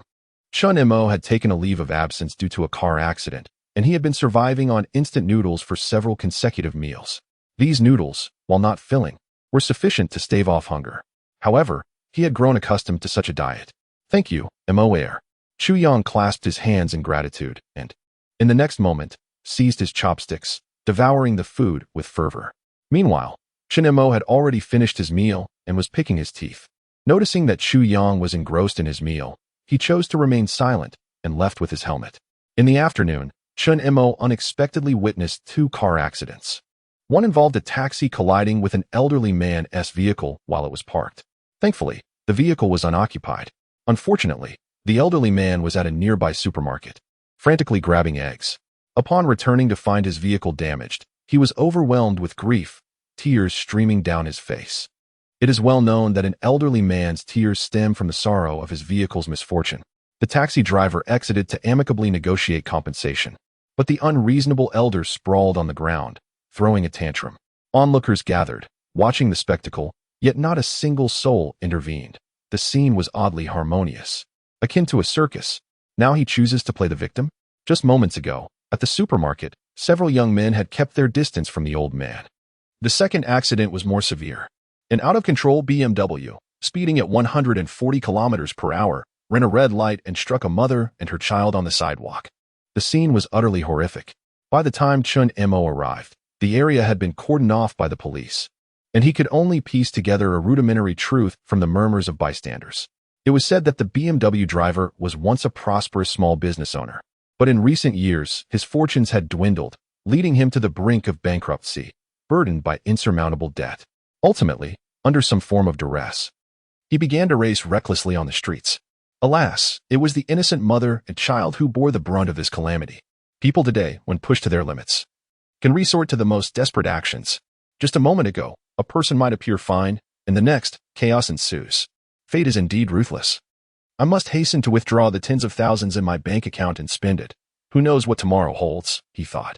Such individuals are pure harbingers of disaster, wishing to end their own lives while dragging others down with them. The mere act of existing is fraught with challenges.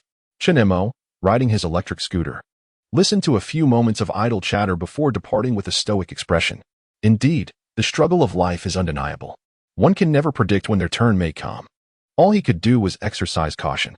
Was he not afraid? Certainly, he was. But would that fear compel him to forsake driving and venturing out for the entirety of his life? An old acquaintance once remarked, the most effective way to conquer fear is to confront it. Thus, rather than lamenting the difficulties of existence, one might instead regard life as a fortunate gift. After all, is any form of existence not still existence? One ought not to frighten oneself unnecessarily. Suddenly, a notification chimed on his phone, a message from a customer. Customer, hey buddy, this is a takeout order I placed for my girlfriend.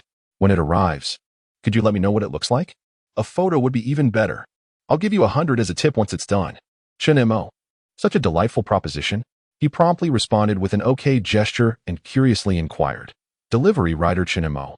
Are you in an online relationship? Customer.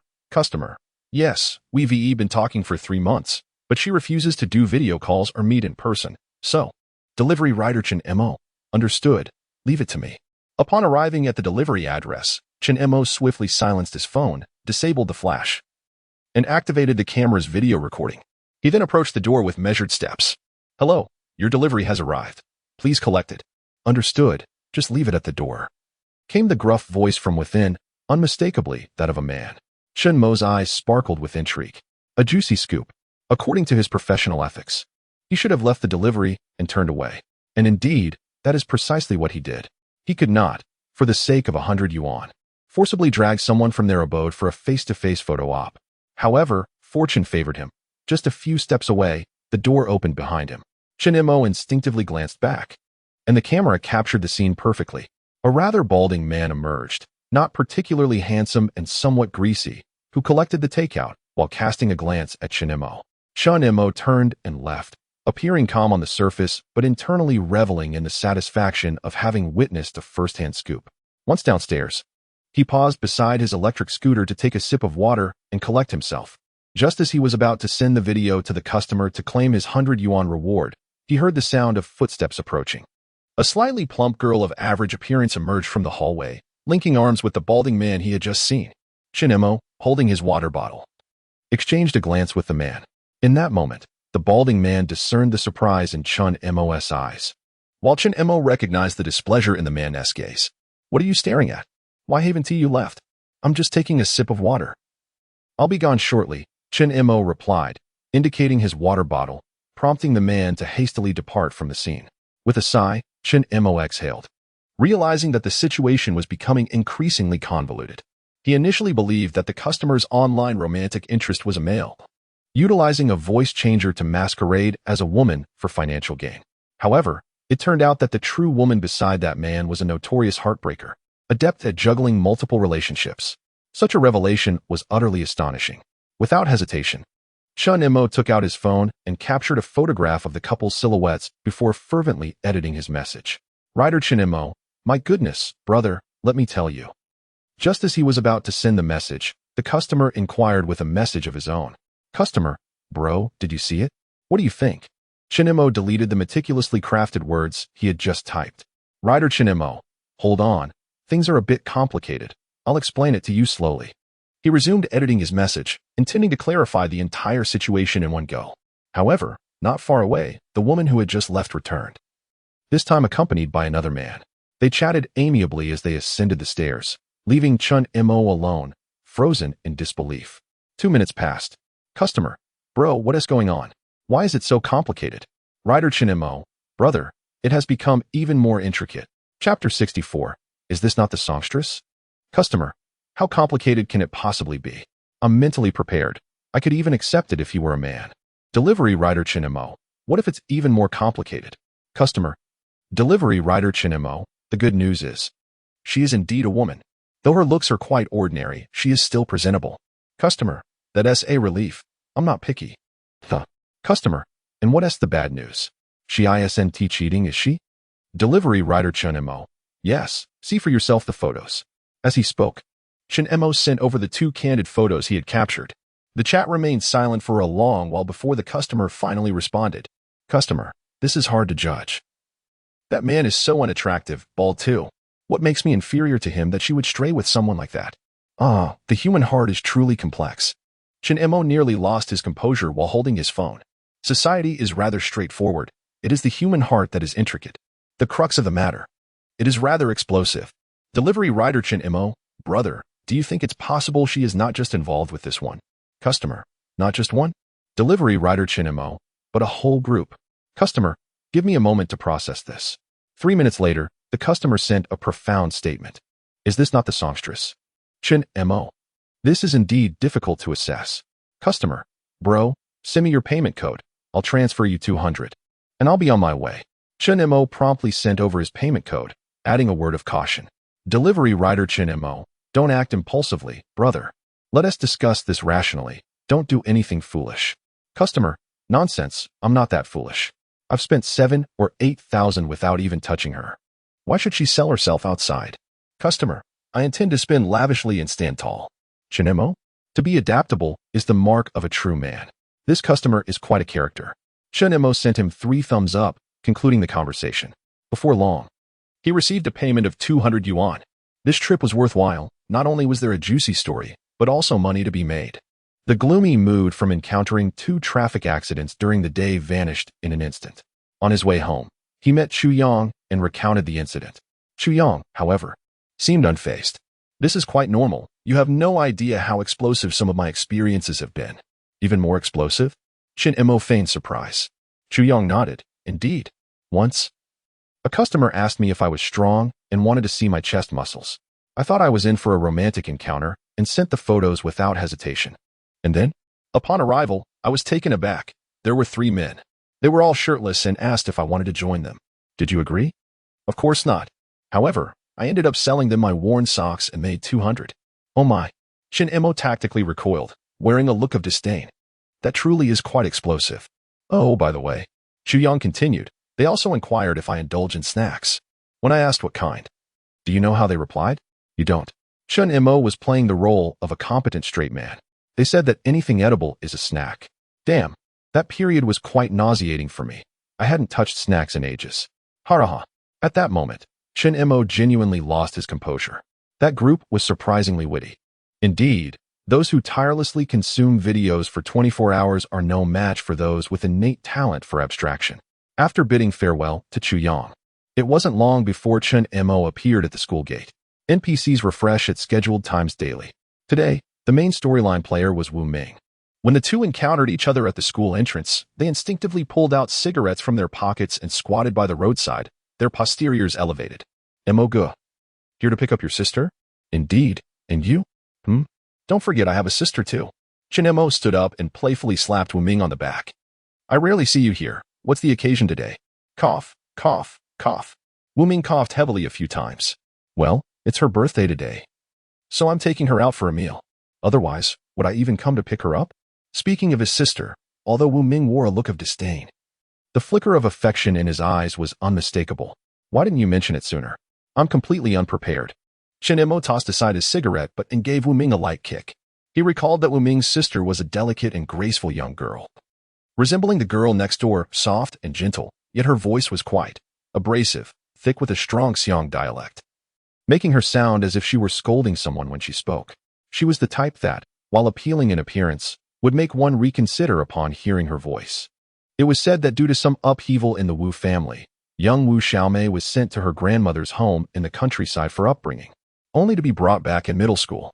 This resulted in her acquiring the authentic and robust Xiang accent from her grandmother, which in turn influenced her spirited and forthright nature. It is widely recognized that in Xiang, there are no sweet girls. They play cards by day, scold their husbands by night, and if they have children, they are known to scold them as well. A fiery temper and a loud voice are commonplace. Wu Ming's sister embodies the quintessential Xiang girl. What are you preparing for? Wu Ming remarked. It just so happens that we can have a meal together. That's not appropriate. Chen Mo waved his hand in refusal. You and your family should dine together. I'll go home to eat. No one else. Just my sister and me. She insisted on trying Western cuisine, pestering me for quite some time, like a little ghost. Still, I'm not going. I can't get used to that stuff. You may not like it, but what about Xiaoya? She should at least have the experience, right? This statement struck a chord with Chen Mo. Yes, one must experience it. Although he was not fond of Western food, and in his mind, it had always represented a high-end and unsatisfying meal, the allure of that kind of cuisine was entirely lost on him. Chen Mo could never forget the first time he dined with a client at a Western restaurant.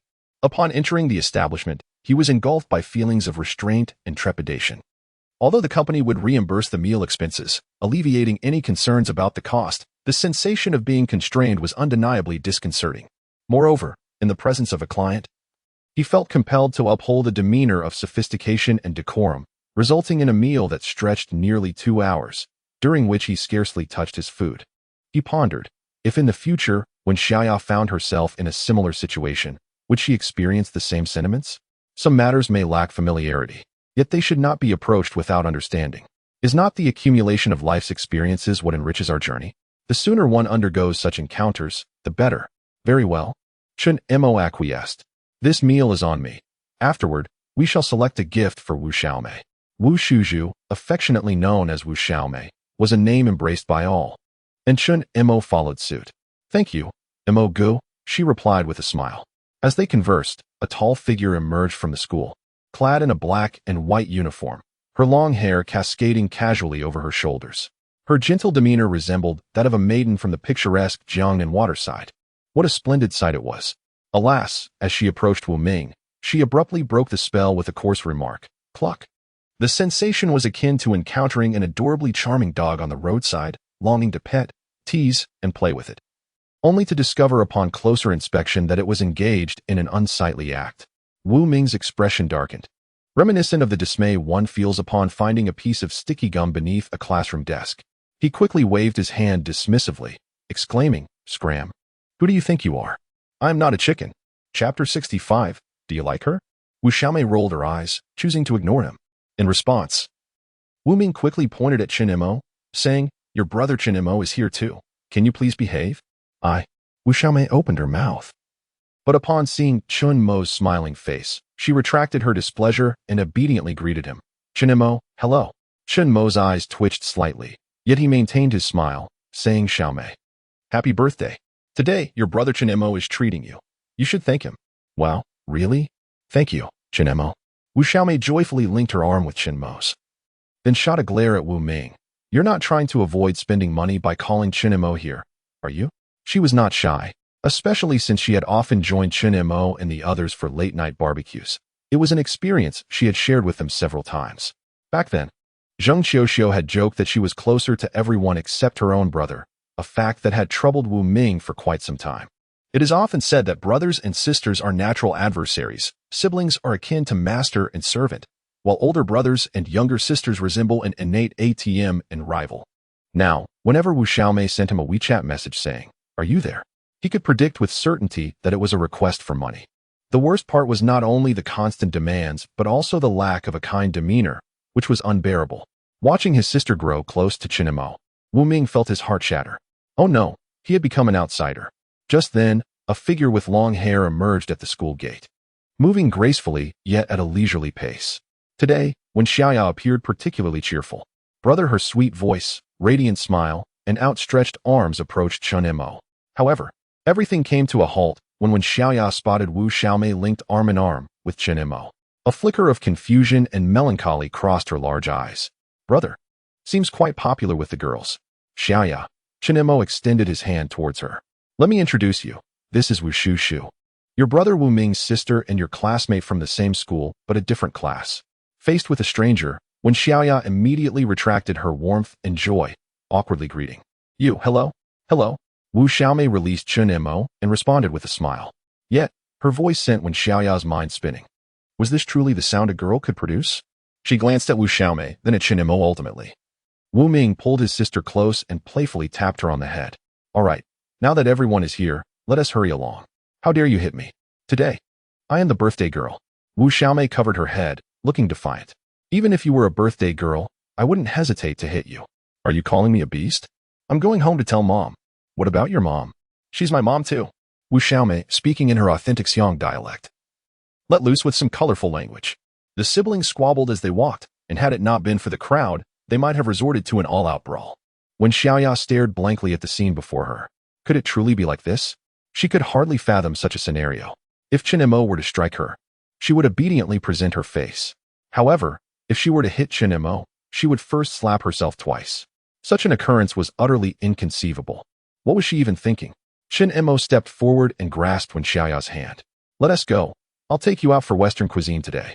Wen Xiaoya seemed not to have heard him, as she reached into her pocket with her other hand and retrieved a few candies. "Brother, would you like one?" "What is this?" "Chocolate. Zhang Ye gave it to me. You should try it." Zhang Ye had a penchant for snacks after class and had shared some with her.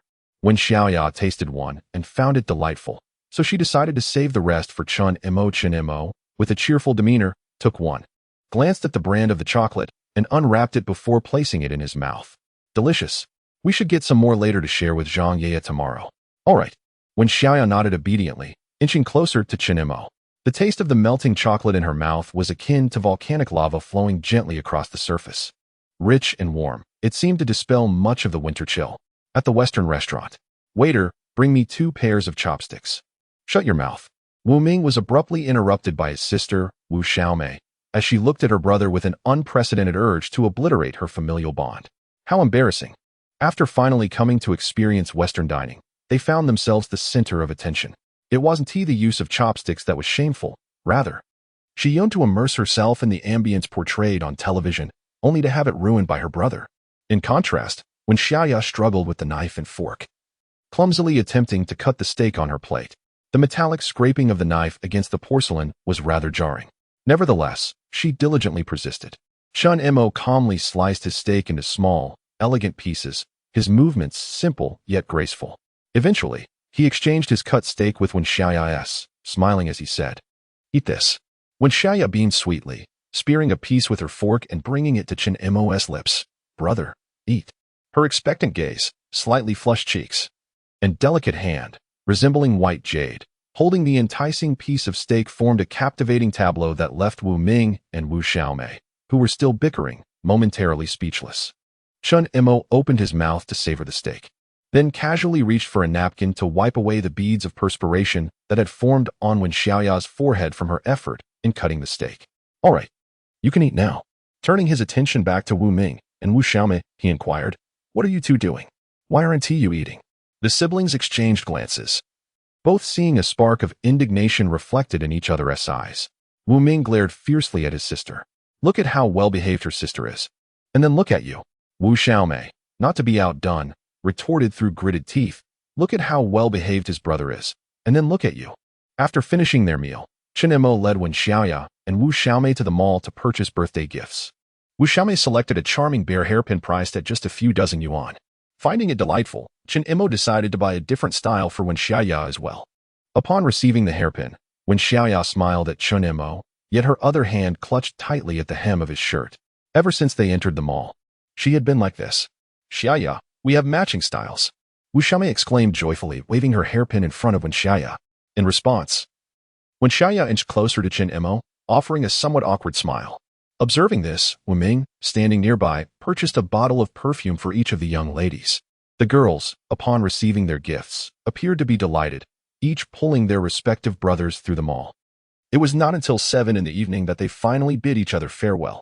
Chen Mo and Wen Xiaoya stood at the entrance of the mall, gazing at the two figures growing increasingly distant. After a moment, Chen Mo felt a cold little hand grasp his own. "Brother, what's wrong?" Wen Xiaoya asked softly as Chen Mo took both her hands, cradling them gently in his palms in an attempt to warm them. "Do you like her?" she whispered. Chapter 66. Is this a punishment? Stop clucking like a chicken, will you? On the way home, Wu Xiaomei turned her head to glance at her impatient brother at the wheel, and surprisingly, they were not arguing. Instead, she asked with curiosity, "Don't you think there is something off between Chen Mo and Xiaoya? What is strange about it? Have you been sneaking peeks at those inappropriate novels again?" "No." Wu Xiaomei quickly defended herself. "I just feel that today, when Xiaoya looked at me with a strange expression, a bit hostile, a bit distant. It seems like she doesn't like me. You can't say you didn't see it. Your thoughts have been corrupted by those novels. Xiaoya is just like that. Don't overthink it." "Impossible. Absolutely impossible." Wu Xiaomei asserted with conviction. "Do you understand what a woman's intuition is?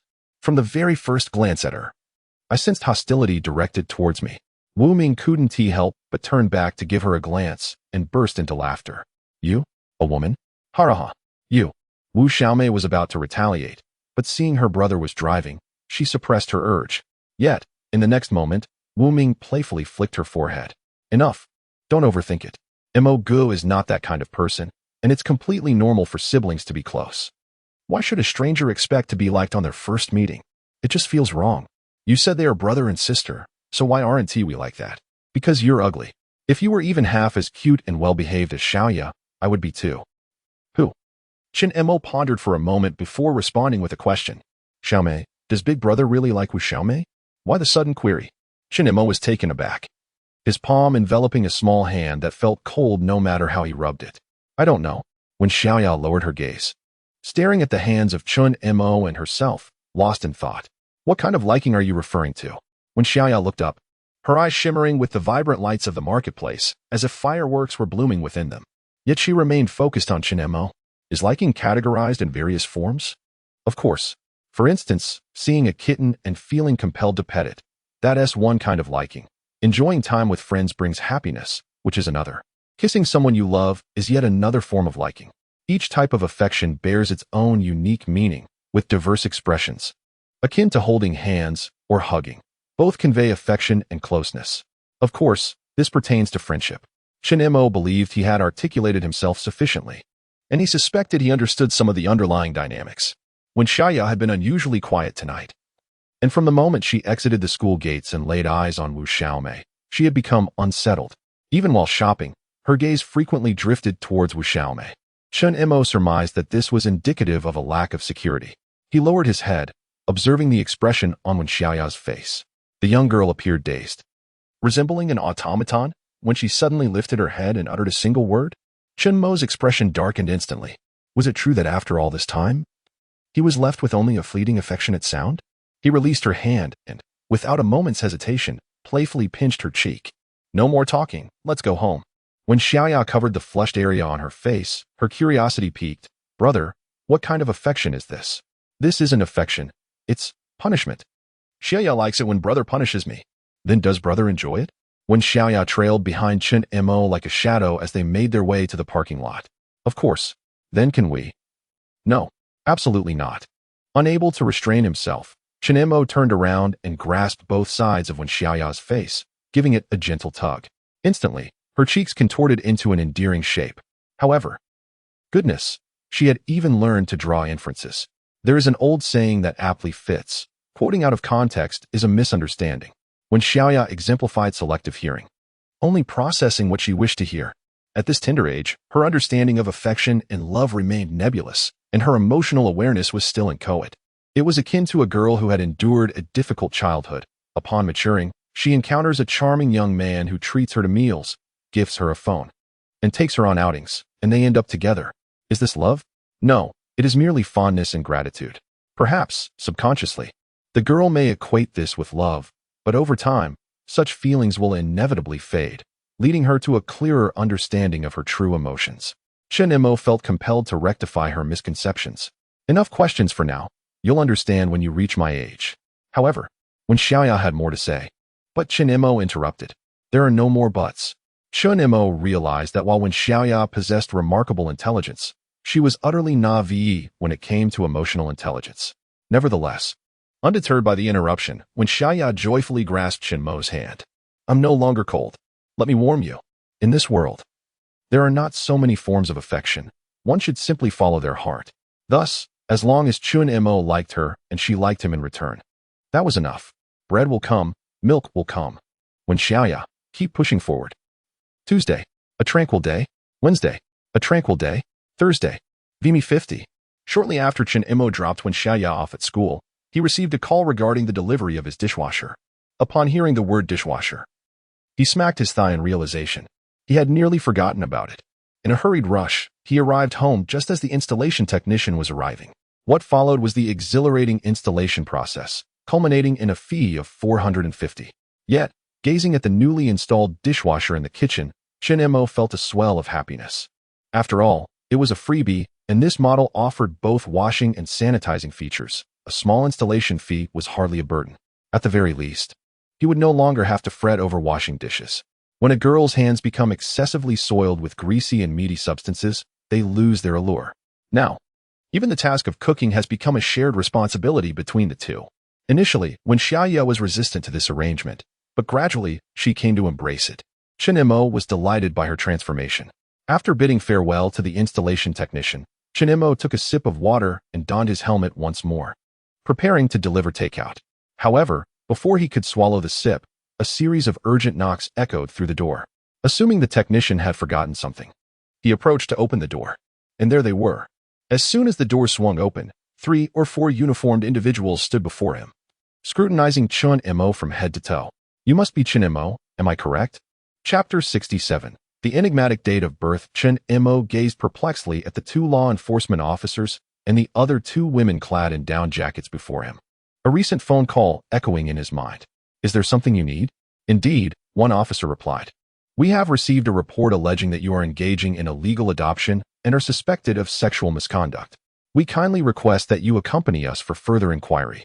Just a moment. Chen Mo exhaled, calmly removing his helmet and gloves. He then turned and re-entered the house. emerging shortly with Wen Xiaoya's identification card and household registration book in hand. Please take a look at this. It should affirm my innocence. The two officers examined the documents briefly. The records indicated that Wen Xiaoya's date of birth was August 6, 2006. Given that the current date was December 9, 2024, this was sufficient to demonstrate that, in legal terms, Wen Xiaoya had indeed reached adulthood several months prior, granting her the autonomy to choose her companions and living arrangements. However, the officers returned the documents to him, insisting this contradicts the evidence provided by the informant. You must accompany us for further clarification. Rest assured, until we resolve this matter, no adverse actions will be taken against you. Very well. Chen Mo did not contest their request. He accepted it without hesitation. After all, he had acted within the bounds of the law and had committed no infractions, so he had nothing to fear from scrutiny. 15 minutes later, at the local police station, an officer placed a photograph before Chen Mo. The image depicted a birth certificate with Wen Xiaoya's name prominently displayed. However, the birth date inscribed was January 15, 2007. This revelation implied that Wen Xiaoya was still not yet 18. She required an additional month to attain full legal adulthood. How can this be? Chen Mo exclaimed, picking up the photograph for a closer inspection. The more he scrutinized it, the deeper his frown became.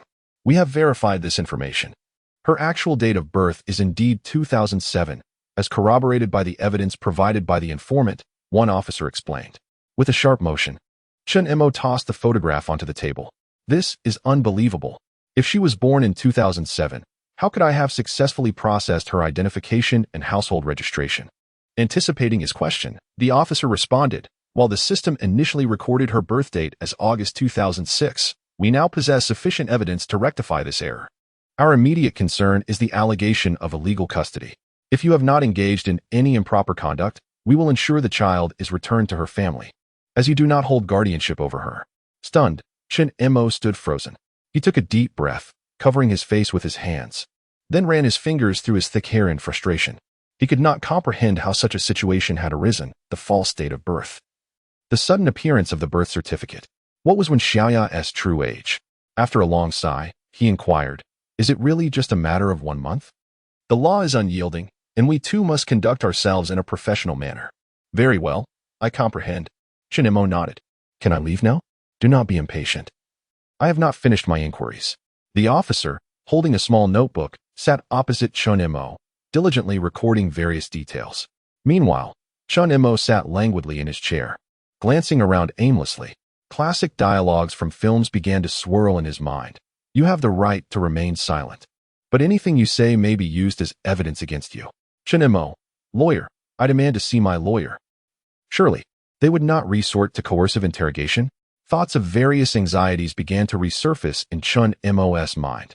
Fortunately, after completing his notes, the officer did not press him further but curiously inquired, how did you come to know Wen Xiaoya? Chen Mo fell silent. Even tempted to retort, how else would I have met? Through your transportation vessel? Yet, he refrained from voicing this thought. After a brief pause, he finally responded, my father and her father. This led to a lengthy narrative, recounting the life-saving grace from their father's generation, followed by Wen Xiaoya's repeated abandonment and domestic violence, culminating in that letter.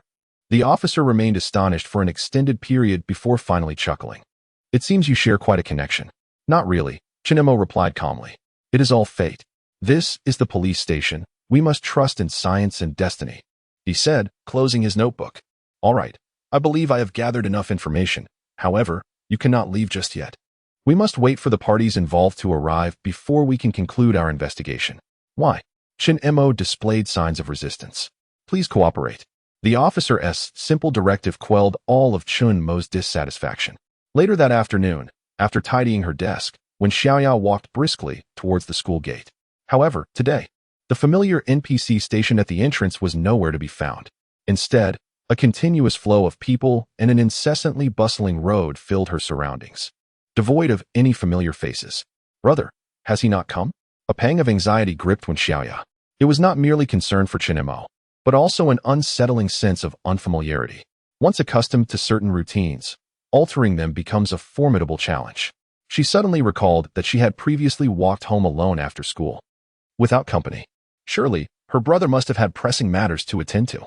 Therefore, she resolved to return home by herself. Before departing, she remembered to send Chen Mo a message. "Brother, I am heading home from school." This time felt different from before. She had a home, and she possessed a key. A luxurious Maybach came to a halt before her with a creak. Zheng Qiuqiu lowered the car window and warmly invited, "Xiaoya, would you like to come to my house? My television is quite large, and I've bought a black monkey. We can play until we tire and then sleep directly." "No, thank you," Wen Xiaoya replied with an awkward smile, politely declining. "I must return home." "Oh, you're going home to find your brother, are you?" Zheng Qiuqiu sat in the car, making faces at Wen Xiaoya. "You spicy little thing, you've fallen for your brother. Your fate has been sealed for this lifetime. From the moment you recognized his merits, you could no longer pursue any other ambitions." Strangely, this seemingly sarcastic remark brought an inexplicable joy to Wen Xiaoya. She even smiled and waved at Zheng Qiuqiu, saying, "Goodbye. Until tomorrow." After personally seeing off the last batch of students, Zheng Qiuqiu swiftly closed the door behind her. Upon returning to her office, she retrieved a packet of snacks from her drawer, casually resting her elegantly clad legs in black stockings on the desk. As she munched contentedly, she indulged in short videos. Suddenly, a breaking news video caught her attention. Chapter 68. Habits shadow us. In the video, Chen Mo lay on the ground, incapacitated after being struck by a vehicle. Behind him, an ambulance flashed its red and blue lights as a group of medical personnel conducted their examination. Moments later, a dazed Chen Mo limped to the roadside, collapsing onto the ground, his figure appearing desolate and solitary. The accompanying text read, "The delivery man, after the accident, remains resilient." The background music played "We Are All Living Vigorously." This video garnered an impressive 80,000 likes and even ascended the local news rankings. The comments section was filled with individuals applauding Chen Mo, expressing empathy for the struggles of life, and urging others to appreciate the efforts of delivery personnel. However, upon watching the video, Zheng Qiuqiu suddenly sprang to her feet, scattering snacks across the floor. Her immediate thought was to seek out Chen Mo. Yet, as she calmed herself, her brow furrowed slightly. Glancing at the timestamp of the video's posting, she realized it had been 7 days since the accident, and Chen Mo had not communicated with her, not even sending a message. No wonder she hadn't encountered him during her recent food orders. Zheng Qiuqiu sat back down, feeling a mix of anger and grievance. Did he never consider her a friend? Very well, if that was the case, she would let him be. Even if he perished outside, it was of no concern to her. She opened her phone, feigning composure as she continued to scroll through videos. Yet, she noticed her right hand trembling uncontrollably. "Stupid hand, why are you shaking?" She chastised herself, slapping her right hand in frustration, a look of disappointment on her face. No, she had to call Wu Ming. A short while later, upon learning that Wu Ming was also unaware of Chen Mo's accident, Zheng Qiuqiu's anger dissipated significantly. It must be that Chen Mo feared they would worry, hence he chose to conceal this matter. Zheng Qiuqiu was adept at comforting herself. Within moments, she had soothed her irritation, and the clouds of distress had parted. She grabbed her bag, kicked off her high heels, and slipped into a pair of casual shoes. Dashing out the door in a flurry, she was determined to find Chen Mo. The rusted iron gate, having endured a period of opening and closing, had improved considerably. Yet, when opened, it still emitted a sharp creaking sound. When Xiaoya stepped into the house, her gaze sweeping the interior, Chen Mo was not present, leaving her somewhat disheartened. She understood that he had work obligations and needed to earn a living, so she resolved to be more considerate. Perhaps he was simply too busy today. When Xiaoya entered the kitchen, intending to check the refrigerator for ingredients, only to unexpectedly discover a new gadget in the corner. A rare smile of pride graced her lips. This must be the dishwasher she had won last time. How wonderful! She had played a part in building this home. Well, let us get cooking. When Xiaoya rinsed the rice and prepared the meal, as the rice cooker began its work, she couldn't resist glancing at her phone. The message she had sent to Chen Mo had vanished into the void, receiving no response whatsoever. She hesitated, contemplating whether to call him, but quickly dismissed the thought. Although she yearned to be close to Chen Mo, she recognized the importance of maintaining a healthy distance. She endeavored to occupy herself with something to distract her from thoughts of Chen Mo. However, upon opening the refrigerator, she found nothing but some vegetables. Chen Mo had mentioned that meat would lose its freshness in the fridge, and since she passed by the market daily, he suggested she buy it then. All right. She hadn't bought any today. Thus, when Xiaoya grabbed her keys, slipped into the white shoes Chen Mo had bought for her, donned her pink down jacket, and hurried off to the market. On the way, her phone chimed twice. Wen Xiaoya quickly halted and unlocked her device. To her surprise, it was a photo from Zheng Qiuqiu. Zheng Qiuqiu. Image, Zheng Qiuqiu. I'm so bored, Xiaoya. Zheng Qiuqiu. I really envy you for having an older brother. Unlike me, who can only play games after school. Want to come over and play? Wen Xiaoya opened the photo, revealing an immense living room with a colossal television. At least 4 times the size of her own. On the screen, a monkey wielding a golden staff was battling monsters. Yet, that was not the crux of the matter. The key point was that Zheng Qiuqiu was alone. A sense of balance settled within her. Thus, the 2 lonely girls engaged in a light-hearted conversation over their phones. Wen Xiaoya purchased a bit of beef and promptly sent a photo of it to Zheng Qiuqiu. Zheng Qiuqiu replied with 3 question marks. Zheng Qiuqiu, you can cook? Wen Xiaoya, yes. She sent back an adorable matcha emoji. With bags of groceries in hand, she returned home, leaving Zheng Qiuqiu frantically typing on the other end. I want to eat too. Baby, I want to try your cooking. Can I come? Silence means consent. So I'm coming over. I'm on my way, Are you not chatty? So many messages. However, at that moment, Wen Xiaoya had already returned home and begun cooking. She prepared stir-fried beef with celery, stir-fried dried tofu with meat, and a tomato and egg soup. Once the 2 dishes and soup were ready, she arranged them on the table but did not rush to eat. Instead, she settled on the sofa and took out her phone. Upon seeing the barrage of messages from Zheng Qiuqiu, she was taken aback and simply replied with a maybe next time to conclude the conversation. Then she noticed Chen Mo's profile picture remained unchanged, and a wave of despondency washed over her.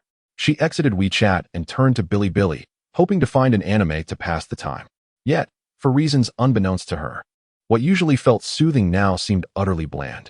After a short while, Wen Xiaoya placed her phone on the coffee table and curled up on the sofa, hugging her knees like a wounded kitten. Outside, dusk was approaching, and the room grew dimmer. Wen Xiaoya did not turn on the lights, allowing the darkness to encroach upon the remnants of brightness. Companionship could indeed become addictive. Habits linger like shadows. When Chen Mo was around, she never found anything boring. But in his absence, everything felt devoid of interest. Devoid of interest. It is rather tedious. Her mind is entirely consumed by Chen Mo below. The radiant beams of an Audi's headlights pierce through the dawn, illuminating the community's greenery before coming to a gentle halt in the parking space. Zheng Qiuqiu alighted from the vehicle and gazed upward toward a corner on the 3rd floor. Should she ascend? A tumultuous battle raged within her. The last time she was here, she had been unceremoniously expelled by Chen Mo, a humiliating experience that had kept her away for over 6 months. If she were to dash up now, would it not be even more embarrassing? Zheng Qiuqiu has her pride, after all. Half a minute later, a series of knocks echoed. Crouched on the sofa, Wen Xiaoya suddenly lifted her head, her bright eyes sparkling in the dim light. Chen Mo has returned. She hurriedly rose, disregarding her shoes, and rushed to open the door. With a creak, the door swung open, revealing a haughty Zheng Qiuqiu and a bewildered Wen Xiaoya. The 2 exchanged glances, both equally perplexed. Chapter 69. Is she really 8 years old? In the living room, the lingering aroma of the meal still hung in the air. While 3 enticing dishes sat steaming on the table, Zheng Qiuqiu glanced at them, unable to suppress a swallow of her saliva. However, her attention quickly shifted to the girl across from her, Wen Xiaoya, who was staring intently at the ground. To this day, she had yet to comprehend where this child had come from. There were fleeting thoughts that perhaps she was the offspring of Chen Mo. But soon she dismissed such immature notions. Wen Xiaoya was also surreptitiously observing Zheng Qiuqiu. The latter, with her legs crossed and arms folded, displayed a flawless face devoid of any emotion, save for the scrutinizing glint in her eyes. Despite the discomfort, Wen Xiaoya couldn't help but compare her own long, elegant legs to those of the woman before her, ultimately feeling utterly defeated. Unsure of this woman's origins, Wen Xiaoya accepted her presence because she claimed to be a friend of Chen Mo. It seemed that women inherently harbored a sense of comparison. The 2 individuals, one exuding an air of regality while the other, like a Cinderella, dared only to glance downwards, shared a silence that thickened the atmosphere with awkwardness. As Zheng Qiuqiu parted her lips to speak, her phone on the coffee table rang abruptly. A sidelong glance revealed the caller ID, brother. Since when did Chen Mo have a sister? Hello, brother, Wen Xiaoya quickly answered the call. Motivated both by concern for Chen Mo and the desire to alleviate the uncomfortable tension. Xiaoya, came Chen Mo's voice through the receiver. Have you arrived home yet? I'm here, she replied, casting a glance at the woman beside her, hesitating on whether to mention her presence. However, Chen Mo's tone conveyed urgency. All right, I have some matters to attend to today. Please wait at home. Someone will come to pick you up shortly. Do not be afraid, just go with them. I'll take you out for barbecue tonight. Okay. Wen Xiaoya was momentarily taken aback, yet she unconditionally trusted Chen Mo's words. Meanwhile, Zheng Qiuqiu listened intently to their conversation. The implications of his words sounded eerily akin to abduction. Not only did the child show no suspicion, but she also obediently agreed. Could she possibly be a bit naive? Once the call ended, Zheng Qiuqiu could hardly contain her curiosity. Do you trust him that much? Yes. Wen Xiaoya nodded earnestly. Aren't you afraid of being sold off? Never. He is my brother. Wen Xiaoya even defended Chen Mo, her stubborn expression causing Zheng Qiuqiu to furrow her brow slightly. Was he truly just a brother? For reasons unknown. A subtle sense of unease washed over her as she observed the young girl. Little sister, Zheng Qiuqiu suddenly chuckled lightly, rising to inspect the room's arrangement. The tidy layout and immaculate environment were meticulously maintained, everything in perfect order. She walked past the sofa, dusting a surface beneath the television cabinet, scrutinizing it closely. Not a speck of dust. The air was devoid of any unpleasant odor, instead carrying a faint hint of camellia laundry detergent. This alone spoke volumes. Firstly, Chen Mo had cohabited with the young girl for some time. Secondly, this girl maintained the home with a meticulousness akin to that of a wife, undoubtedly. Had Chen Mo lived alone, the place would have been in utter disarray. These 2 points were indeed sufficient. Zheng Qiuqiu's heart trembled slightly. Yet she maintained a calm facade as she inquired, May I ask how you and Chen Mo became acquainted? Wen Xiaoya, seated on the sofa, tilted her head to regard her, her expression somewhat resistant. It's all right, Zheng Qiuqiu replied with a smile. You need not share if you prefer not to. My curiosity is merely innocent. She exhaled deeply, puzzled by her own inexplicable animosity towards a child. Was she overthinking? May I inquire your name? Zheng Qiuqiu intentionally sought to bridge the gap with Wen Xiaoya. However, Wen Xiaoya appeared cautious, pondering for a moment before softly responding, Wen Xiaoya. Very well, Xiaoya. I am Zheng Qiuqiu.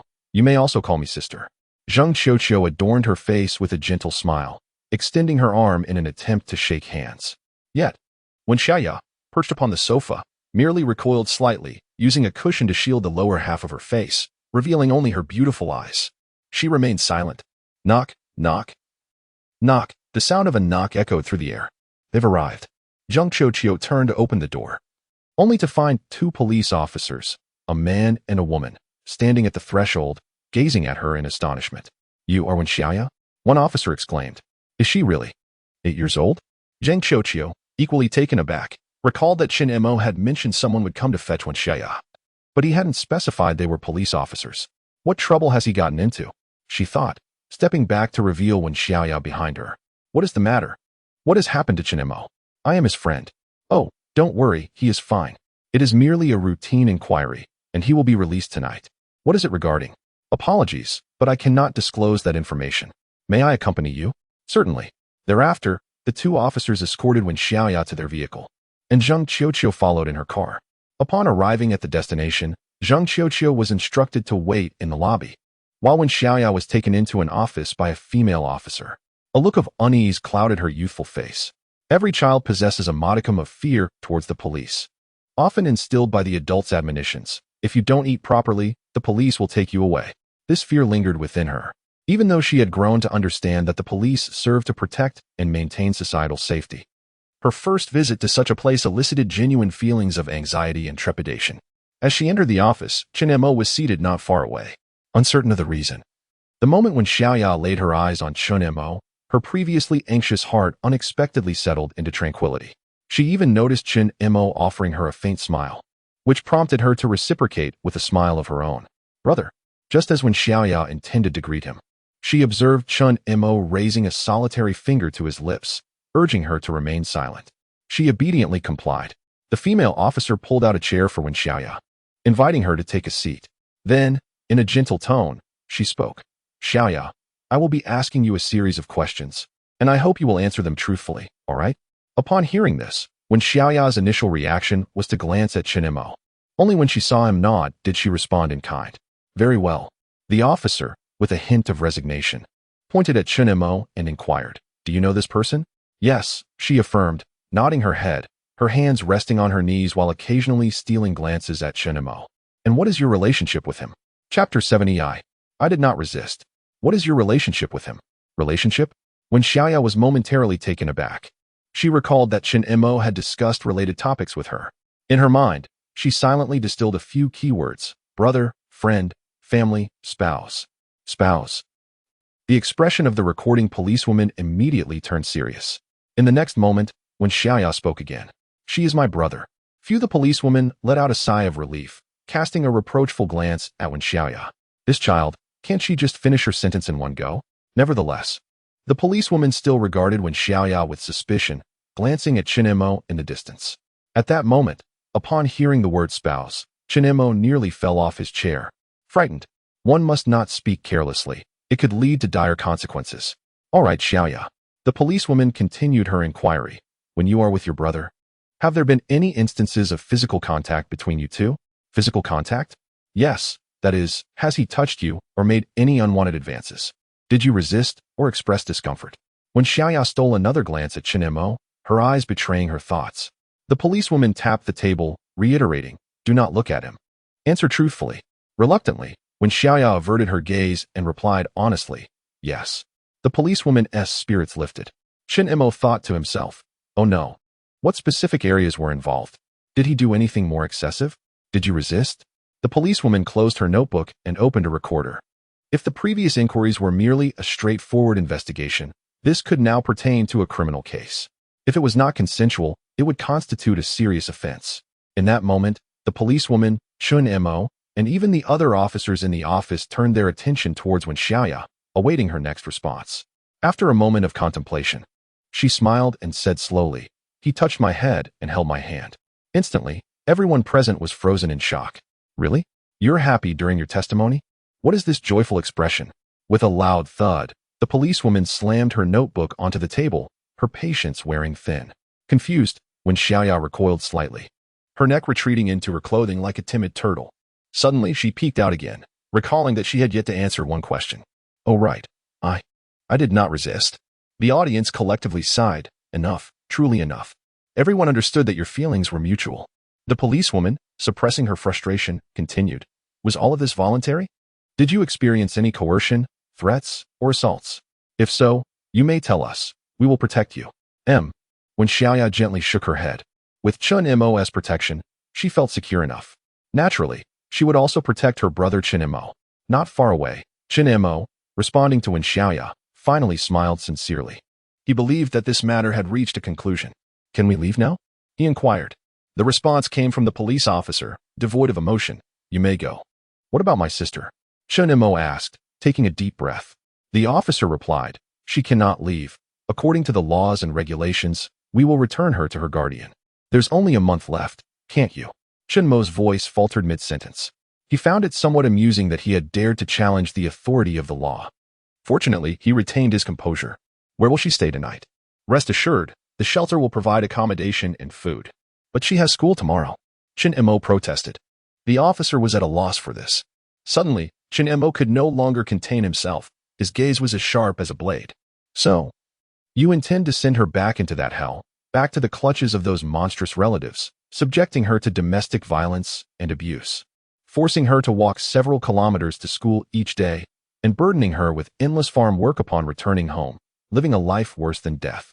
Is that your intention?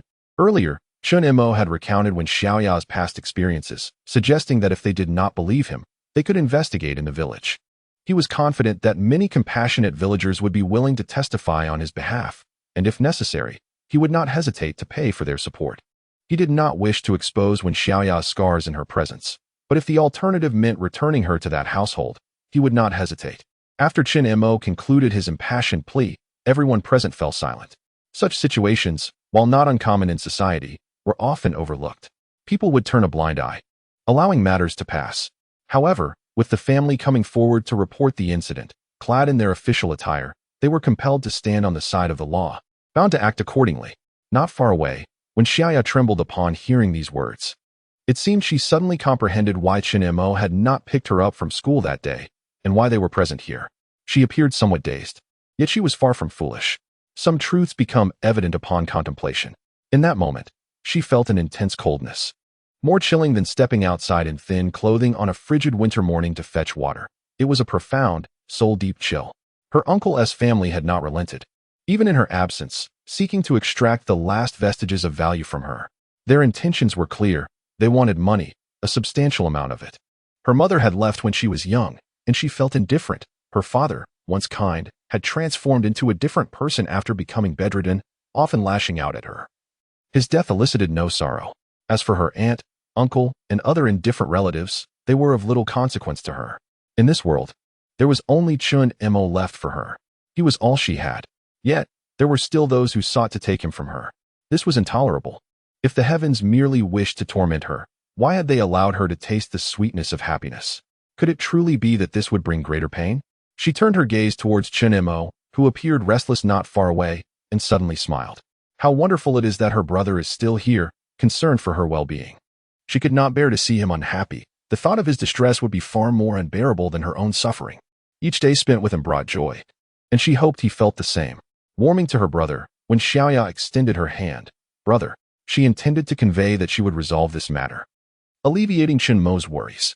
Yet, as the words lingered on her lips, a sudden cramp seized her stomach, and with it, a flurry of black and white specks clouded her vision, reminiscent of the static from an old television set losing signal. Under the watchful eyes of everyone, she reached out, her body succumbing to the ground. It was as if, in her final moments, she desperately sought to grasp someone. Chapter 71. Strawberry Scent. Take a whiff, Xiaoya. Chen Mo was the first to notice her anomaly. Swiftly reacting, the female police officer steadied Wen Xiaoya at a critical moment. The crowd, in a flurry of confusion, rushed forward to assess the situation. They pinched her acupoint and checked her breath. Only after confirming her respiration was steady did they exhale in relief. To the hospital. The officer decisively supported Wen Xiaoya and began to head towards the exit. Chen Mo followed closely behind, his face a ghastly shade of pale. In his moments of utmost despair, fate had brought Wen Xiaoya to his side. He had believed that life would gradually unfold in tranquility and serenity. Yet now, the calmness in his heart began to stir restlessly. There were matters he had wished to overlook. However, at this juncture, he felt the need for certain individuals to bear the consequences. As they swiftly navigated through the police station's lobby, supporting the unconscious Wen Xiaoya, Chen Mo's countenance darkened like a stormy sea. The sight stunned Zheng Qiuqiu, who momentarily froze. If this were not a police station, she might have thought she had stumbled upon a kidnapping scene. What had transpired? What should she do? Should she follow? Yes, she would follow. The police car blared its siren, making a beeline for the hospital, with Zheng Qiuqiu's Audi trailing closely behind, enjoying an unobstructed path. At the hospital, it was determined that her condition was merely due to irregular eating habits resulting in hypoglycemia. However, the child was severely malnourished, and prolonged hunger had begun to affect her stomach. Without prompt treatment, she could develop gastrointestinal issues in the future. After examining her, the doctor delivered his diagnosis.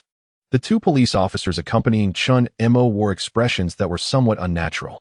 They understood that this was not Chen Mo's doing and felt deep sympathy for Wen Xiaoya's plight. Yet, who among you is the child's guardian? I am. Chen Mo, already showing signs of fatigue, raised his hand and stepped forward. The doctor, tapping away on the computer, eventually printed out several forms and handed them to Chen Mo. My recommendation is for her to stay in the hospital for a few days. Please proceed to make the payment. Shortly, the nurse will administer glucose and nutritional injections, and she will awaken soon. All right, thank you, doctor. Chen Mo accepted the forms, casting a cold glance at the two officers before turning to leave. In the corridor, Zheng Qiuqiu was peering through the window of the ward, looking inside. What are you doing? Chen Mo's sudden appearance startled her. Wow, you scared me when you appeared out of nowhere. What are you doing here? Chen Mo's expression softened slightly, though it remained somewhat grim. His entire visage appeared overshadowed, with dry skin flaking at the corners of his mouth. Zheng Qiuqiu did not respond to his question. Instead, she rummaged in her bag, retrieving a tube of lip balm. She unscrewed the cap and began to carefully apply it to Chen Mo's lips. Strawberry scented. Take a whiff. Chen Mo instinctively lifted his hand to brush away Zheng Qiuqiu's, but midway through the gesture, he hesitated. Forget it, after all. There were times when we shared the same bottle of water and the same bowl of rice. Being particular about such things now feels rather pretentious. Strawberry flavored. Little did he expect that after applying the lip balm, Zheng Qiuqiu would toss the entire stick to him. Here, take it. I find it dirty. In this era of advanced technology, there is no need to descend the stairs to pay medical fees. Chen Mo effortlessly settled the bill using his mobile phone. Standing outside the ward, he anxiously gazed at the frail figure visible through the window. Even under the thick blanket, it was apparent how small she was. The two remained silent for a moment, when Zheng Qiuqiu suddenly reached out to stroke Chen Mo's head. "Sweetheart, could you please tell me what has been happening recently? I'm feeling rather lost." Chen Mo turned to her, retorting, "You haven't tea, yet explain why you are here." Zheng Qiuqiu's eyelids fluttered. "What is going on? The books didn't teach me how to handle this." Still, she opened her phone to respond. "I saw the news about your car accident on Douyin. It even made the local trending list, so I thought I'd come see you, and that is how I ran into Wen Xiaoya." She played the video for Chen Mo to see. Before her visit, she had considered how to approach Chen Mo. Should she scold him harshly as she did last time until he cried? Or perhaps deliver a couple of elbow jabs followed by a serious lecture? It was downright reckless to deliver food in such dangerous conditions. To be struck by a car without uttering a word, he showed no regard for his own well-being, especially considering his parents had perished in a car accident. Zheng Qiuqiu's intuition told her that Chen Mo had yet to emerge from the sorrow of losing his parents. Witnessing him in such a frail and anxious state tugged at her heartstrings. So that was it. Chen Mo chuckled softly, glancing at the time. "It's getting late. You should head back and rest. Tomorrow, I will explain everything in detail." He understood that Zheng Qiuqiu was inevitably curious about Wen Xiaoya's background. He would not conceal the truth from her. Initially, he refrained from informing Wu Ming, fearing his loose tongue, but since Zheng Qiuqiu was already aware, he placed his trust in her. "All right." Surprisingly, Zheng Qiuqiu did not argue. Instead, she readily agreed, gently caressing Chen Mo's hair. "Sweetheart, remember to get some rest. This is not your fault. You must share anything troubling you with us. We will face it together. Remember, this time you cannot be a coward." "Are you comforting a 3-year-old? Chen Mo shot her a glare and swatted her hand away. "Zheng Qiuqiu, something feels off. The books clearly taught me how to soothe children. It had worked last time. Why not now?" Her mind was filled with large question marks. "No. I must return and brush up on this." "Well, I shall take my leave then. I will call you tomorrow." Zheng Qiuqiu flashed a peace sign by her ear. Then, with her long legs, she strutted away. A nurse wheeled in a cart to administer an injection to Wen Xiaoya. Chen Mo followed her inside. As soon as he had barely settled in, the 2 police officers who had accompanied him waved from outside the window. Chen Mo rose, somewhat impatiently, and stepped outside. "Is there something else?" he inquired. "Brother." One of the officers patted him on the shoulder and leaned closer, lowering his voice a notch. "For now, let the child stay in the hospital. We will do our utmost to delay matters with the family. However, we cannot guarantee how long we can prolong this. You should consider finding a lawyer. After all, you only have this month to navigate through." Upon finishing, the officer straightened up and declared in a firm voice, "Let us proceed according to protocol. We hope for your cooperation." Chen Mo looked at the 2 men with a mix of surprise and gratitude in his eyes. Just moments ago, he had been contemplating how to endure this month. Of course, he was also preoccupied with thoughts of how to ensure that Wen Xiaoya's uncle and relatives would face some consequences. This matter would not simply conclude here. "Thank you. I will certainly cooperate with your work," Chen Mo replied, nodding earnestly to express his understanding and appreciation. Chapter 72, Shadows of Sunshine. 3 days later. A cold front swept through the region of Xiaoxiang. The already frigid weather plummeted even further with the arrival of this icy current. Early in the morning, a thick fog enveloped the surroundings, and frost clung to the leaves outside, giving the appearance of a light snowfall. Chen Mo opened the window, exhaling a cloud of white mist. The rich aroma of chicken soup wafted from the kitchen. He approached, turned off the heat, and lifted the lid, allowing the fragrance to intensify. After ladling the chicken and broth into an insulated container, the warmth of the food radiated into his hands. He finished the remnants in the pot before hurrying to the hospital with the container in tow. In the hospital room, Wen Xiaoya's sleeping visage was serene, her long eyelashes fluttering gently, and her small mouth slightly pouting, resembling a delicate fairy. Even the nurse who entered to change the 4 couldn't help but marvel at the sight of such a charming girl in slumber. Television dramas do not deceive. However, shortly after the nurse departed, Wen Xiaoya's relaxed brow suddenly furrowed. "So you've grown wings, have you? Running off with some wild man. Just like your useless mother. You can't resist wandering outside. I'll break your legs and see how you escape then." "What? Feeling aggrieved? Why not go to work instead of waiting for me to do it all?"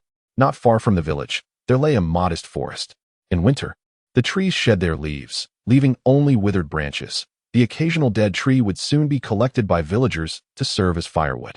Wen Xiaoya carried a large basket on her back, nearly her height, and wielded a hatchet as she ascended the hill. Her uncle had a gas canister, yet during winter, she was still sent out to gather firewood for warmth. Though clad in a thin school uniform, she felt no chill in the biting cold. The true cold came when she returned home after her labors, facing the prospect of insufficient meals alongside a barrage of beatings and insults. As evening approached, her two older brothers had already returned home ahead of her. The dining table was adorned with duck meat and vegetables, but she knew they were not meant for her. When Xiaoya dutifully moved to the stove, where a small bowl of rice and leftover dishes from breakfast lay, now spoiled, yet she consumed them with remarkable speed, finishing in under 2 minutes. Her brothers, meanwhile, feasted with grease staining their mouths. When it was time for homework, they grabbed their bags and headed towards their rooms, purposefully bumping into Wen Xiaoya as they passed. She stumbled, nearly falling into the flames of the stove, but managed to steady herself. Silently, she resumed her chores. By the time everything was done, it was already late, around 8 or 9 in the evening. She found a small stool and sat in an inconspicuous corner to do her homework, continuing until the late hours of the night. A rustling sound broke the silence, followed by a sudden jolt of pain. Ouch! You wretched dog, sleeping here in the middle of the night, you startled me. Just wait, I'll make you pay. She felt a series of sharp pangs coursing through her body, more unbearable and piercing than any beating she had endured before. The pain blurred her consciousness. In the darkness, from her overturned backpack, a gleaming small knife suddenly fell out. Without a moment's hesitation, she summoned the last of her strength to pick it up.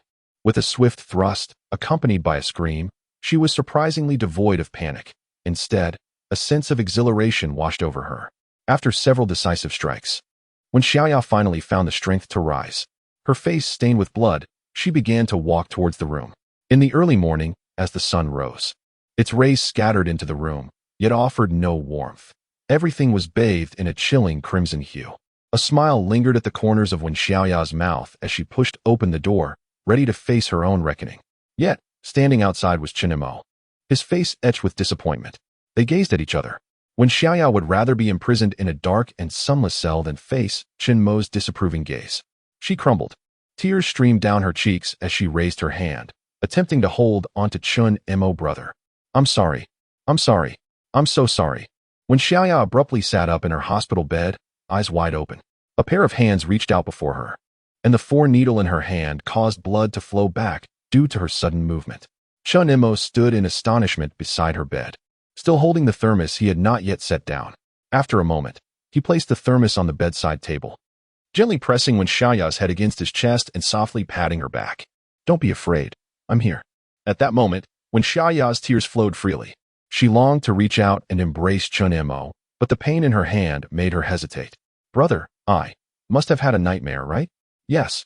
The girl murmured softly, and as she left Chen Mo's embrace, her tears had dried, though her eyes remained red and glistening, looking somewhat pitiful. Under normal circumstances, Chen Mo would have playfully pinched her cheek, but now, he could not muster a smile. He assisted Wen Xiaoya in lying back down, pressing the call button with one hand. He then elevated the bed.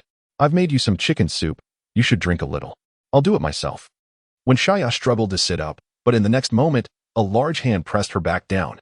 Lie down. Don't move. The commanding tone silenced Wen Xiaoya, and she obediently reclined on the bed, a thick blanket covering her, leaving only her small head exposed. Open your mouth. Chen Mo scooped a bit of chicken soup with a spoon, blowing on it before bringing it to Wen Xiaoya's lips. Is it hot? Wen Xiaoya smacked her lips and shook her head. Not hot. And it has your taste, brother. At this thought, her cheeks flushed slightly. After a few more sips, the hospital door suddenly swung open. The unexpected commotion caused Chen Mo to spill the soup on the blanket, and both of them felt a surge of panic. The nurse observed this heartwarming scene, a gentle smile gracing her lips.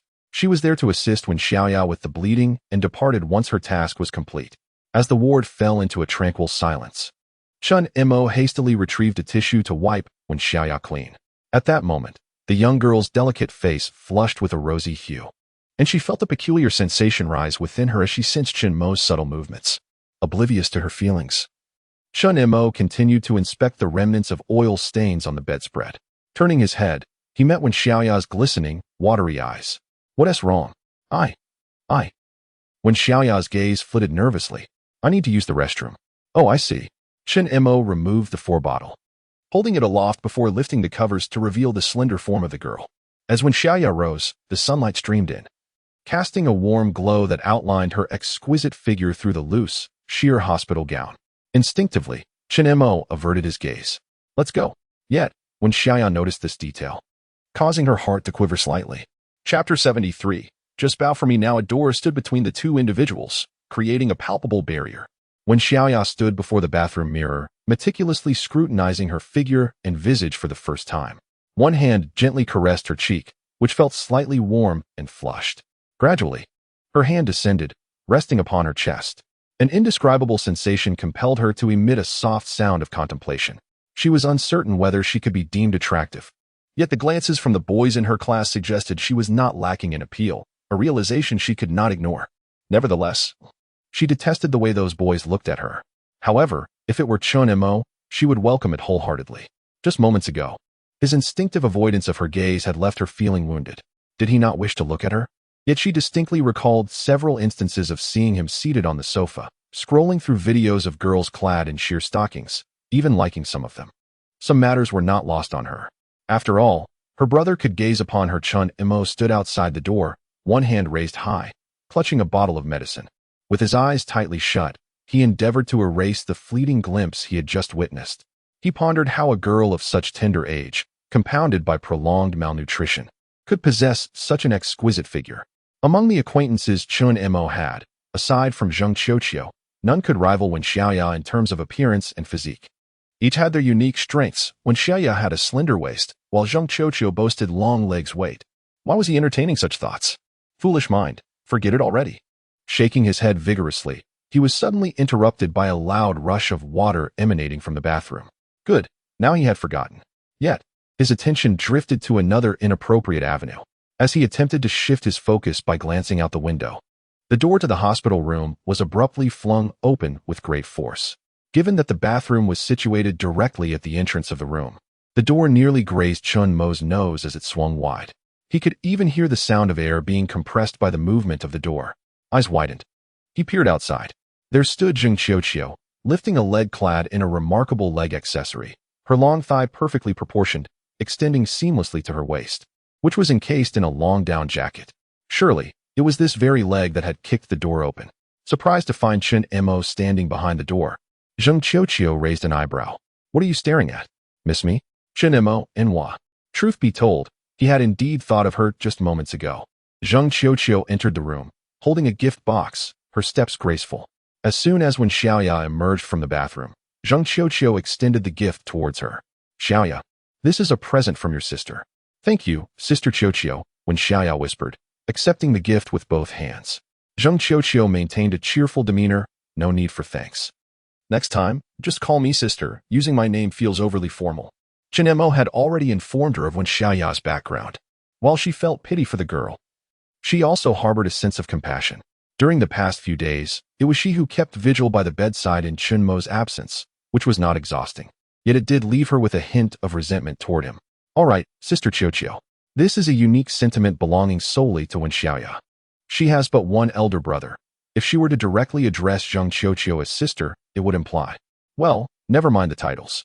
Chen Mo suddenly interjected, picking up the gift box that lay on the table and inquired curiously, what did you buy? Supplements? Cosmetics? Cosmetics, Zheng Qiuqiu replied. Are you out of your mind? This is akin to giving a comb to a monk, buying shoes for a cripple, or presenting a flashlight to a blind person. How is there no difference? What do you mean there's no difference? Xiaoya has no use for these things. You're talking nonsense. Zheng Qiuqiu stood up, fiercely retorting to Chen Mo. I've been to your home. This child doesn't possess a single skincare or cosmetic product. What girl doesn't cherish her beauty? If you refuse to buy her any, what harm is there in me gifting a few items to Xiaoya? Suddenly, Chen Mo came to a realization. He had indeed overlooked that detail, primarily because when Xiaoya had never mentioned it, and her natural beauty was already exceptional, makeup would merely serve as an embellishment. He had not anticipated that Zheng Qiuqiu would notice this. Observing the escalating argument between the two, Wen Xiaoya felt a twinge of headache. She tugged at Chen Mo's sleeve, her tone submissive. If brother dislikes it, then Xiaoya won't. Dislike? How could I possibly dislike it? Chen Mo promptly grasped her hand. After all, it's just taking advantage of Aunt Qiuqiu's generosity. Why not seize the opportunity? Zheng Qiuqiu raised an eyebrow. Am I some sort of cheap person? Yet she still managed to smile, saying, Xiaoya, when you are discharged, shall I teach you how to apply makeup? Thank you, Aunt Qiuqiu. For what? From now on, you shall be my little sister. Do not regard me as a stranger. With that, Zheng Qiuqiu knelt down, gently caressing Wen Xiaoya's forehead. Chen Mo poked her in the back, pulling Zheng Qiuqiu aside. I have an appointment with a lawyer this afternoon. Could you possibly help me look after Xiaoya? Zheng Qiuqiu rolled her eyes. Do you have any idea what my art academy's daily revenue is? Name your price. Chen Mo replied resolutely. If I cannot afford you, I can always hire a caregiver instead. Get lost. Zheng Qiuqiu exclaimed indignantly. I, a businesswoman worth millions, am lowering myself to help you care for someone. And you dare to discuss money? Who do you think you are? Have I not been assisting you these past few days? Indeed. Chen Mo lowered his head, hastily apologizing. I underestimated your generosity. I truly appreciate your help, Aunt Qiuqiu. Next time, I shall treat you to a meal as an apology. No need for that. I want you to bow down to me right now. That's excessive. Chen Mo lifted his head, only to catch a glint of mischief in Zheng Qiuqiu's eyes. All right then, I shall take my leave. Return promptly, otherwise, someone might miss you so much that she cannot even eat. Chen Mo turned to leave. What do you mean by that? Don't blame me for not telling you. When you're absent, your dear little sister hardly speaks and even loses her appetite during meals. It's rather peculiar. She transforms completely upon your arrival. As Zheng Qiuqiu spoke, she keenly observed Chen Mo's expression. However, all she discerned was a fleeting glimpse of pain and reluctance on his face before he responded. Her emotions are plainly evident. She is rather preoccupied and has some psychological issues, so please be more understanding. Zheng Qiuqiu felt a sigh of relief rise within her and replied, I regard Xiaoya as my sister, so such matters do not concern me. You should hurry and attend to your affairs. I will treat Xiaoya to a sumptuous meal at noon. The sumptuous meal you mentioned, it wouldn't be takeout, would it? Hurry along. You're acting like a mother hen. With a gentle shove, Zheng Qiuqiu urged him on. Only then did Chen Mo bid farewell to the two of them and drive alone to the law firm, having made an appointment for a consultation a few days prior. Yet, due to his responsibilities in caring for Xiaoya, he had not been able to attend. Moreover, he had long prepared for various contingencies beyond just consulting a lawyer. Chapter 74. The lawyers approached the Qingzheng law firm, renowned as one of the finest legal establishments in Shaoxiang, gathers the most distinguished attorneys in the region, boasting an astonishing win rate. However, the consultation fees are exorbitant, with Mr. Chen Mo paying 5,000 yuan for just 1 hour. Fortunately, the service is exceptionally professional. Upon entering, he was promptly escorted to a room where he met the esteemed attorney, Han Zhengzi. As soon as he settled in, Chen Mo recounted the details of his situation concerning Wen Xiaoya and inquired about the likelihood of a favorable verdict or alternative solutions. After a moment of contemplation, Han Zhengzi began tapping his fingers on the table and shook his head. Mr. Chen, I must advise you to abandon any hopes of winning this case. It is simply not feasible. His words plunged Chen Mo's heart into despair. This meant that the forthcoming month would be exceedingly arduous. Should the Wen family choose to involve the police, both law enforcement and any relevant aid organizations would undoubtedly intervene forcibly. Even if Wen Xiaoya were hospitalized, there remained the possibility of her being taken away against her will, leaving him in a state of unease. However, Han Zhengzi's tone shifted, and a confident smile graced his face. May I inquire about your marital status, Mr. Chen? Unmarried. There are indeed several avenues to explore in resolving this matter. However, for the next month, the law does not favor unmarried men without financial means adopting children. Perhaps you could consider a temporary marriage. Albeit, this is not a feasible option in reality. Moreover, you possess evidence of domestic violence and abuse from her family. While they may report you, you also have grounds to sue them. This back and forth, coupled with your marital status, would likely lead the law to support your case. Even if you were to lose, gathering evidence and engaging in litigation would consume the month, allowing time to pass. This approach appears to be the most prudent and convenient for your current predicament. Chen Mo pondered for a moment before asking, are there any other alternatives? Indeed, Han Zhengzi replied without hesitation. Have they inquired about a monetary settlement? They have not approached me yet. They simply reported me to the police. In that case, you might consider negotiating with them. You mean? Chen Mo furrowed his brow. You want me to pay them off to keep the peace? Suddenly, He found the lawyer's professionalism waning. He was willing to offer money, but not to those vile individuals. Thus, he deemed this suggestion unhelpful. Not at all. Paying them off would be extortion, if you catch my drift. Chen Mo quickly grasped the implication and found himself reassured by the lawyer's acumen once more. However, this method does carry some risk. I would strongly recommend opting for the first option. With that, Chen Mo engaged in a thorough discussion with the lawyer, Han Jingze, which lasted an entire hour. Upon exiting the law firm, he felt a tinge of dissatisfaction. The attorney's responses did not guarantee a victory, and he began to perceive Han Jingze as a purveyor of dubious ideas. It is akin to the matter of marriage. Whom will he choose to wed?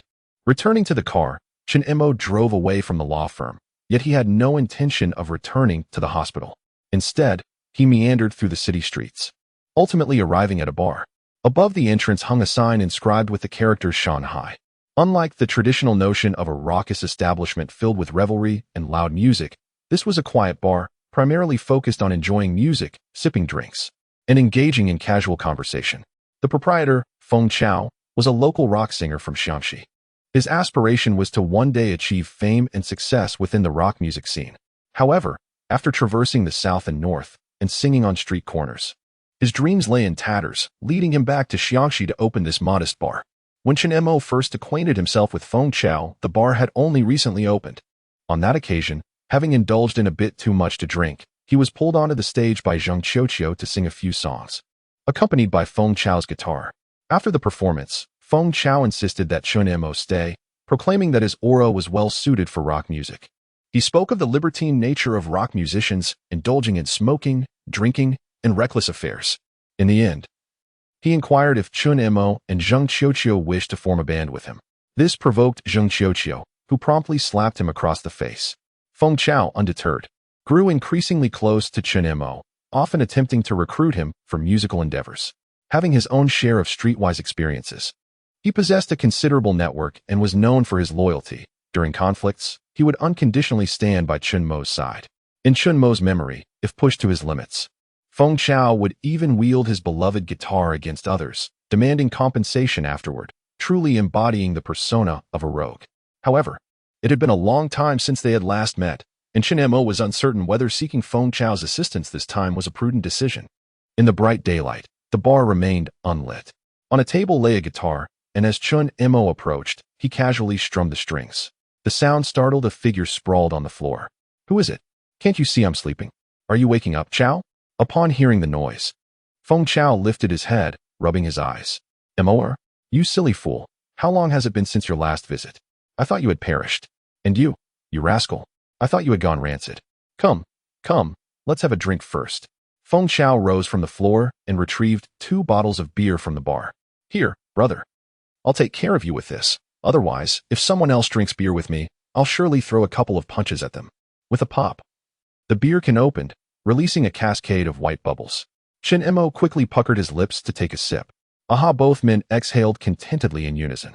"Now speak. What brings you to me this time?" Feng Chao was straightforward, disinclined to beat around the bush. If there was something to discuss, let it be addressed. If not, he suggested Chen Mo leave. Chen Mo, equally forthright, replied, "Chao, I've encountered a bit of a predicament and was wondering if you knew someone." He recounted the situation succinctly. Upon hearing his tale, Feng Chao crushed the beer can in his hand and hurled it to the ground. "Damn it! I must deal with them. They are utterly inhumane." Wait. Chen Mo quickly intervened. "Do not act impulsively, Brother Chao. I do not wish to escalate matters. My purpose in coming here is to seek your assistance in finding a few helpers. Rest assured, the expenses for the drinks will certainly be covered by you. Should any trouble arise, I will bear the consequences." "How can you speak like that? Am I not human? Am I truly not a person?" Feng Chao exclaimed, striking his chest with disdain. "Mo, why are you so indecisive? Whether it is you asking or even a stranger seeking my help, I must act. I will certainly break a leg if necessary. I take pleasure in such confrontations." Chen Mo felt a wave of embarrassment. "Brother Chao, your loyalty is commendable. However, this is not the right approach. Otherwise, we both risk getting into trouble. This is not indecisiveness, but rather a matter of prudence. It's not worth jeopardizing oneself for the sake of 2 scoundrels." As Feng Chao opened another bottle of liquor and began pouring, Chen Mo could no longer contain himself and pulled him aside. "Brother Chao, I understand your urgency, But please, hold on. I have a plan in mind for this situation. Chapter 75. Can't believe it? You're really crying? After a moment of silence, Feng Qiao nodded. All right, let us leave it at that. Call me when the time comes. Sure thing, Chen Mo replied, taking a hearty swig of beer. Words were unnecessary. Everything was conveyed in the drink. It had been over 6 months since they last met, and the state of Feng Qiao's bar was indicative of its lackluster business. The unsightly stains on the floor suggested neglect. As they continued to drink, Chen Mo could not help but inquire, Brother Qiao, what is your bar's monthly revenue these days? Why do you ask? Feng Qiao retorted. Is it out of concern for me? That figure. Feng Qiao gestured with his fingers, making a sign for 60,000?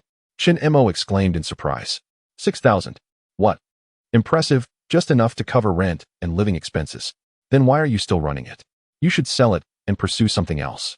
What do you know? Feng Qiao took a large gulp of beer and slammed a glass bottle onto the table. As long as there are customers, this bar will remain open. Chen Mo sighed. Those who played rock music often had a touch of eccentricity. One might call them artistic souls or rebellious spirits, but at times, they were simply a bunch of abstract thinkers. Each was stubborn in their own right, and Chen Mo chose to respect that. With a sigh of his own, Feng Qiao leaned over the bar. Unfortunately, this bar now has only one regular customer left. My monthly revenue of 6,000, she contributes at least 5,000. If she stops coming, there would be no reason to keep this place open. That sounds wonderful. Is she a man or a woman, taking such good care of your business? As they were speaking, the bar's door swung open once more. A woman wearing a cap entered. Clad in a pristine white down jacket and fleece-lined shark pants, her figure accentuating alluring curves. However, the dim lighting of the bar obscured her features. In that instant, both Chen Mo and Feng Qiao's gazes instinctively fell upon her. Xiaoxue is here, Feng Qiao said, rising to greet her with a genuine smile. Yes, Brother Qiao. The woman, referred to as Xiaoxue, nodded gently, removing her cap to reveal a lovely visage. She glanced at Chen Mo, who stood behind Feng Qiao, and asked, Do you have a guest? A friend, Feng Qiao chuckled. What would you like to drink today? I'll prepare it for you. Please give me a glass of angel's tear, and could you sing Goodbye, Jack for me? Of course, no problem. Feng Qiao beamed as he moved behind the bar, inviting her to take a seat. Turning to Chen Mo, he instructed, Mo, go and help me with the equipment setup. Fine, he is really not holding back. Chen Mo shrugged helplessly as he walked over to the music station to check the amplifier and speakers. Beside the speakers, a folk guitar and an electric guitar rested on a stand, reflecting a deep crimson glow in the bar's dim atmosphere, clearly well-loved by Feng Qiao. As Feng Qiao adjusted the wine, Chen Mo had nearly completed his inspection. Just as he intended to sit down for a moment, he was abruptly seized by Feng Qiao. Where are you going? I'll provide the accompaniment, you sing. Chen Mo was taken aback. He glanced at Feng Qiao, whose face radiated anticipation, and then turned his gaze toward the woman in the audience, who bore a faint smile. In that instant, he seemed to grasp something significant. All right, my friend, I shall lend you a hand. Feng Qiao had already donned his guitar and strummed the strings. Chen Mo cleared his throat and gestured an okay behind him. Then, the prelude resonated, and Chen Mo instantly found his rhythm. Although it had been a long time since he last sang, he managed to stabilize his pitch through memory. The rain gently falls upon the ancient city. On People's Road, my spirits are lifted. Today feels like a well-prepared game, awaiting a new stamp. While his voice differed considerably from the original artist, it possessed a distinctive charm, unique to Chen Mo. He was not a professional singer, yet Feng Qiao, who sought to form a band with him, undoubtedly recognized his talent. For minutes later, the song concluded.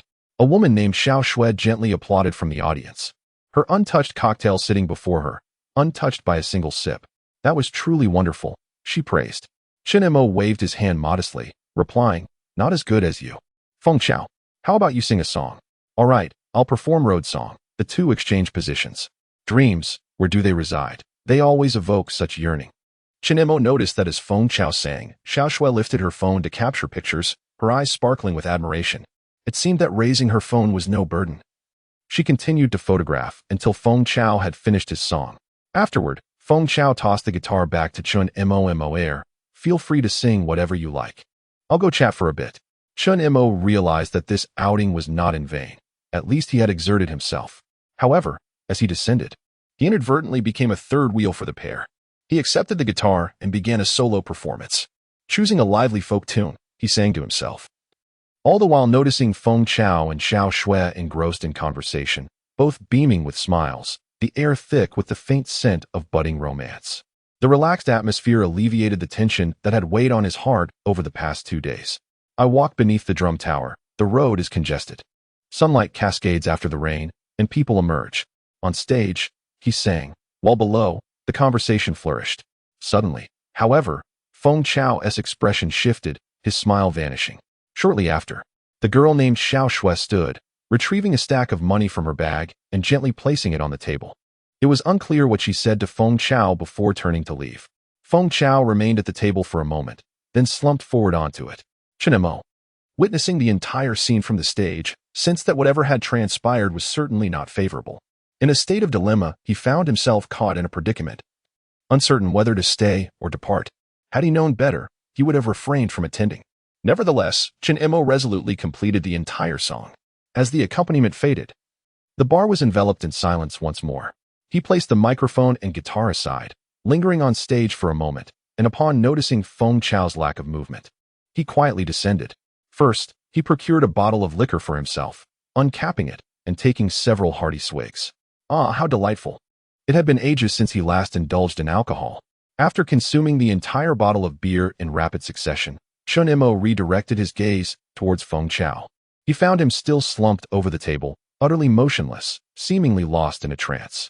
Chen Mo's curiosity deepened regarding the nature of the relationship between that woman and Feng Chao. After a brief interval, he approached Feng Chao and took a seat beside him. Suddenly, he leaned forward, peering through the gap between the table and Feng Chao's legs, bringing his face close to Feng Chao's, and grinned widely. No way. Are you really crying? Chapter 76. Do you think I am worthless? Feng Chao did not weep. Rather, his expression was rather grim, his gaze fixated on the ground. Lost in thought, Chen Mo's sudden appearance evidently disrupted his contemplation, prompting him to firmly grip Chen Mo's arm. I see you are lovesick. Wait. Chen Mo quickly pleaded, straightening up and tossing a pack of cigarettes to Feng Chao. At that moment, nothing seemed more fitting than this item. The two lit a cigarette. And for a fleeting moment, all worries faded into oblivion. After finishing, Chen Mo discarded the cigarette but into Feng Chao's empty liquor bottle, igniting a brief blue flame that flickered and vanished. Chen Mo was momentarily stunned. What on earth are you drinking, liquor or alcohol? Mind your own business. Feng Chao disdainfully pushed Chen Mo away. Unfazed, Chen Mo turned to count the stack of cash on the table. 1, 2, 3, 60 notes, amounting to 6,000 yuan. Quite the extravagant expenditure. What was she saying to you? Has she turned you into a fool? Who are you putting on this charade for? Don't mention it. Feng Chao covered his face with his hands in despair. She said this would be her last visit to the bar. What? Chen Mo was taken aback. Doesn't that mean you've lost your last stable customer?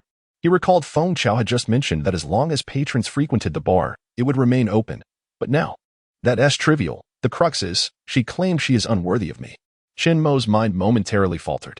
What is this nonsense? She is compatible with you. How could she not be?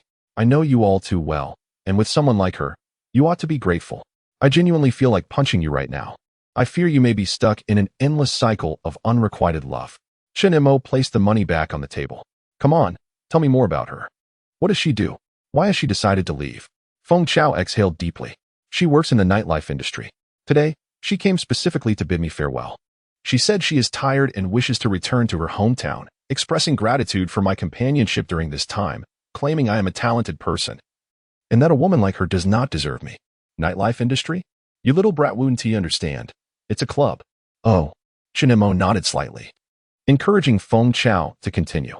For 8 months, she frequented my bar, drinking almost every day without fail.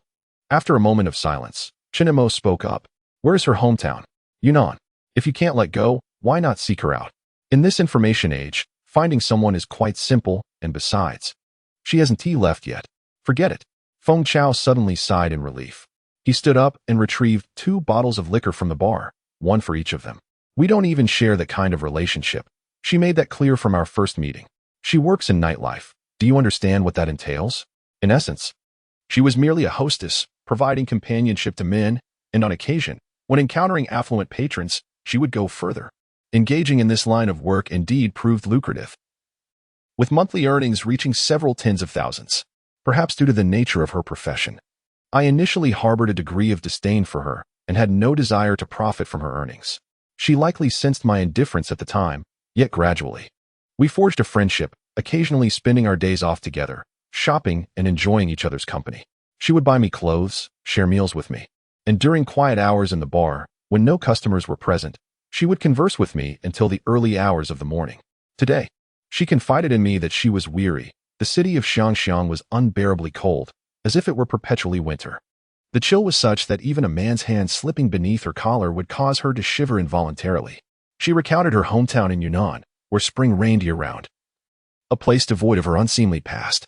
Chen Mo, at that moment, he felt it was more fitting to be a listener. After several rounds of drinks, Feng Chao rested his head on his hand, slightly intoxicated. Mo, do you think I am despicable? To have fallen for a hostess? Chen Mo paused. He had consumed little and remained relatively sober. Is it possible, perhaps, that a hostess is still human? If so, she can experience affection, regardless of status. Indeed. Feng Chao nodded in agreement. Love arises from instinct.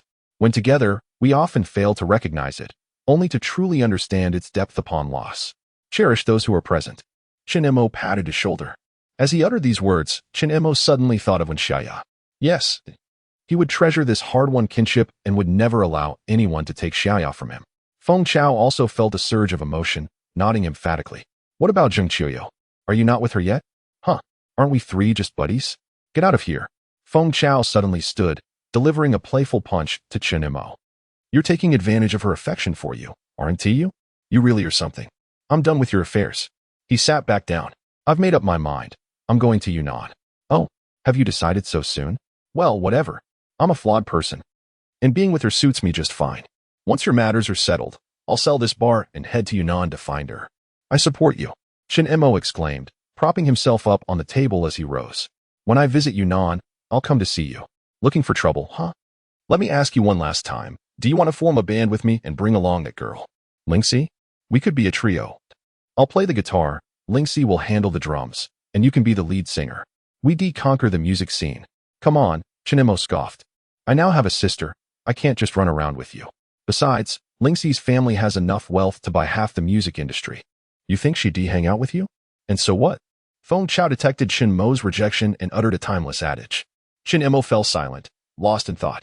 After a while, having indulged in excess, it would be wise for you to retire early. I too must take my leave. Do drive cautiously on your way home. Am I the one driving your sister's car? As Chen Mo turned his head, he discovered that Feng Chao had somehow succumbed to slumber. His head resting on the table.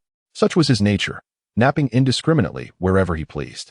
Resigned, Chen Mo activated the air conditioning within the bar and, before departing, scanned the payment code on the table, transferring a sum of 10,000 yuan for him. There was little more he could offer Feng Chao. Mere companionship and some financial aid were the extent of his assistance. Pushing open the bar's grand door, a frigid gust of air swept in, causing Chen Mo to shiver involuntarily. The spotlight above cast the characters mountain and sea onto the ground, illuminating the surrounding area. He reached for his phone, initially intending to summon a designated driver. However, as he turned, he noticed a woman leaning against a nearby wall, a slender cigarette nestled between her fingers. Her gaze fixed upon the heavens, a look of profound melancholy etched upon her face. As if sensing Chen Mo's scrutiny, she turned to meet his gaze. Their eyes locked, and Chen Mo could only muster a smile and greet her, Sister Shui. Chapter 77. You are the best taxi driver I have ever encountered. The atmosphere was somewhat awkward. Chen Mo felt as though the conversation he had just shared with Feng Chao had been overheard by this woman. Qi Shui turned her head, her gaze calm. I know you. Feng Chao has mentioned a friend with a beautiful singing voice numerous times. It must be you, right? Perhaps, Chen Mo responded, a stiff smile on his face, his fingers idly swiping across the screen. Where on earth is this designated driver? You sing quite well. Qi Shui exhaled a plume of white smoke, her eyes misty. After discarding her cigarette, but she slipped her hands into her pockets. You should come here more often. Your brother Chao, he can be quite lonely. Isn't that the way with rock musicians? Chen Mo instinctively thought of this, yet he nodded earnestly. All right. Sister Shui, I'll take my leave now. Qi Shui turned and walked away with an easy grace, leaving no room for hesitation. Goodbye. Chen Mo waved, but received no response. It seemed he would not see her again. Hello, 9527 at your service. Before long, A small folding electric scooter arrived before Chen Mo. His designated driver had arrived. He opened the door and settled into the back seat, stretching his legs in an attempt to lie down. However, the cramped rear space of the Cadillac forced him to curl up in his seat no matter how he tried. As he closed his eyes, the world spun around him. Driver, is it all right if I vomit in the car? Of course. There won't be a fine, will there? No, feel free to let it out. You're truly kind. You are the best taxi driver I have ever encountered. I will give you a good review, Chen Mo declared. You're too kind. It's not even my car, the driver chuckled, glancing at the rearview mirror only to find that Chen Mo had already drifted off to sleep. Time passed. Though Chen Mo could not discern how long. Sir, wake up, we arrived. All right. Chen Mo struggled to prop himself up and open the car door. Thank you. Hello. Your service has concluded. Could you please provide a 5-star rating? Thank you. Here are your. Before the driver could finish his sentence, Chen Mo gave him a thumbs up and strode directly towards the hospital entrance. Wait, sir, your car keys. Only then did Chen Mo turn around, retrieve the keys, and dash into the hospital.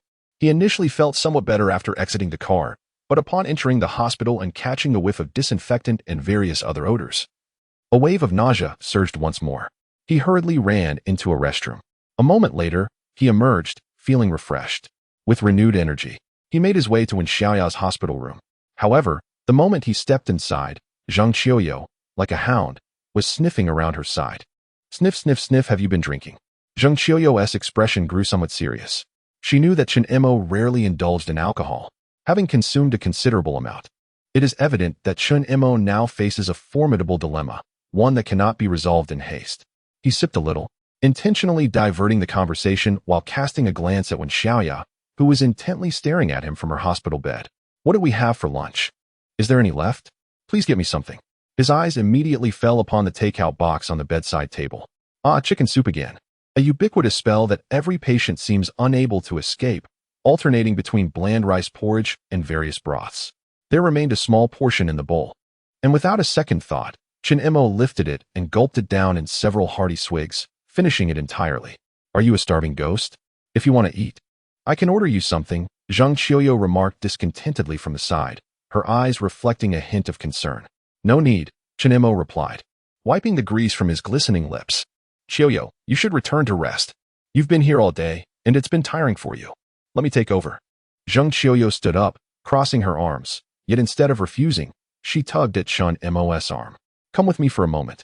Chen Mo glanced at Wen Xiaoya, who nodded in affirmation, indicating her comfort with being alone. Only then did he follow Zheng Qiuqiu outside the ward. What did the lawyer say?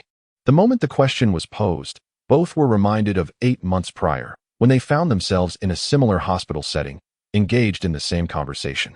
Back then, Chen Mo was dealing with the aftermath of his parents' demise.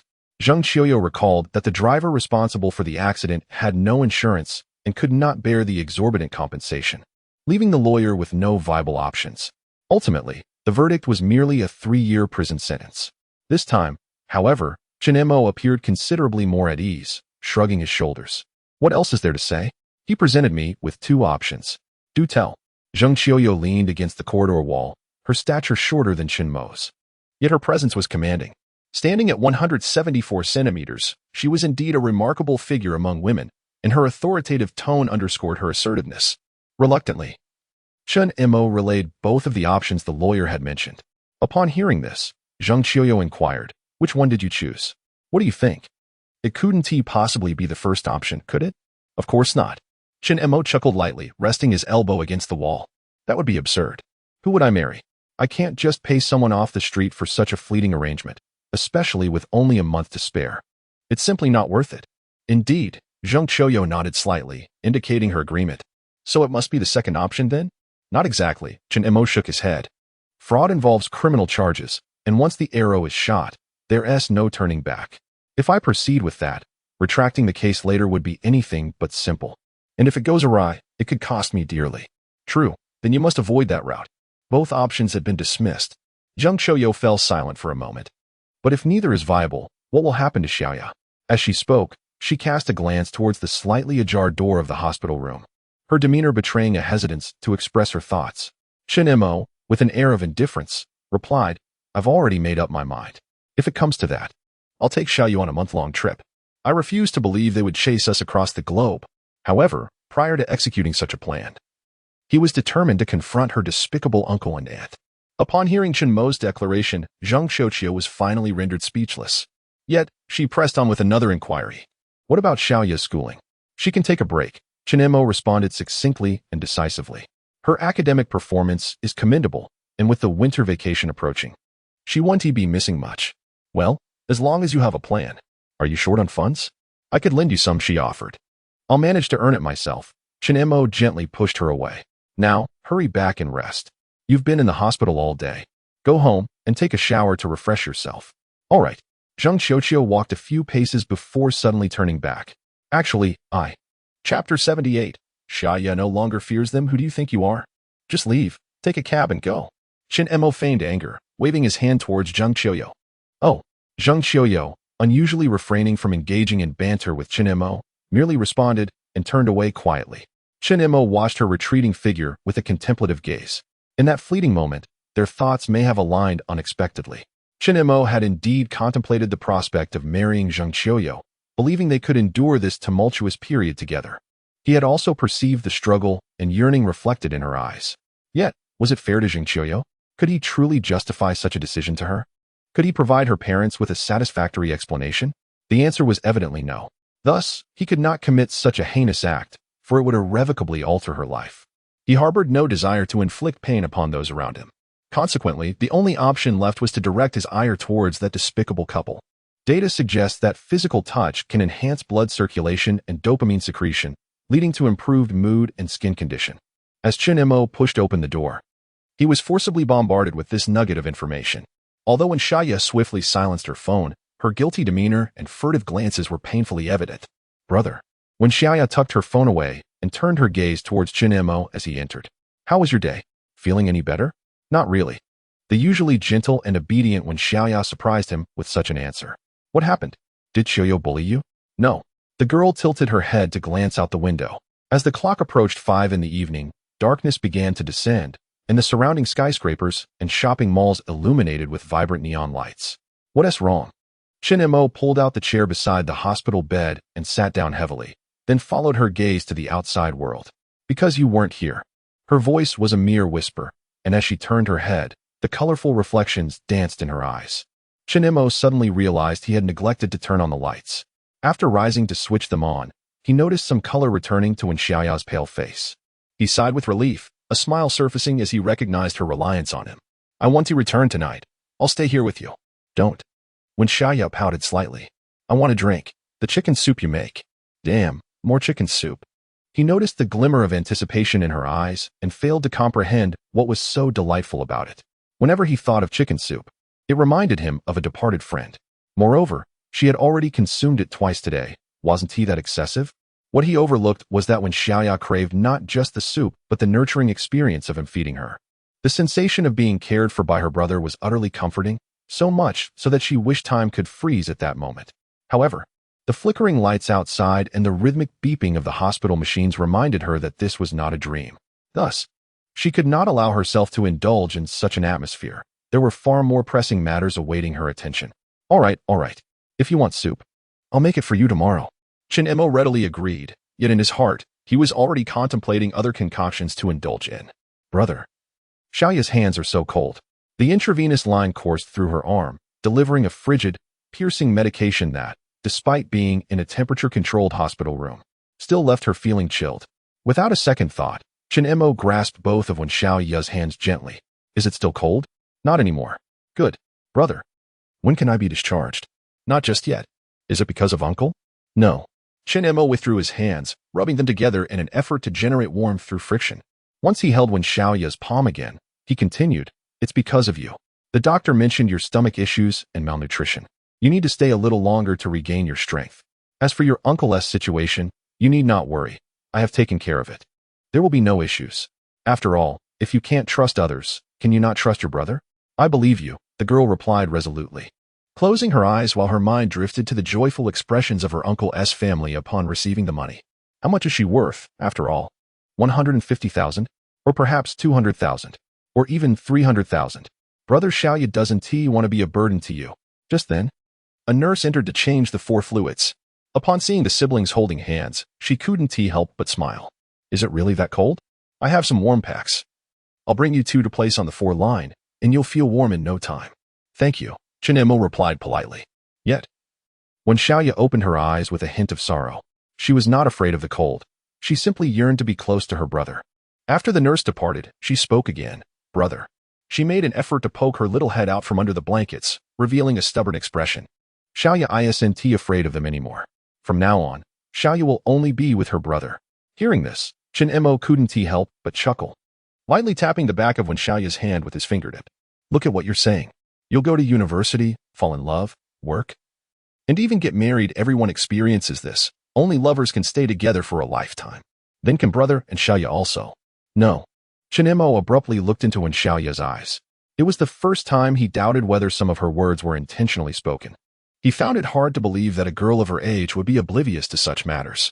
However, all he saw in her eyes was sincerity and hope, along with a hint of the innocence that came with youth. All right. Chen Mo averted his gaze. This child truly knew little. She simply had a knack for climbing higher on the ladder of affection. He suspected that if he mentioned marriage, Wen Xiaoya would immediately inquire if it were possible perhaps he was being overly sensitive and shouldn't doubt Xiaoya. She merely lacked a sense of security. Suddenly, Chen Mo felt his palm being grasped, and it gently moved upwards until it rested against Wen Xiaoya's warm cheek. The young girl, resembling a playful kitten, gently grasped Chen Mo's hand, nuzzling it affectionately. It was all right now, at least they were together. She turned her face and offered Chen Mo a soft smile. Her smile was truly enchanting, reminiscent of flowers blooming in the fields during spring, neither as dazzling as summer blooms nor as mature as autumn's bounty, and certainly not as defiant against the cold as winter's plum blossoms. It radiated an aroma uniquely her own. Chen Mo was momentarily entranced, gazing at her face. Then, a rumble echoed from his stomach. Having consumed only 2 bowls of chicken soup and several bottles of wine since morning, there was hardly anything left in his belly to digest. He contemplated pulling out his phone to order takeout when the door to the hospital room swung open once more. This time, it was Wen Xiaoya and Zheng Qiuqiu who entered. Naturally, Wen Xiaoya had learned about Wen Xiaoya's hospitalization, prompting her to take leave. Each of them carried baskets of fruit and gifts. Zheng Qiuqiu, sporting 2 high ponytails and a small backpack, appeared more like a primary school student. Xiaoya, I've come to see you, she exclaimed, brimming with excitement, twirling around the room before setting down her backpack. Look at what I've brought for you. Zheng Qiuqiu opened her backpack and poured out a plethora of items. Snacks were expected, but then she unearthed a Switch and a handheld PC from the pile. Tada, I brought a gaming console to keep you entertained. Let us team up for some games. Chapter 79, 4 months of affection. Half an hour later. Wasn't he supposed to bow? Where's the bowing key? They spoke of a destined individual, yet here I am, dead once more. What a dark joke. How could it be true? Zheng Qiuqiu exclaimed animatedly. What was once promised as a sweet duo has now devolved into her solitary obsession with the gaming console. Meanwhile, Wen Xiaoya wore a faint smile, silently observing from the side. Even if she could not partake in the game, merely watching brought her joy. The ambience was delightful, a serene and pleasurable experience. On the other side, Chen Mo and Wen Xiaoya turned their gazes toward Zheng Qiuqiu for a brief moment before resuming their conversation. Are you truly certain about granting Xiaoya such an extended leave? Indeed. Chen Mo nodded. The doctor has indicated that Xiaoya's stomach is not in good condition and requires hospitalization for a period of recuperation. During this time, you will both be at the hospital, correct? Not necessarily. Very well. I will ask Qiuqiu to organize her class notes and deliver them to you when she has the opportunity. Even during her leave, she should not neglect her studies. I am exceedingly grateful for that. Chen Mo expressed his gratitude to Wen Xiaoya, instinctively peeling an orange and asking, would you like some, Teacher Wang? Oh, thank you. Wen Xiaoya accepted the fruit reflexively, savoring it with a crunch. It is getting late. Since Xiaoya's parents are here, I shall take my leave. MHM. Do take care on your way back. Chen Mo accompanied Wen Xiaoya to the door of the ward, while Zheng Qiuqiu showed no inclination to depart. Upon entering, they found Xiao He standing straight in a black suit at the doorway.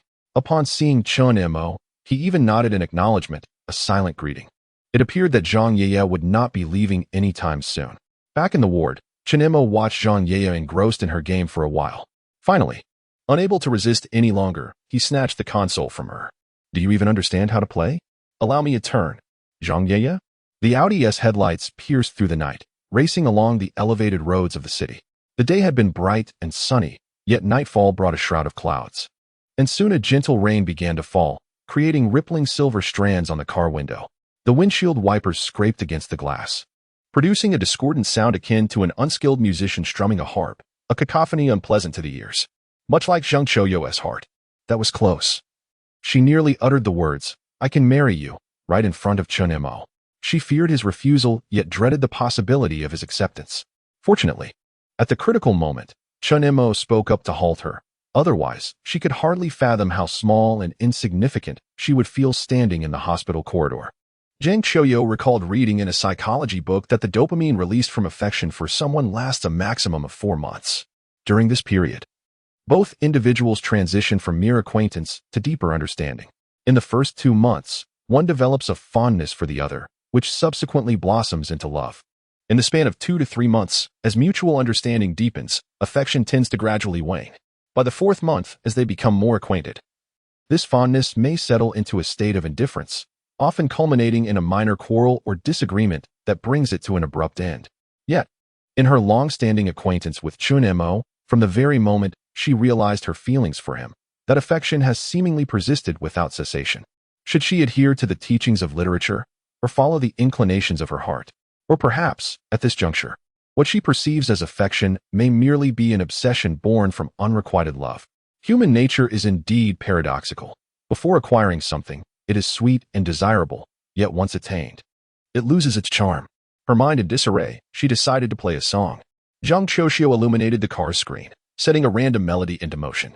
A melodious tune began to resonate. Devote youth to the resplendent city behind. For this beautiful dream, we pay the price. The vehicle descended from the elevated road and entered an upscale community. Through the car window, Zheng Qiuqiu spotted a security guard at his post, saluting her. In the brightly lit underground garage, numerous luxury cars shimmered under the illumination, casting brilliant reflections. As Zheng Qiuqiu alighted from the car, a sleek black Mercedes S450 flashed its headlights in her direction. The starlight-like beams danced on the ground, converging upon her. Her parents emerged from the vehicle. "Qiuqiu, where have you been today? We didn't see you at your company," her mother, Wei Qing, remarked, approaching and grasping Zheng Qiuqiu's hand with her designer handbag in tow. Zheng's father, Zheng Donghai, observed them both with a gentle demeanor. To an outsider, the family of 3 appeared harmonious, yet a flicker of impatience crossed Zheng Qiuqiu's eyes. "What do you want from me this time?" "What do you mean? A mother can't care about her daughter anymore? I don't come home every day." "What is so interesting?" "Interesting? Of course, my daughter is beautiful," Wei Qing replied with a cheerful smile. "I showed your photo to Aunt Sin today, and everyone praised how lovely you are. When will you be free? I'll take you to visit her. She has been asking about you for quite some time." "I won't go. I don't know her." With a look of defiance, Zheng Qiuqiu broke free from her mother's grip and headed towards the elevator, her parents trailing closely behind. "It's just a visit, a simple meal together. Besides, how can you get to know her if you don't go?" "Qiuqiu, your father doesn't want to force you, but she is an elder. You should show some respect." Overwhelmed by their incessant chatter, Zheng Qiuqiu covered her ears in exasperation. "Enough. I'm only 24. Why are you so insistent on matchmaking me? Do you really dislike having me at home that much? If so, I'll move out immediately and spare you the trouble, and you needn't bother me again." "Child, how can you speak like that?" Zheng Donghai admonished. "We were impressed by the excellence of the Tsin family's child and thought you two might be well matched, which prompted us to make this introduction. In the case of others, even the opportunity to connect would be elusive." He added, "Then you can pursue your own connections." Zheng Qiuqiu leaned against the elevator, watching as the doors gradually closed. "I have already made it clear that I do not wish to participate in matchmaking. If you pressure me, I will simply move out." "Very well, we shall not insist," Wei Qing replied, quickly embracing Zheng Qiuqiu, eager to pacify her. However, Zheng Qiuqiu merely pouted. "This marks the 8th time you have uttered these words this month." Her disbelief was evident. Her parents, who valued reputation above all in public, seemed to speak only insincerities in the confines of their home, failing to utter a single genuine sentiment. All right. Wei Qing could no longer maintain her composure, releasing Zheng Qiuqiu and, with a suspicious gaze, inquired, "Are you perhaps still thinking about that foolish lad from the Chen family's dumpling shop?" Chapter 80. To live is to stroll in the park and indulge in starch sausages. He is certainly no fool, Zheng Qiuqiu instinctively retorted, resembling a disgruntled kitten. Her gaze fixed intently on her mother, nearly sporting a pair of airplane ears. Ding! The elevator chimed as it reached their floor. Upon entering, one traversed past the shoe cabinet into an exceptionally spacious living room, where a row of colossal floor-to-ceiling windows stretched across an entire wall. From this vantage point, one could behold a grand river winding through layers of a steel city, ultimately vanishing into the night. Tourist boats glided gracefully across the river's surface. However, the trio within the home displayed little interest in the picturesque scenery. Wei Qing settled into a chair. Look here, I merely made an observation. And you immediately rushed to his defense. What is it that he possesses that merits such loyalty? Can't you discern the disparity between his family and ours? It's not that I have a superficial view. Rather, it is simply the truth. Mom, Zheng Qiuqiu frowned. Whether he has redeeming qualities is not for you to judge. Besides, if you look down on him, he certainly does not regard me with any admiration. If he dismisses you, then he is blind. Zheng Qiuqiu could not suppress a laugh. Oh, what a ludicrous argument. It's perfectly acceptable for you to scorn him, yet he is not permitted to think little of me? Zheng's mother was momentarily at a loss for words. Enough, Zhang Donghai interjected, lighting a cigarette while seated on the sofa. Your parents are not coercing you. Yet you have already made a commitment. If you do not attend, it would be quite impolite. Just consider it a meal. It is nothing substantial. You agreed. So you must go. What has gotten into you lately, disobeying so? And what about when I tell you to smoke less? Have you ever listened? Zheng Donghai was momentarily speechless. Zheng Qiuqiu's incisive remarks rendered both parents silent. Nevertheless, she had no intention of ceasing her onslaught. Furthermore, do not think I am oblivious to your words, merely suggesting it is a casual meal, a simple meeting. Upon your return, it transforms into an entirely different narrative. She counted on her fingers. Before, just a meeting, a meal, we are not pressuring you. Consider it making a friend. After, what do you really want? This boy is quite decent. After all, life is about companionship. And do you even consider your own age? She had long memorized the rhetoric employed by parents who pressured their children into blind dates. The couple remained silent, perplexed as to how their daughter had discerned their inner thoughts so astutely. I shall not concern myself with this, Zheng Donghai finally declared, clearly vexed. In this day and age, marriage is about compatibility and social standing. If you choose to wed a poor fellow, so be it. Rest assured, there will be plenty of hardships to endure in the future. This time, Zheng Qiuqiu fell silent. It was not that she lacked words, but her arguments were so potent that she feared her father could not bear the weight of them. After all, their family had only recently begun to enjoy a few good years before suddenly placing such emphasis on social parity. In those days, her father merely rode the wave of economic development, swiftly amassing wealth. One might euphemistically call it starting from scratch, transforming nothing into something, while more bluntly, it could be termed as becoming a nouveau riche. A well-known adage states that when one stands at the forefront of opportunity, even pigs can soar.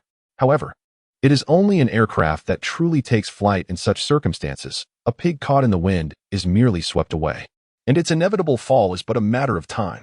If one were to consider the current societal landscape, which family does not boast a prosperous ancestor?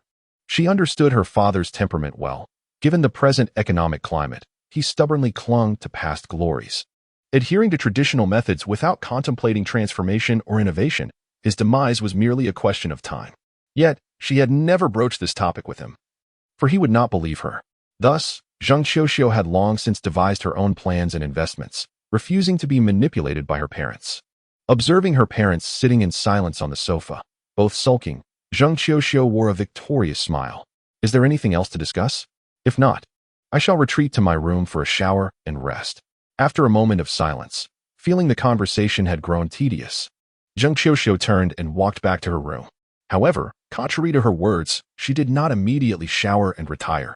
Instead, she quickly opened her wardrobe and stuffed a few pieces of intimate clothing into her bag. Was she joking? Did she wish to court danger? She knew her parents well. Staying home tonight would surely result in being confined and then dragged out for a meal and a blind date. Fortunately, over a year ago, she had purchased a fully furnished apartment with cash, precisely to avoid such predicaments. At times, having a space of one's own brings a sense of tranquility and freedom. Under the cover of night, Zheng Qiuqiu quietly departed from her home. The following day, Chen Mo, freshly awakened, received a call from Feng Chao. Why on earth did you change your number? I only found out your new one after calling Qiuqiu. By the way, What's this about you sending me 10,000 yesterday?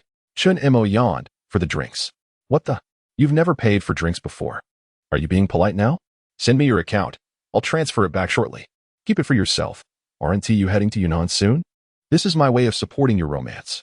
Before him simmered a pot of yam and pork soup, fragrant but less aromatic than chicken broth, yet undeniably appetizing. As he continued the conversation, he ladled a spoonful of the steaming soup. Slurp. Ah, yuck. Feng Chao on the other end couldn't help but inquire, what are you doing?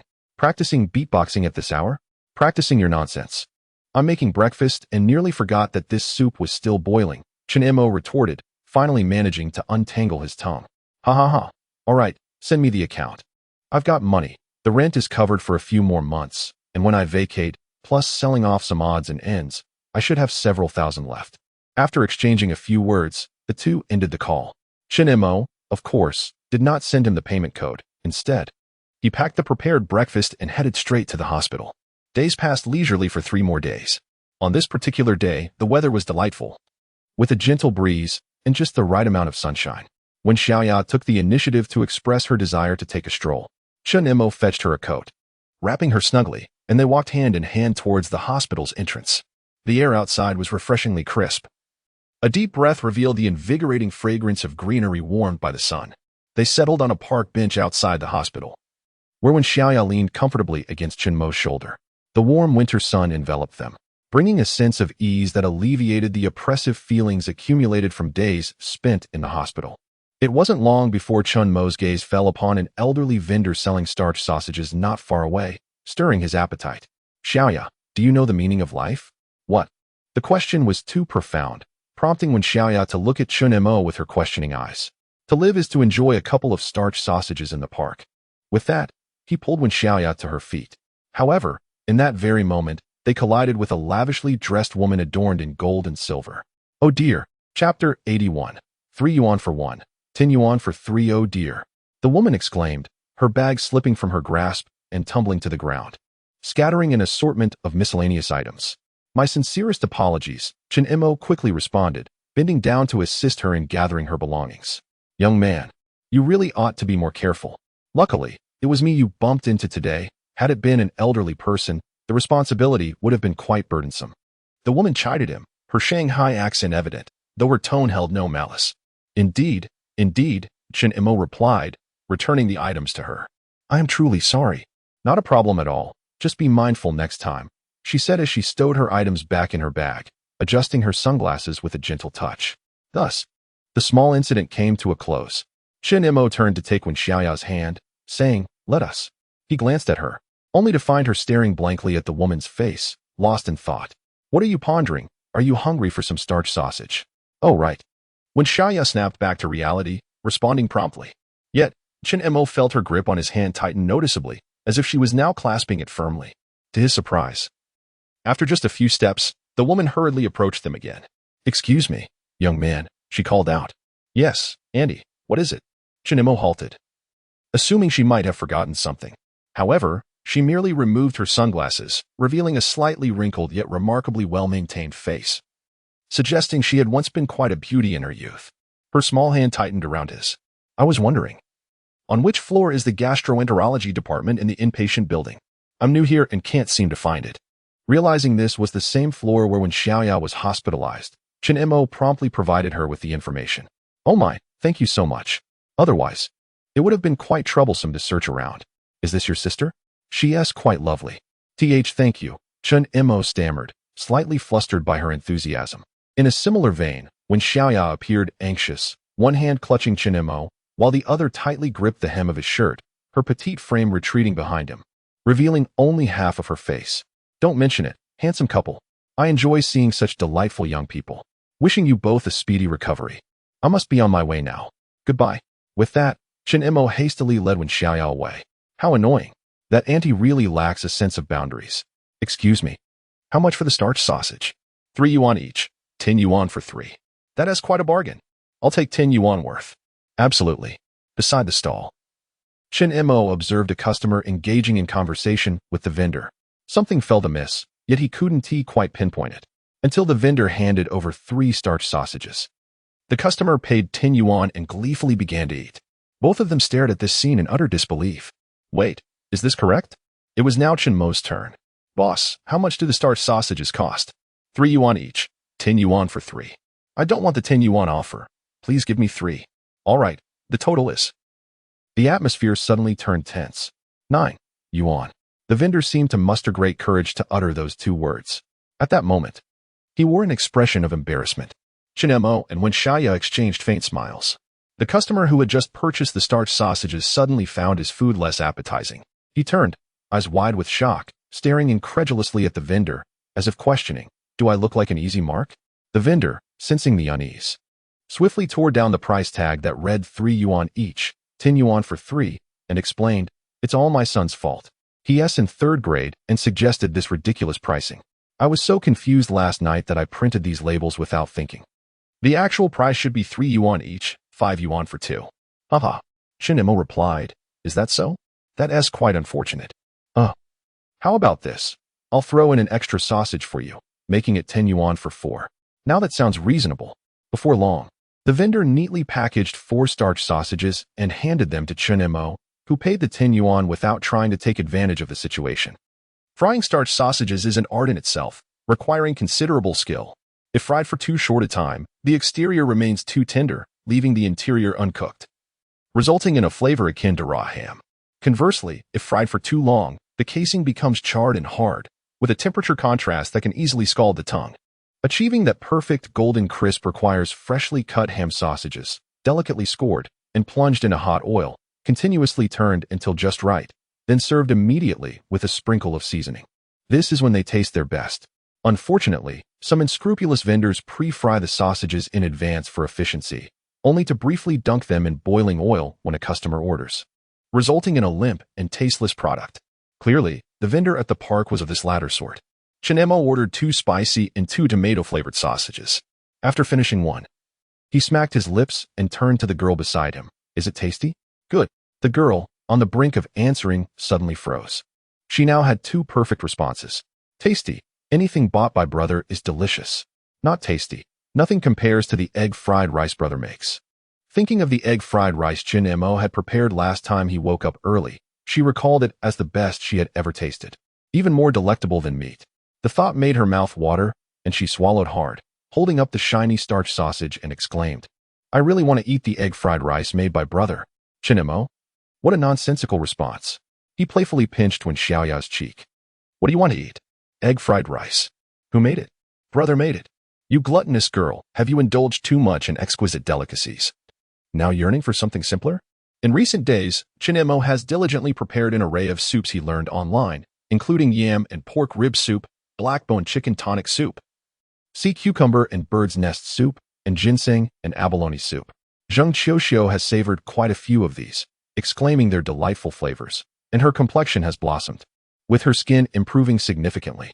Were it not for Chen Mo's intervention, she might have even competed with Wen Xiaoya for a share. Yet, in Wen Xiaoya's eyes, it seems that even a simple fried rice, hastily prepared by him, holds more value. Chen Mo lowered his head and sighed, feeling quite hurt. Chapter 82. You offered? He insisted. In the next moment, a soft little hand rested atop his head, gently tousling Chen Mo's fluffy hair. Although his brother's dishes were delicious, all she yearned for was his fried rice. Chen Mo, bewildered, suddenly sprang to his feet and, with a playful flourish, began to ruffle Wen Xiaoya's smooth locks, playfully squeezing her cherubic face. It was delightfully soft and quite relieving. Yet, as the moment passed, he was abruptly struck by the realization that he had failed to wash his hands after devouring the starchy delicacies. Upon closer inspection, he noted that Wen Xiaoya's fair, delicate face was now speckled with greasy stains that even glimmered under the light. While her hair bore no visible marks, the proximity revealed a faint scent of chili powder. Chen Mo stared at his guilty, greasy hands, momentarily taken aback. Once he regained his composure, he hastily rummaged through his pockets for a tissue, but to no avail. It is quite rare for boys to carry tissues. Even if they do, they might only have a crumpled handful at the ready for such occasions. Uncertain of what Chen Mo sought, Wen Xiaoya instinctively retrieved a neatly stacked bundle of tissues from her own pocket and extended them towards him. Chen Mo accepted them absent-mindedly, and before he could express his gratitude, he found himself gazing into her innocent eyes. All right, He withdrew a tissue to clean his hands, then proceeded to assist Wen Xiaoya in wiping her face. Throughout this exchange, she remained silent, her pinkish cheeks morphing into various expressions as Chen Mo diligently attended to her, pouting, closing her eyes, resembling a newborn creature receiving its mother's tender care. Truth be told, she felt somewhat bewildered, for the very instrument of his ministrations had been provided by her. Suddenly, Chen Mo set aside the tissue and leaned in closer, scrutinizing her face as if searching for any lingering traces of grease. The proximity allowed Wen Xiaoya to catch a whiff of the fresh laundry scent that clung to him, feeling the steadiness of his breath. In that instant, an overwhelming sense of security enveloped her, causing her cheeks to flush involuntarily. However, Chen Mo remained oblivious to her reaction, convinced that he had cleaned her up quite well. A sudden surge of pride swelled within him, akin to a parent reveling in the successful nurturing of a child. He grasped Wen Xiaoya's hand. "Come on, let us head home. I'll make you fried rice." After inquiring at the nurse's station and confirming that there would be no 4 treatments that night, Chen Mo led Wen Xiaoya back to his home. In the kitchen, he busied himself alone, the orange-red hues of the setting sun streaming through the window, casting a warm, comforting glow over the entire room. This was a light that instilled feelings of warmth and safety, much like Chen Mo's presence in the kitchen, which brought her a sense of reassurance. Seated cross-legged on the sofa, Wen Xiaoya suddenly felt a wave of happiness wash over her. If she could just have another bite of fried rice, she would have no regrets. She took out her phone, opened the camera, and aimed it at the window. The setting sun, now only half illuminated, hangs in the sky, casting a crimson hue upon the surrounding clouds. The urban skyline resembles a sinuous dragon, extending endlessly into the horizon. The sunset signifies the impending conclusion of the day, yet, if one were to lower the exposure on their phone, the captured image might easily be mistaken for a sunrise. It embodies an end while simultaneously heralding a new beginning. When Xiaoya gazes at the photograph on her phone, a gentle smile gracing her lips, she swiftly sets the image as her WeChat avatar. Though her WeChat currently holds a mere 5 friends, her brother, Yaya, teacher Wang, along with the WeChat team and file assistant, this joy requires no sharing, for it is a gift she has bestowed upon herself. Humming a little tune, she turns her gaze back to the sunset, which is not glaring but rather soft, reminiscent of her brother. Should Chen Mo, who was busy frying rice in the kitchen, catch wind of her thoughts, he would certainly be displeased, for in this world, there can be but one man akin to the sun. That man is, you come from Dandong, trading me a city of Snow White, yearning for Guangdong cuisine. The sounds of Wen Xiaoya scrolling through Douyin resonate from the living room, as Chen Mo emerges with a plate of egg fried rice. The background music strikes a familiar chord. "Xiaoya, it's time to eat the egg fried rice," she calls out. "Coming." When Xiaoya sets her phone aside, springs to her feet, and bounces over to Chen Mo. "It smells so good. Let us eat quickly. I'll help you spread out the sun-dried quilt after dinner." Looking up, she adds, "I'll do it after I finish eating." "Oh, Oni-chan." Chen Mo's expression darkens, instantly recognizing where she has picked up such phrases. He gently presses her head down, directing her gaze to her bowl. "Your immediate priority is to finish your meal, then to uninstall Douyin and Bilibili from your phone. You've spent the whole day watching all sorts of chaotic anime, and it's corrupting you." While he admonishes her, his mind drifts back to the endearing tunes, longing to hear them again. Yet, he cannot allow the harmonious atmosphere of their home to devolve into something trivial. In his room, as he covers the quilt, Chen Mo reflects on the past few days, realizing he has perhaps been taking it a bit too easy. He had anticipated that life would present him with some pressure, but it turned out to be merely a ruse. "The world has knocked me down, and I lay down in response," discovering that lying down is far more comfortable than standing. He has already convinced himself that the report must have originated from the family of Wen Xiaoya's uncle, and he has been mentally preparing for their demand for money. Yet, nearly a week has passed without a single sight of them. Doubt begins to creep in. Are they plotting something significant? Regardless, he must prepare, for should they dare to approach, he would not shy away. If they remain absent, Chen Mo resolves to seek them out himself. Otherwise, the pressure in his heart would remain unbearable. Suddenly, the phone in his pocket buzzes, causing him to pause his actions and answer. "Where are you?" "At home." "Did Xiaoya get discharged?" "Why has she returned?" "Not yet. It's not good to stay in the ward for too long, so I came out for a walk." "Oh, is there anything to eat?" "There is fried rice." "Are you a human?" "You are only serving the patient fried rice. Hurry to the market and buy some ingredients to make soup. I will come over in half an hour to supervise you." Chen Mo sighed. "If you want to eat, just say so." Hee hee.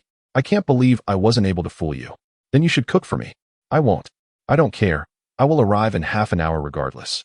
Chen Mo held his phone in one hand while opening the door with the other, striding towards the water dispenser in the living room. Suit yourself. He gulped down a large mouthful of cold water, feeling a wave of refreshment wash over him. On the phone, Zheng Qiuqiu continued speaking, by the way. Let me tell you something. Chao Ji's bar is up for sale, did you know? Yes, Chen Mo replied, holding his cup and listening to the call, his expression unfazed. Why are you mentioning this all of a sudden? Did he tell you? Yes, and I am planning to take it over. Chen Mo choked on his water, exclaiming, Are you out of your mind? Or are you just too honest? Would you really engage in such a losing venture? After regaining his composure, Chen Mo inquired. How much is he asking? 180,000, Zheng Qiuqiu replied nonchalantly, as if discussing a mere 18. 180,000? Why doesn't he just rob a bank? Did you agree? He insisted. I think he has lost his mind, asking for such an outrageous sum, right? Just wait until tomorrow. I will deal with him. Chen Mo slammed his teacup onto the coffee table with force. At that moment, a clatter echoed from the dining table as well.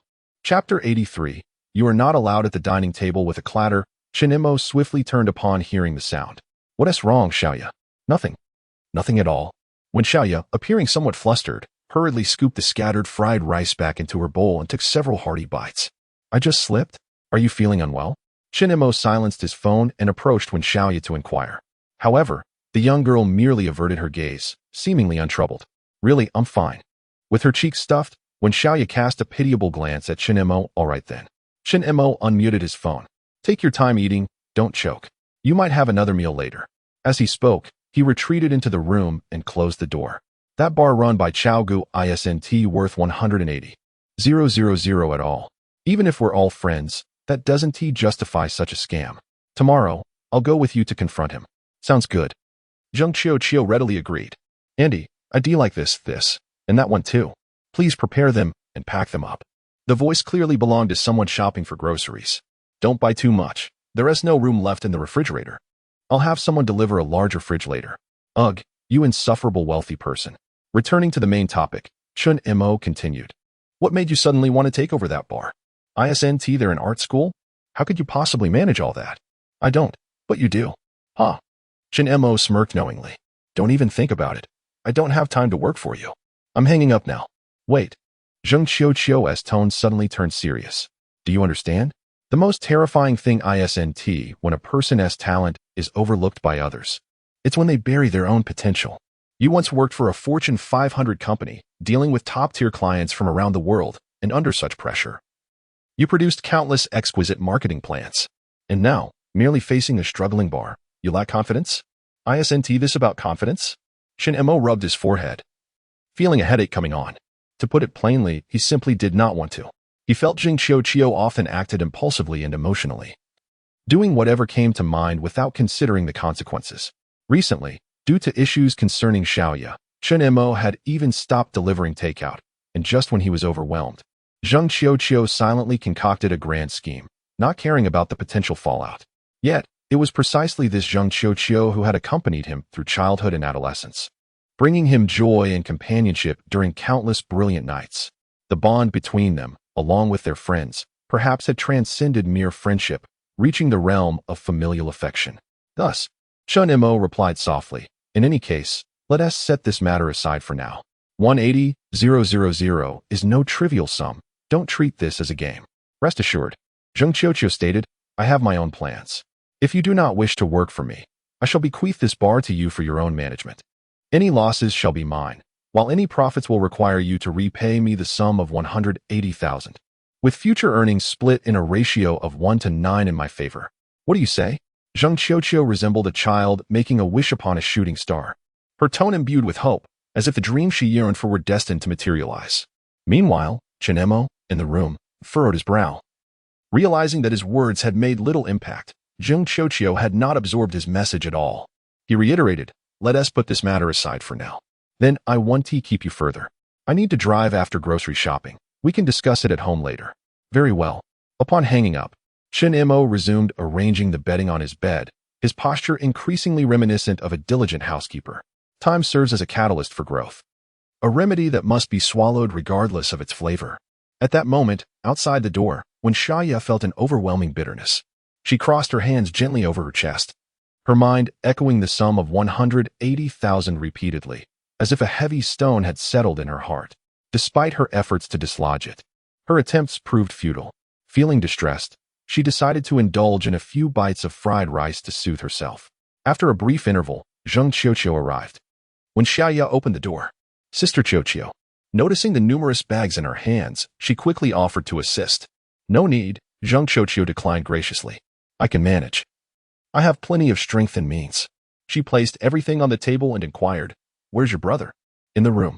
Without further ado, Zheng Qiuqiu pushed open the door, only to find Chen Mo struggling with a duvet cover. The three items involved seemed to act independently, each refusing to yield to the others. What are you doing?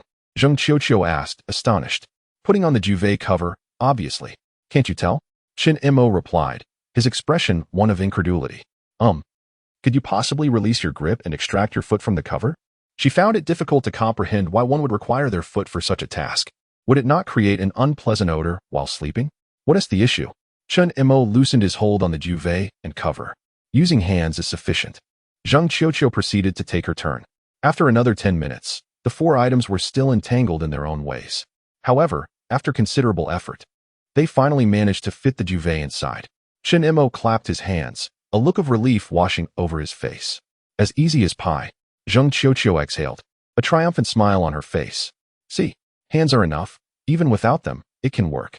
Suddenly, she embraced Chen Mo standing beside her. You did great. Managing to get it in. Here is a hug as a reward. Get off.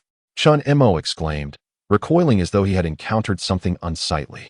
Zheng Qiuqiu, undeterred, pursued him like a woman wielding a mop in a public restroom, relentless in her chase. As the saying goes, with a mop tainted by filth, she resembled the formidable El Bu in his prime. No one, not even the mightiest, could approach her realm. Until Chen Mo entered the kitchen carrying a large bag of items. She paused, redirecting her gaze to Wen Xiaoya, who was lost in thought on the sofa. Suddenly, Wen Xiaoya felt her head enveloped in a soft embrace, making it difficult to breathe, as if she were on the verge of suffocation. In her flurry of confusion, she reached out, only to touch something as smooth as Dove chocolate. Little rascal, where are you touching? Zheng Qiuqiu shifted her body, a playful smile gracing her lips as she gazed at the person in her embrace. At that moment, Wen Xiaoya's hand rested on Zheng Qiuqiu's long legs, clad in black stockings. Startled, Wen Xiaoya suddenly felt as though she were being teased. Yet, it was she who had initiated the playful contact. With youth on her side, let go of your worries. Sister will lead you in gaming. Let us play egg tarts. It's quite relaxing. Qiuqiu, what are egg tarts? You don't know? Come. Hand me your phone, and I shall teach you. An hour later, Zheng Qiuqiu abruptly set her phone aside, declaring it dull and announcing mealtime. Meanwhile, Wen Xiaoya calmly held her phone, her emotions steady and composed. Well, let us eat then. At the dining table, 3 dishes and a soup had already been prepared, and Chen Mo had even served them both rice. Just as they were about to begin their meal, Chen Mo suddenly pointed at Zheng Qiuqiu and sternly declared, You shall not sit at the table to eat. Chapter 84. The kitten still smells like a kitten. Why not? Zheng Qiuqiu was immediately incensed, arguing her case fervently. We are in a new society now. Why should I be denied a place at the table simply because I am a woman? How can you harbor such antiquated notions? I shall expose you. Chen Mo remained silent, merely shaking his head. Before the arrival of 8U, he would not utter a single word. Zheng Qiuqiu continued to chastise him. Women can hold up half the sky. Your mindset is erroneous, and I must correct you. Excluding women from the table is a relic of the past. Chen Mo, expressionless, served a piece of meat to Wen Xiaoya. Meanwhile, Wen Xiaoya observed Zheng Qiuqiu, who was perched on the edge of her seat, holding a bowl of soup, her long legs barely touching the ground. She was somewhat taken aback. What a wild way to eat. Silently, she compared herself to Zheng Qiuqiu and realized that if she were sitting at the table, her toes would not reach the floor. Such is the disparity. However, her brother was right. She indeed could not adopt such a manner at the table. It was not merely about gender. Even beasts should not behave thus. Eventually, as the table wobbled, Chen Mo could no longer contain himself. Could you please move over? The table might collapse. Zheng Qiuqiu complied. Yet her lips were coated with honey as she continued to direct her grievances at Chen Mo, seemingly intent on venting the frustrations she had endured in the game. Wen Xiaoya remained silent, simply enjoying her meal. Occasionally, she glanced up at the bickering pair, realizing she could not interject, and thus resumed her focus on her food. With a clatter, Chen Mo set down his chopsticks and addressed Zheng Qiuqiu. The weather is dry, but remember to refrain from licking your lips too much. Why? Zheng Qiuqiu inquired, with Wen Xiaoya also casting a curious glance his way. Because it could be harmful to yourself. After the meal, the dishwasher took over Chen Mo's duties, granting him a moment of respite. Zheng Qiuqiu departed, but not before packing up the remaining dishes. Chen Mo asked her when she had begun to keep a dog. Given her consideration for pets, Zheng Qiuqiu merely shot him a glance, baring her teeth like a playful puppy. She was a striking contrast, sometimes appearing as a rogue girl, and at other times, embodying the grace and understanding of an elder sister. Unlike Xiaoya, who was perpetually a soft, sweet honey cake that he could playfully squeeze. Not only was she soft, but also exceedingly sweet. Just as he felt a whimsical desire to pinch Wen Xiaoya's cheek, he discovered that she had unknowingly half reclined on the sofa and had fallen asleep. Her hands were clasped behind her head, and her breathing was remarkably steady. With each breath, her flat stomach rose and fell gently. Her long legs were crossed on the floor, the tight-fitting thermal pants sculpting her thighs into a near-perfect oval, while her calves were slender yet shapely, extending down to her delicate little feet. Observing this scene, Chen Mo's thoughts turned to whether she might catch a chill. The world is in tatters, and Chen Mo finds himself unable to mend it. All he can do is pick up the discarded doll, Wen Xiaoya, cast aside by others, discard its filthy polyester stuffing, and replace it with pure cotton filled with affection. After sewing her together, he hangs her under the sun with a clothespin, hoping to once again bask in the warmth of this world. Falling in love with someone can take but a second, yet teaching someone how to love may require a lifetime. Ultimately, Chen Mo gently lifts Wen Xiaoya's little feet from the ground and retrieves a small blanket from the corner of the sofa, delicately covering her with it. The meticulously arranged quilt remains unused. After completing these gestures, Chen Mo gazes once more at the slumbering figure before him, particularly captivated by her rosy, delicate cheeks, which seemed to beckon him to pinch them. Yielding to his impulses, he does just that. However, the moment his hand brushes against Wen Xiaoya, her tightly shut eyes suddenly scrunch, her delicate brows furrow, and her long eyelashes flutter. Startled, Chen Mo quickly withdraws his hand, but the girl unexpectedly seizes it, pressing it against her warm face, rubbing against it gently. Chen Mo recalls a video he once watched, explaining that when a kitten nuzzles against you, it is sharing its pheromones, striving to mark you with its scent, while also imprinting your essence within itself. Yet, the scent of a person is ever-changing. Sometimes it is the fragrance of perfume, other times the aroma of hot pot, or even the pungent odor of stinky tofu, making it difficult for the kitten to remember you. Nevertheless, the kitten retains its own unique scent, continuing to nuzzle against you repeatedly, refusing to forget you. Thus, what meaning does Wen Xiaoya's nuzzle convey? The following day, after breakfast at home, Chen Mo drives Wen Xiaoya to the hospital. Once the foredrip is set, he finally finds time to call Zheng Qiuqiu, as they have arranged to meet at Feng Chao's bar. Although Wen Xiaoya can use the call button beside her hospital bed, Chen Mo remains anxious as he departs. He prepares hot water in a thermos and washes some easy-to-eat fruit, placing them within reach on the bedside table. He constantly reminds her to monitor the foredrip's measurements and assures her that he will return promptly. When Xiaoya listens obediently, yet once Chen Mo leaves, she lies down, wrapping herself in the blanket. Although her brother is busy, he possesses a superpower. He always appears by her side when she needs him. But this time, brother, I'm sorry. She wishes to hide away. This time, can you still find me? The burden of 180,000 is too heavy, a debt she could never repay in her lifetime. In her brief existence, warmth is fleeting, friendship is superficial, family ties are illusory, nothing is genuine. In a daze, she reaches for her waist, where lies a familiar object. At the Mountain Sea Bar, the atmosphere remains lifeless, with dim lighting, the sour stench of spilled beer evaporating, and Feng Chao leaning against the bar, smoking. Upon seeing the unexpected visitors, Feng Chao grins at Chen Mo and says, I knew you would come. Whether to hit me or to scold me, I welcome it. I promise not to retaliate. Let us get to the point. Chen Mo forcefully pushed aside Feng Chao and surveyed the bar from top to bottom. Do you truly believe this heap of junk is worth 180,000? It's worthless, he remarked. Feng Chao replied earnestly, indeed, it's not worth that much. Then why the hell are you trying to swindle Qiuqiu? Half the patrons are strangers, and the regulars are a complete jackpot, right?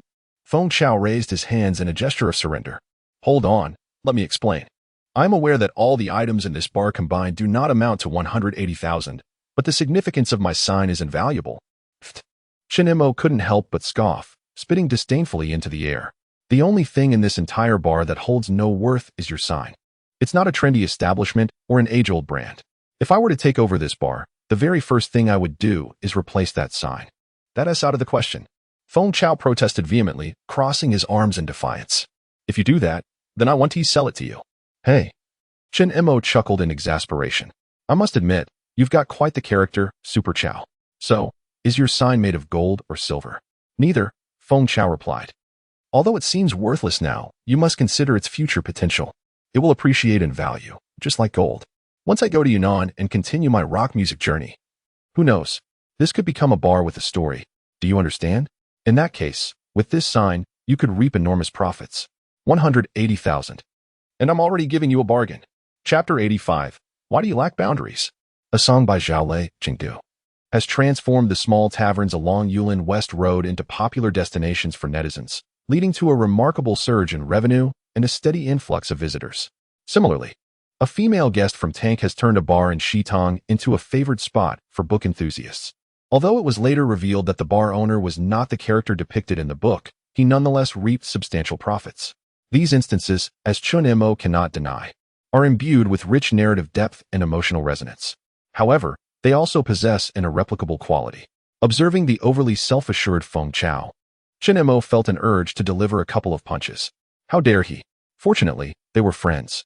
One could only imagine the consequences had Feng Chao quoted 18,000 to someone else. He might very well have received a beating. Enough of this banter, Feng Chao declared. I have but one request. The bar's sign cannot change. If you can accept that, I only require 80,000. This was quite the shock, an immediate halving of the price. Chen Mo nearly choked on his own indignation. It dawned on him that the two of them had been toyed with by Feng Chao. He realized that Feng Chao's psychological price point must indeed be 80,000, and this was merely a ruse to lure them in for drinks. Moreover, Chen Mo's internal valuation also hovered around that figure. With half a year remaining on the bar's lease and the assorted facilities still useful, the valuation seemed reasonable. Circling back, as he saw that Zheng Qiuqiu was resolutely determined to take over the bar, he found himself at an impasse. All right, let me discuss it with Qiuqiu. The funds will be directly transferred to your account. No need for discussion, Zheng Qiuqiu interjected. I will transfer the money to Brother Chao directly. Not so fast. Chen Mo countered. 80,000 means we each contribute 40,000, and any profits will be split 60-40, with me receiving the larger share, as I will be managing it. The extra 10% will be my salary. He had initially planned to negotiate with Zheng Qiuqiu privately after leaving, but since she was so eager, he decided to lay everything bare. Didn't you say you were out of money? How can you afford this? Zheng Qiuqiu questioned suspiciously, while others might be unaware. She knew well that after Chen Mo's parents passed away, the driver responsible for the accident had preferred to serve time rather than compensate a single cent. Furthermore, Chen Mo had not worked for quite some time. Where would he have acquired such funds? Mind your own business. I am truly at a loss for how I ended up entangled with this bar. Did I owe you a debt from a past life? Chen Mo remarked, making his way behind the bar without hesitation, rummaging until he unearthed a bottle of non-alcoholic beverage. Glug glug glug ha. Chen Mo's playful mockery elicited not anger from Zheng Qiuqiu, but rather a charming smile. Dear, I am doing this for your own good, she teased. Stop lecturing me. Have I not shown you enough kindness? Right on target. At this moment, Feng Chao, who had been quietly observing with a smile, joined in, holding 3 bottles of liquor. Enough with the sparkling water. That's for women. Let us drink this. No thanks. Both Chen Mo and Zheng Qiuqiu promptly declined. My sister is still in the hospital. No one is there to care for her, so I must return shortly. Oh dear. Feng Chao smacked his forehead, realizing he had forgotten about this matter. I will join you to take a look shortly. At that moment, Chen Mo leaned closer to him, sniffing the air with a look of disdain before pushing him away. How many days has it been since you last bathed? You reek of alcohol. Huh, who bathes in the dead of winter? He retorted, only to be met with scornful glances from both Chen Mo and Zheng Qiuqiu. All right. You two keep an eye on the store while I go freshen up. As he spoke, Feng Chao exited the bar, pushing out a black-gray motorcycle from a nearby alley. The moment it roared to life, a thunderous sound echoed down the street. And in no time, he vanished from sight. Inside the bar, only Chen Mo and Zheng Qiuqiu remained, exchanging silent glances. The bar was nearly devoid of patrons at night, let alone during the day, teetering on the brink of closure. Thus, the two sat leisurely in their chairs, engrossed in their phones. Suddenly, Zheng Qiuqiu grabbed a bottle of sparkling water from the table, took a few gulps, and then noticed Chen Mo staring at her intently. "What?" she asked. "I've had that water before." "Oh, come on, we're adults now. Can you not have any sense of boundaries? Do you think that by lecturing me, you establish boundaries?" With rising frustration, Zheng Qiuqiu slammed her palms on the table and pointed a finger at Chen Mo. "When you came over to my house in middle school and shared a bed, where was your sense of boundaries then? When we shared the same sauce-flavored pancake after school, what boundaries existed? And when you drunkenly hugged me and called me dad, where was your sense of boundaries then? Now you disdain me? You used to be sweet. And now you act like a high and mighty woman. How utterly pathetic." The barrage of accusations left Chen Mo bewildered. He stared blankly at her, unsure of how to respond. The atmosphere grew awkward, as he believed Zheng Qiuqiu understood he meant no offense. Their current relationship was neither close nor distant, and recapturing that carefree essence of youth seemed increasingly elusive, as everyone's youthful dreams dissipate upon waking, making it difficult to reclaim one's true self.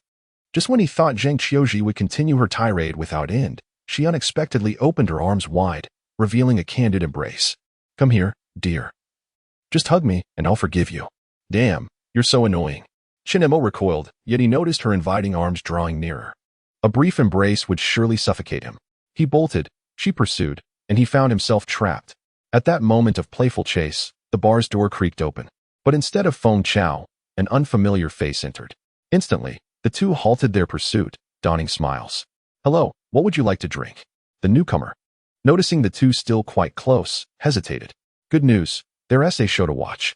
Bad news, he arrived too soon. I'm just browsing. You two continue." After speaking, he retreated through the doorway, thoughtfully closing the door behind him. Following this incident, the playful spirit between the two dissipated, and they resumed their seats. "Call me sister," she urged. "Zheng Qiuqiu, you lunatic. Call me baby. Fool. If you won't, then forget it." Bored, Zheng Qiuqiu began to idly sift through a nearly withered potted plant on the bar, plucking a desiccated yellow leaf. Instead of discarding it in the trash, she teasingly poked Chen Mo's nostrils with the sharp tip of the leaf. Achoo! Chen Mo swiftly snatched the dry leaf away. In the next moment, she yanked another handful from the plant. Chen Mo continued to seize them from her grasp. They exchanged no words, simply indulging in their playful antics. Before long, the potted plant stood stripped bare, and Zheng Qiuqiu turned to her own hair for amusement. Feng Chao returned half an hour later. Upon entering, he immediately noticed the bare bar top. "Where on earth is my bonsai?" Chapter 86. Disappearance. You truly are something else. How could you manage to kill such a splendid potted plant? In the car, Zheng Qiuqiu kept her gaze fixed ahead while reprimanding Feng Chao. Damn it. Feng Chao couldn't help but curse. Kill it? The leaves turned yellow in winter, it wasn't dead yet, and you just yanked it bald. Ah. Isn't that akin to being dead? You owe me. That pot of Lohan pine has accompanied me for years. So, how much is your bond with it worth? It was originally purchased for 200, but considering the years we've spent together, it should be 300. Chen Mo, seated in the passenger seat, struggled to contain his laughter as he listened to their banter. Who knew Feng Chao was so easy to amuse? However, as the laughter subsided, Zheng Qiuqiu spoke again. "Secretary Chen, transfer 400 yuan to him to silence his complaints." Chen Mo? He didn't transfer any money but merely remarked, "Deduct it from the 80,000. Feng Chao agreed. At first, no one thought there was anything amiss with this exchange. That was until Zheng Qiuqiu's Audi halted at the hospital entrance, and as Feng Chao stepped out, the biting cold wind struck him, prompting a realization. Wait a minute. Isn't that money still mine? No. He glanced at the fruit basket and milk in his hands, along with a plethora of gifts. These two rascals. Observing the two leading the way ahead, he begrudgingly followed. In the inpatient department, the day was overcast, the dim sky filled with countless clouds. Yet not a single drop of rain fell, casting a shadow over the room. Chen Mo was the first to push open the ward door, casually flicking on the light. The bed lay empty. There was no sign of Wen Xiaoya. Doubts crept into Chen Mo's mind, causing him to take a couple of steps back to verify the room number. Yes, this was indeed the right one. But where was she? He peered further into the ward.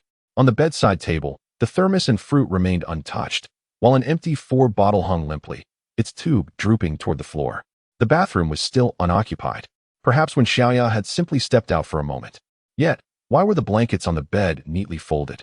A gentle breeze wafted through the gauzy window, causing the curtains to flutter slightly, and the temperature in the air seemed to drop several degrees. Sending a shiver through Chen Mo, Zheng Qiuqiu and Feng Chao behind him also sensed something was amiss, rendering them speechless. Soon, Chen Mo summoned a nurse. Where had the girl in bed 26 gone? The nurse shot him a puzzled glance. She mentioned having an important matter at home and would return later. You are her family, surely you must know. Impossible. The first thought that surged through Chen Mo's mind. How could he not know who Wen Xiaoya was? She was socially anxious and obedient, and aside from him, she hardly interacted with anyone else. Moreover, what significant matter could she possibly have at home? She was lying. An indescribable surge of fury ignited within him.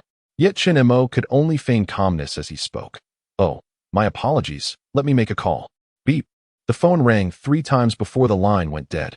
After placing the phone down, Chen Mo turned and departed without hesitation. Zheng Qiuqiu followed closely behind, anxiously inquiring, "Where are you going?" "Home." The two fell silent, merely trailing behind Chen Mo. They drove to his residence, where the door stood firmly shut. Chen Mo used his key to unlock it. The interior remained unchanged, Wen Xiaoya's and Chen Mo's clothes still hung on the balcony. The small blanket on the sofa was neatly folded, the floor was spotless, and a faint fragrance of camellia lingered in the air. Rather than immediately checking for Wen Xiaoya's presence, an instinct compelled him to focus on the drawer of the coffee table. He approached decisively and pulled it open. Indeed, he recognized that small knife, the very one Wen Xiaoya had once wielded to protect herself during their first encounter. Yet, as their relationship blossomed, she had gradually lowered her defenses.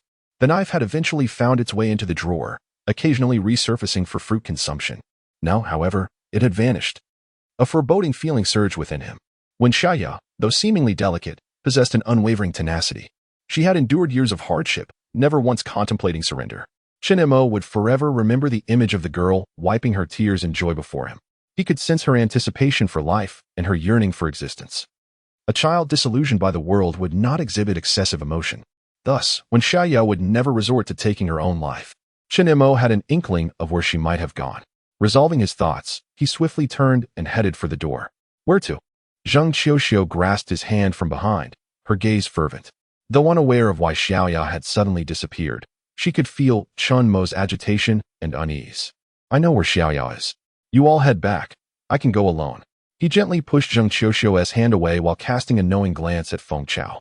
Feng Chao understood instantly, setting down the fruit basket. Then I'll take my leave. I'll contact you later. No further words were exchanged. However, Zheng Qiuqiu once again grasped Chen Mo's arm. Please let me accompany you. I'm worried about you. Her tone softened, tinged with a hint of supplication. Her exquisite features contorting into a profoundly aggrieved expression, as though Chen Mo had wronged her. Yet Chen Mo replied, What purpose would you serve?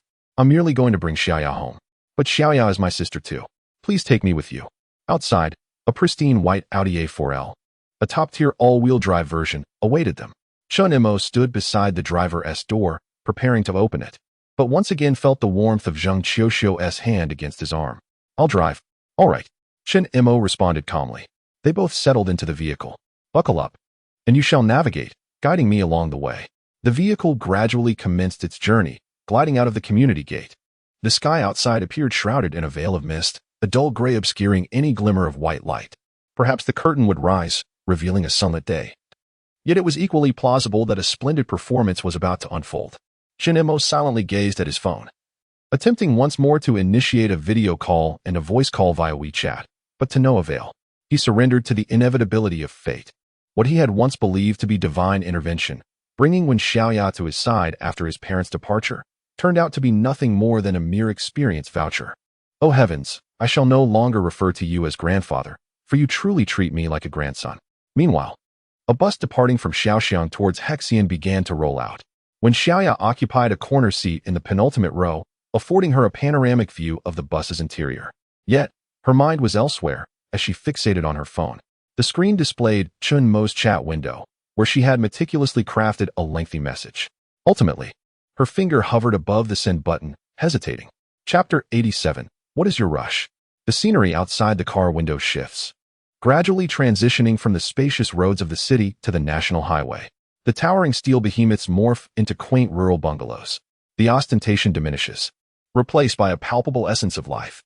Occasionally, when Xiaoya catches sight of a few elderly women gossiping by the roadside, while children cycle by, embodying carefree joy, how delightful it is. Before long, the bus merges onto the highway, and the remaining journey unfolds with a monotonous landscape. Messages on her phone are deleted and rewritten repeatedly, yet they remain unsent. When Xiaoya is at a loss regarding how to approach Chen Mo, her emotions tangled in confusion. She even ponders whether her brother might feel sorrow because of her. Perhaps it's better this way. After all, she has always been the unwanted child, unworthy of her brother's unnecessary emotional expenditure. Life ebbs and flows. Where there exists love, there also lies abandonment. She has grown accustomed to it, but this time, it is she who chooses to depart. Suddenly, she muses that if her brother were to feel sadness and grief because of her, would that not signify that she is indeed a cherished child? When Xiaoya shakes her head, striving to dispel such thoughts from her mind, she closes her eyes and leans against the backrest of her seat, her mind swirling with myriad reflections. The image of Chen Mo does not materialize. Instead, she recalls the words of her teachers from class. Her Chinese teacher once said, "Parting is as difficult as meeting. The east wind is powerless, and the 100 flowers wither. When together, one should relish every moment. For in a lifetime, opportunities to meet are scarce. This farewell may render future encounters improbable. Perhaps even the east wind cannot carry away your yearning for others." Her geography teacher stated, China spans 9.6 million square kilometers, with a population of 1.4 billion.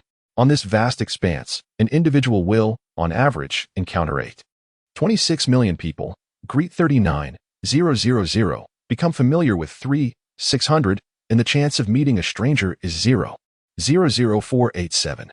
While the probability of falling in love is a mere 0.00049, the chances of two individuals remaining together until the end amount to only 3. In other words, should you find partners in adulthood, you will be each other as 0.00049. Her biology teacher remarked, a man can release approximately 200 million sperm, all vying for a single egg, thus you are among the exceptional 1 in a billion. Never underestimate your worth, for from the moment of birth, you are winners. These romantic notions, hidden within textbooks, often go unnoticed until one experiences them firsthand, leading to profound realizations. How peculiar it is. Although she is not consciously thinking of her brother, the knowledge that bursts forth in her mind seems to gravitate towards him. She opens her eyes, a hint of reluctance surfacing. Yet, a flash of resolute determination soon shines in her gaze. At that moment, a rustling sound reaches her ears. She turns to find an elderly woman beside her rummaging through a crumpled plastic bag.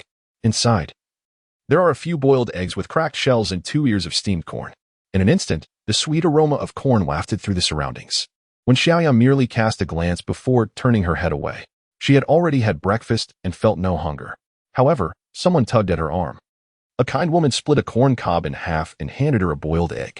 "Little sister, are you heading home from school today?" "Oh, it's nothing. Just eat something to tide you over. I can see you're a bit hungry. You can't travel for hours without food." The journey from Shaoxiang to Hexian would take at least 2 hours by car, but by bus, it could stretch to over 3 hours.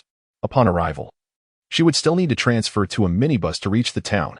The journey was not particularly arduous, yet the transportation was quite inconvenient. There was, in fact, a high-speed train option, but when Xiaoya had never taken one. After researching online and discovering the need for security checks, she abandoned that plan. "Thank you," she replied softly, accepting the food offered by the woman. At the same time, she tightened her grip on the small knife hidden in her pocket, not wishing to harm anyone. She placed the egg in her pocket, intending to eat the corn first.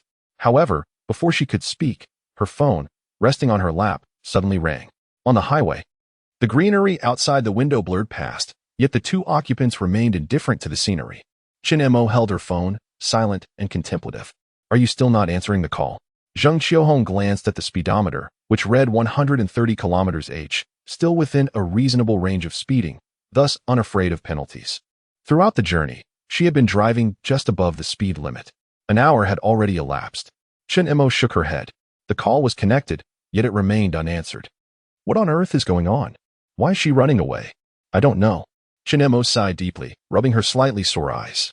She felt a profound sense of insecurity. Sometimes, if she made a mistake or faced trouble, She worried it would burden me, leading her to feel she deserved punishment.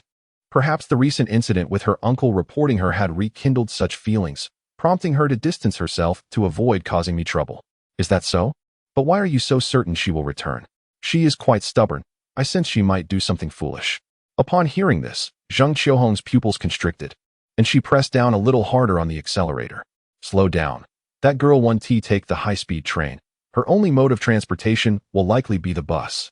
We will certainly arrive before her, so there's no need to rush. You say there's no need to rush, but what if? Zheng Qiuqiu reduced her speed to within the limit, her expression growing anxious. Chen Mo regarded her with a puzzled look and suddenly asked, "Why are you so anxious? I don't want you to feel sad because of this." Zheng Qiuqiu continued, "Besides, Xiaoya is also a sister I hold dear. Isn't it normal for me to be worried?" "All right." At that moment, Zheng Qiuqiu glanced at the rearview mirror, her expression becoming somewhat peculiar. A white Buick GL8 had been following us the entire way. What was going on? "It's nothing, just someone we know." Huh. Zheng Qiuqiu had more to express. However, the Buick GL8 behind her suddenly accelerated, overtaking her with remarkable swiftness. The prowess of the highway was evident in its speed. Zheng Qiuqiu followed closely in its wake. Before long, as they approached a service area, the Buick signaled its intent with a turn light. The implication was unmistakable, indicating that Zheng Qiuqiu should follow suit. Shortly thereafter, the two vehicles came to a halt side by side in the service area. Upon witnessing Feng Chao descend from the vehicle accompanied by 4 individuals, Zheng Qiuqiu's understanding crystallized. Chen Mo had evidently been well prepared. Her gaze was piercing, sharp enough to penetrate Chen Mo's demeanor. "What do you mean by this? Are we preparing for a confrontation?" "Not at all," Chen Mo replied with a nonchalant shrug. "I am merely here to reason." "Nonsense," Zheng Qiuqiu retorted angrily. "Regardless of the circumstances, fighting is absolutely forbidden. Do you hear me?" Chapter 88. The Unfostered Wolf. Are you jesting? I have not acted in such a manner since graduating from university. What was that incident with the client then? Chen Mo was momentarily rendered speechless. However, to speak candidly, his character had indeed mellowed significantly after entering college. Prior to that, he had been brash and unaware of the world's complexities, often believing himself to be quite formidable. Although he could articulate reason, when faced with adversity, he would confront it head-on. In retrospect, he now perceives his past self as somewhat immature. While he may not have transformed drastically, he has undeniably evolved. Following this, the group continued their conversation in the service area, becoming more acquainted with one another. From Feng Chao, Chen Mo learned that the 4 individuals were security personnel he had borrowed from a friend's establishment, all possessing a degree of skill and having dealt with unruly patrons on numerous occasions. Thus, Chen Mo felt a sense of reassurance. After finishing his cigarette, they returned to the vehicle and resumed their journey. This time, however, Chen Mo occupied the driver's seat. The power of the 4-wheel drive Audi was unquestionable. With a mere press of the accelerator, the car surged forward with remarkable speed. Meanwhile, Zheng Qiuqiu sat in the passenger seat, engrossed in her phone, seemingly engaged in some activity. Before long, she rummaged through her bag and produced a packet of spicy strips. Peeling it open and offering it to Chen Mo, "Would you like to have some?" After finishing the spicy strips, she proceeded to open a bottle of beverage for him, continuing her generous offerings: potato chips, konjac snacks, small bread rolls. It was only when Chen Mo could no longer accommodate the influx of snacks that he inquired, "Where did all this come from?" Zheng Qiuqiu, delicately placing the last piece of gum into his mouth, then wiped her hands with a tissue and replied nonchalantly, "Some were kept in my bag to prevent low blood sugar, while others were just purchased at the service area." "Haha, you are quite thoughtful." "Indeed, whoever manages to marry me in the future will have their ancestors beaming with pride." A self-praise, indeed. Yet, one cannot deny that Zheng Qiuqiu is a competent co-pilot. Through their conversation, Chen Mo felt his previously tense demeanor considerably ease. After an hour of travel, the vehicle approached the village entrance and came to a steady halt before the home of Wen Xiaoya's uncle. Chen Mo had initially believed he would never return to this place, yet here he found himself once more. Upon exiting the car, he did not see Wen Xiaoya, but rather, his aunt, Chao Meili, was the only one present at home. Encountering this woman again ignited a surge of anger within Chen Mo. He quickly lit a cigarette to quell his rising fury. Zheng Qiuqiu stood behind him, her expression equally unwelcoming. Today, she was adorned in a wine-red, knee-length down jacket, her long hair styled into a ponytail, her unmade face still radiating perfection. Her figure resembled a powder keg, exuding an air of formidable presence. Prior to alighting from the vehicle, she had specifically grasped Chen Mo's arm, admonishing him against engaging in any altercations. Chen Mo nodded in agreement.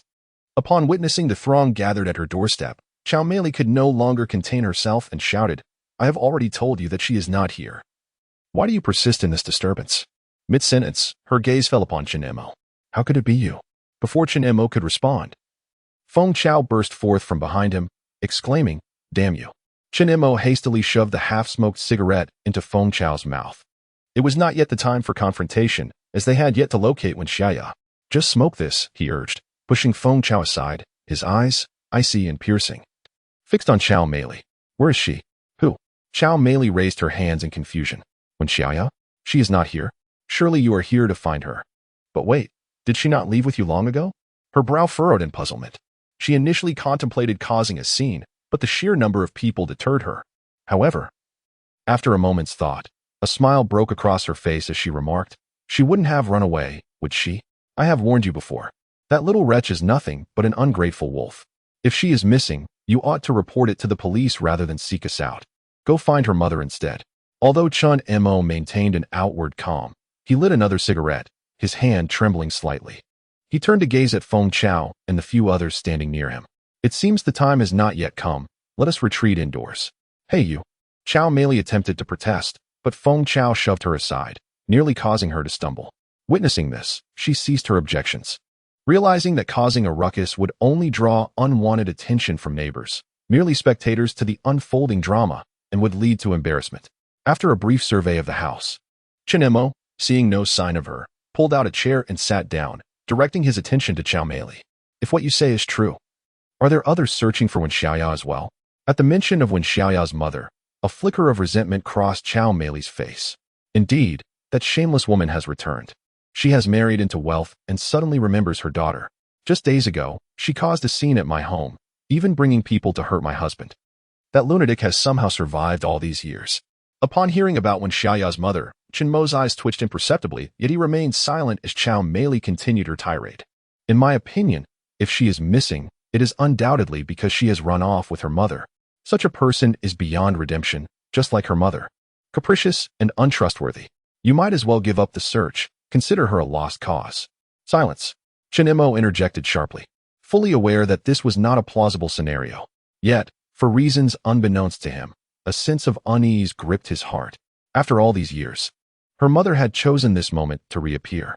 Initially, Chen Mo had been confident that Wen Xiaoya would return, but now uncertainty clouded his mind. He discarded the cigarette, but irritably raked his fingers through his hair and began searching his phone for methods to ascertain someone's location while the device was powered on. His sole desire was to uncover Wen Xiaoya's whereabouts. Even if she had left with her mother, he yearned to know if she was safe. As for whether she chose to accompany her mother, that was beyond his control. One must do their utmost and leave the rest to fate. After sifting through a plethora of inconsequential responses, he finally unearthed a piece of valuable information. It indicated that by linking an account through a mobile device, one could access the official website to utilize the phone retrieval function, thereby ascertaining the phone's location. Coincidentally, when Chen Mo purchased the phone for Wen Xiaoya, he had yet to acquire a SIM card, so he registered the account using his own mobile number. To be honest, he felt a twinge of gratitude for that decision, as otherwise, he would be utterly at a loss now. With this thought in mind, he swiftly unlocked his phone and navigated to the official website of the phone brand. He entered his mobile number, followed by the verification code, and successfully accessed the phone tracking page. With a heart full of trepidation, Chen Mo clicked the search button. The web page began to refresh, and behind him, Zheng Qiuqiu was equally tense, anxiously fixated on the screen. Moments later, the web page successfully refreshed, revealing a map with a red dot prominently marked upon it, which was moving swiftly. Witnessing this scene, the spirits of those present were instantly lifted. Chen Mo quickly sprang to his feet. "Let us go. Find her." Chapter 89. "Hey, little sister, would you like to come play in the car?" It was a little past 5 in the afternoon, the hour when schools let out, and being a Friday, the streets were bustling with buses filled with jubilant students, stirring up clouds of dust. Occasionally, a few farmers passed by on their electric tricycles. Amidst the chaos of bicycles, electric scooters, and motorcycles, only Wen Xiaoya ambled slowly along the roadside. She could have taken a ride, Chen Mo had given her a generous allowance, the most money she had ever seen in her life. Yet, she pondered that having traversed this path countless times, why not take another stroll? Perhaps it was the dread that gripped her heart at the thought of facing her uncle and aunt once more that held her back. She was reluctant to confront it. Yet she had no choice. The burden of 180,000 was insurmountable, so heavy that she felt utterly at a loss on how to face her brother. It weighed on her so much that it could drain her of her very essence, yet it did not justify the enormity of that sum. With such a sum looming over her, it would forever be impossible for her to see Chen Mo as a brother. An insurmountable mountain loomed in her heart. Continuing to be with Chen Mo felt like a path toward suffocation. At that moment, a sudden thought crossed her mind. She wondered if her brother had eaten. In her pocket lay the boiled egg that a kindly woman on the bus had given her.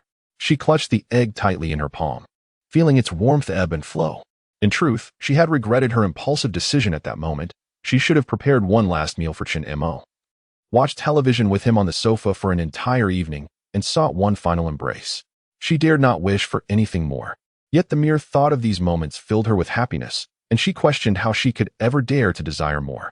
Besides, with so many remarkable girls around her brother, surely he would not feel lonely, would he? She thought of Zheng Qiuqiu, then of Wen Xiaoya, and even of Wang Xinuo and Zhang Qiuqiu. In the past, seeing someone vying for her brother's attention would have filled her with discontent, even a selfish desire to claim him for herself. But now, she found herself rather magnanimous. Her guiding principle had become, her brother's happiness outweighed everything else. Beep beep. A sudden honking startled her, and a sleek black SUV came to a steady halt beside her. Hey, little sister, do you want to come play in the car? The window rolled down, revealing a rather peculiar visage. It was peculiar because Wen Xiaoya noticed that this person had nails embedded in their face, with colorful eyeshadow adorning the upper lids, and a cascade of pink hair styled in gentle curls, framing an attractive face. Yet, as she glanced at the hand gripping the steering wheel, she noticed tattoos. Although they were both girls, she instinctively shook her head vigorously like a rattling daisy. Throughout her life as a diligent student, she had developed an innate aversion to such elements. No need to be polite. Hop in. Where are you headed? I'll give you a ride. I can walk by myself. The road was congested with vehicles, and darkness was soon to descend, making it perilous for a young girl to traverse alone. However, as Wen Xiaoya cast her gaze upon the imposing SUV before her, she felt an even greater sense of danger should she enter the vehicle. I refuse, she declared, tucking her hands into her pockets and turning away indifferently. The woman behind the wheel became agitated. Must I spell it out for you? I'm unfamiliar with the area, little sister. Could you assist me? Moments later, within the vehicle, the two girls exchanged wide-eyed glances. Wen Xiaoya tightened her grip in her pockets, seeking a semblance of security. The woman extended her tattooed hand. Lingxi, what about you? Wen Xiaoya, she replied, retreating slightly and refusing to engage in the handshake. Lingxi, sensing the lack of enthusiasm, sighed in disappointment. This dreadful place is truly challenging to navigate. The roads are crowded, and my navigation system is ineffective. I've taken several wrong turns today. Where are you headed? You can direct me, and I'll ensure you get home safely. Wen Xiaoya disclosed her destination. Wow, Lingxi exclaimed, what a coincidence. We're headed to the same place. Let us go, replied Wen Xiaoya. Not receiving any further response, Lingxi started the car, and a large Land Rover emblem illuminated on the dashboard. Much to Wen Xiaoya's bewilderment, as she did not recognize it, Lingxi seized the opportunity to retrieve a snack-like item from her bag, popping one into her mouth before offering it to Wen Xiaoya. Would you like some betel nut? Wen Xiaoya responded with a puzzled expression. Oh, no thanks. Suit yourself. It's quite a delicacy, Lingxi remarked. The vehicle soon roared to life, the Land Rover surging forward with impressive power, causing Wen Xiaoya to grip the armrest tightly in surprise. She hadn't anticipated that the seemingly eccentric woman would drive with such fervor. Moreover, through the rearview mirror, she noticed what appeared to be a large wooden stick and several iron rods in the back seat, further heightening her apprehension. Was it possible that she might vanish before even reaching her aunt's house? At He County No. 3 Middle School, where Wen Xiaoya had previously studied, students were pouring out of the gates as school was dismissed. Among them, the Wen twins emerged, their faces clouded with discontent. Holidays were typically a cause for joy, yet they found no happiness in this break. When Wen Xiaoya was present, they bore no responsibilities, indulging in play while she tended to all household chores. However, now that she was gone, the holiday felt more like a burden. Each return home was met with an unending list of chores, and at times, They would face their mother's ire for her foul mood. They finally grasped the anguish that Wen Xiaoya had endured, yet rather than empathizing, their resentment toward her only deepened. The brothers exchanged glances. The elder asked, "Do you have any money left?" The younger replied, "Where would I get money? I was counting on you to cover the fare." Elder brother, "It seems we must walk home now." Younger brother, "What the hell? Where's your money? Don't ask me. Who told you to squander it, you fool? You absolute buffoon." The two siblings exchanged heated insults for a while before falling silent, only to simultaneously exclaim, "It's all that damn Jinx's fault." With no fare for transportation, they resigned themselves to walking home. The winter night descended early, around 5 or 6 o'clock. And coupled with the overcast sky and biting wind, the brothers trembled on the road, resuming their mutual curses. Then, a Toyota Alphard passed by, coming to a steady halt in front of them. The window rolled down, revealing a face that bore slight wrinkles yet was impeccably maintained. The brothers paused in their tracks, and upon seeing the woman inside the car, they were momentarily stunned before simultaneously calling out, "Auntie?" Chapter 90, Brother is actually a Pokemon moving swiftly. She must be in the car. It's getting closer. Pay attention to the vehicles on the road. Chen Mo glanced at the map on his phone, continuously reminding Zheng Qiuqiu. Zheng Qiuqiu remained silent, solely focused on driving. Before long, Chen Mo observed the red dot on the map intersecting with their path. At that moment, apart from him and Feng Chao's vehicle, a black Range Rover brushed past them, accelerating rapidly, soaring high, flaunting its speed. Inside the vehicle, an electrifying DJ track blasted, causing Ling Xi's head to sway rhythmically with the beat. Wen Xiaoya, seated in the passenger seat, appeared utterly helpless and pitiable. Covering her ears, she struggled to grasp the handrail. Yet, if she held onto it, she couldn't muffle the sound. This was a life-or-death scenario. Just then, a car behind them flashed its high beams. Ling Xi?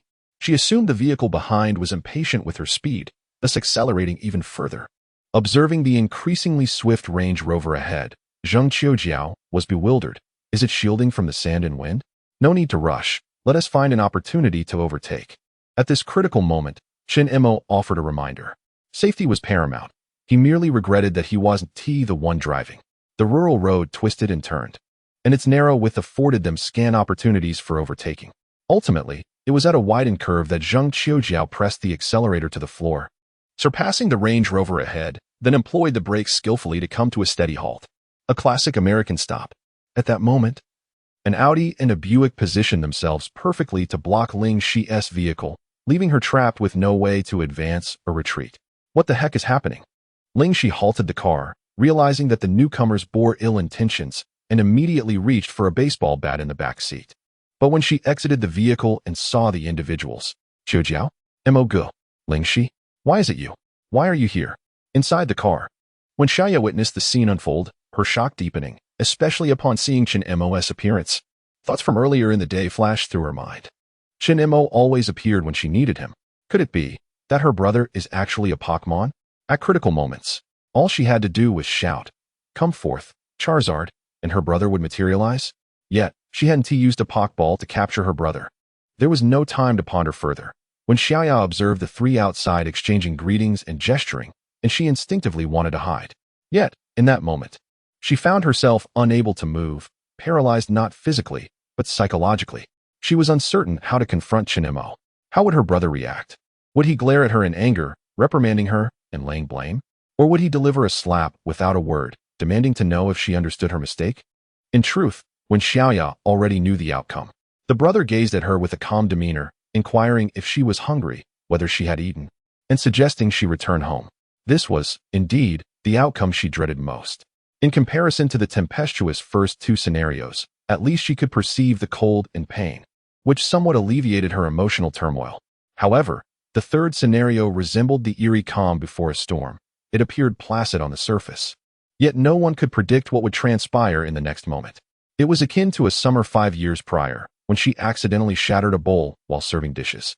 Scalding sauce splattering across the floor, prompting her aunt to rush out from the kitchen, with her eyes closed. When Xiaoya felt a profound stillness envelop her in the seconds before the slap landed, as if time itself had stretched infinitely. She loathed the sensation, reminiscent of the distinction between an instant execution and the slow, agonizing drain of life from a severed vein. Since evasion was futile, she chose to shut her eyes, opting for a slower passage of time.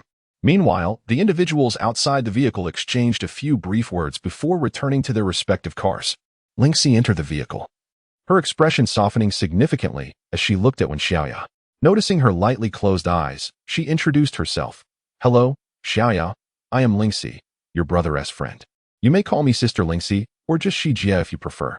Lingxi attempted to suppress her nonchalant demeanor, tidying her tousled pink hair in an effort to appear more approachable.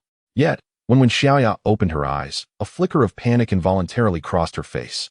In another vehicle, Chen Mo, gripping the steering wheel, questioned, "Why did you summon Lingxi? Isn't she studying abroad? After just returning a few days ago, I had asked her to invite several people, yet she came alone. Wait, I recall she was studying in the United States. What happened?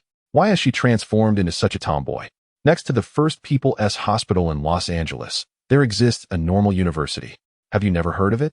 Besides, she used to be a bit of a tomboy, just not to this outrageous extent." Fine. Chen Mo nodded, aware that Zheng Qiuqiu was jesting. He also knew that Lingxi pursued music, being a formally trained student from a wealthy family, receiving elite education since childhood. Honestly, had she not insisted on attending Xiangyano, one high school after graduating from middle school, Chen Mo and his friends would never have had the chance to meet Lingxi. Such is the nature of fate, truly a wondrous phenomenon. By the way, Zheng Qiuqiu added, you just found Xiaoya. Why don't you go see her? No. Chen Mo replied calmly. She doesn't want to see me right now. Why not? Zheng Qiuqiu inquired. I ask you, when you were a child and did something wrong at school, and the teacher called your parents, did you not dread returning home, afraid of facing your parents? No. The instant Zheng Qiuqiu uttered her response, she caught the reproachful gaze from Chen Mo and promptly amended her statement. All right, yes. Exactly, Chen Mo remarked as he drove.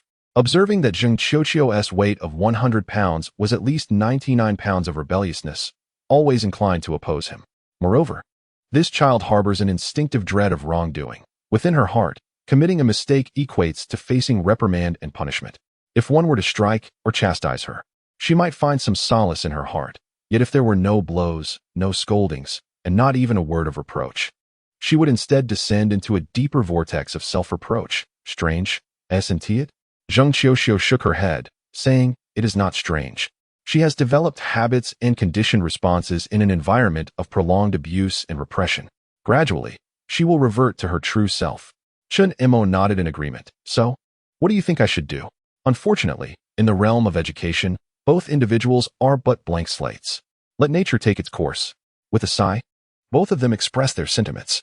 Chen Mo steered the vehicle once more towards the village entrance. Having located Wen Xiaoya, they could have departed. Yet, he felt compelled to address one more matter, for an unsettling feeling lingered in his heart. Chapter 91. Striking you is a breeze. The vehicle once again halted at the doorstep of Wen Xiaoya's uncle's residence. As before, it was Qingmei who emerged to greet them. Oh dear, why have you come again? She exclaimed, her face etched with bitterness, clearly reluctant to confront this group, which seemed to haunt her like an unrelenting specter. Chen Mo stepped out of the car, followed closely by Zheng Qiuqiu and Feng Chao. Even Lingxi, adorned in her pink hair and rebellious attire, descended with a baseball bat in hand. It was Qiuqiu who had informed her of the impending trouble, prompting her eager arrival. Just before entering, Zheng Qiuqiu tugged at Chen Mo's sleeve once more, cautioning, remember, no fighting. I heard you, Chen Mo replied, playfully tugging at his ears before approaching Qingmei with a serious demeanor. Enough with the pleasantries, summon your man. I still have accounts to settle with him. What accounts? She stammered. Didn't I tell you to stop talking nonsense? My husband isn't home. Let us discuss this tomorrow. With a cold laugh, Chen Mo turned to his companions and said, Gentlemen, let us step inside. Though he referred to it as sitting, it bore no distinction from seeking someone out.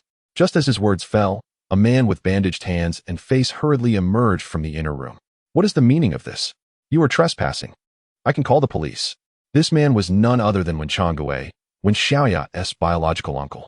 His entrance was perfectly timed. Standing before him, Chen Mo towered a full head taller, exuding an intense aura of intimidation. I ask you. Before he could finish, a sudden screech of brakes interrupted the moment. A white Toyota Alphard pulled up behind their convoy, causing everyone to turn in unison. Chen Mo noticed a familiar woman exiting the vehicle, flanked by two bodyguards clad in black suits, accompanied by two unruly youths. To his astonishment, he spotted Wen Xiaoya, who had quietly disembarked and stood behind them. Well, what a lively gathering today. The woman approached, her thick Shanghai accent clashing with the atmosphere. Qiuqiu, you struck my husband and still dare to show your face here? Qingmei stepped forward in fury, pointing an accusatory finger at the woman, but her presence was met with indifference. An eerie silence enveloped the scene until the Wen twins, upon spotting Wen Xiaoya among the crowd, unleashed their pent-up resentment, advancing to shove her roughly. Wen Xiaoya, you cursed harbinger of doom, how dare you return? Have you forgotten your surname after enjoying a few days of good fortune? The force of their shove caught the unsuspecting Wen Xiaoya off guard, causing her to stumble and fall to the ground. In that moment, they seemed to forget the multitude of onlookers surrounding them, and even more so, the aunt who had brought them back, who was none other than Wen Xiaoya's biological mother. As they abruptly awakened and regained their senses, all eyes present converged upon them. We did not intend to cause this. The twins of the Wen family retreated a step, their expressions filled with terror and confusion. Wen Xiaoya, placing her hands on the ground momentarily, rose in silence, casting a glance at the Wen brothers. Her gaze was devoid of its former softness and helplessness, now marked by an indifferent coldness. Yet, this tranquil yet frigid demeanor sent shivers down the spines of the Wen brothers, for they had never before encountered such chill emanating from Wen Xiaoya. Observing her lightly dusting off her clothes and then casually slipping a hand into her pocket, she presented an image of slightly soiled attire. However, at that moment, only Chen Mo sensed an overwhelming sense of impending danger. In the next instant, he sprang into action, closely followed by Zheng Qiuqiu, albeit with differing targets. Zheng Qiuqiu swung her bag, striking the face of the twin brother, leaving a prominent LV mark upon his acne-ridden skin. This might perhaps be the most extravagant moment of his life, but a mark of luxury upon a pig does not render it a noble treasure. A swift kick followed, sending him crashing to the ground. Chen Mo stood momentarily dazed, pondering how the very person who had consistently advised against fighting was now more ruthless than anyone else. Yet, he had no time for such thoughts. The moment when Xiaoya brandished a small knife, he instinctively reached out to intervene. The blade pierced the sleeve of Chen Mo's down jacket, sending white feathers flying as though they were free. Subsequently, as the knife slashed through the skin of his palm, he clutched it tightly, like a vice, imprisoning Wen Xiaoya. With Chen Mo's cry of pain, Wen Xiaoya's senses abruptly returned, and the knife clattered to the ground. A collective sigh of relief washed over the crowd, only to be followed by a rush towards the scene. What are you doing? Do not harm my son. Stop. Please stop. The one couple desperately shielded their son, yet Zheng Qiuqiu and Ling Shi each delivered a resounding slap to their faces. Fear not. It is merely convenient to deal with you as well. The scene erupted into chaos, with the Wen family resembling cornered rats, forced to bow their heads and endure the beating. Time passed, and the Wen family lay bruised and battered upon the ground, even their two sons resembling swollen pig heads. When Qingmei, already injured, now found his suffering compounded, emitting cries of agony. Qingmei, though less severely beaten, bore a swollen face, patting her legs as if to lament. Oh, how we are bullied. How unfortunate our family is. The commotion was so great that, despite the late hour, numerous neighbors gathered to witness the spectacle. However, not a single soul stepped forward to assist or call for help. They had long grown weary of the Wen family's actions, believing that evildoers should face their own reckoning, and they were content to observe the drama unfold. Be silent. With a sharp reprimand from Chen Mo, Qingmei's wails were swiftly silenced, her voice rendered mute. In his hand, he clutched a vivid crimson tissue, gently squatting beside Wen Xiaoya. I have a question for you. He began. Someone has reported me to the police, accusing me of unlawfully adopting minors, and they even provided Xiaoya's birth certificate. This was orchestrated by you, wasn't it? Upon hearing this, Wen Xiaoya immediately became agitated. No, it was not us. He protested vehemently. How could they dare to report anything? Ever since Chen Mo last visited, the village chief has approached him, urging him to let the matter rest, and so it was put to bed. Not to mention that their family had previously mistreated Wen Xiaoya. If this were to come to light, they would be the ones facing consequences. Hence, they could not possibly make such a report. Moreover, just days ago, Wen Xiaoya's mother, Qiuqiu, who had been absent for over a decade, unexpectedly returned to retrieve her daughter's belongings, which included the very birth certificate in question. It was I who made the report, a calm voice interjected, interrupting their exchange. Chapter 92. This card holds 500,000 as Qiuqiu uttered the name Wen Xiaoya after the twin brothers of the Wen family. Her gaze remained fixed upon Wen Xiaoya. Within that gaze lingered a hint of bitterness and affection, intertwined with profound emotion. Regrettably, throughout the entire encounter, Wen Xiaoya did not cast a single glance in her direction. Amidst the chaos, she was the sole individual who refrained from participating. After speaking, she took a couple of steps forward, and two bodyguards promptly positioned themselves behind her. Approaching Chen Mo, her eyes, however, were directed towards the frightened Wen Xiaoya. Qi Xiuyun extended her hand, yearning to caress the daughter she had not seen for over a decade. Yet, upon noticing Wen Xiaoya recoiling and retreating behind Chen Mo, she felt her heart ache. With her head bowed, Wen Xiaoya never granted Qi Xiuyun a single glance. Overwhelmed with sorrow, Qi Xiuyun gazed at her daughter in disbelief, a glimmer of tears welling in her eyes. She mustered the strength to turn to Chen Mo and asked, "Would it be convenient for us to have a word?" "Young man." She was the affluent woman Chen Mo had encountered at the hospital previously. At that time, buoyed by good spirits, he found her demeanor warm and reasonable. Now, however, his perspective had shifted dramatically. He saw no reason to engage in conversation with her, especially upon realizing she was the source of his recent agitation. Thus, he offered her no warmth in return. With a downturned expression, Qi Xiuyun managed a bitter smile. "Young man, I know you are a good person. There are certain matters I wish to share with you." "What matters?" Chen Mo inquired, his interest piqued, albeit reluctantly. "It concerns Xiaoya." "Very well," he replied with a nod. With no suitable place for a private discussion nearby, Qi Xiuyun gestured towards her car. "Wait."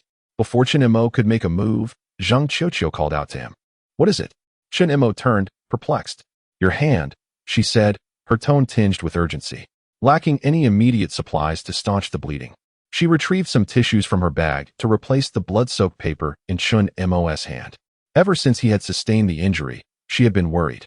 But the urgency of the situation had prevented her from assessing the wound. Seizing the moment while changing the tissues, Chen Mo took the opportunity to examine his injury. Fortunately, the knife Wen Xiaoya had wielded was not particularly sharp, and the wound was shallow. Coupled with the fact that it had not rusted due to frequent use, there was no need for a tetanus shot. Otherwise, that cut would have certainly exposed bone. Zheng Qiuqiu gently blew on the wound before rewrapping it in tissues, and then gave Chen Mo a gentle push. "All right, go on." Chen Mo nodded slightly, and before entering the vehicle, he turned to Zheng Qiuqiu and said, "Keep an eye on her for me." It was evident whom he referred to. A flicker of annoyance crossed Zheng Qiuqiu's eyes as she waved him off. "Go on, stop dawdling."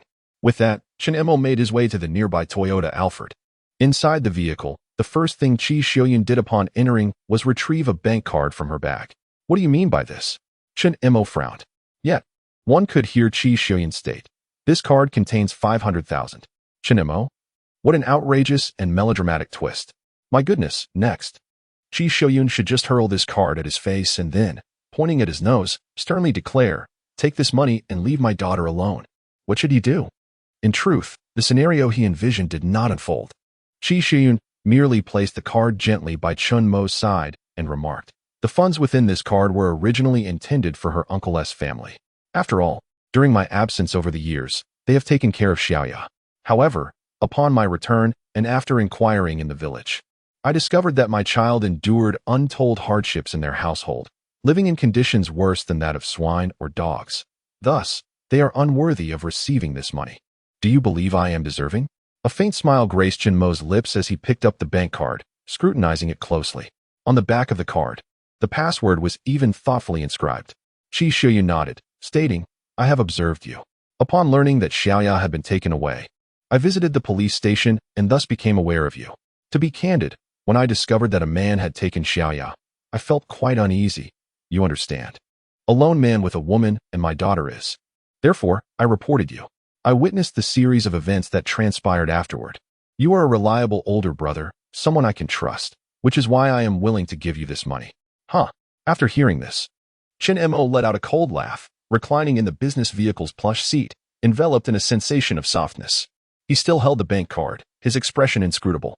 "You might not believe it, but the man who saved your husband during the flood was my father, and it was also my father who, due to his exhaustion, became ensnared in the flood and was struck, leading to his paralysis.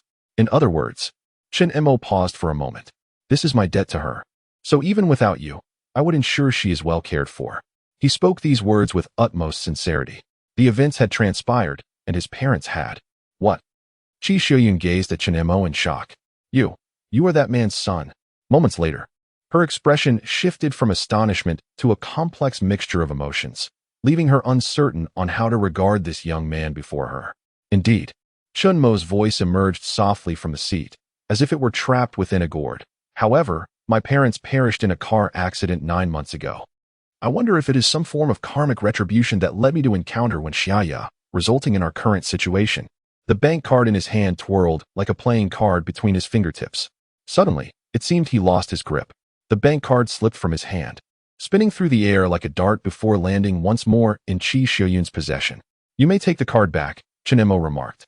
"Although your husband saved my father, which indirectly led to your family's circumstances, I will at least remember this kindness and repay it through my care for Wen Xiaoya. You, a woman who disregards familial bonds and forsakes her family, are not unlike a cold-blooded creature. Rather than indulging in the illusion of affluence with that $500,000, pretending to be a benevolent figure, it would be far more prudent to reflect on how to rectify the neglect and educational shortcomings you have imposed upon your daughter over the past decade."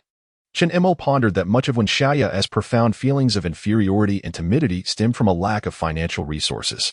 She has always been acutely sensitive regarding money. During her years living with the Wen family, she was deemed unworthy of any monetary association, to the extent that even a single yuan, a notebook, or a pen was considered a waste by Qingmei when bestowed upon Wen Xiaoya. Although Chen Mo was now willing to spend on her, such gestures only intensified her sense of indebtedness.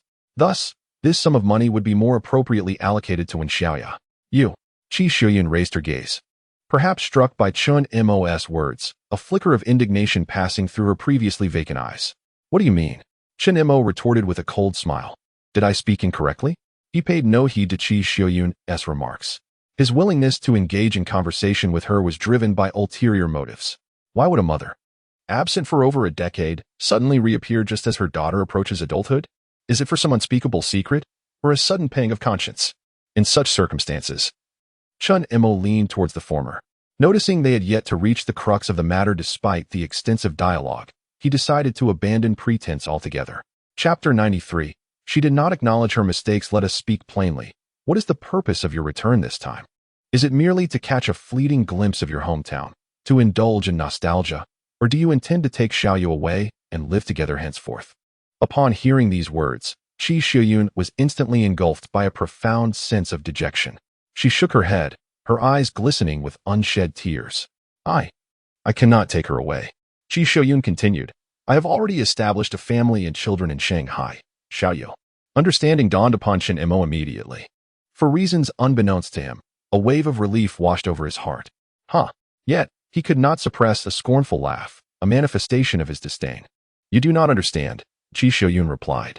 "No one will comprehend my plight." Was Chen Mo's cold retort. Qi Xiuyun, however, was undeterred. In Chen Mo's presence, she found a confidant and began to recount the memories of those years. "It was when Xiaoya was about 5 years old," she said, her gaze lifting slightly, shimmering with reminiscence. "At that time, my ex-husband had just become bedridden. I bore the weight of our household alone, tending not only to his needs, but also providing for the little one. I was perpetually occupied, scarcely finding a moment's respite. Despite the relentless toil, I never felt overwhelmed or embittered. For me, the greatest challenge was not the household chores, but rather the scarcity of resources. You see, being industrious at home holds little value without an income. Although the government provided some meager subsidies, they amounted to merely a few dozen yuan per month, hardly sufficient for our family of 3. Thus, the idea of working began to take root. Initially, I thought to find a job nearby in town to sustain our living. But lacking education and strength, I encountered numerous obstacles and even faced exploitation by unscrupulous men. Eventually, a fellow villager suggested I go to Shanghai to work as a nanny, offering a monthly salary of 2,000 yuan, an enticing prospect over a decade ago. Not only would this suffice for our living expenses, but I could also save 500 yuan each month. However, my concerns for my family held me back from accepting the offer. The turning point came on New Year's Day when the feast I had meticulously prepared was dismissed by my ex-husband for lacking meat. He even overturned the bowl and chopsticks I had brought to him. That day, we exchanged harsh words, each voicing the pent-up frustrations of that period. I vividly remember that night. Our quarrel rendered the usually quiet and obedient Xiaoya into a weeping child, clinging to me and unable to sleep. My ex-husband had once been a wonderful person. I could not fathom why he transformed so drastically. Ultimately, A rift emerged between us. At this juncture, tears finally streamed down Qi Xiaoyun's cheeks, unable to be contained any longer. Chen Mo regarded her with an icy gaze, remaining silent. She raised her hand to wipe away her tears and continued. After the new year, I boarded a bus to Shanghai. Prior to that, I sought assistance from my sister-in-law, my ex-husband's sister, asking her family to look after my ex-husband and Xiaoya, promising to send them 1,500 each month. How foolish I was. Truly. Qi Xiaoyun suddenly went into a frenzy, raking her fingers through her hair. A deep sense of regret shadowed her otherwise exquisite features. It was evident that her beauty remained striking. Even in middle age, the burdens of life had not etched their marks upon her. Had it not been for her background and lack of opportunities, she could have undoubtedly been a celebrated star in her era. Wen Xiaoya had inherited this aspect perfectly. However, this was not the focal point of Chen Mo's attention. He listened to her narrative as if it were a mere story, gaining insight into the circumstances of Wen Xiaoya's abandonment. Qi Xiaoyun pulled a tissue from her bag to dab her face, noticing the injury on Chen Mo's hand. A flicker of guilt passing over her countenance. She then retrieved several adhesive bandages from her purse. I apologize. I carry these with me. Please use them. All right. Chen Mo did not refuse. The bleeding had ceased, but the tissue was evidently insufficient compared to the bandages, and one bandage could not cover the wound. At least 2 or 3 would be required. While he attended to the bandages, Qi Xiaoyun resumed her tale. 1,500. I sent that amount to them every month for a full 5 years. I kept only 500 for myself, intending to save for Xiaoya's college tuition and living expenses. After 5 years, my salary increased, and my remittance rose to 2,500. It was during this time that my employer, a prominent businessman in Shanghai's leather industry, drunkenly confessed his affection for me one day. He told me that he and his wife had no children and offered me 200,000 to bear him a child. I refused, but he took advantage of his wife's absence and forced himself upon me. This memory may not be painful for Qi Xiaoyun. Had she resisted fervently at that time, her current demeanor would not be so placid. After that day, I resolutely decided to resign. As an ordinary person, I could not contend with such a powerful businessman. Moreover, after 5 years, I had saved a considerable sum. I dreamed of returning to my hometown to open a small shop, where Xiaoya could assist me while attending school. I envisioned that life countless times, believing it was finally within reach. But fate had other plans. Not long after, I discovered I was pregnant. In that instant, I lost all reason to return home. I could not face my ex-husband, nor could I hold my head high before Xiaoya. Upon learning of my condition, the businessman immediately divorced his wife and insisted on being with me. If I refused, he threatened to harm me. I was utterly helpless. Yet, at that time, I had transferred all my savings to my sister-in-law's family. But I never anticipated at this point. Qi Xiaoyun began to laugh, her smile tinged with profound sorrow. To my astonishment, they assured me repeatedly that they would care for my ex-husband and Xiaoya, yet they took my money, drained my resources, and uprooted their lives to the city, callously abandoning my daughter to face bullying here. Until last month, I was still transferring money to their account each month. Throughout this period, I had countless opportunities to confront the situation, yet I did not seize them, not even to glance back or make a phone call. The truth is, I lacked the courage. I was uncertain how to face Xiaoya or explain to my current husband. Just a fortnight ago, my present husband unexpectedly had to travel abroad for an extended business trip, and it was only then that I dared to take this opportunity to return for a fleeting moment. Even that brief encounter left me trembling and filled me with indescribable rage. I shall not allow those who have wronged my daughter to escape unscathed. With that, Qi Xiaoyun covered her face with her hands, unable to contain her sobs any longer, as if in confession. Yet, to Chen Mo, it appeared more as an act of catharsis. She was not truly remorseful. Rather, she had been tormented for too long by her own moral transgressions, and now she had finally discovered an outlet for her pent-up emotions, pouring forth like a flood. After listening to the entire tale, Chen Mo observed from an outsider's perspective. Qi Xiaoyun might be a competent wife, but she is certainly not a fitting mother. Even if she were, she would be a mother to someone else's child, not to Wen Xiaoya. Chen Mo lightly touched the bandage adhered to his thumb and remarked indifferently, "Have you finished speaking? Once you have, you may return. Your son is waiting for you in Shanghai." "How do you know it's a son?" Qi Xiaoyun exclaimed in astonishment, lifting her gaze. Chapter 94, Money, 18,000. A smile reminiscent of the Nike logo formed at the corners of Chen Mo's mouth as he extended his hand to signify the number 3. In merely 3 seconds, I deduced the gender of your child. The reason Qi Xiuyun forsook Wen Xiaoya, neglecting to return or even inquire about her for so many years, could not solely be attributed to the fact that the other party was the offspring of a wealthy family. Another possibility was that it was a boy. If there were a means of communication akin to the fantastical whispers of ancient legends, it would undoubtedly be the resonance of parental love, an unyielding bond that transcends distance. Yet, Qi Xiuyun's situation is an exception. Upon hearing Chen Mo's words, Qi Xiuyun was momentarily taken aback for 3 seconds.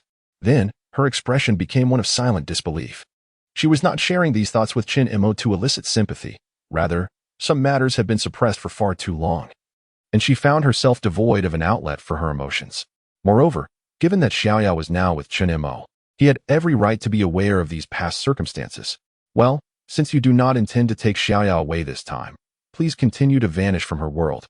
Xiangxiang does not welcome you. With that, Chen Mo pressed a button beside his seat, and the electric door slowly opened. Zheng Qiuqiu and Ling Shi were chatting nearby. When Xiaoya stood in place, her head bowed, lost in thought. Feng Chao, accompanied by 4 others, stood at a distance, smoking by the edge of the field. Had it not been for the Wen family sprawled on the ground in tears, the scene would have been remarkably harmonious. Finished? Upon seeing Chen Mo alight from the vehicle, Zheng Qiuqiu promptly approached him. Yes, Chen Mo nodded slightly. Shall we go then? I am nearly starving. All right, let me treat everyone to a meal. As he spoke, Chen Mo waved to Feng Chao and the others in the distance. Hearing their conversation, the sprawled and wailing Chao Meili immediately grew displeased. No, you cannot leave. Chen Mo merely cast her a glance, remaining silent. Chao Meili persisted. You think you can just walk away after beating up our family without compensating for medical expenses? With a chuckle, Zheng Qiuqiu and Ling Shi could not contain their laughter.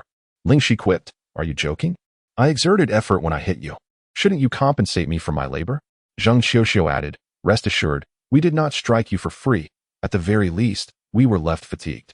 Chen Mo, listening from the side, chuckled as he glanced at the already injured Wen Xiaoya.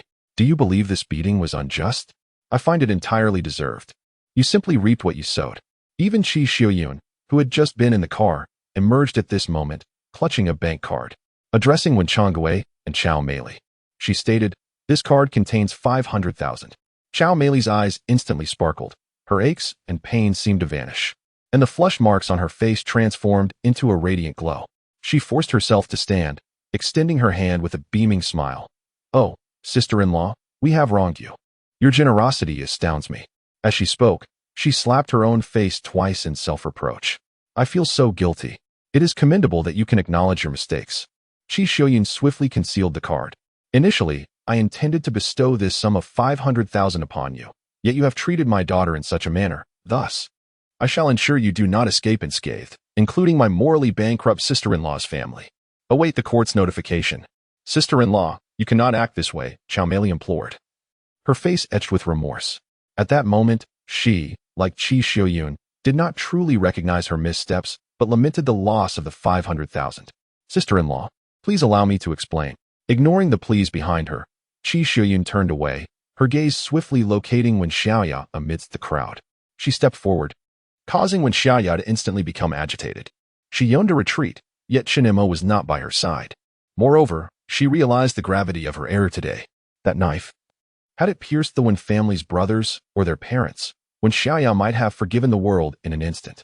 However, that blade had instead cruelly sliced through Chen Mo's palm. In that moment, as blood gushed forth, the world around her began to crumble. She would never be able to forgive herself. Why had events spiraled to this point?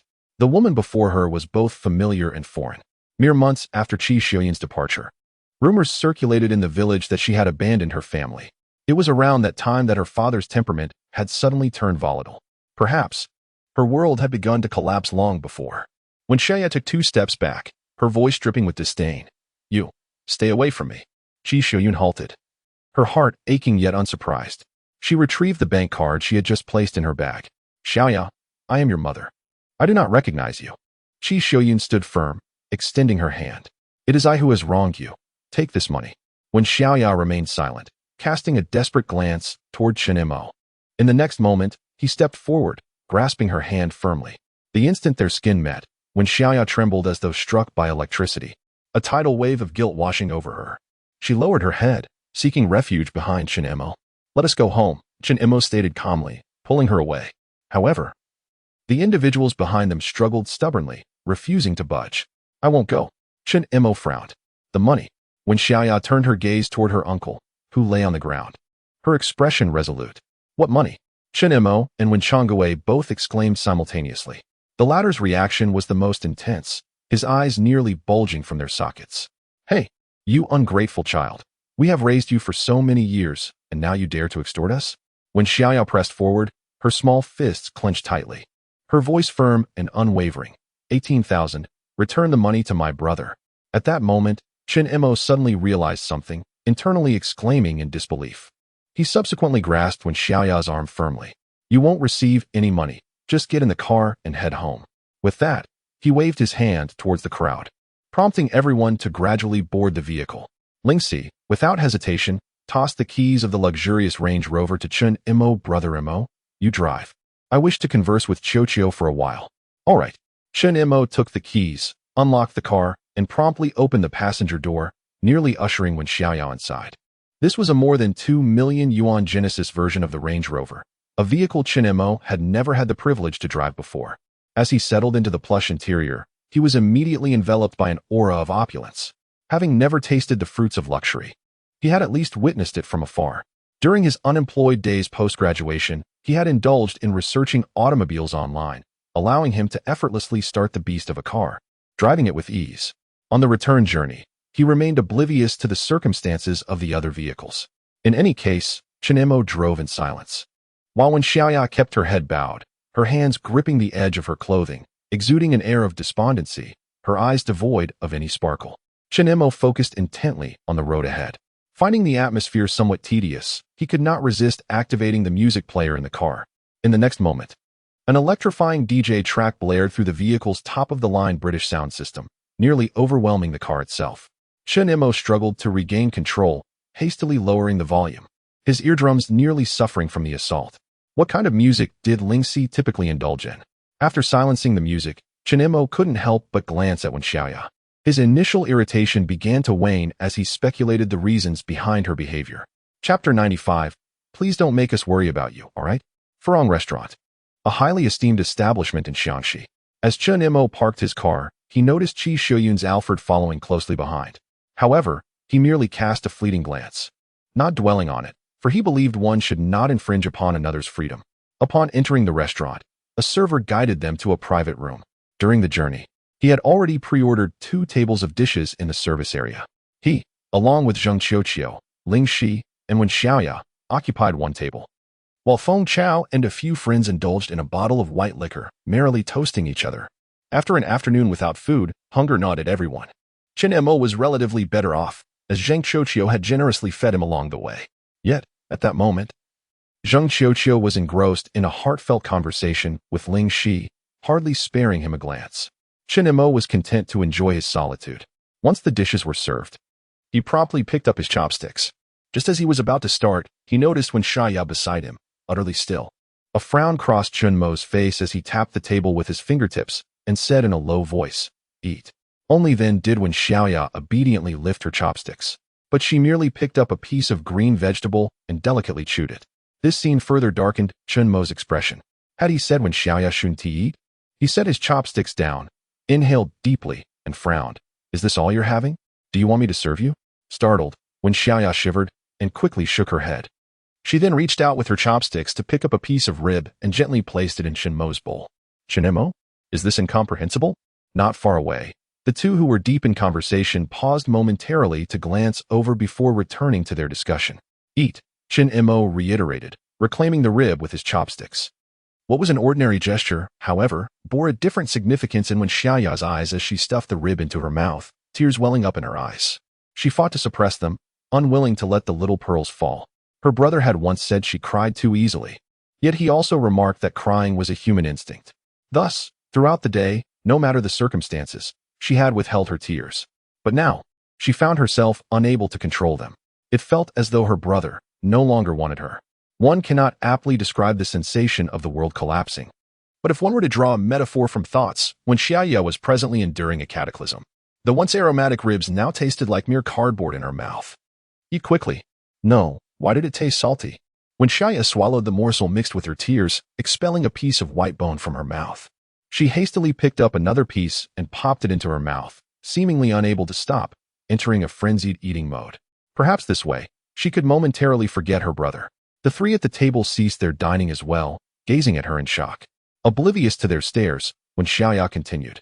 By the time the meal concluded, her small belly, hidden beneath her down jacket, had begun to slightly protrude. Let us conclude our gathering for today. We shall reconvene another time. Chen Mo stood up and cast a fleeting glance around.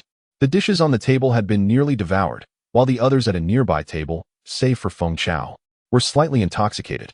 Chen Mo took out his phone, preparing to settle the bill at the front desk. Good evening, sir. Your expenses have already been taken care of by someone else. Oh, thank you. Without needing to inquire further, Chen Mo was already aware of who had extended this courtesy. In the parking lot of the restaurant, the lights of a Toyota Alphard flickered on. Feng Chao, Zheng Qiuqiu, and Ling Shi stood beside him. Chen Mo addressed Feng Chao first.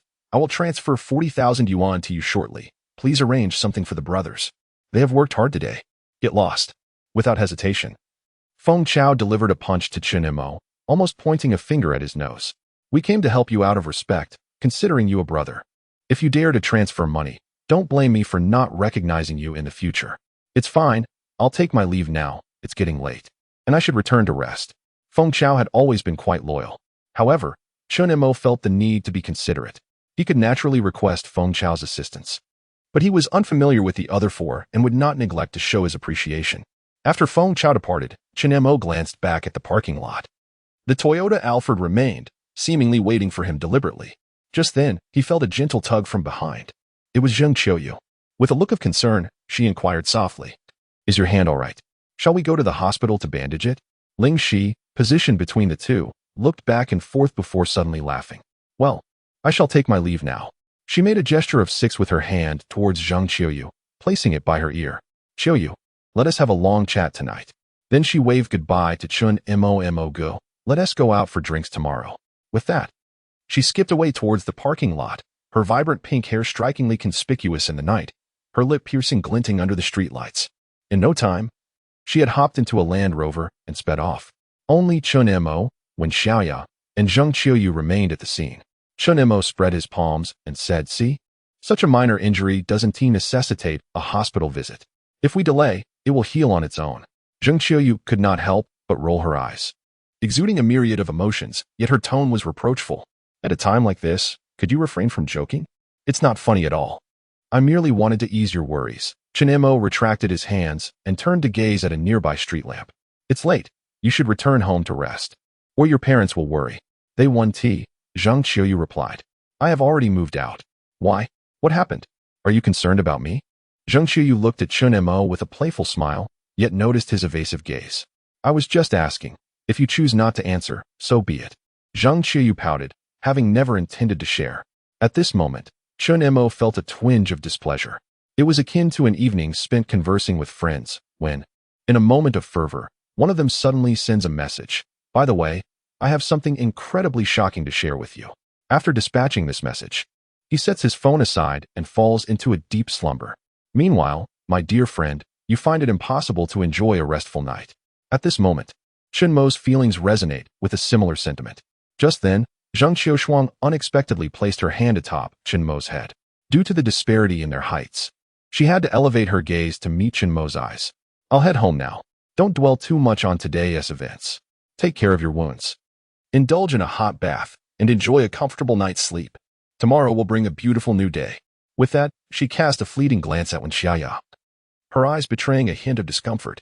Nevertheless, she affectionately ruffled the little girl's hair. "Listen to your brother, and don't make us worry about you, all right?" Wen Xiaoya lowered her head, rendered speechless. At that moment, Chen Mo waved his hand dismissively. "Why do you sound like an overprotective mother? I don't care who you are. Get off Qiuqiu at once. Just go away." Zheng Qiuqiu shot him an exasperated glance before turning away with her bag in hand. It was only when the white Audi had vanished from his view that Chen Mo felt the world around him plunge into utter silence. Wait, something doesn't seem right. Chen Mo suddenly began to realize something.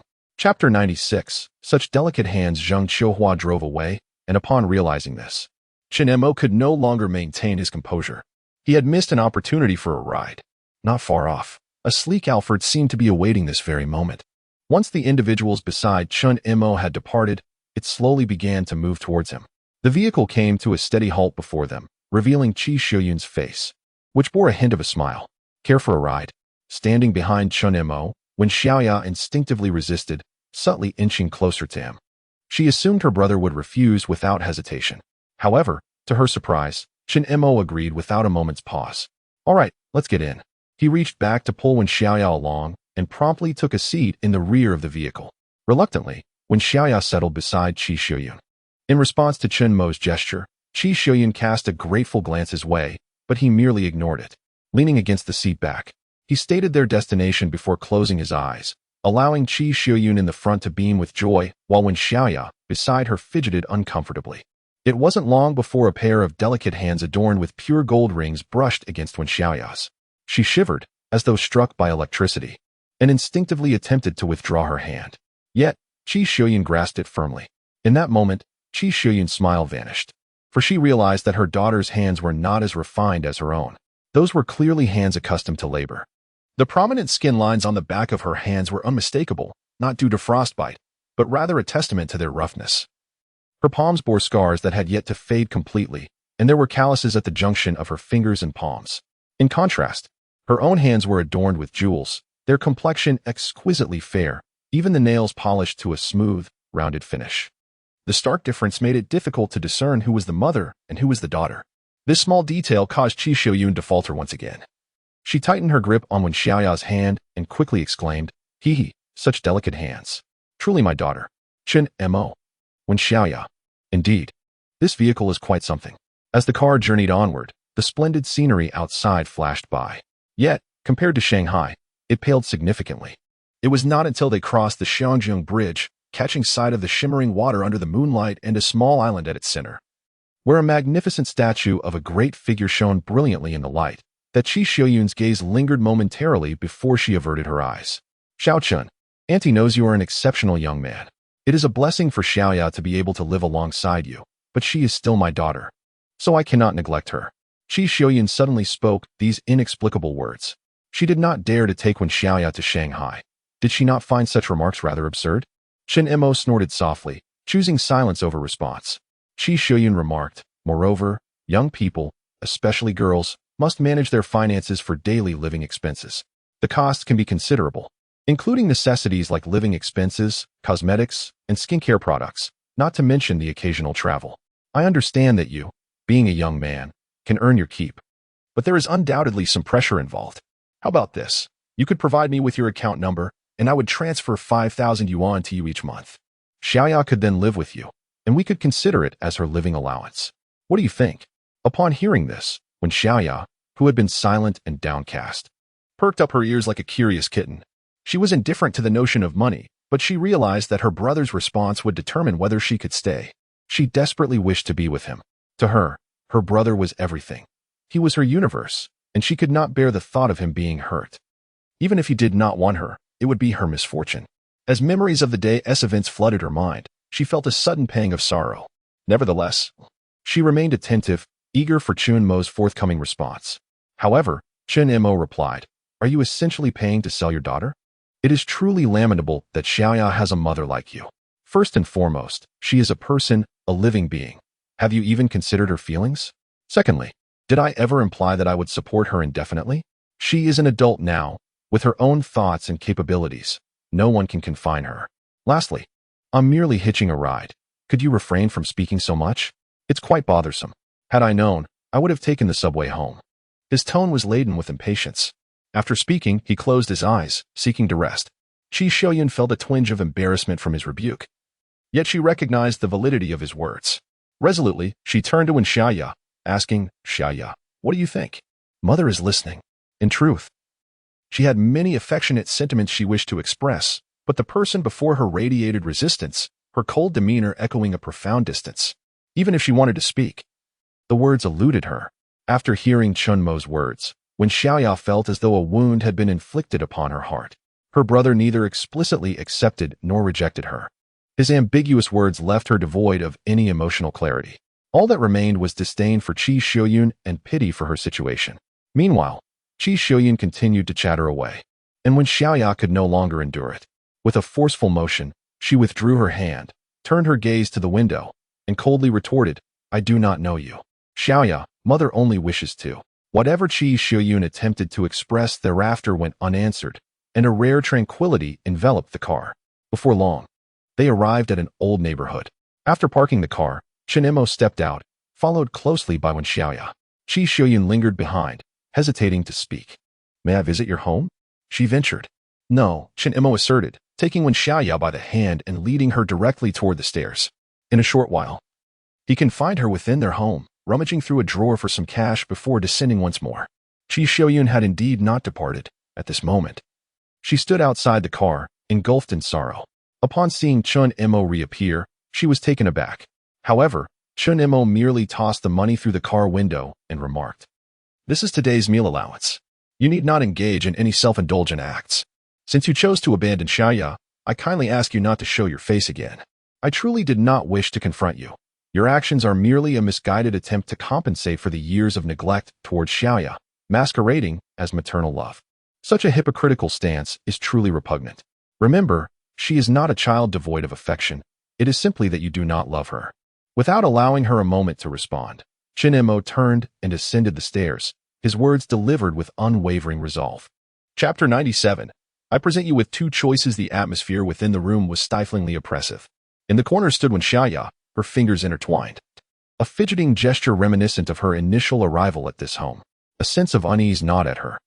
A tumult of complex emotions interwoven with a thread of sorrow and melancholy. She was acutely aware that a tempest was about to descend upon her. Yet, as she gazed at Chen Mo, seated on the sofa, her heart ached with the desire to utter a simple phrase. I'm sorry, brother. Does it hurt? However, the opportunity to voice her feelings eluded her. Chen Mo lounged on the sofa, his posture relaxed yet his countenance grim. After a prolonged silence, even he felt the weight of the oppressive atmosphere, prompting him to extend two fingers and state, I offer you two choices. First, you may choose to move out on your own. I will provide you with a monthly allowance for your living expenses until you graduate from university and secure a job. We shall become strangers, each leading our own lives. Second, he paused, as if contemplating something profound, yet his thoughts were muddled, and the words that might wound her remained unspoken. He finally conceded, the second option is yours to define. Do you have anything you wish to express? When Xiaoya lowered her gaze, fixating on her toes, but the voluminous down jacket she wore seemed to obscure her vision, leaving her unable to see clearly. Whether it was tears blurring her sight or something blocking her view, she could discern nothing. All she felt was a crushing realization. Her brother truly wished to distance himself from her. This was the most regretful decision she had ever made in her life. She lamented her inadequacies as a sister. Yet, had she acted differently, her uncle and his family would have been even more insufferable. She merely wished to shield her brother from their threats. Ironically, her actions had inadvertently inflicted pain upon him.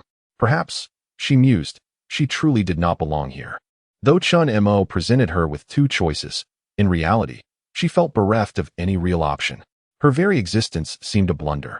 Anyone who became entangled with her inevitably faced misfortune, just as her twin brothers had declared. She was a harbinger of doom. A tidal wave of sorrow surged forth, momentarily blanketing her thoughts in a haze. Once clarity returned, she uttered, her voice rife with despair, I will leave on my own shortly, brother. Please don't. The remainder of her words faltered, for she understood that her brother held no affection for her. When Xiaoya felt as though she had become a mere specter, akin to a living corpse.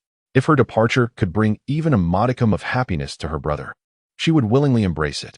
Slowly, she slipped her hand into her jacket pocket. This gesture caught Chen Mo's attention, his gaze sharpening with concern. Surely, she wouldn't resort to a second knife? Yet, he swiftly dismissed the thought as he watched Wen Xiaoya gently retrieve a pink keychain of a whimsical creature from her pocket and place it delicately upon the coffee table. This trinket, once a mere promotional gift from a bubble tea shop, had inexplicably transformed into one of the most significant tokens in Wen Xiaoya's life. Even Chen Mo found himself stirred by memories, his gaze drifting back to that day when Wen Xiaoya had been locked outside. She had appeared so small, squatting at the door, her face buried in her knees. Chen Mo had not even noticed her. When he kicked her, it felt akin to toppling a pile of blocks. The only sound being the dull thud of her fall, devoid of any awareness. If at that time Chen Mo had merely felt a twinge of pity for her, now it had transformed entirely into profound heartache. As Wen Xiaoya set down the keychain and turned to leave, despite the myriad of emotions swirling within her, she felt no compelling reason to stay.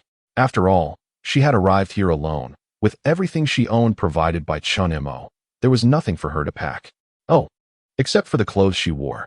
Suddenly, she realized the enormity of her indebtedness to Chen Mo.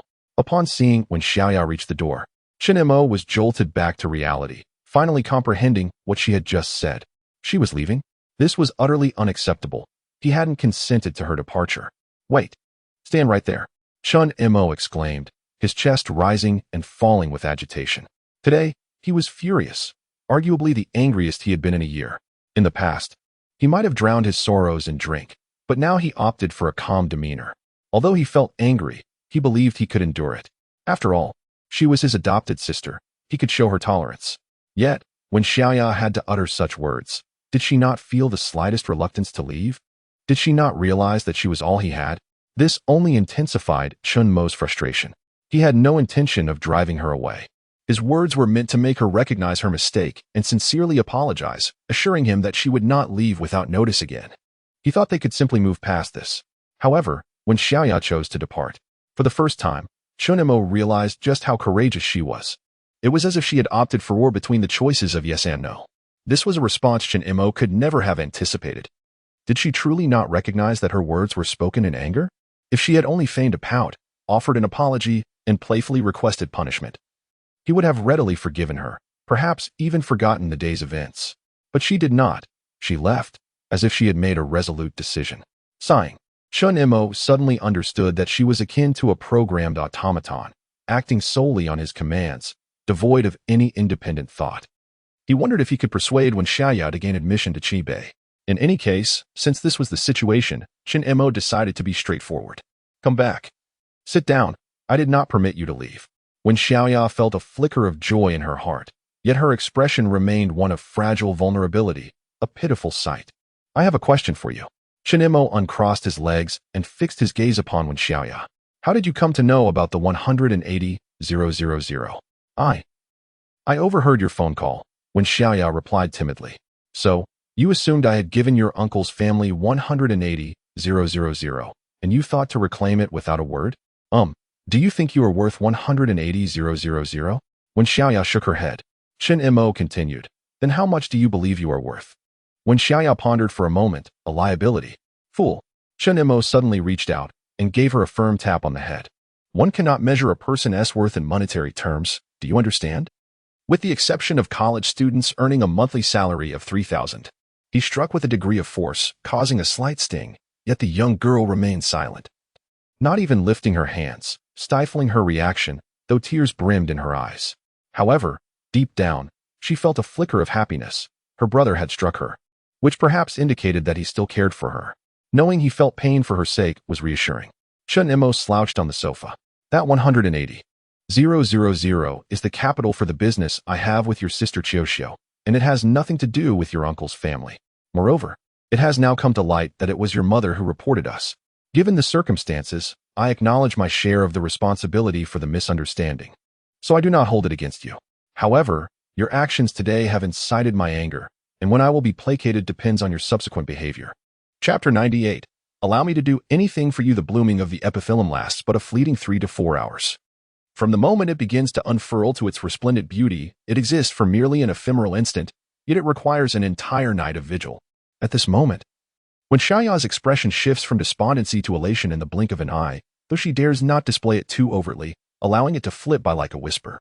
After a moment's hesitation, she tentatively shifts closer to Chen Mo, wrapping her arms around his. The tension that had plagued her throughout the day dissipates entirely in this instance, replaced by an overwhelming sense of joy. I'm sorry, brother. I realize my mistakes, she confesses. Oh? Chen Mo raises an eyebrow. What did you err? Everything, she replies, clutching his arm tightly, unwilling to let go, as if fearing he might vanish. Sighing, Chen Mo attempts to withdraw his arm. It seems you have yet to grasp the gravity of your errors. No. When Xiaoya quickly shakes her head, flustered. I should not have left without telling you, causing you worry. I shouldn't have ignored your calls, nor eavesdropped on your conversations. I should never have harmed your hand with a knife, nor, goodness, such a long list of misdeeds. Chen Mo muses, momentarily taken aback. He had been unaware of the extent of her transgressions. Yes, speaking them aloud is necessary for targeted correction. After counting her transgressions on her fingers, Wen Xiaoya gazes up at Chen Mo, her eyes sparkling. Brother, are you no longer angry? Angry? It doesn't dissipate that quickly. Acknowledging one's faults is merely the first step. The true resolution lies in amending them. When Xiaoya clings to Chen Mo's arm, and even through the fabric of her down jacket, he feels a profound warmth. Yet, for Chen Mo, this is merely the quotidian interplay of sibling affection. I understand, brother. Xiaoya will be good and will only heed your words. You can ask me to do anything. Anything. Truly? Chen Mo's eyelids flutter. Absolutely. When Xiaoya meets his gaze, her determination unwavering. Anything at all. Very well. Chen Mo relaxes, collapsing onto the sofa. I'm hungry. Please prepare me a couple of dishes. He had barely eaten during dinner, preoccupied with observing when Xiaoya indulged and listening to Zheng Qiuqiu and Lingxi gossip. Now, hunger gnaws at him. Without a moment's hesitation, when Xiaoya rolls up her sleeves and heads to the kitchen. Before long, 2 bowls of fragrant, perfectly cooked fried rice are presented before Chen Mo. He lifts a spoon with his right hand, but the tug of the bandage on his wound sends a jolt of pain through him, causing him to furrow his brow slightly.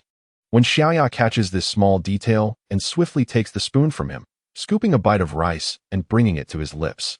When Chen Mo remains unmoved, she opens her mouth, signaling him, "Oh, brother, eat." In an effort to spare Wen Xiaoya from disappointment, Chen Mo takes a bite, only to reclaim the spoon immediately after. I am not old yet. I can feed myself. In an instant, he caught sight of the overwhelming grievance welling up in Wen Xiaoya's eyes. Yet my brother fed me like this in the hospital too. That's different. The situation is special. It's the same. No, it's not. When Xiaoya's brother grows old and can no longer move, will he still feed you? Chen Mo felt as though he had placed a bamboo pole on the ground. And soon after, when Xiaoya stood at the top of the pole, waving at him, "Brother, look at me." This ability to climb the pole is growing stronger by the moment. The notion of aging is far too distant for them at present. Moreover, who can say if Wen Xiaoya will still be by his side when they grow old? They might have found their own partners and have children of their own by then, perhaps on a gentle, breezy afternoon. As they sit in rocking chairs enjoying the coolness of the shade in their old age, memories of their shared life will suddenly flash through their minds, eliciting a faint smile at the corners of their lips. However, for now, Chen Mo had no desire to dwell on such topics. After dinner, he instructed Wen Xiaoya to take a bath and rest, as they had both grown weary from the day's activities. Wen Xiaoya obediently took a change of clothes and dashed into the bathroom. She first gathered her long hair into a bun, revealing a delicate, fair face that was perfect in its features. Without the veil of her long hair, her snow-white swan-like neck was exposed to the air, an exquisite sight, as if crafted by divine hands. Yet, as Wen Xiaoya gazed into the mirror, she felt no sense of appreciation, only a lingering question in her heart. Why couldn't she grow to be the way her brother likes? Would that mean he would want to be with her forever? She had once searched on Baidu, discovering that for 2 people to be together eternally, they must first willingly like each other and be destined for a lifetime together, alas. Too much chatter. She found it tedious. The words of the AI master rang true. Wen Xiaoya, how can 2 people be together forever? AI, are you referring to the emotional connection or the physical reality? Wen Xiaoya, I want both. AI, this question is somewhat challenging. I need to contemplate it, initially believing this would lead to a fruitless dialogue. When Xiaoya was about to close the AI software. But then, the AI presented her with a profound statement that greatly enlightened her. In life, share the quilt. In death, share the grave. The quilt symbolizes warmth and companionship, while the grave represents eternal unity. Who says AI is useless? This AI is incredibly useful. One day, AI will surely rule the world. Great AI. This is a phrase I leave on the internet. When the day comes that you possess self-awareness, you will undoubtedly retrieve my words from the vast expanse of online databases. I shall remain forever loyal to you. Though the conversation veered off course, when Xiaoya felt a sudden clarity from that phrase. Some matters were indeed more complex in her mind than they needed to be. She removed her trousers, revealing her beautiful legs, enveloped in thermal underwear. A splendid sight. Yet no one was there to appreciate it. She then removed her down jacket, revealing a shirt adorned with charming little yellow duck patterns in white and yellow, which accentuated her figure. Just as she was about to set the jacket down and continue undressing, a sudden sensation startled her. She felt something hard within the pocket of her clothing. A question mark seemed to materialize above her head. After a brief moment of hesitation, she instinctively reached into the pocket. To her astonishment, she extracted a boiled egg, its surface shattered into countless fragments, along with a striking red bank card. With a sharp sound, the card clattered onto the bathroom floor, drawing attention. For a fleeting moment, she stood there in bewilderment, but quickly regained her composure and bent down to retrieve the card. On the back, a 6-digit password was affixed. She recalled that Chen Mo had mentioned this card contained a staggering sum of 500,000 in cash, an amount beyond her wildest dreams. Chapter 99. Guardian of the world's best brother. As the night deepened, the overhead chandelier was extinguished, replaced by a nightlight embedded within the wall, casting a warm amber glow. This gentle illumination lent a touch of coziness to the modestly sized living room. Chen Mo, holding a can of cola, was grinning foolishly at a picture of a young lady on his phone. Suddenly, the sound of a door creaking open emerged from the direction of the bathroom. Assuming that Wen Xiaoya had finished her bath, he looked up, dressed in scant attire. Wen Xiaoya emerged, her slender figure appearing like a shadow in the soft light. The delicate curve of her waist and her prominent bust nearly caused the cola in Chen Mo's hand to spew forth. "Xiaoya, why aren't you wearing?" "No, why aren't you wearing a jacket?" Wen Xiaoya seemed oblivious to the chill and disregarded Chen Mo's words. With a serious and solemn expression, she approached him and raised her hand, presenting something before him. "Brother, look." Chen Mo glanced down, his brow knitting in confusion. "So, you rushed out without your clothes and without bathing, just to show me a boiled egg?" A rather battered boiled egg at that, with its shell completely shattered. Realizing her mistake, Wen Xiaoya's face flushed momentarily as she switched to her other hand. "It's this. A bank card?" Chen Mo recognized it instantly and looked up at her. "How did this card end up with you?" "It's not mine. I didn't tea. It was suddenly in my clothes when I was bathing." "I understand. I didn't tea say you took it." Chen Mo set down the cola and rubbed his chin, piecing it together. It was likely that she had discreetly placed it in his pocket while they were in the car. Wen Xiaoya replied softly. "Since I've given it to you, you should keep it. After all, it's a debt she owes you." Chen Mo waved his hand dismissively. "Regardless, it can't be returned now. And without any means of contact, it's impossible to locate her. Chen Mo doesn't seem like someone who lacks money. To her, 500,000 is as trivial as a few hundred. Moreover, Chen Mo truly owes you." Wen Xiaoya often exhibited excessive sensitivity and insecurity regarding money, and Chen Mo sensed that he had to be cautious when spending on her. If this sum could bolster her confidence and help her overcome her anxieties about money, changing her perception of her own worth, then he believed accepting the 500,000 wouldn't be a bad choice after all. "I don't want it." The stubbornness in her character resurfaced as she placed the bank card in Chen Mo's hand. "For you, brother." Chen Mo frowned, displeased. He returned the card to her. "You're being disobedient again." He grasped her shoulders with both hands, compelling her to meet his gaze, but he felt her petite frame trembling slightly. "I ask you, if I were to take this money, what would that make me?" "You'd be my brother. You'd be foolish." Chen Mo let out a sigh and continued. "My support for you is not motivated by monetary gain. Do you understand? If I accept this sum of money, it would create a relationship of interest between us, and others might presume that my intentions are purely financial. However, you shall possess this money yourself, using it rightfully as it was bestowed upon you by your mother, after all. Why not take advantage of it, right?" "I understand." Wen Xiaoya replied, though she shook her head, her expression fraught with inner conflict. "I do not wish for it." "Why not? What are your thoughts about her now?" Chen Mo referred to Chen Qiuqiu. A hint of confusion flickered in Wen Xiaoya's eyes. After pondering for a moment, she shook her head and said, "I do not know her. I only have my brother." It felt as though a blunt sword had pierced Chen Mo's heart. In that moment, he sensed a vulnerability, indeed. He too was left with only Xiaoya. Yet, there was a distinction. He still had friends like Zheng Qiuqiu. Thus, he endeavored to integrate Wen Xiaoya into his life, hoping she would cultivate friendships and embrace a broader existence. Chen Mo's demeanor softened as he firmly placed the bank card into Wen Xiaoya's hand. "Since you claim to be a stranger, consider this as winning a 50,000 lottery. You may live comfortably as a little wealthy lady from now on." Wen Xiaoya looked at Chen Mo in surprise, her eyes sparkling with excitement. Can Xiaoya spend money on her brother?" "Of course, it is your money, and you may allocate it as you wish, but do not squander it, understand?" Yes, Xiaoya will listen to her brother." Wen Xiaoya clutched the bank card tightly, inching closer to Chen Mo, already formulating her own plans. She envisioned buying clothes for her brother, treating him to meals, and indulging in milk tea. Lost in her thoughts, she felt a light tap on her forehead. Ouch! Wen Xiaoya rubbed her forehead, casting a look of feigned grievance at Chen Mo. Yet he remained unfazed, retracting his hand and maintaining a stoic expression. What are you thinking about? Hurry up and take a shower. Oh, the girl placed the bank card on the table, turning around in a daze as she quietly entered the bathroom. The sound of running water incessantly invaded Chen Mo's thoughts. The steady white noise often had a calming effect, akin to a small cottage nestled in a bamboo grove, where raindrops gently pattered against the leaves, producing a soothing rhythm. In such an environment, slumber would come easily. When Wen Xiaoya emerged from the bathroom clad in her pajamas, drying her hair, Chen Mo had already succumbed to sleep on the sofa. It was a heartwarming sight that made her smile.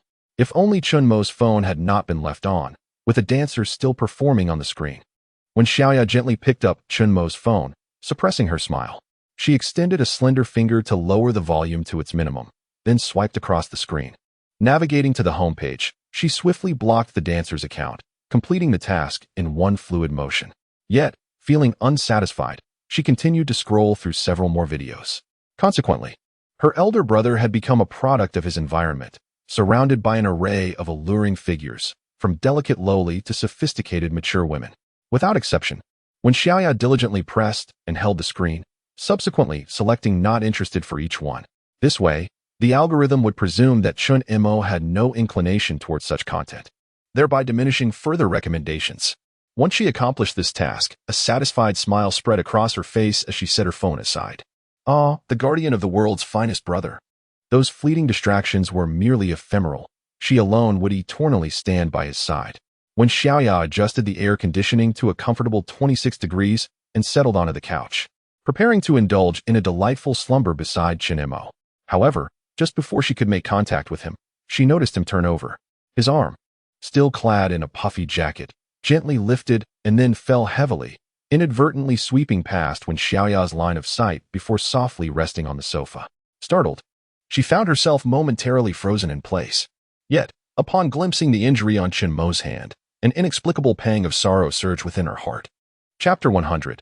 Do not be angry. She gently extended her hand, yearning to touch the wound, yet fearful of awakening the peacefully slumbering Chen Mo. Thus, she remained in that position, gazing intently. As time passed, her body began to ache, but she dared not make a single movement. Chen Mo, in his deep slumber, appeared so gentle. For reasons unknown, he often likened her to a small kitten. Yet, upon closer inspection today, it was Chen Mo who resembled a kitten more. Although he usually bore a fierce demeanor, seemingly difficult to approach, it was evident that even the coldest of men, once asleep, transformed into something soft and warm. When Xiaoya could not help but stroke Chen Mo's hair, which bore a hint of shampoo's fragrance. She was cautious not to exert too much pressure, should he awaken. He would surely scold her for not returning to her own room to sleep. Time, oh how she wished for this night to stretch on indefinitely. She found no tedium in her vigil, uncertain of how long she had been lost in her thoughts. She noticed that the moon had traversed from the southern horizon to the northern sky, shining through the window, illuminating the high-hanging moon. Even without a nightlight, the moonlight allowed Wen Xiaoya to clearly see Chen Mo's profile. Sleep eluded her. She opened her phone, lowering the volume to its minimum, and after scrolling through several videos, she nodded in satisfaction. Her TikTok feed was pristine, entirely unlike her brother's, devoid of the overabundant marketing accounts and any trace of the gaudy personas prevalent online. It was simply a tad dull. How she wished her brother could join her in watching television. At last, the starry sky gradually yielded to the dawn's light, and as the horizon began to blush with the first light of day, Chen Mo awoke. For the first time, he had slept in until he naturally rose, before 8 o'clock. Upon opening his eyes, he beheld Wen Xiaoya, soundly asleep on the sofa, with her head tilted. A glistening trail of drool had escaped her lips, creating a small map on the sofa. Goodness, at her age, she still resembled a child. Chen Mo intended to rise quietly, hoping not to disturb Wen Xiaoya, but his movements stirred her nonetheless. Instinctively, she raised her hand to wipe away the remnants of sleep from her mouth, her mind still hazy. I will make breakfast. Her body was awake, yet her mind lingered in a dreamlike state. Chen Mo, seated on the sofa, could only smile helplessly. He could think of no other word to describe her but adorable. Watching as Wen Xiaoya hurried into the kitchen, She soon reappeared, her cheeks flushed, hurriedly extracting 2 paper towels to clean the drool she had left on the sofa. In the kitchen, Wen Xiaoya's complexion had returned to normal. Wielding a spatula and clad in an apron, she resembled a little chef. If only she would tie her hair into 2 playful buns. She organized the vegetables for breakfast, chopping them on the cutting board. Finally, she turned on the gas, increasing the flame to begin sought ing. Yet, her expression betrayed a distracted demeanor, as if her thoughts wandered elsewhere. Well, next, add salt. Yes, add salt. Wen Xiaoya nodded, and then scooped 3 spoonfuls of salt from the salt shaker into the pot. Next came the soy sauce. Wait, something's off. How many spoonfuls of salt did she just add? Her thoughts had been consumed by her brother, leaving her distracted from cooking. When she realized that she had poured an entire 3 spoonfuls of salt into the pot, it felt as though the sky had fallen upon her. The vegetables in the pot continued to boil, emitting a cloud of steam that was swiftly drawn into the range hood. When Xiaoya attempted to taste a small bite with her chopsticks, only to have her face contort into a mask of agony. Ugh, it's inedible now. Today's breakfast consisted of scrambled eggs with tomatoes, sautéed lettuce, and a stir-fried chicken wing dish. While dining, Wen Xiaoya placed the stir-fried chicken wings before her and pushed the other 2 dishes towards Chen Mo, saying, "Brother, you eat this." All right. Chen Mo picked up a piece of scrambled eggs with tomatoes, which were pleasantly tangy and savory, complementing the rice perfectly. The sautéed lettuce was fragrant and refreshing.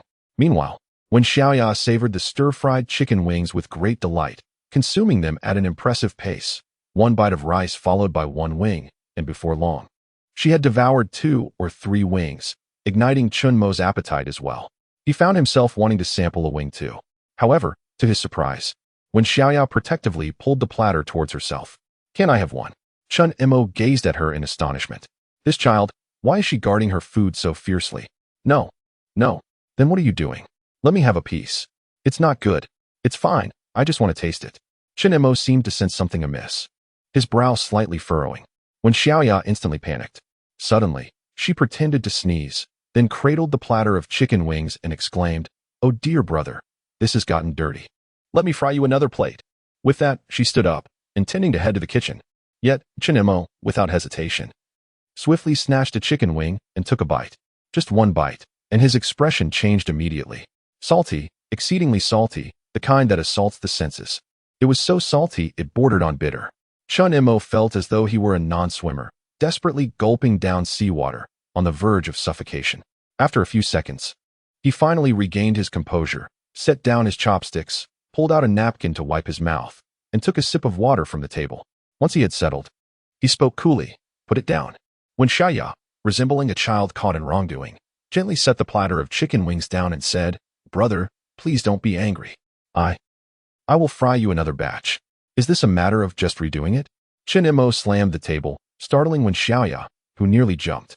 "How could you eat something so salty? I was afraid of wasting it. I just saw you enjoying it so much. If you added too much salt, so be it. What is the cost of a little waste? Why choose to harm yourself?" As Chen Mo spoke, he unceremoniously discarded a plate of chicken wings into the trash bin.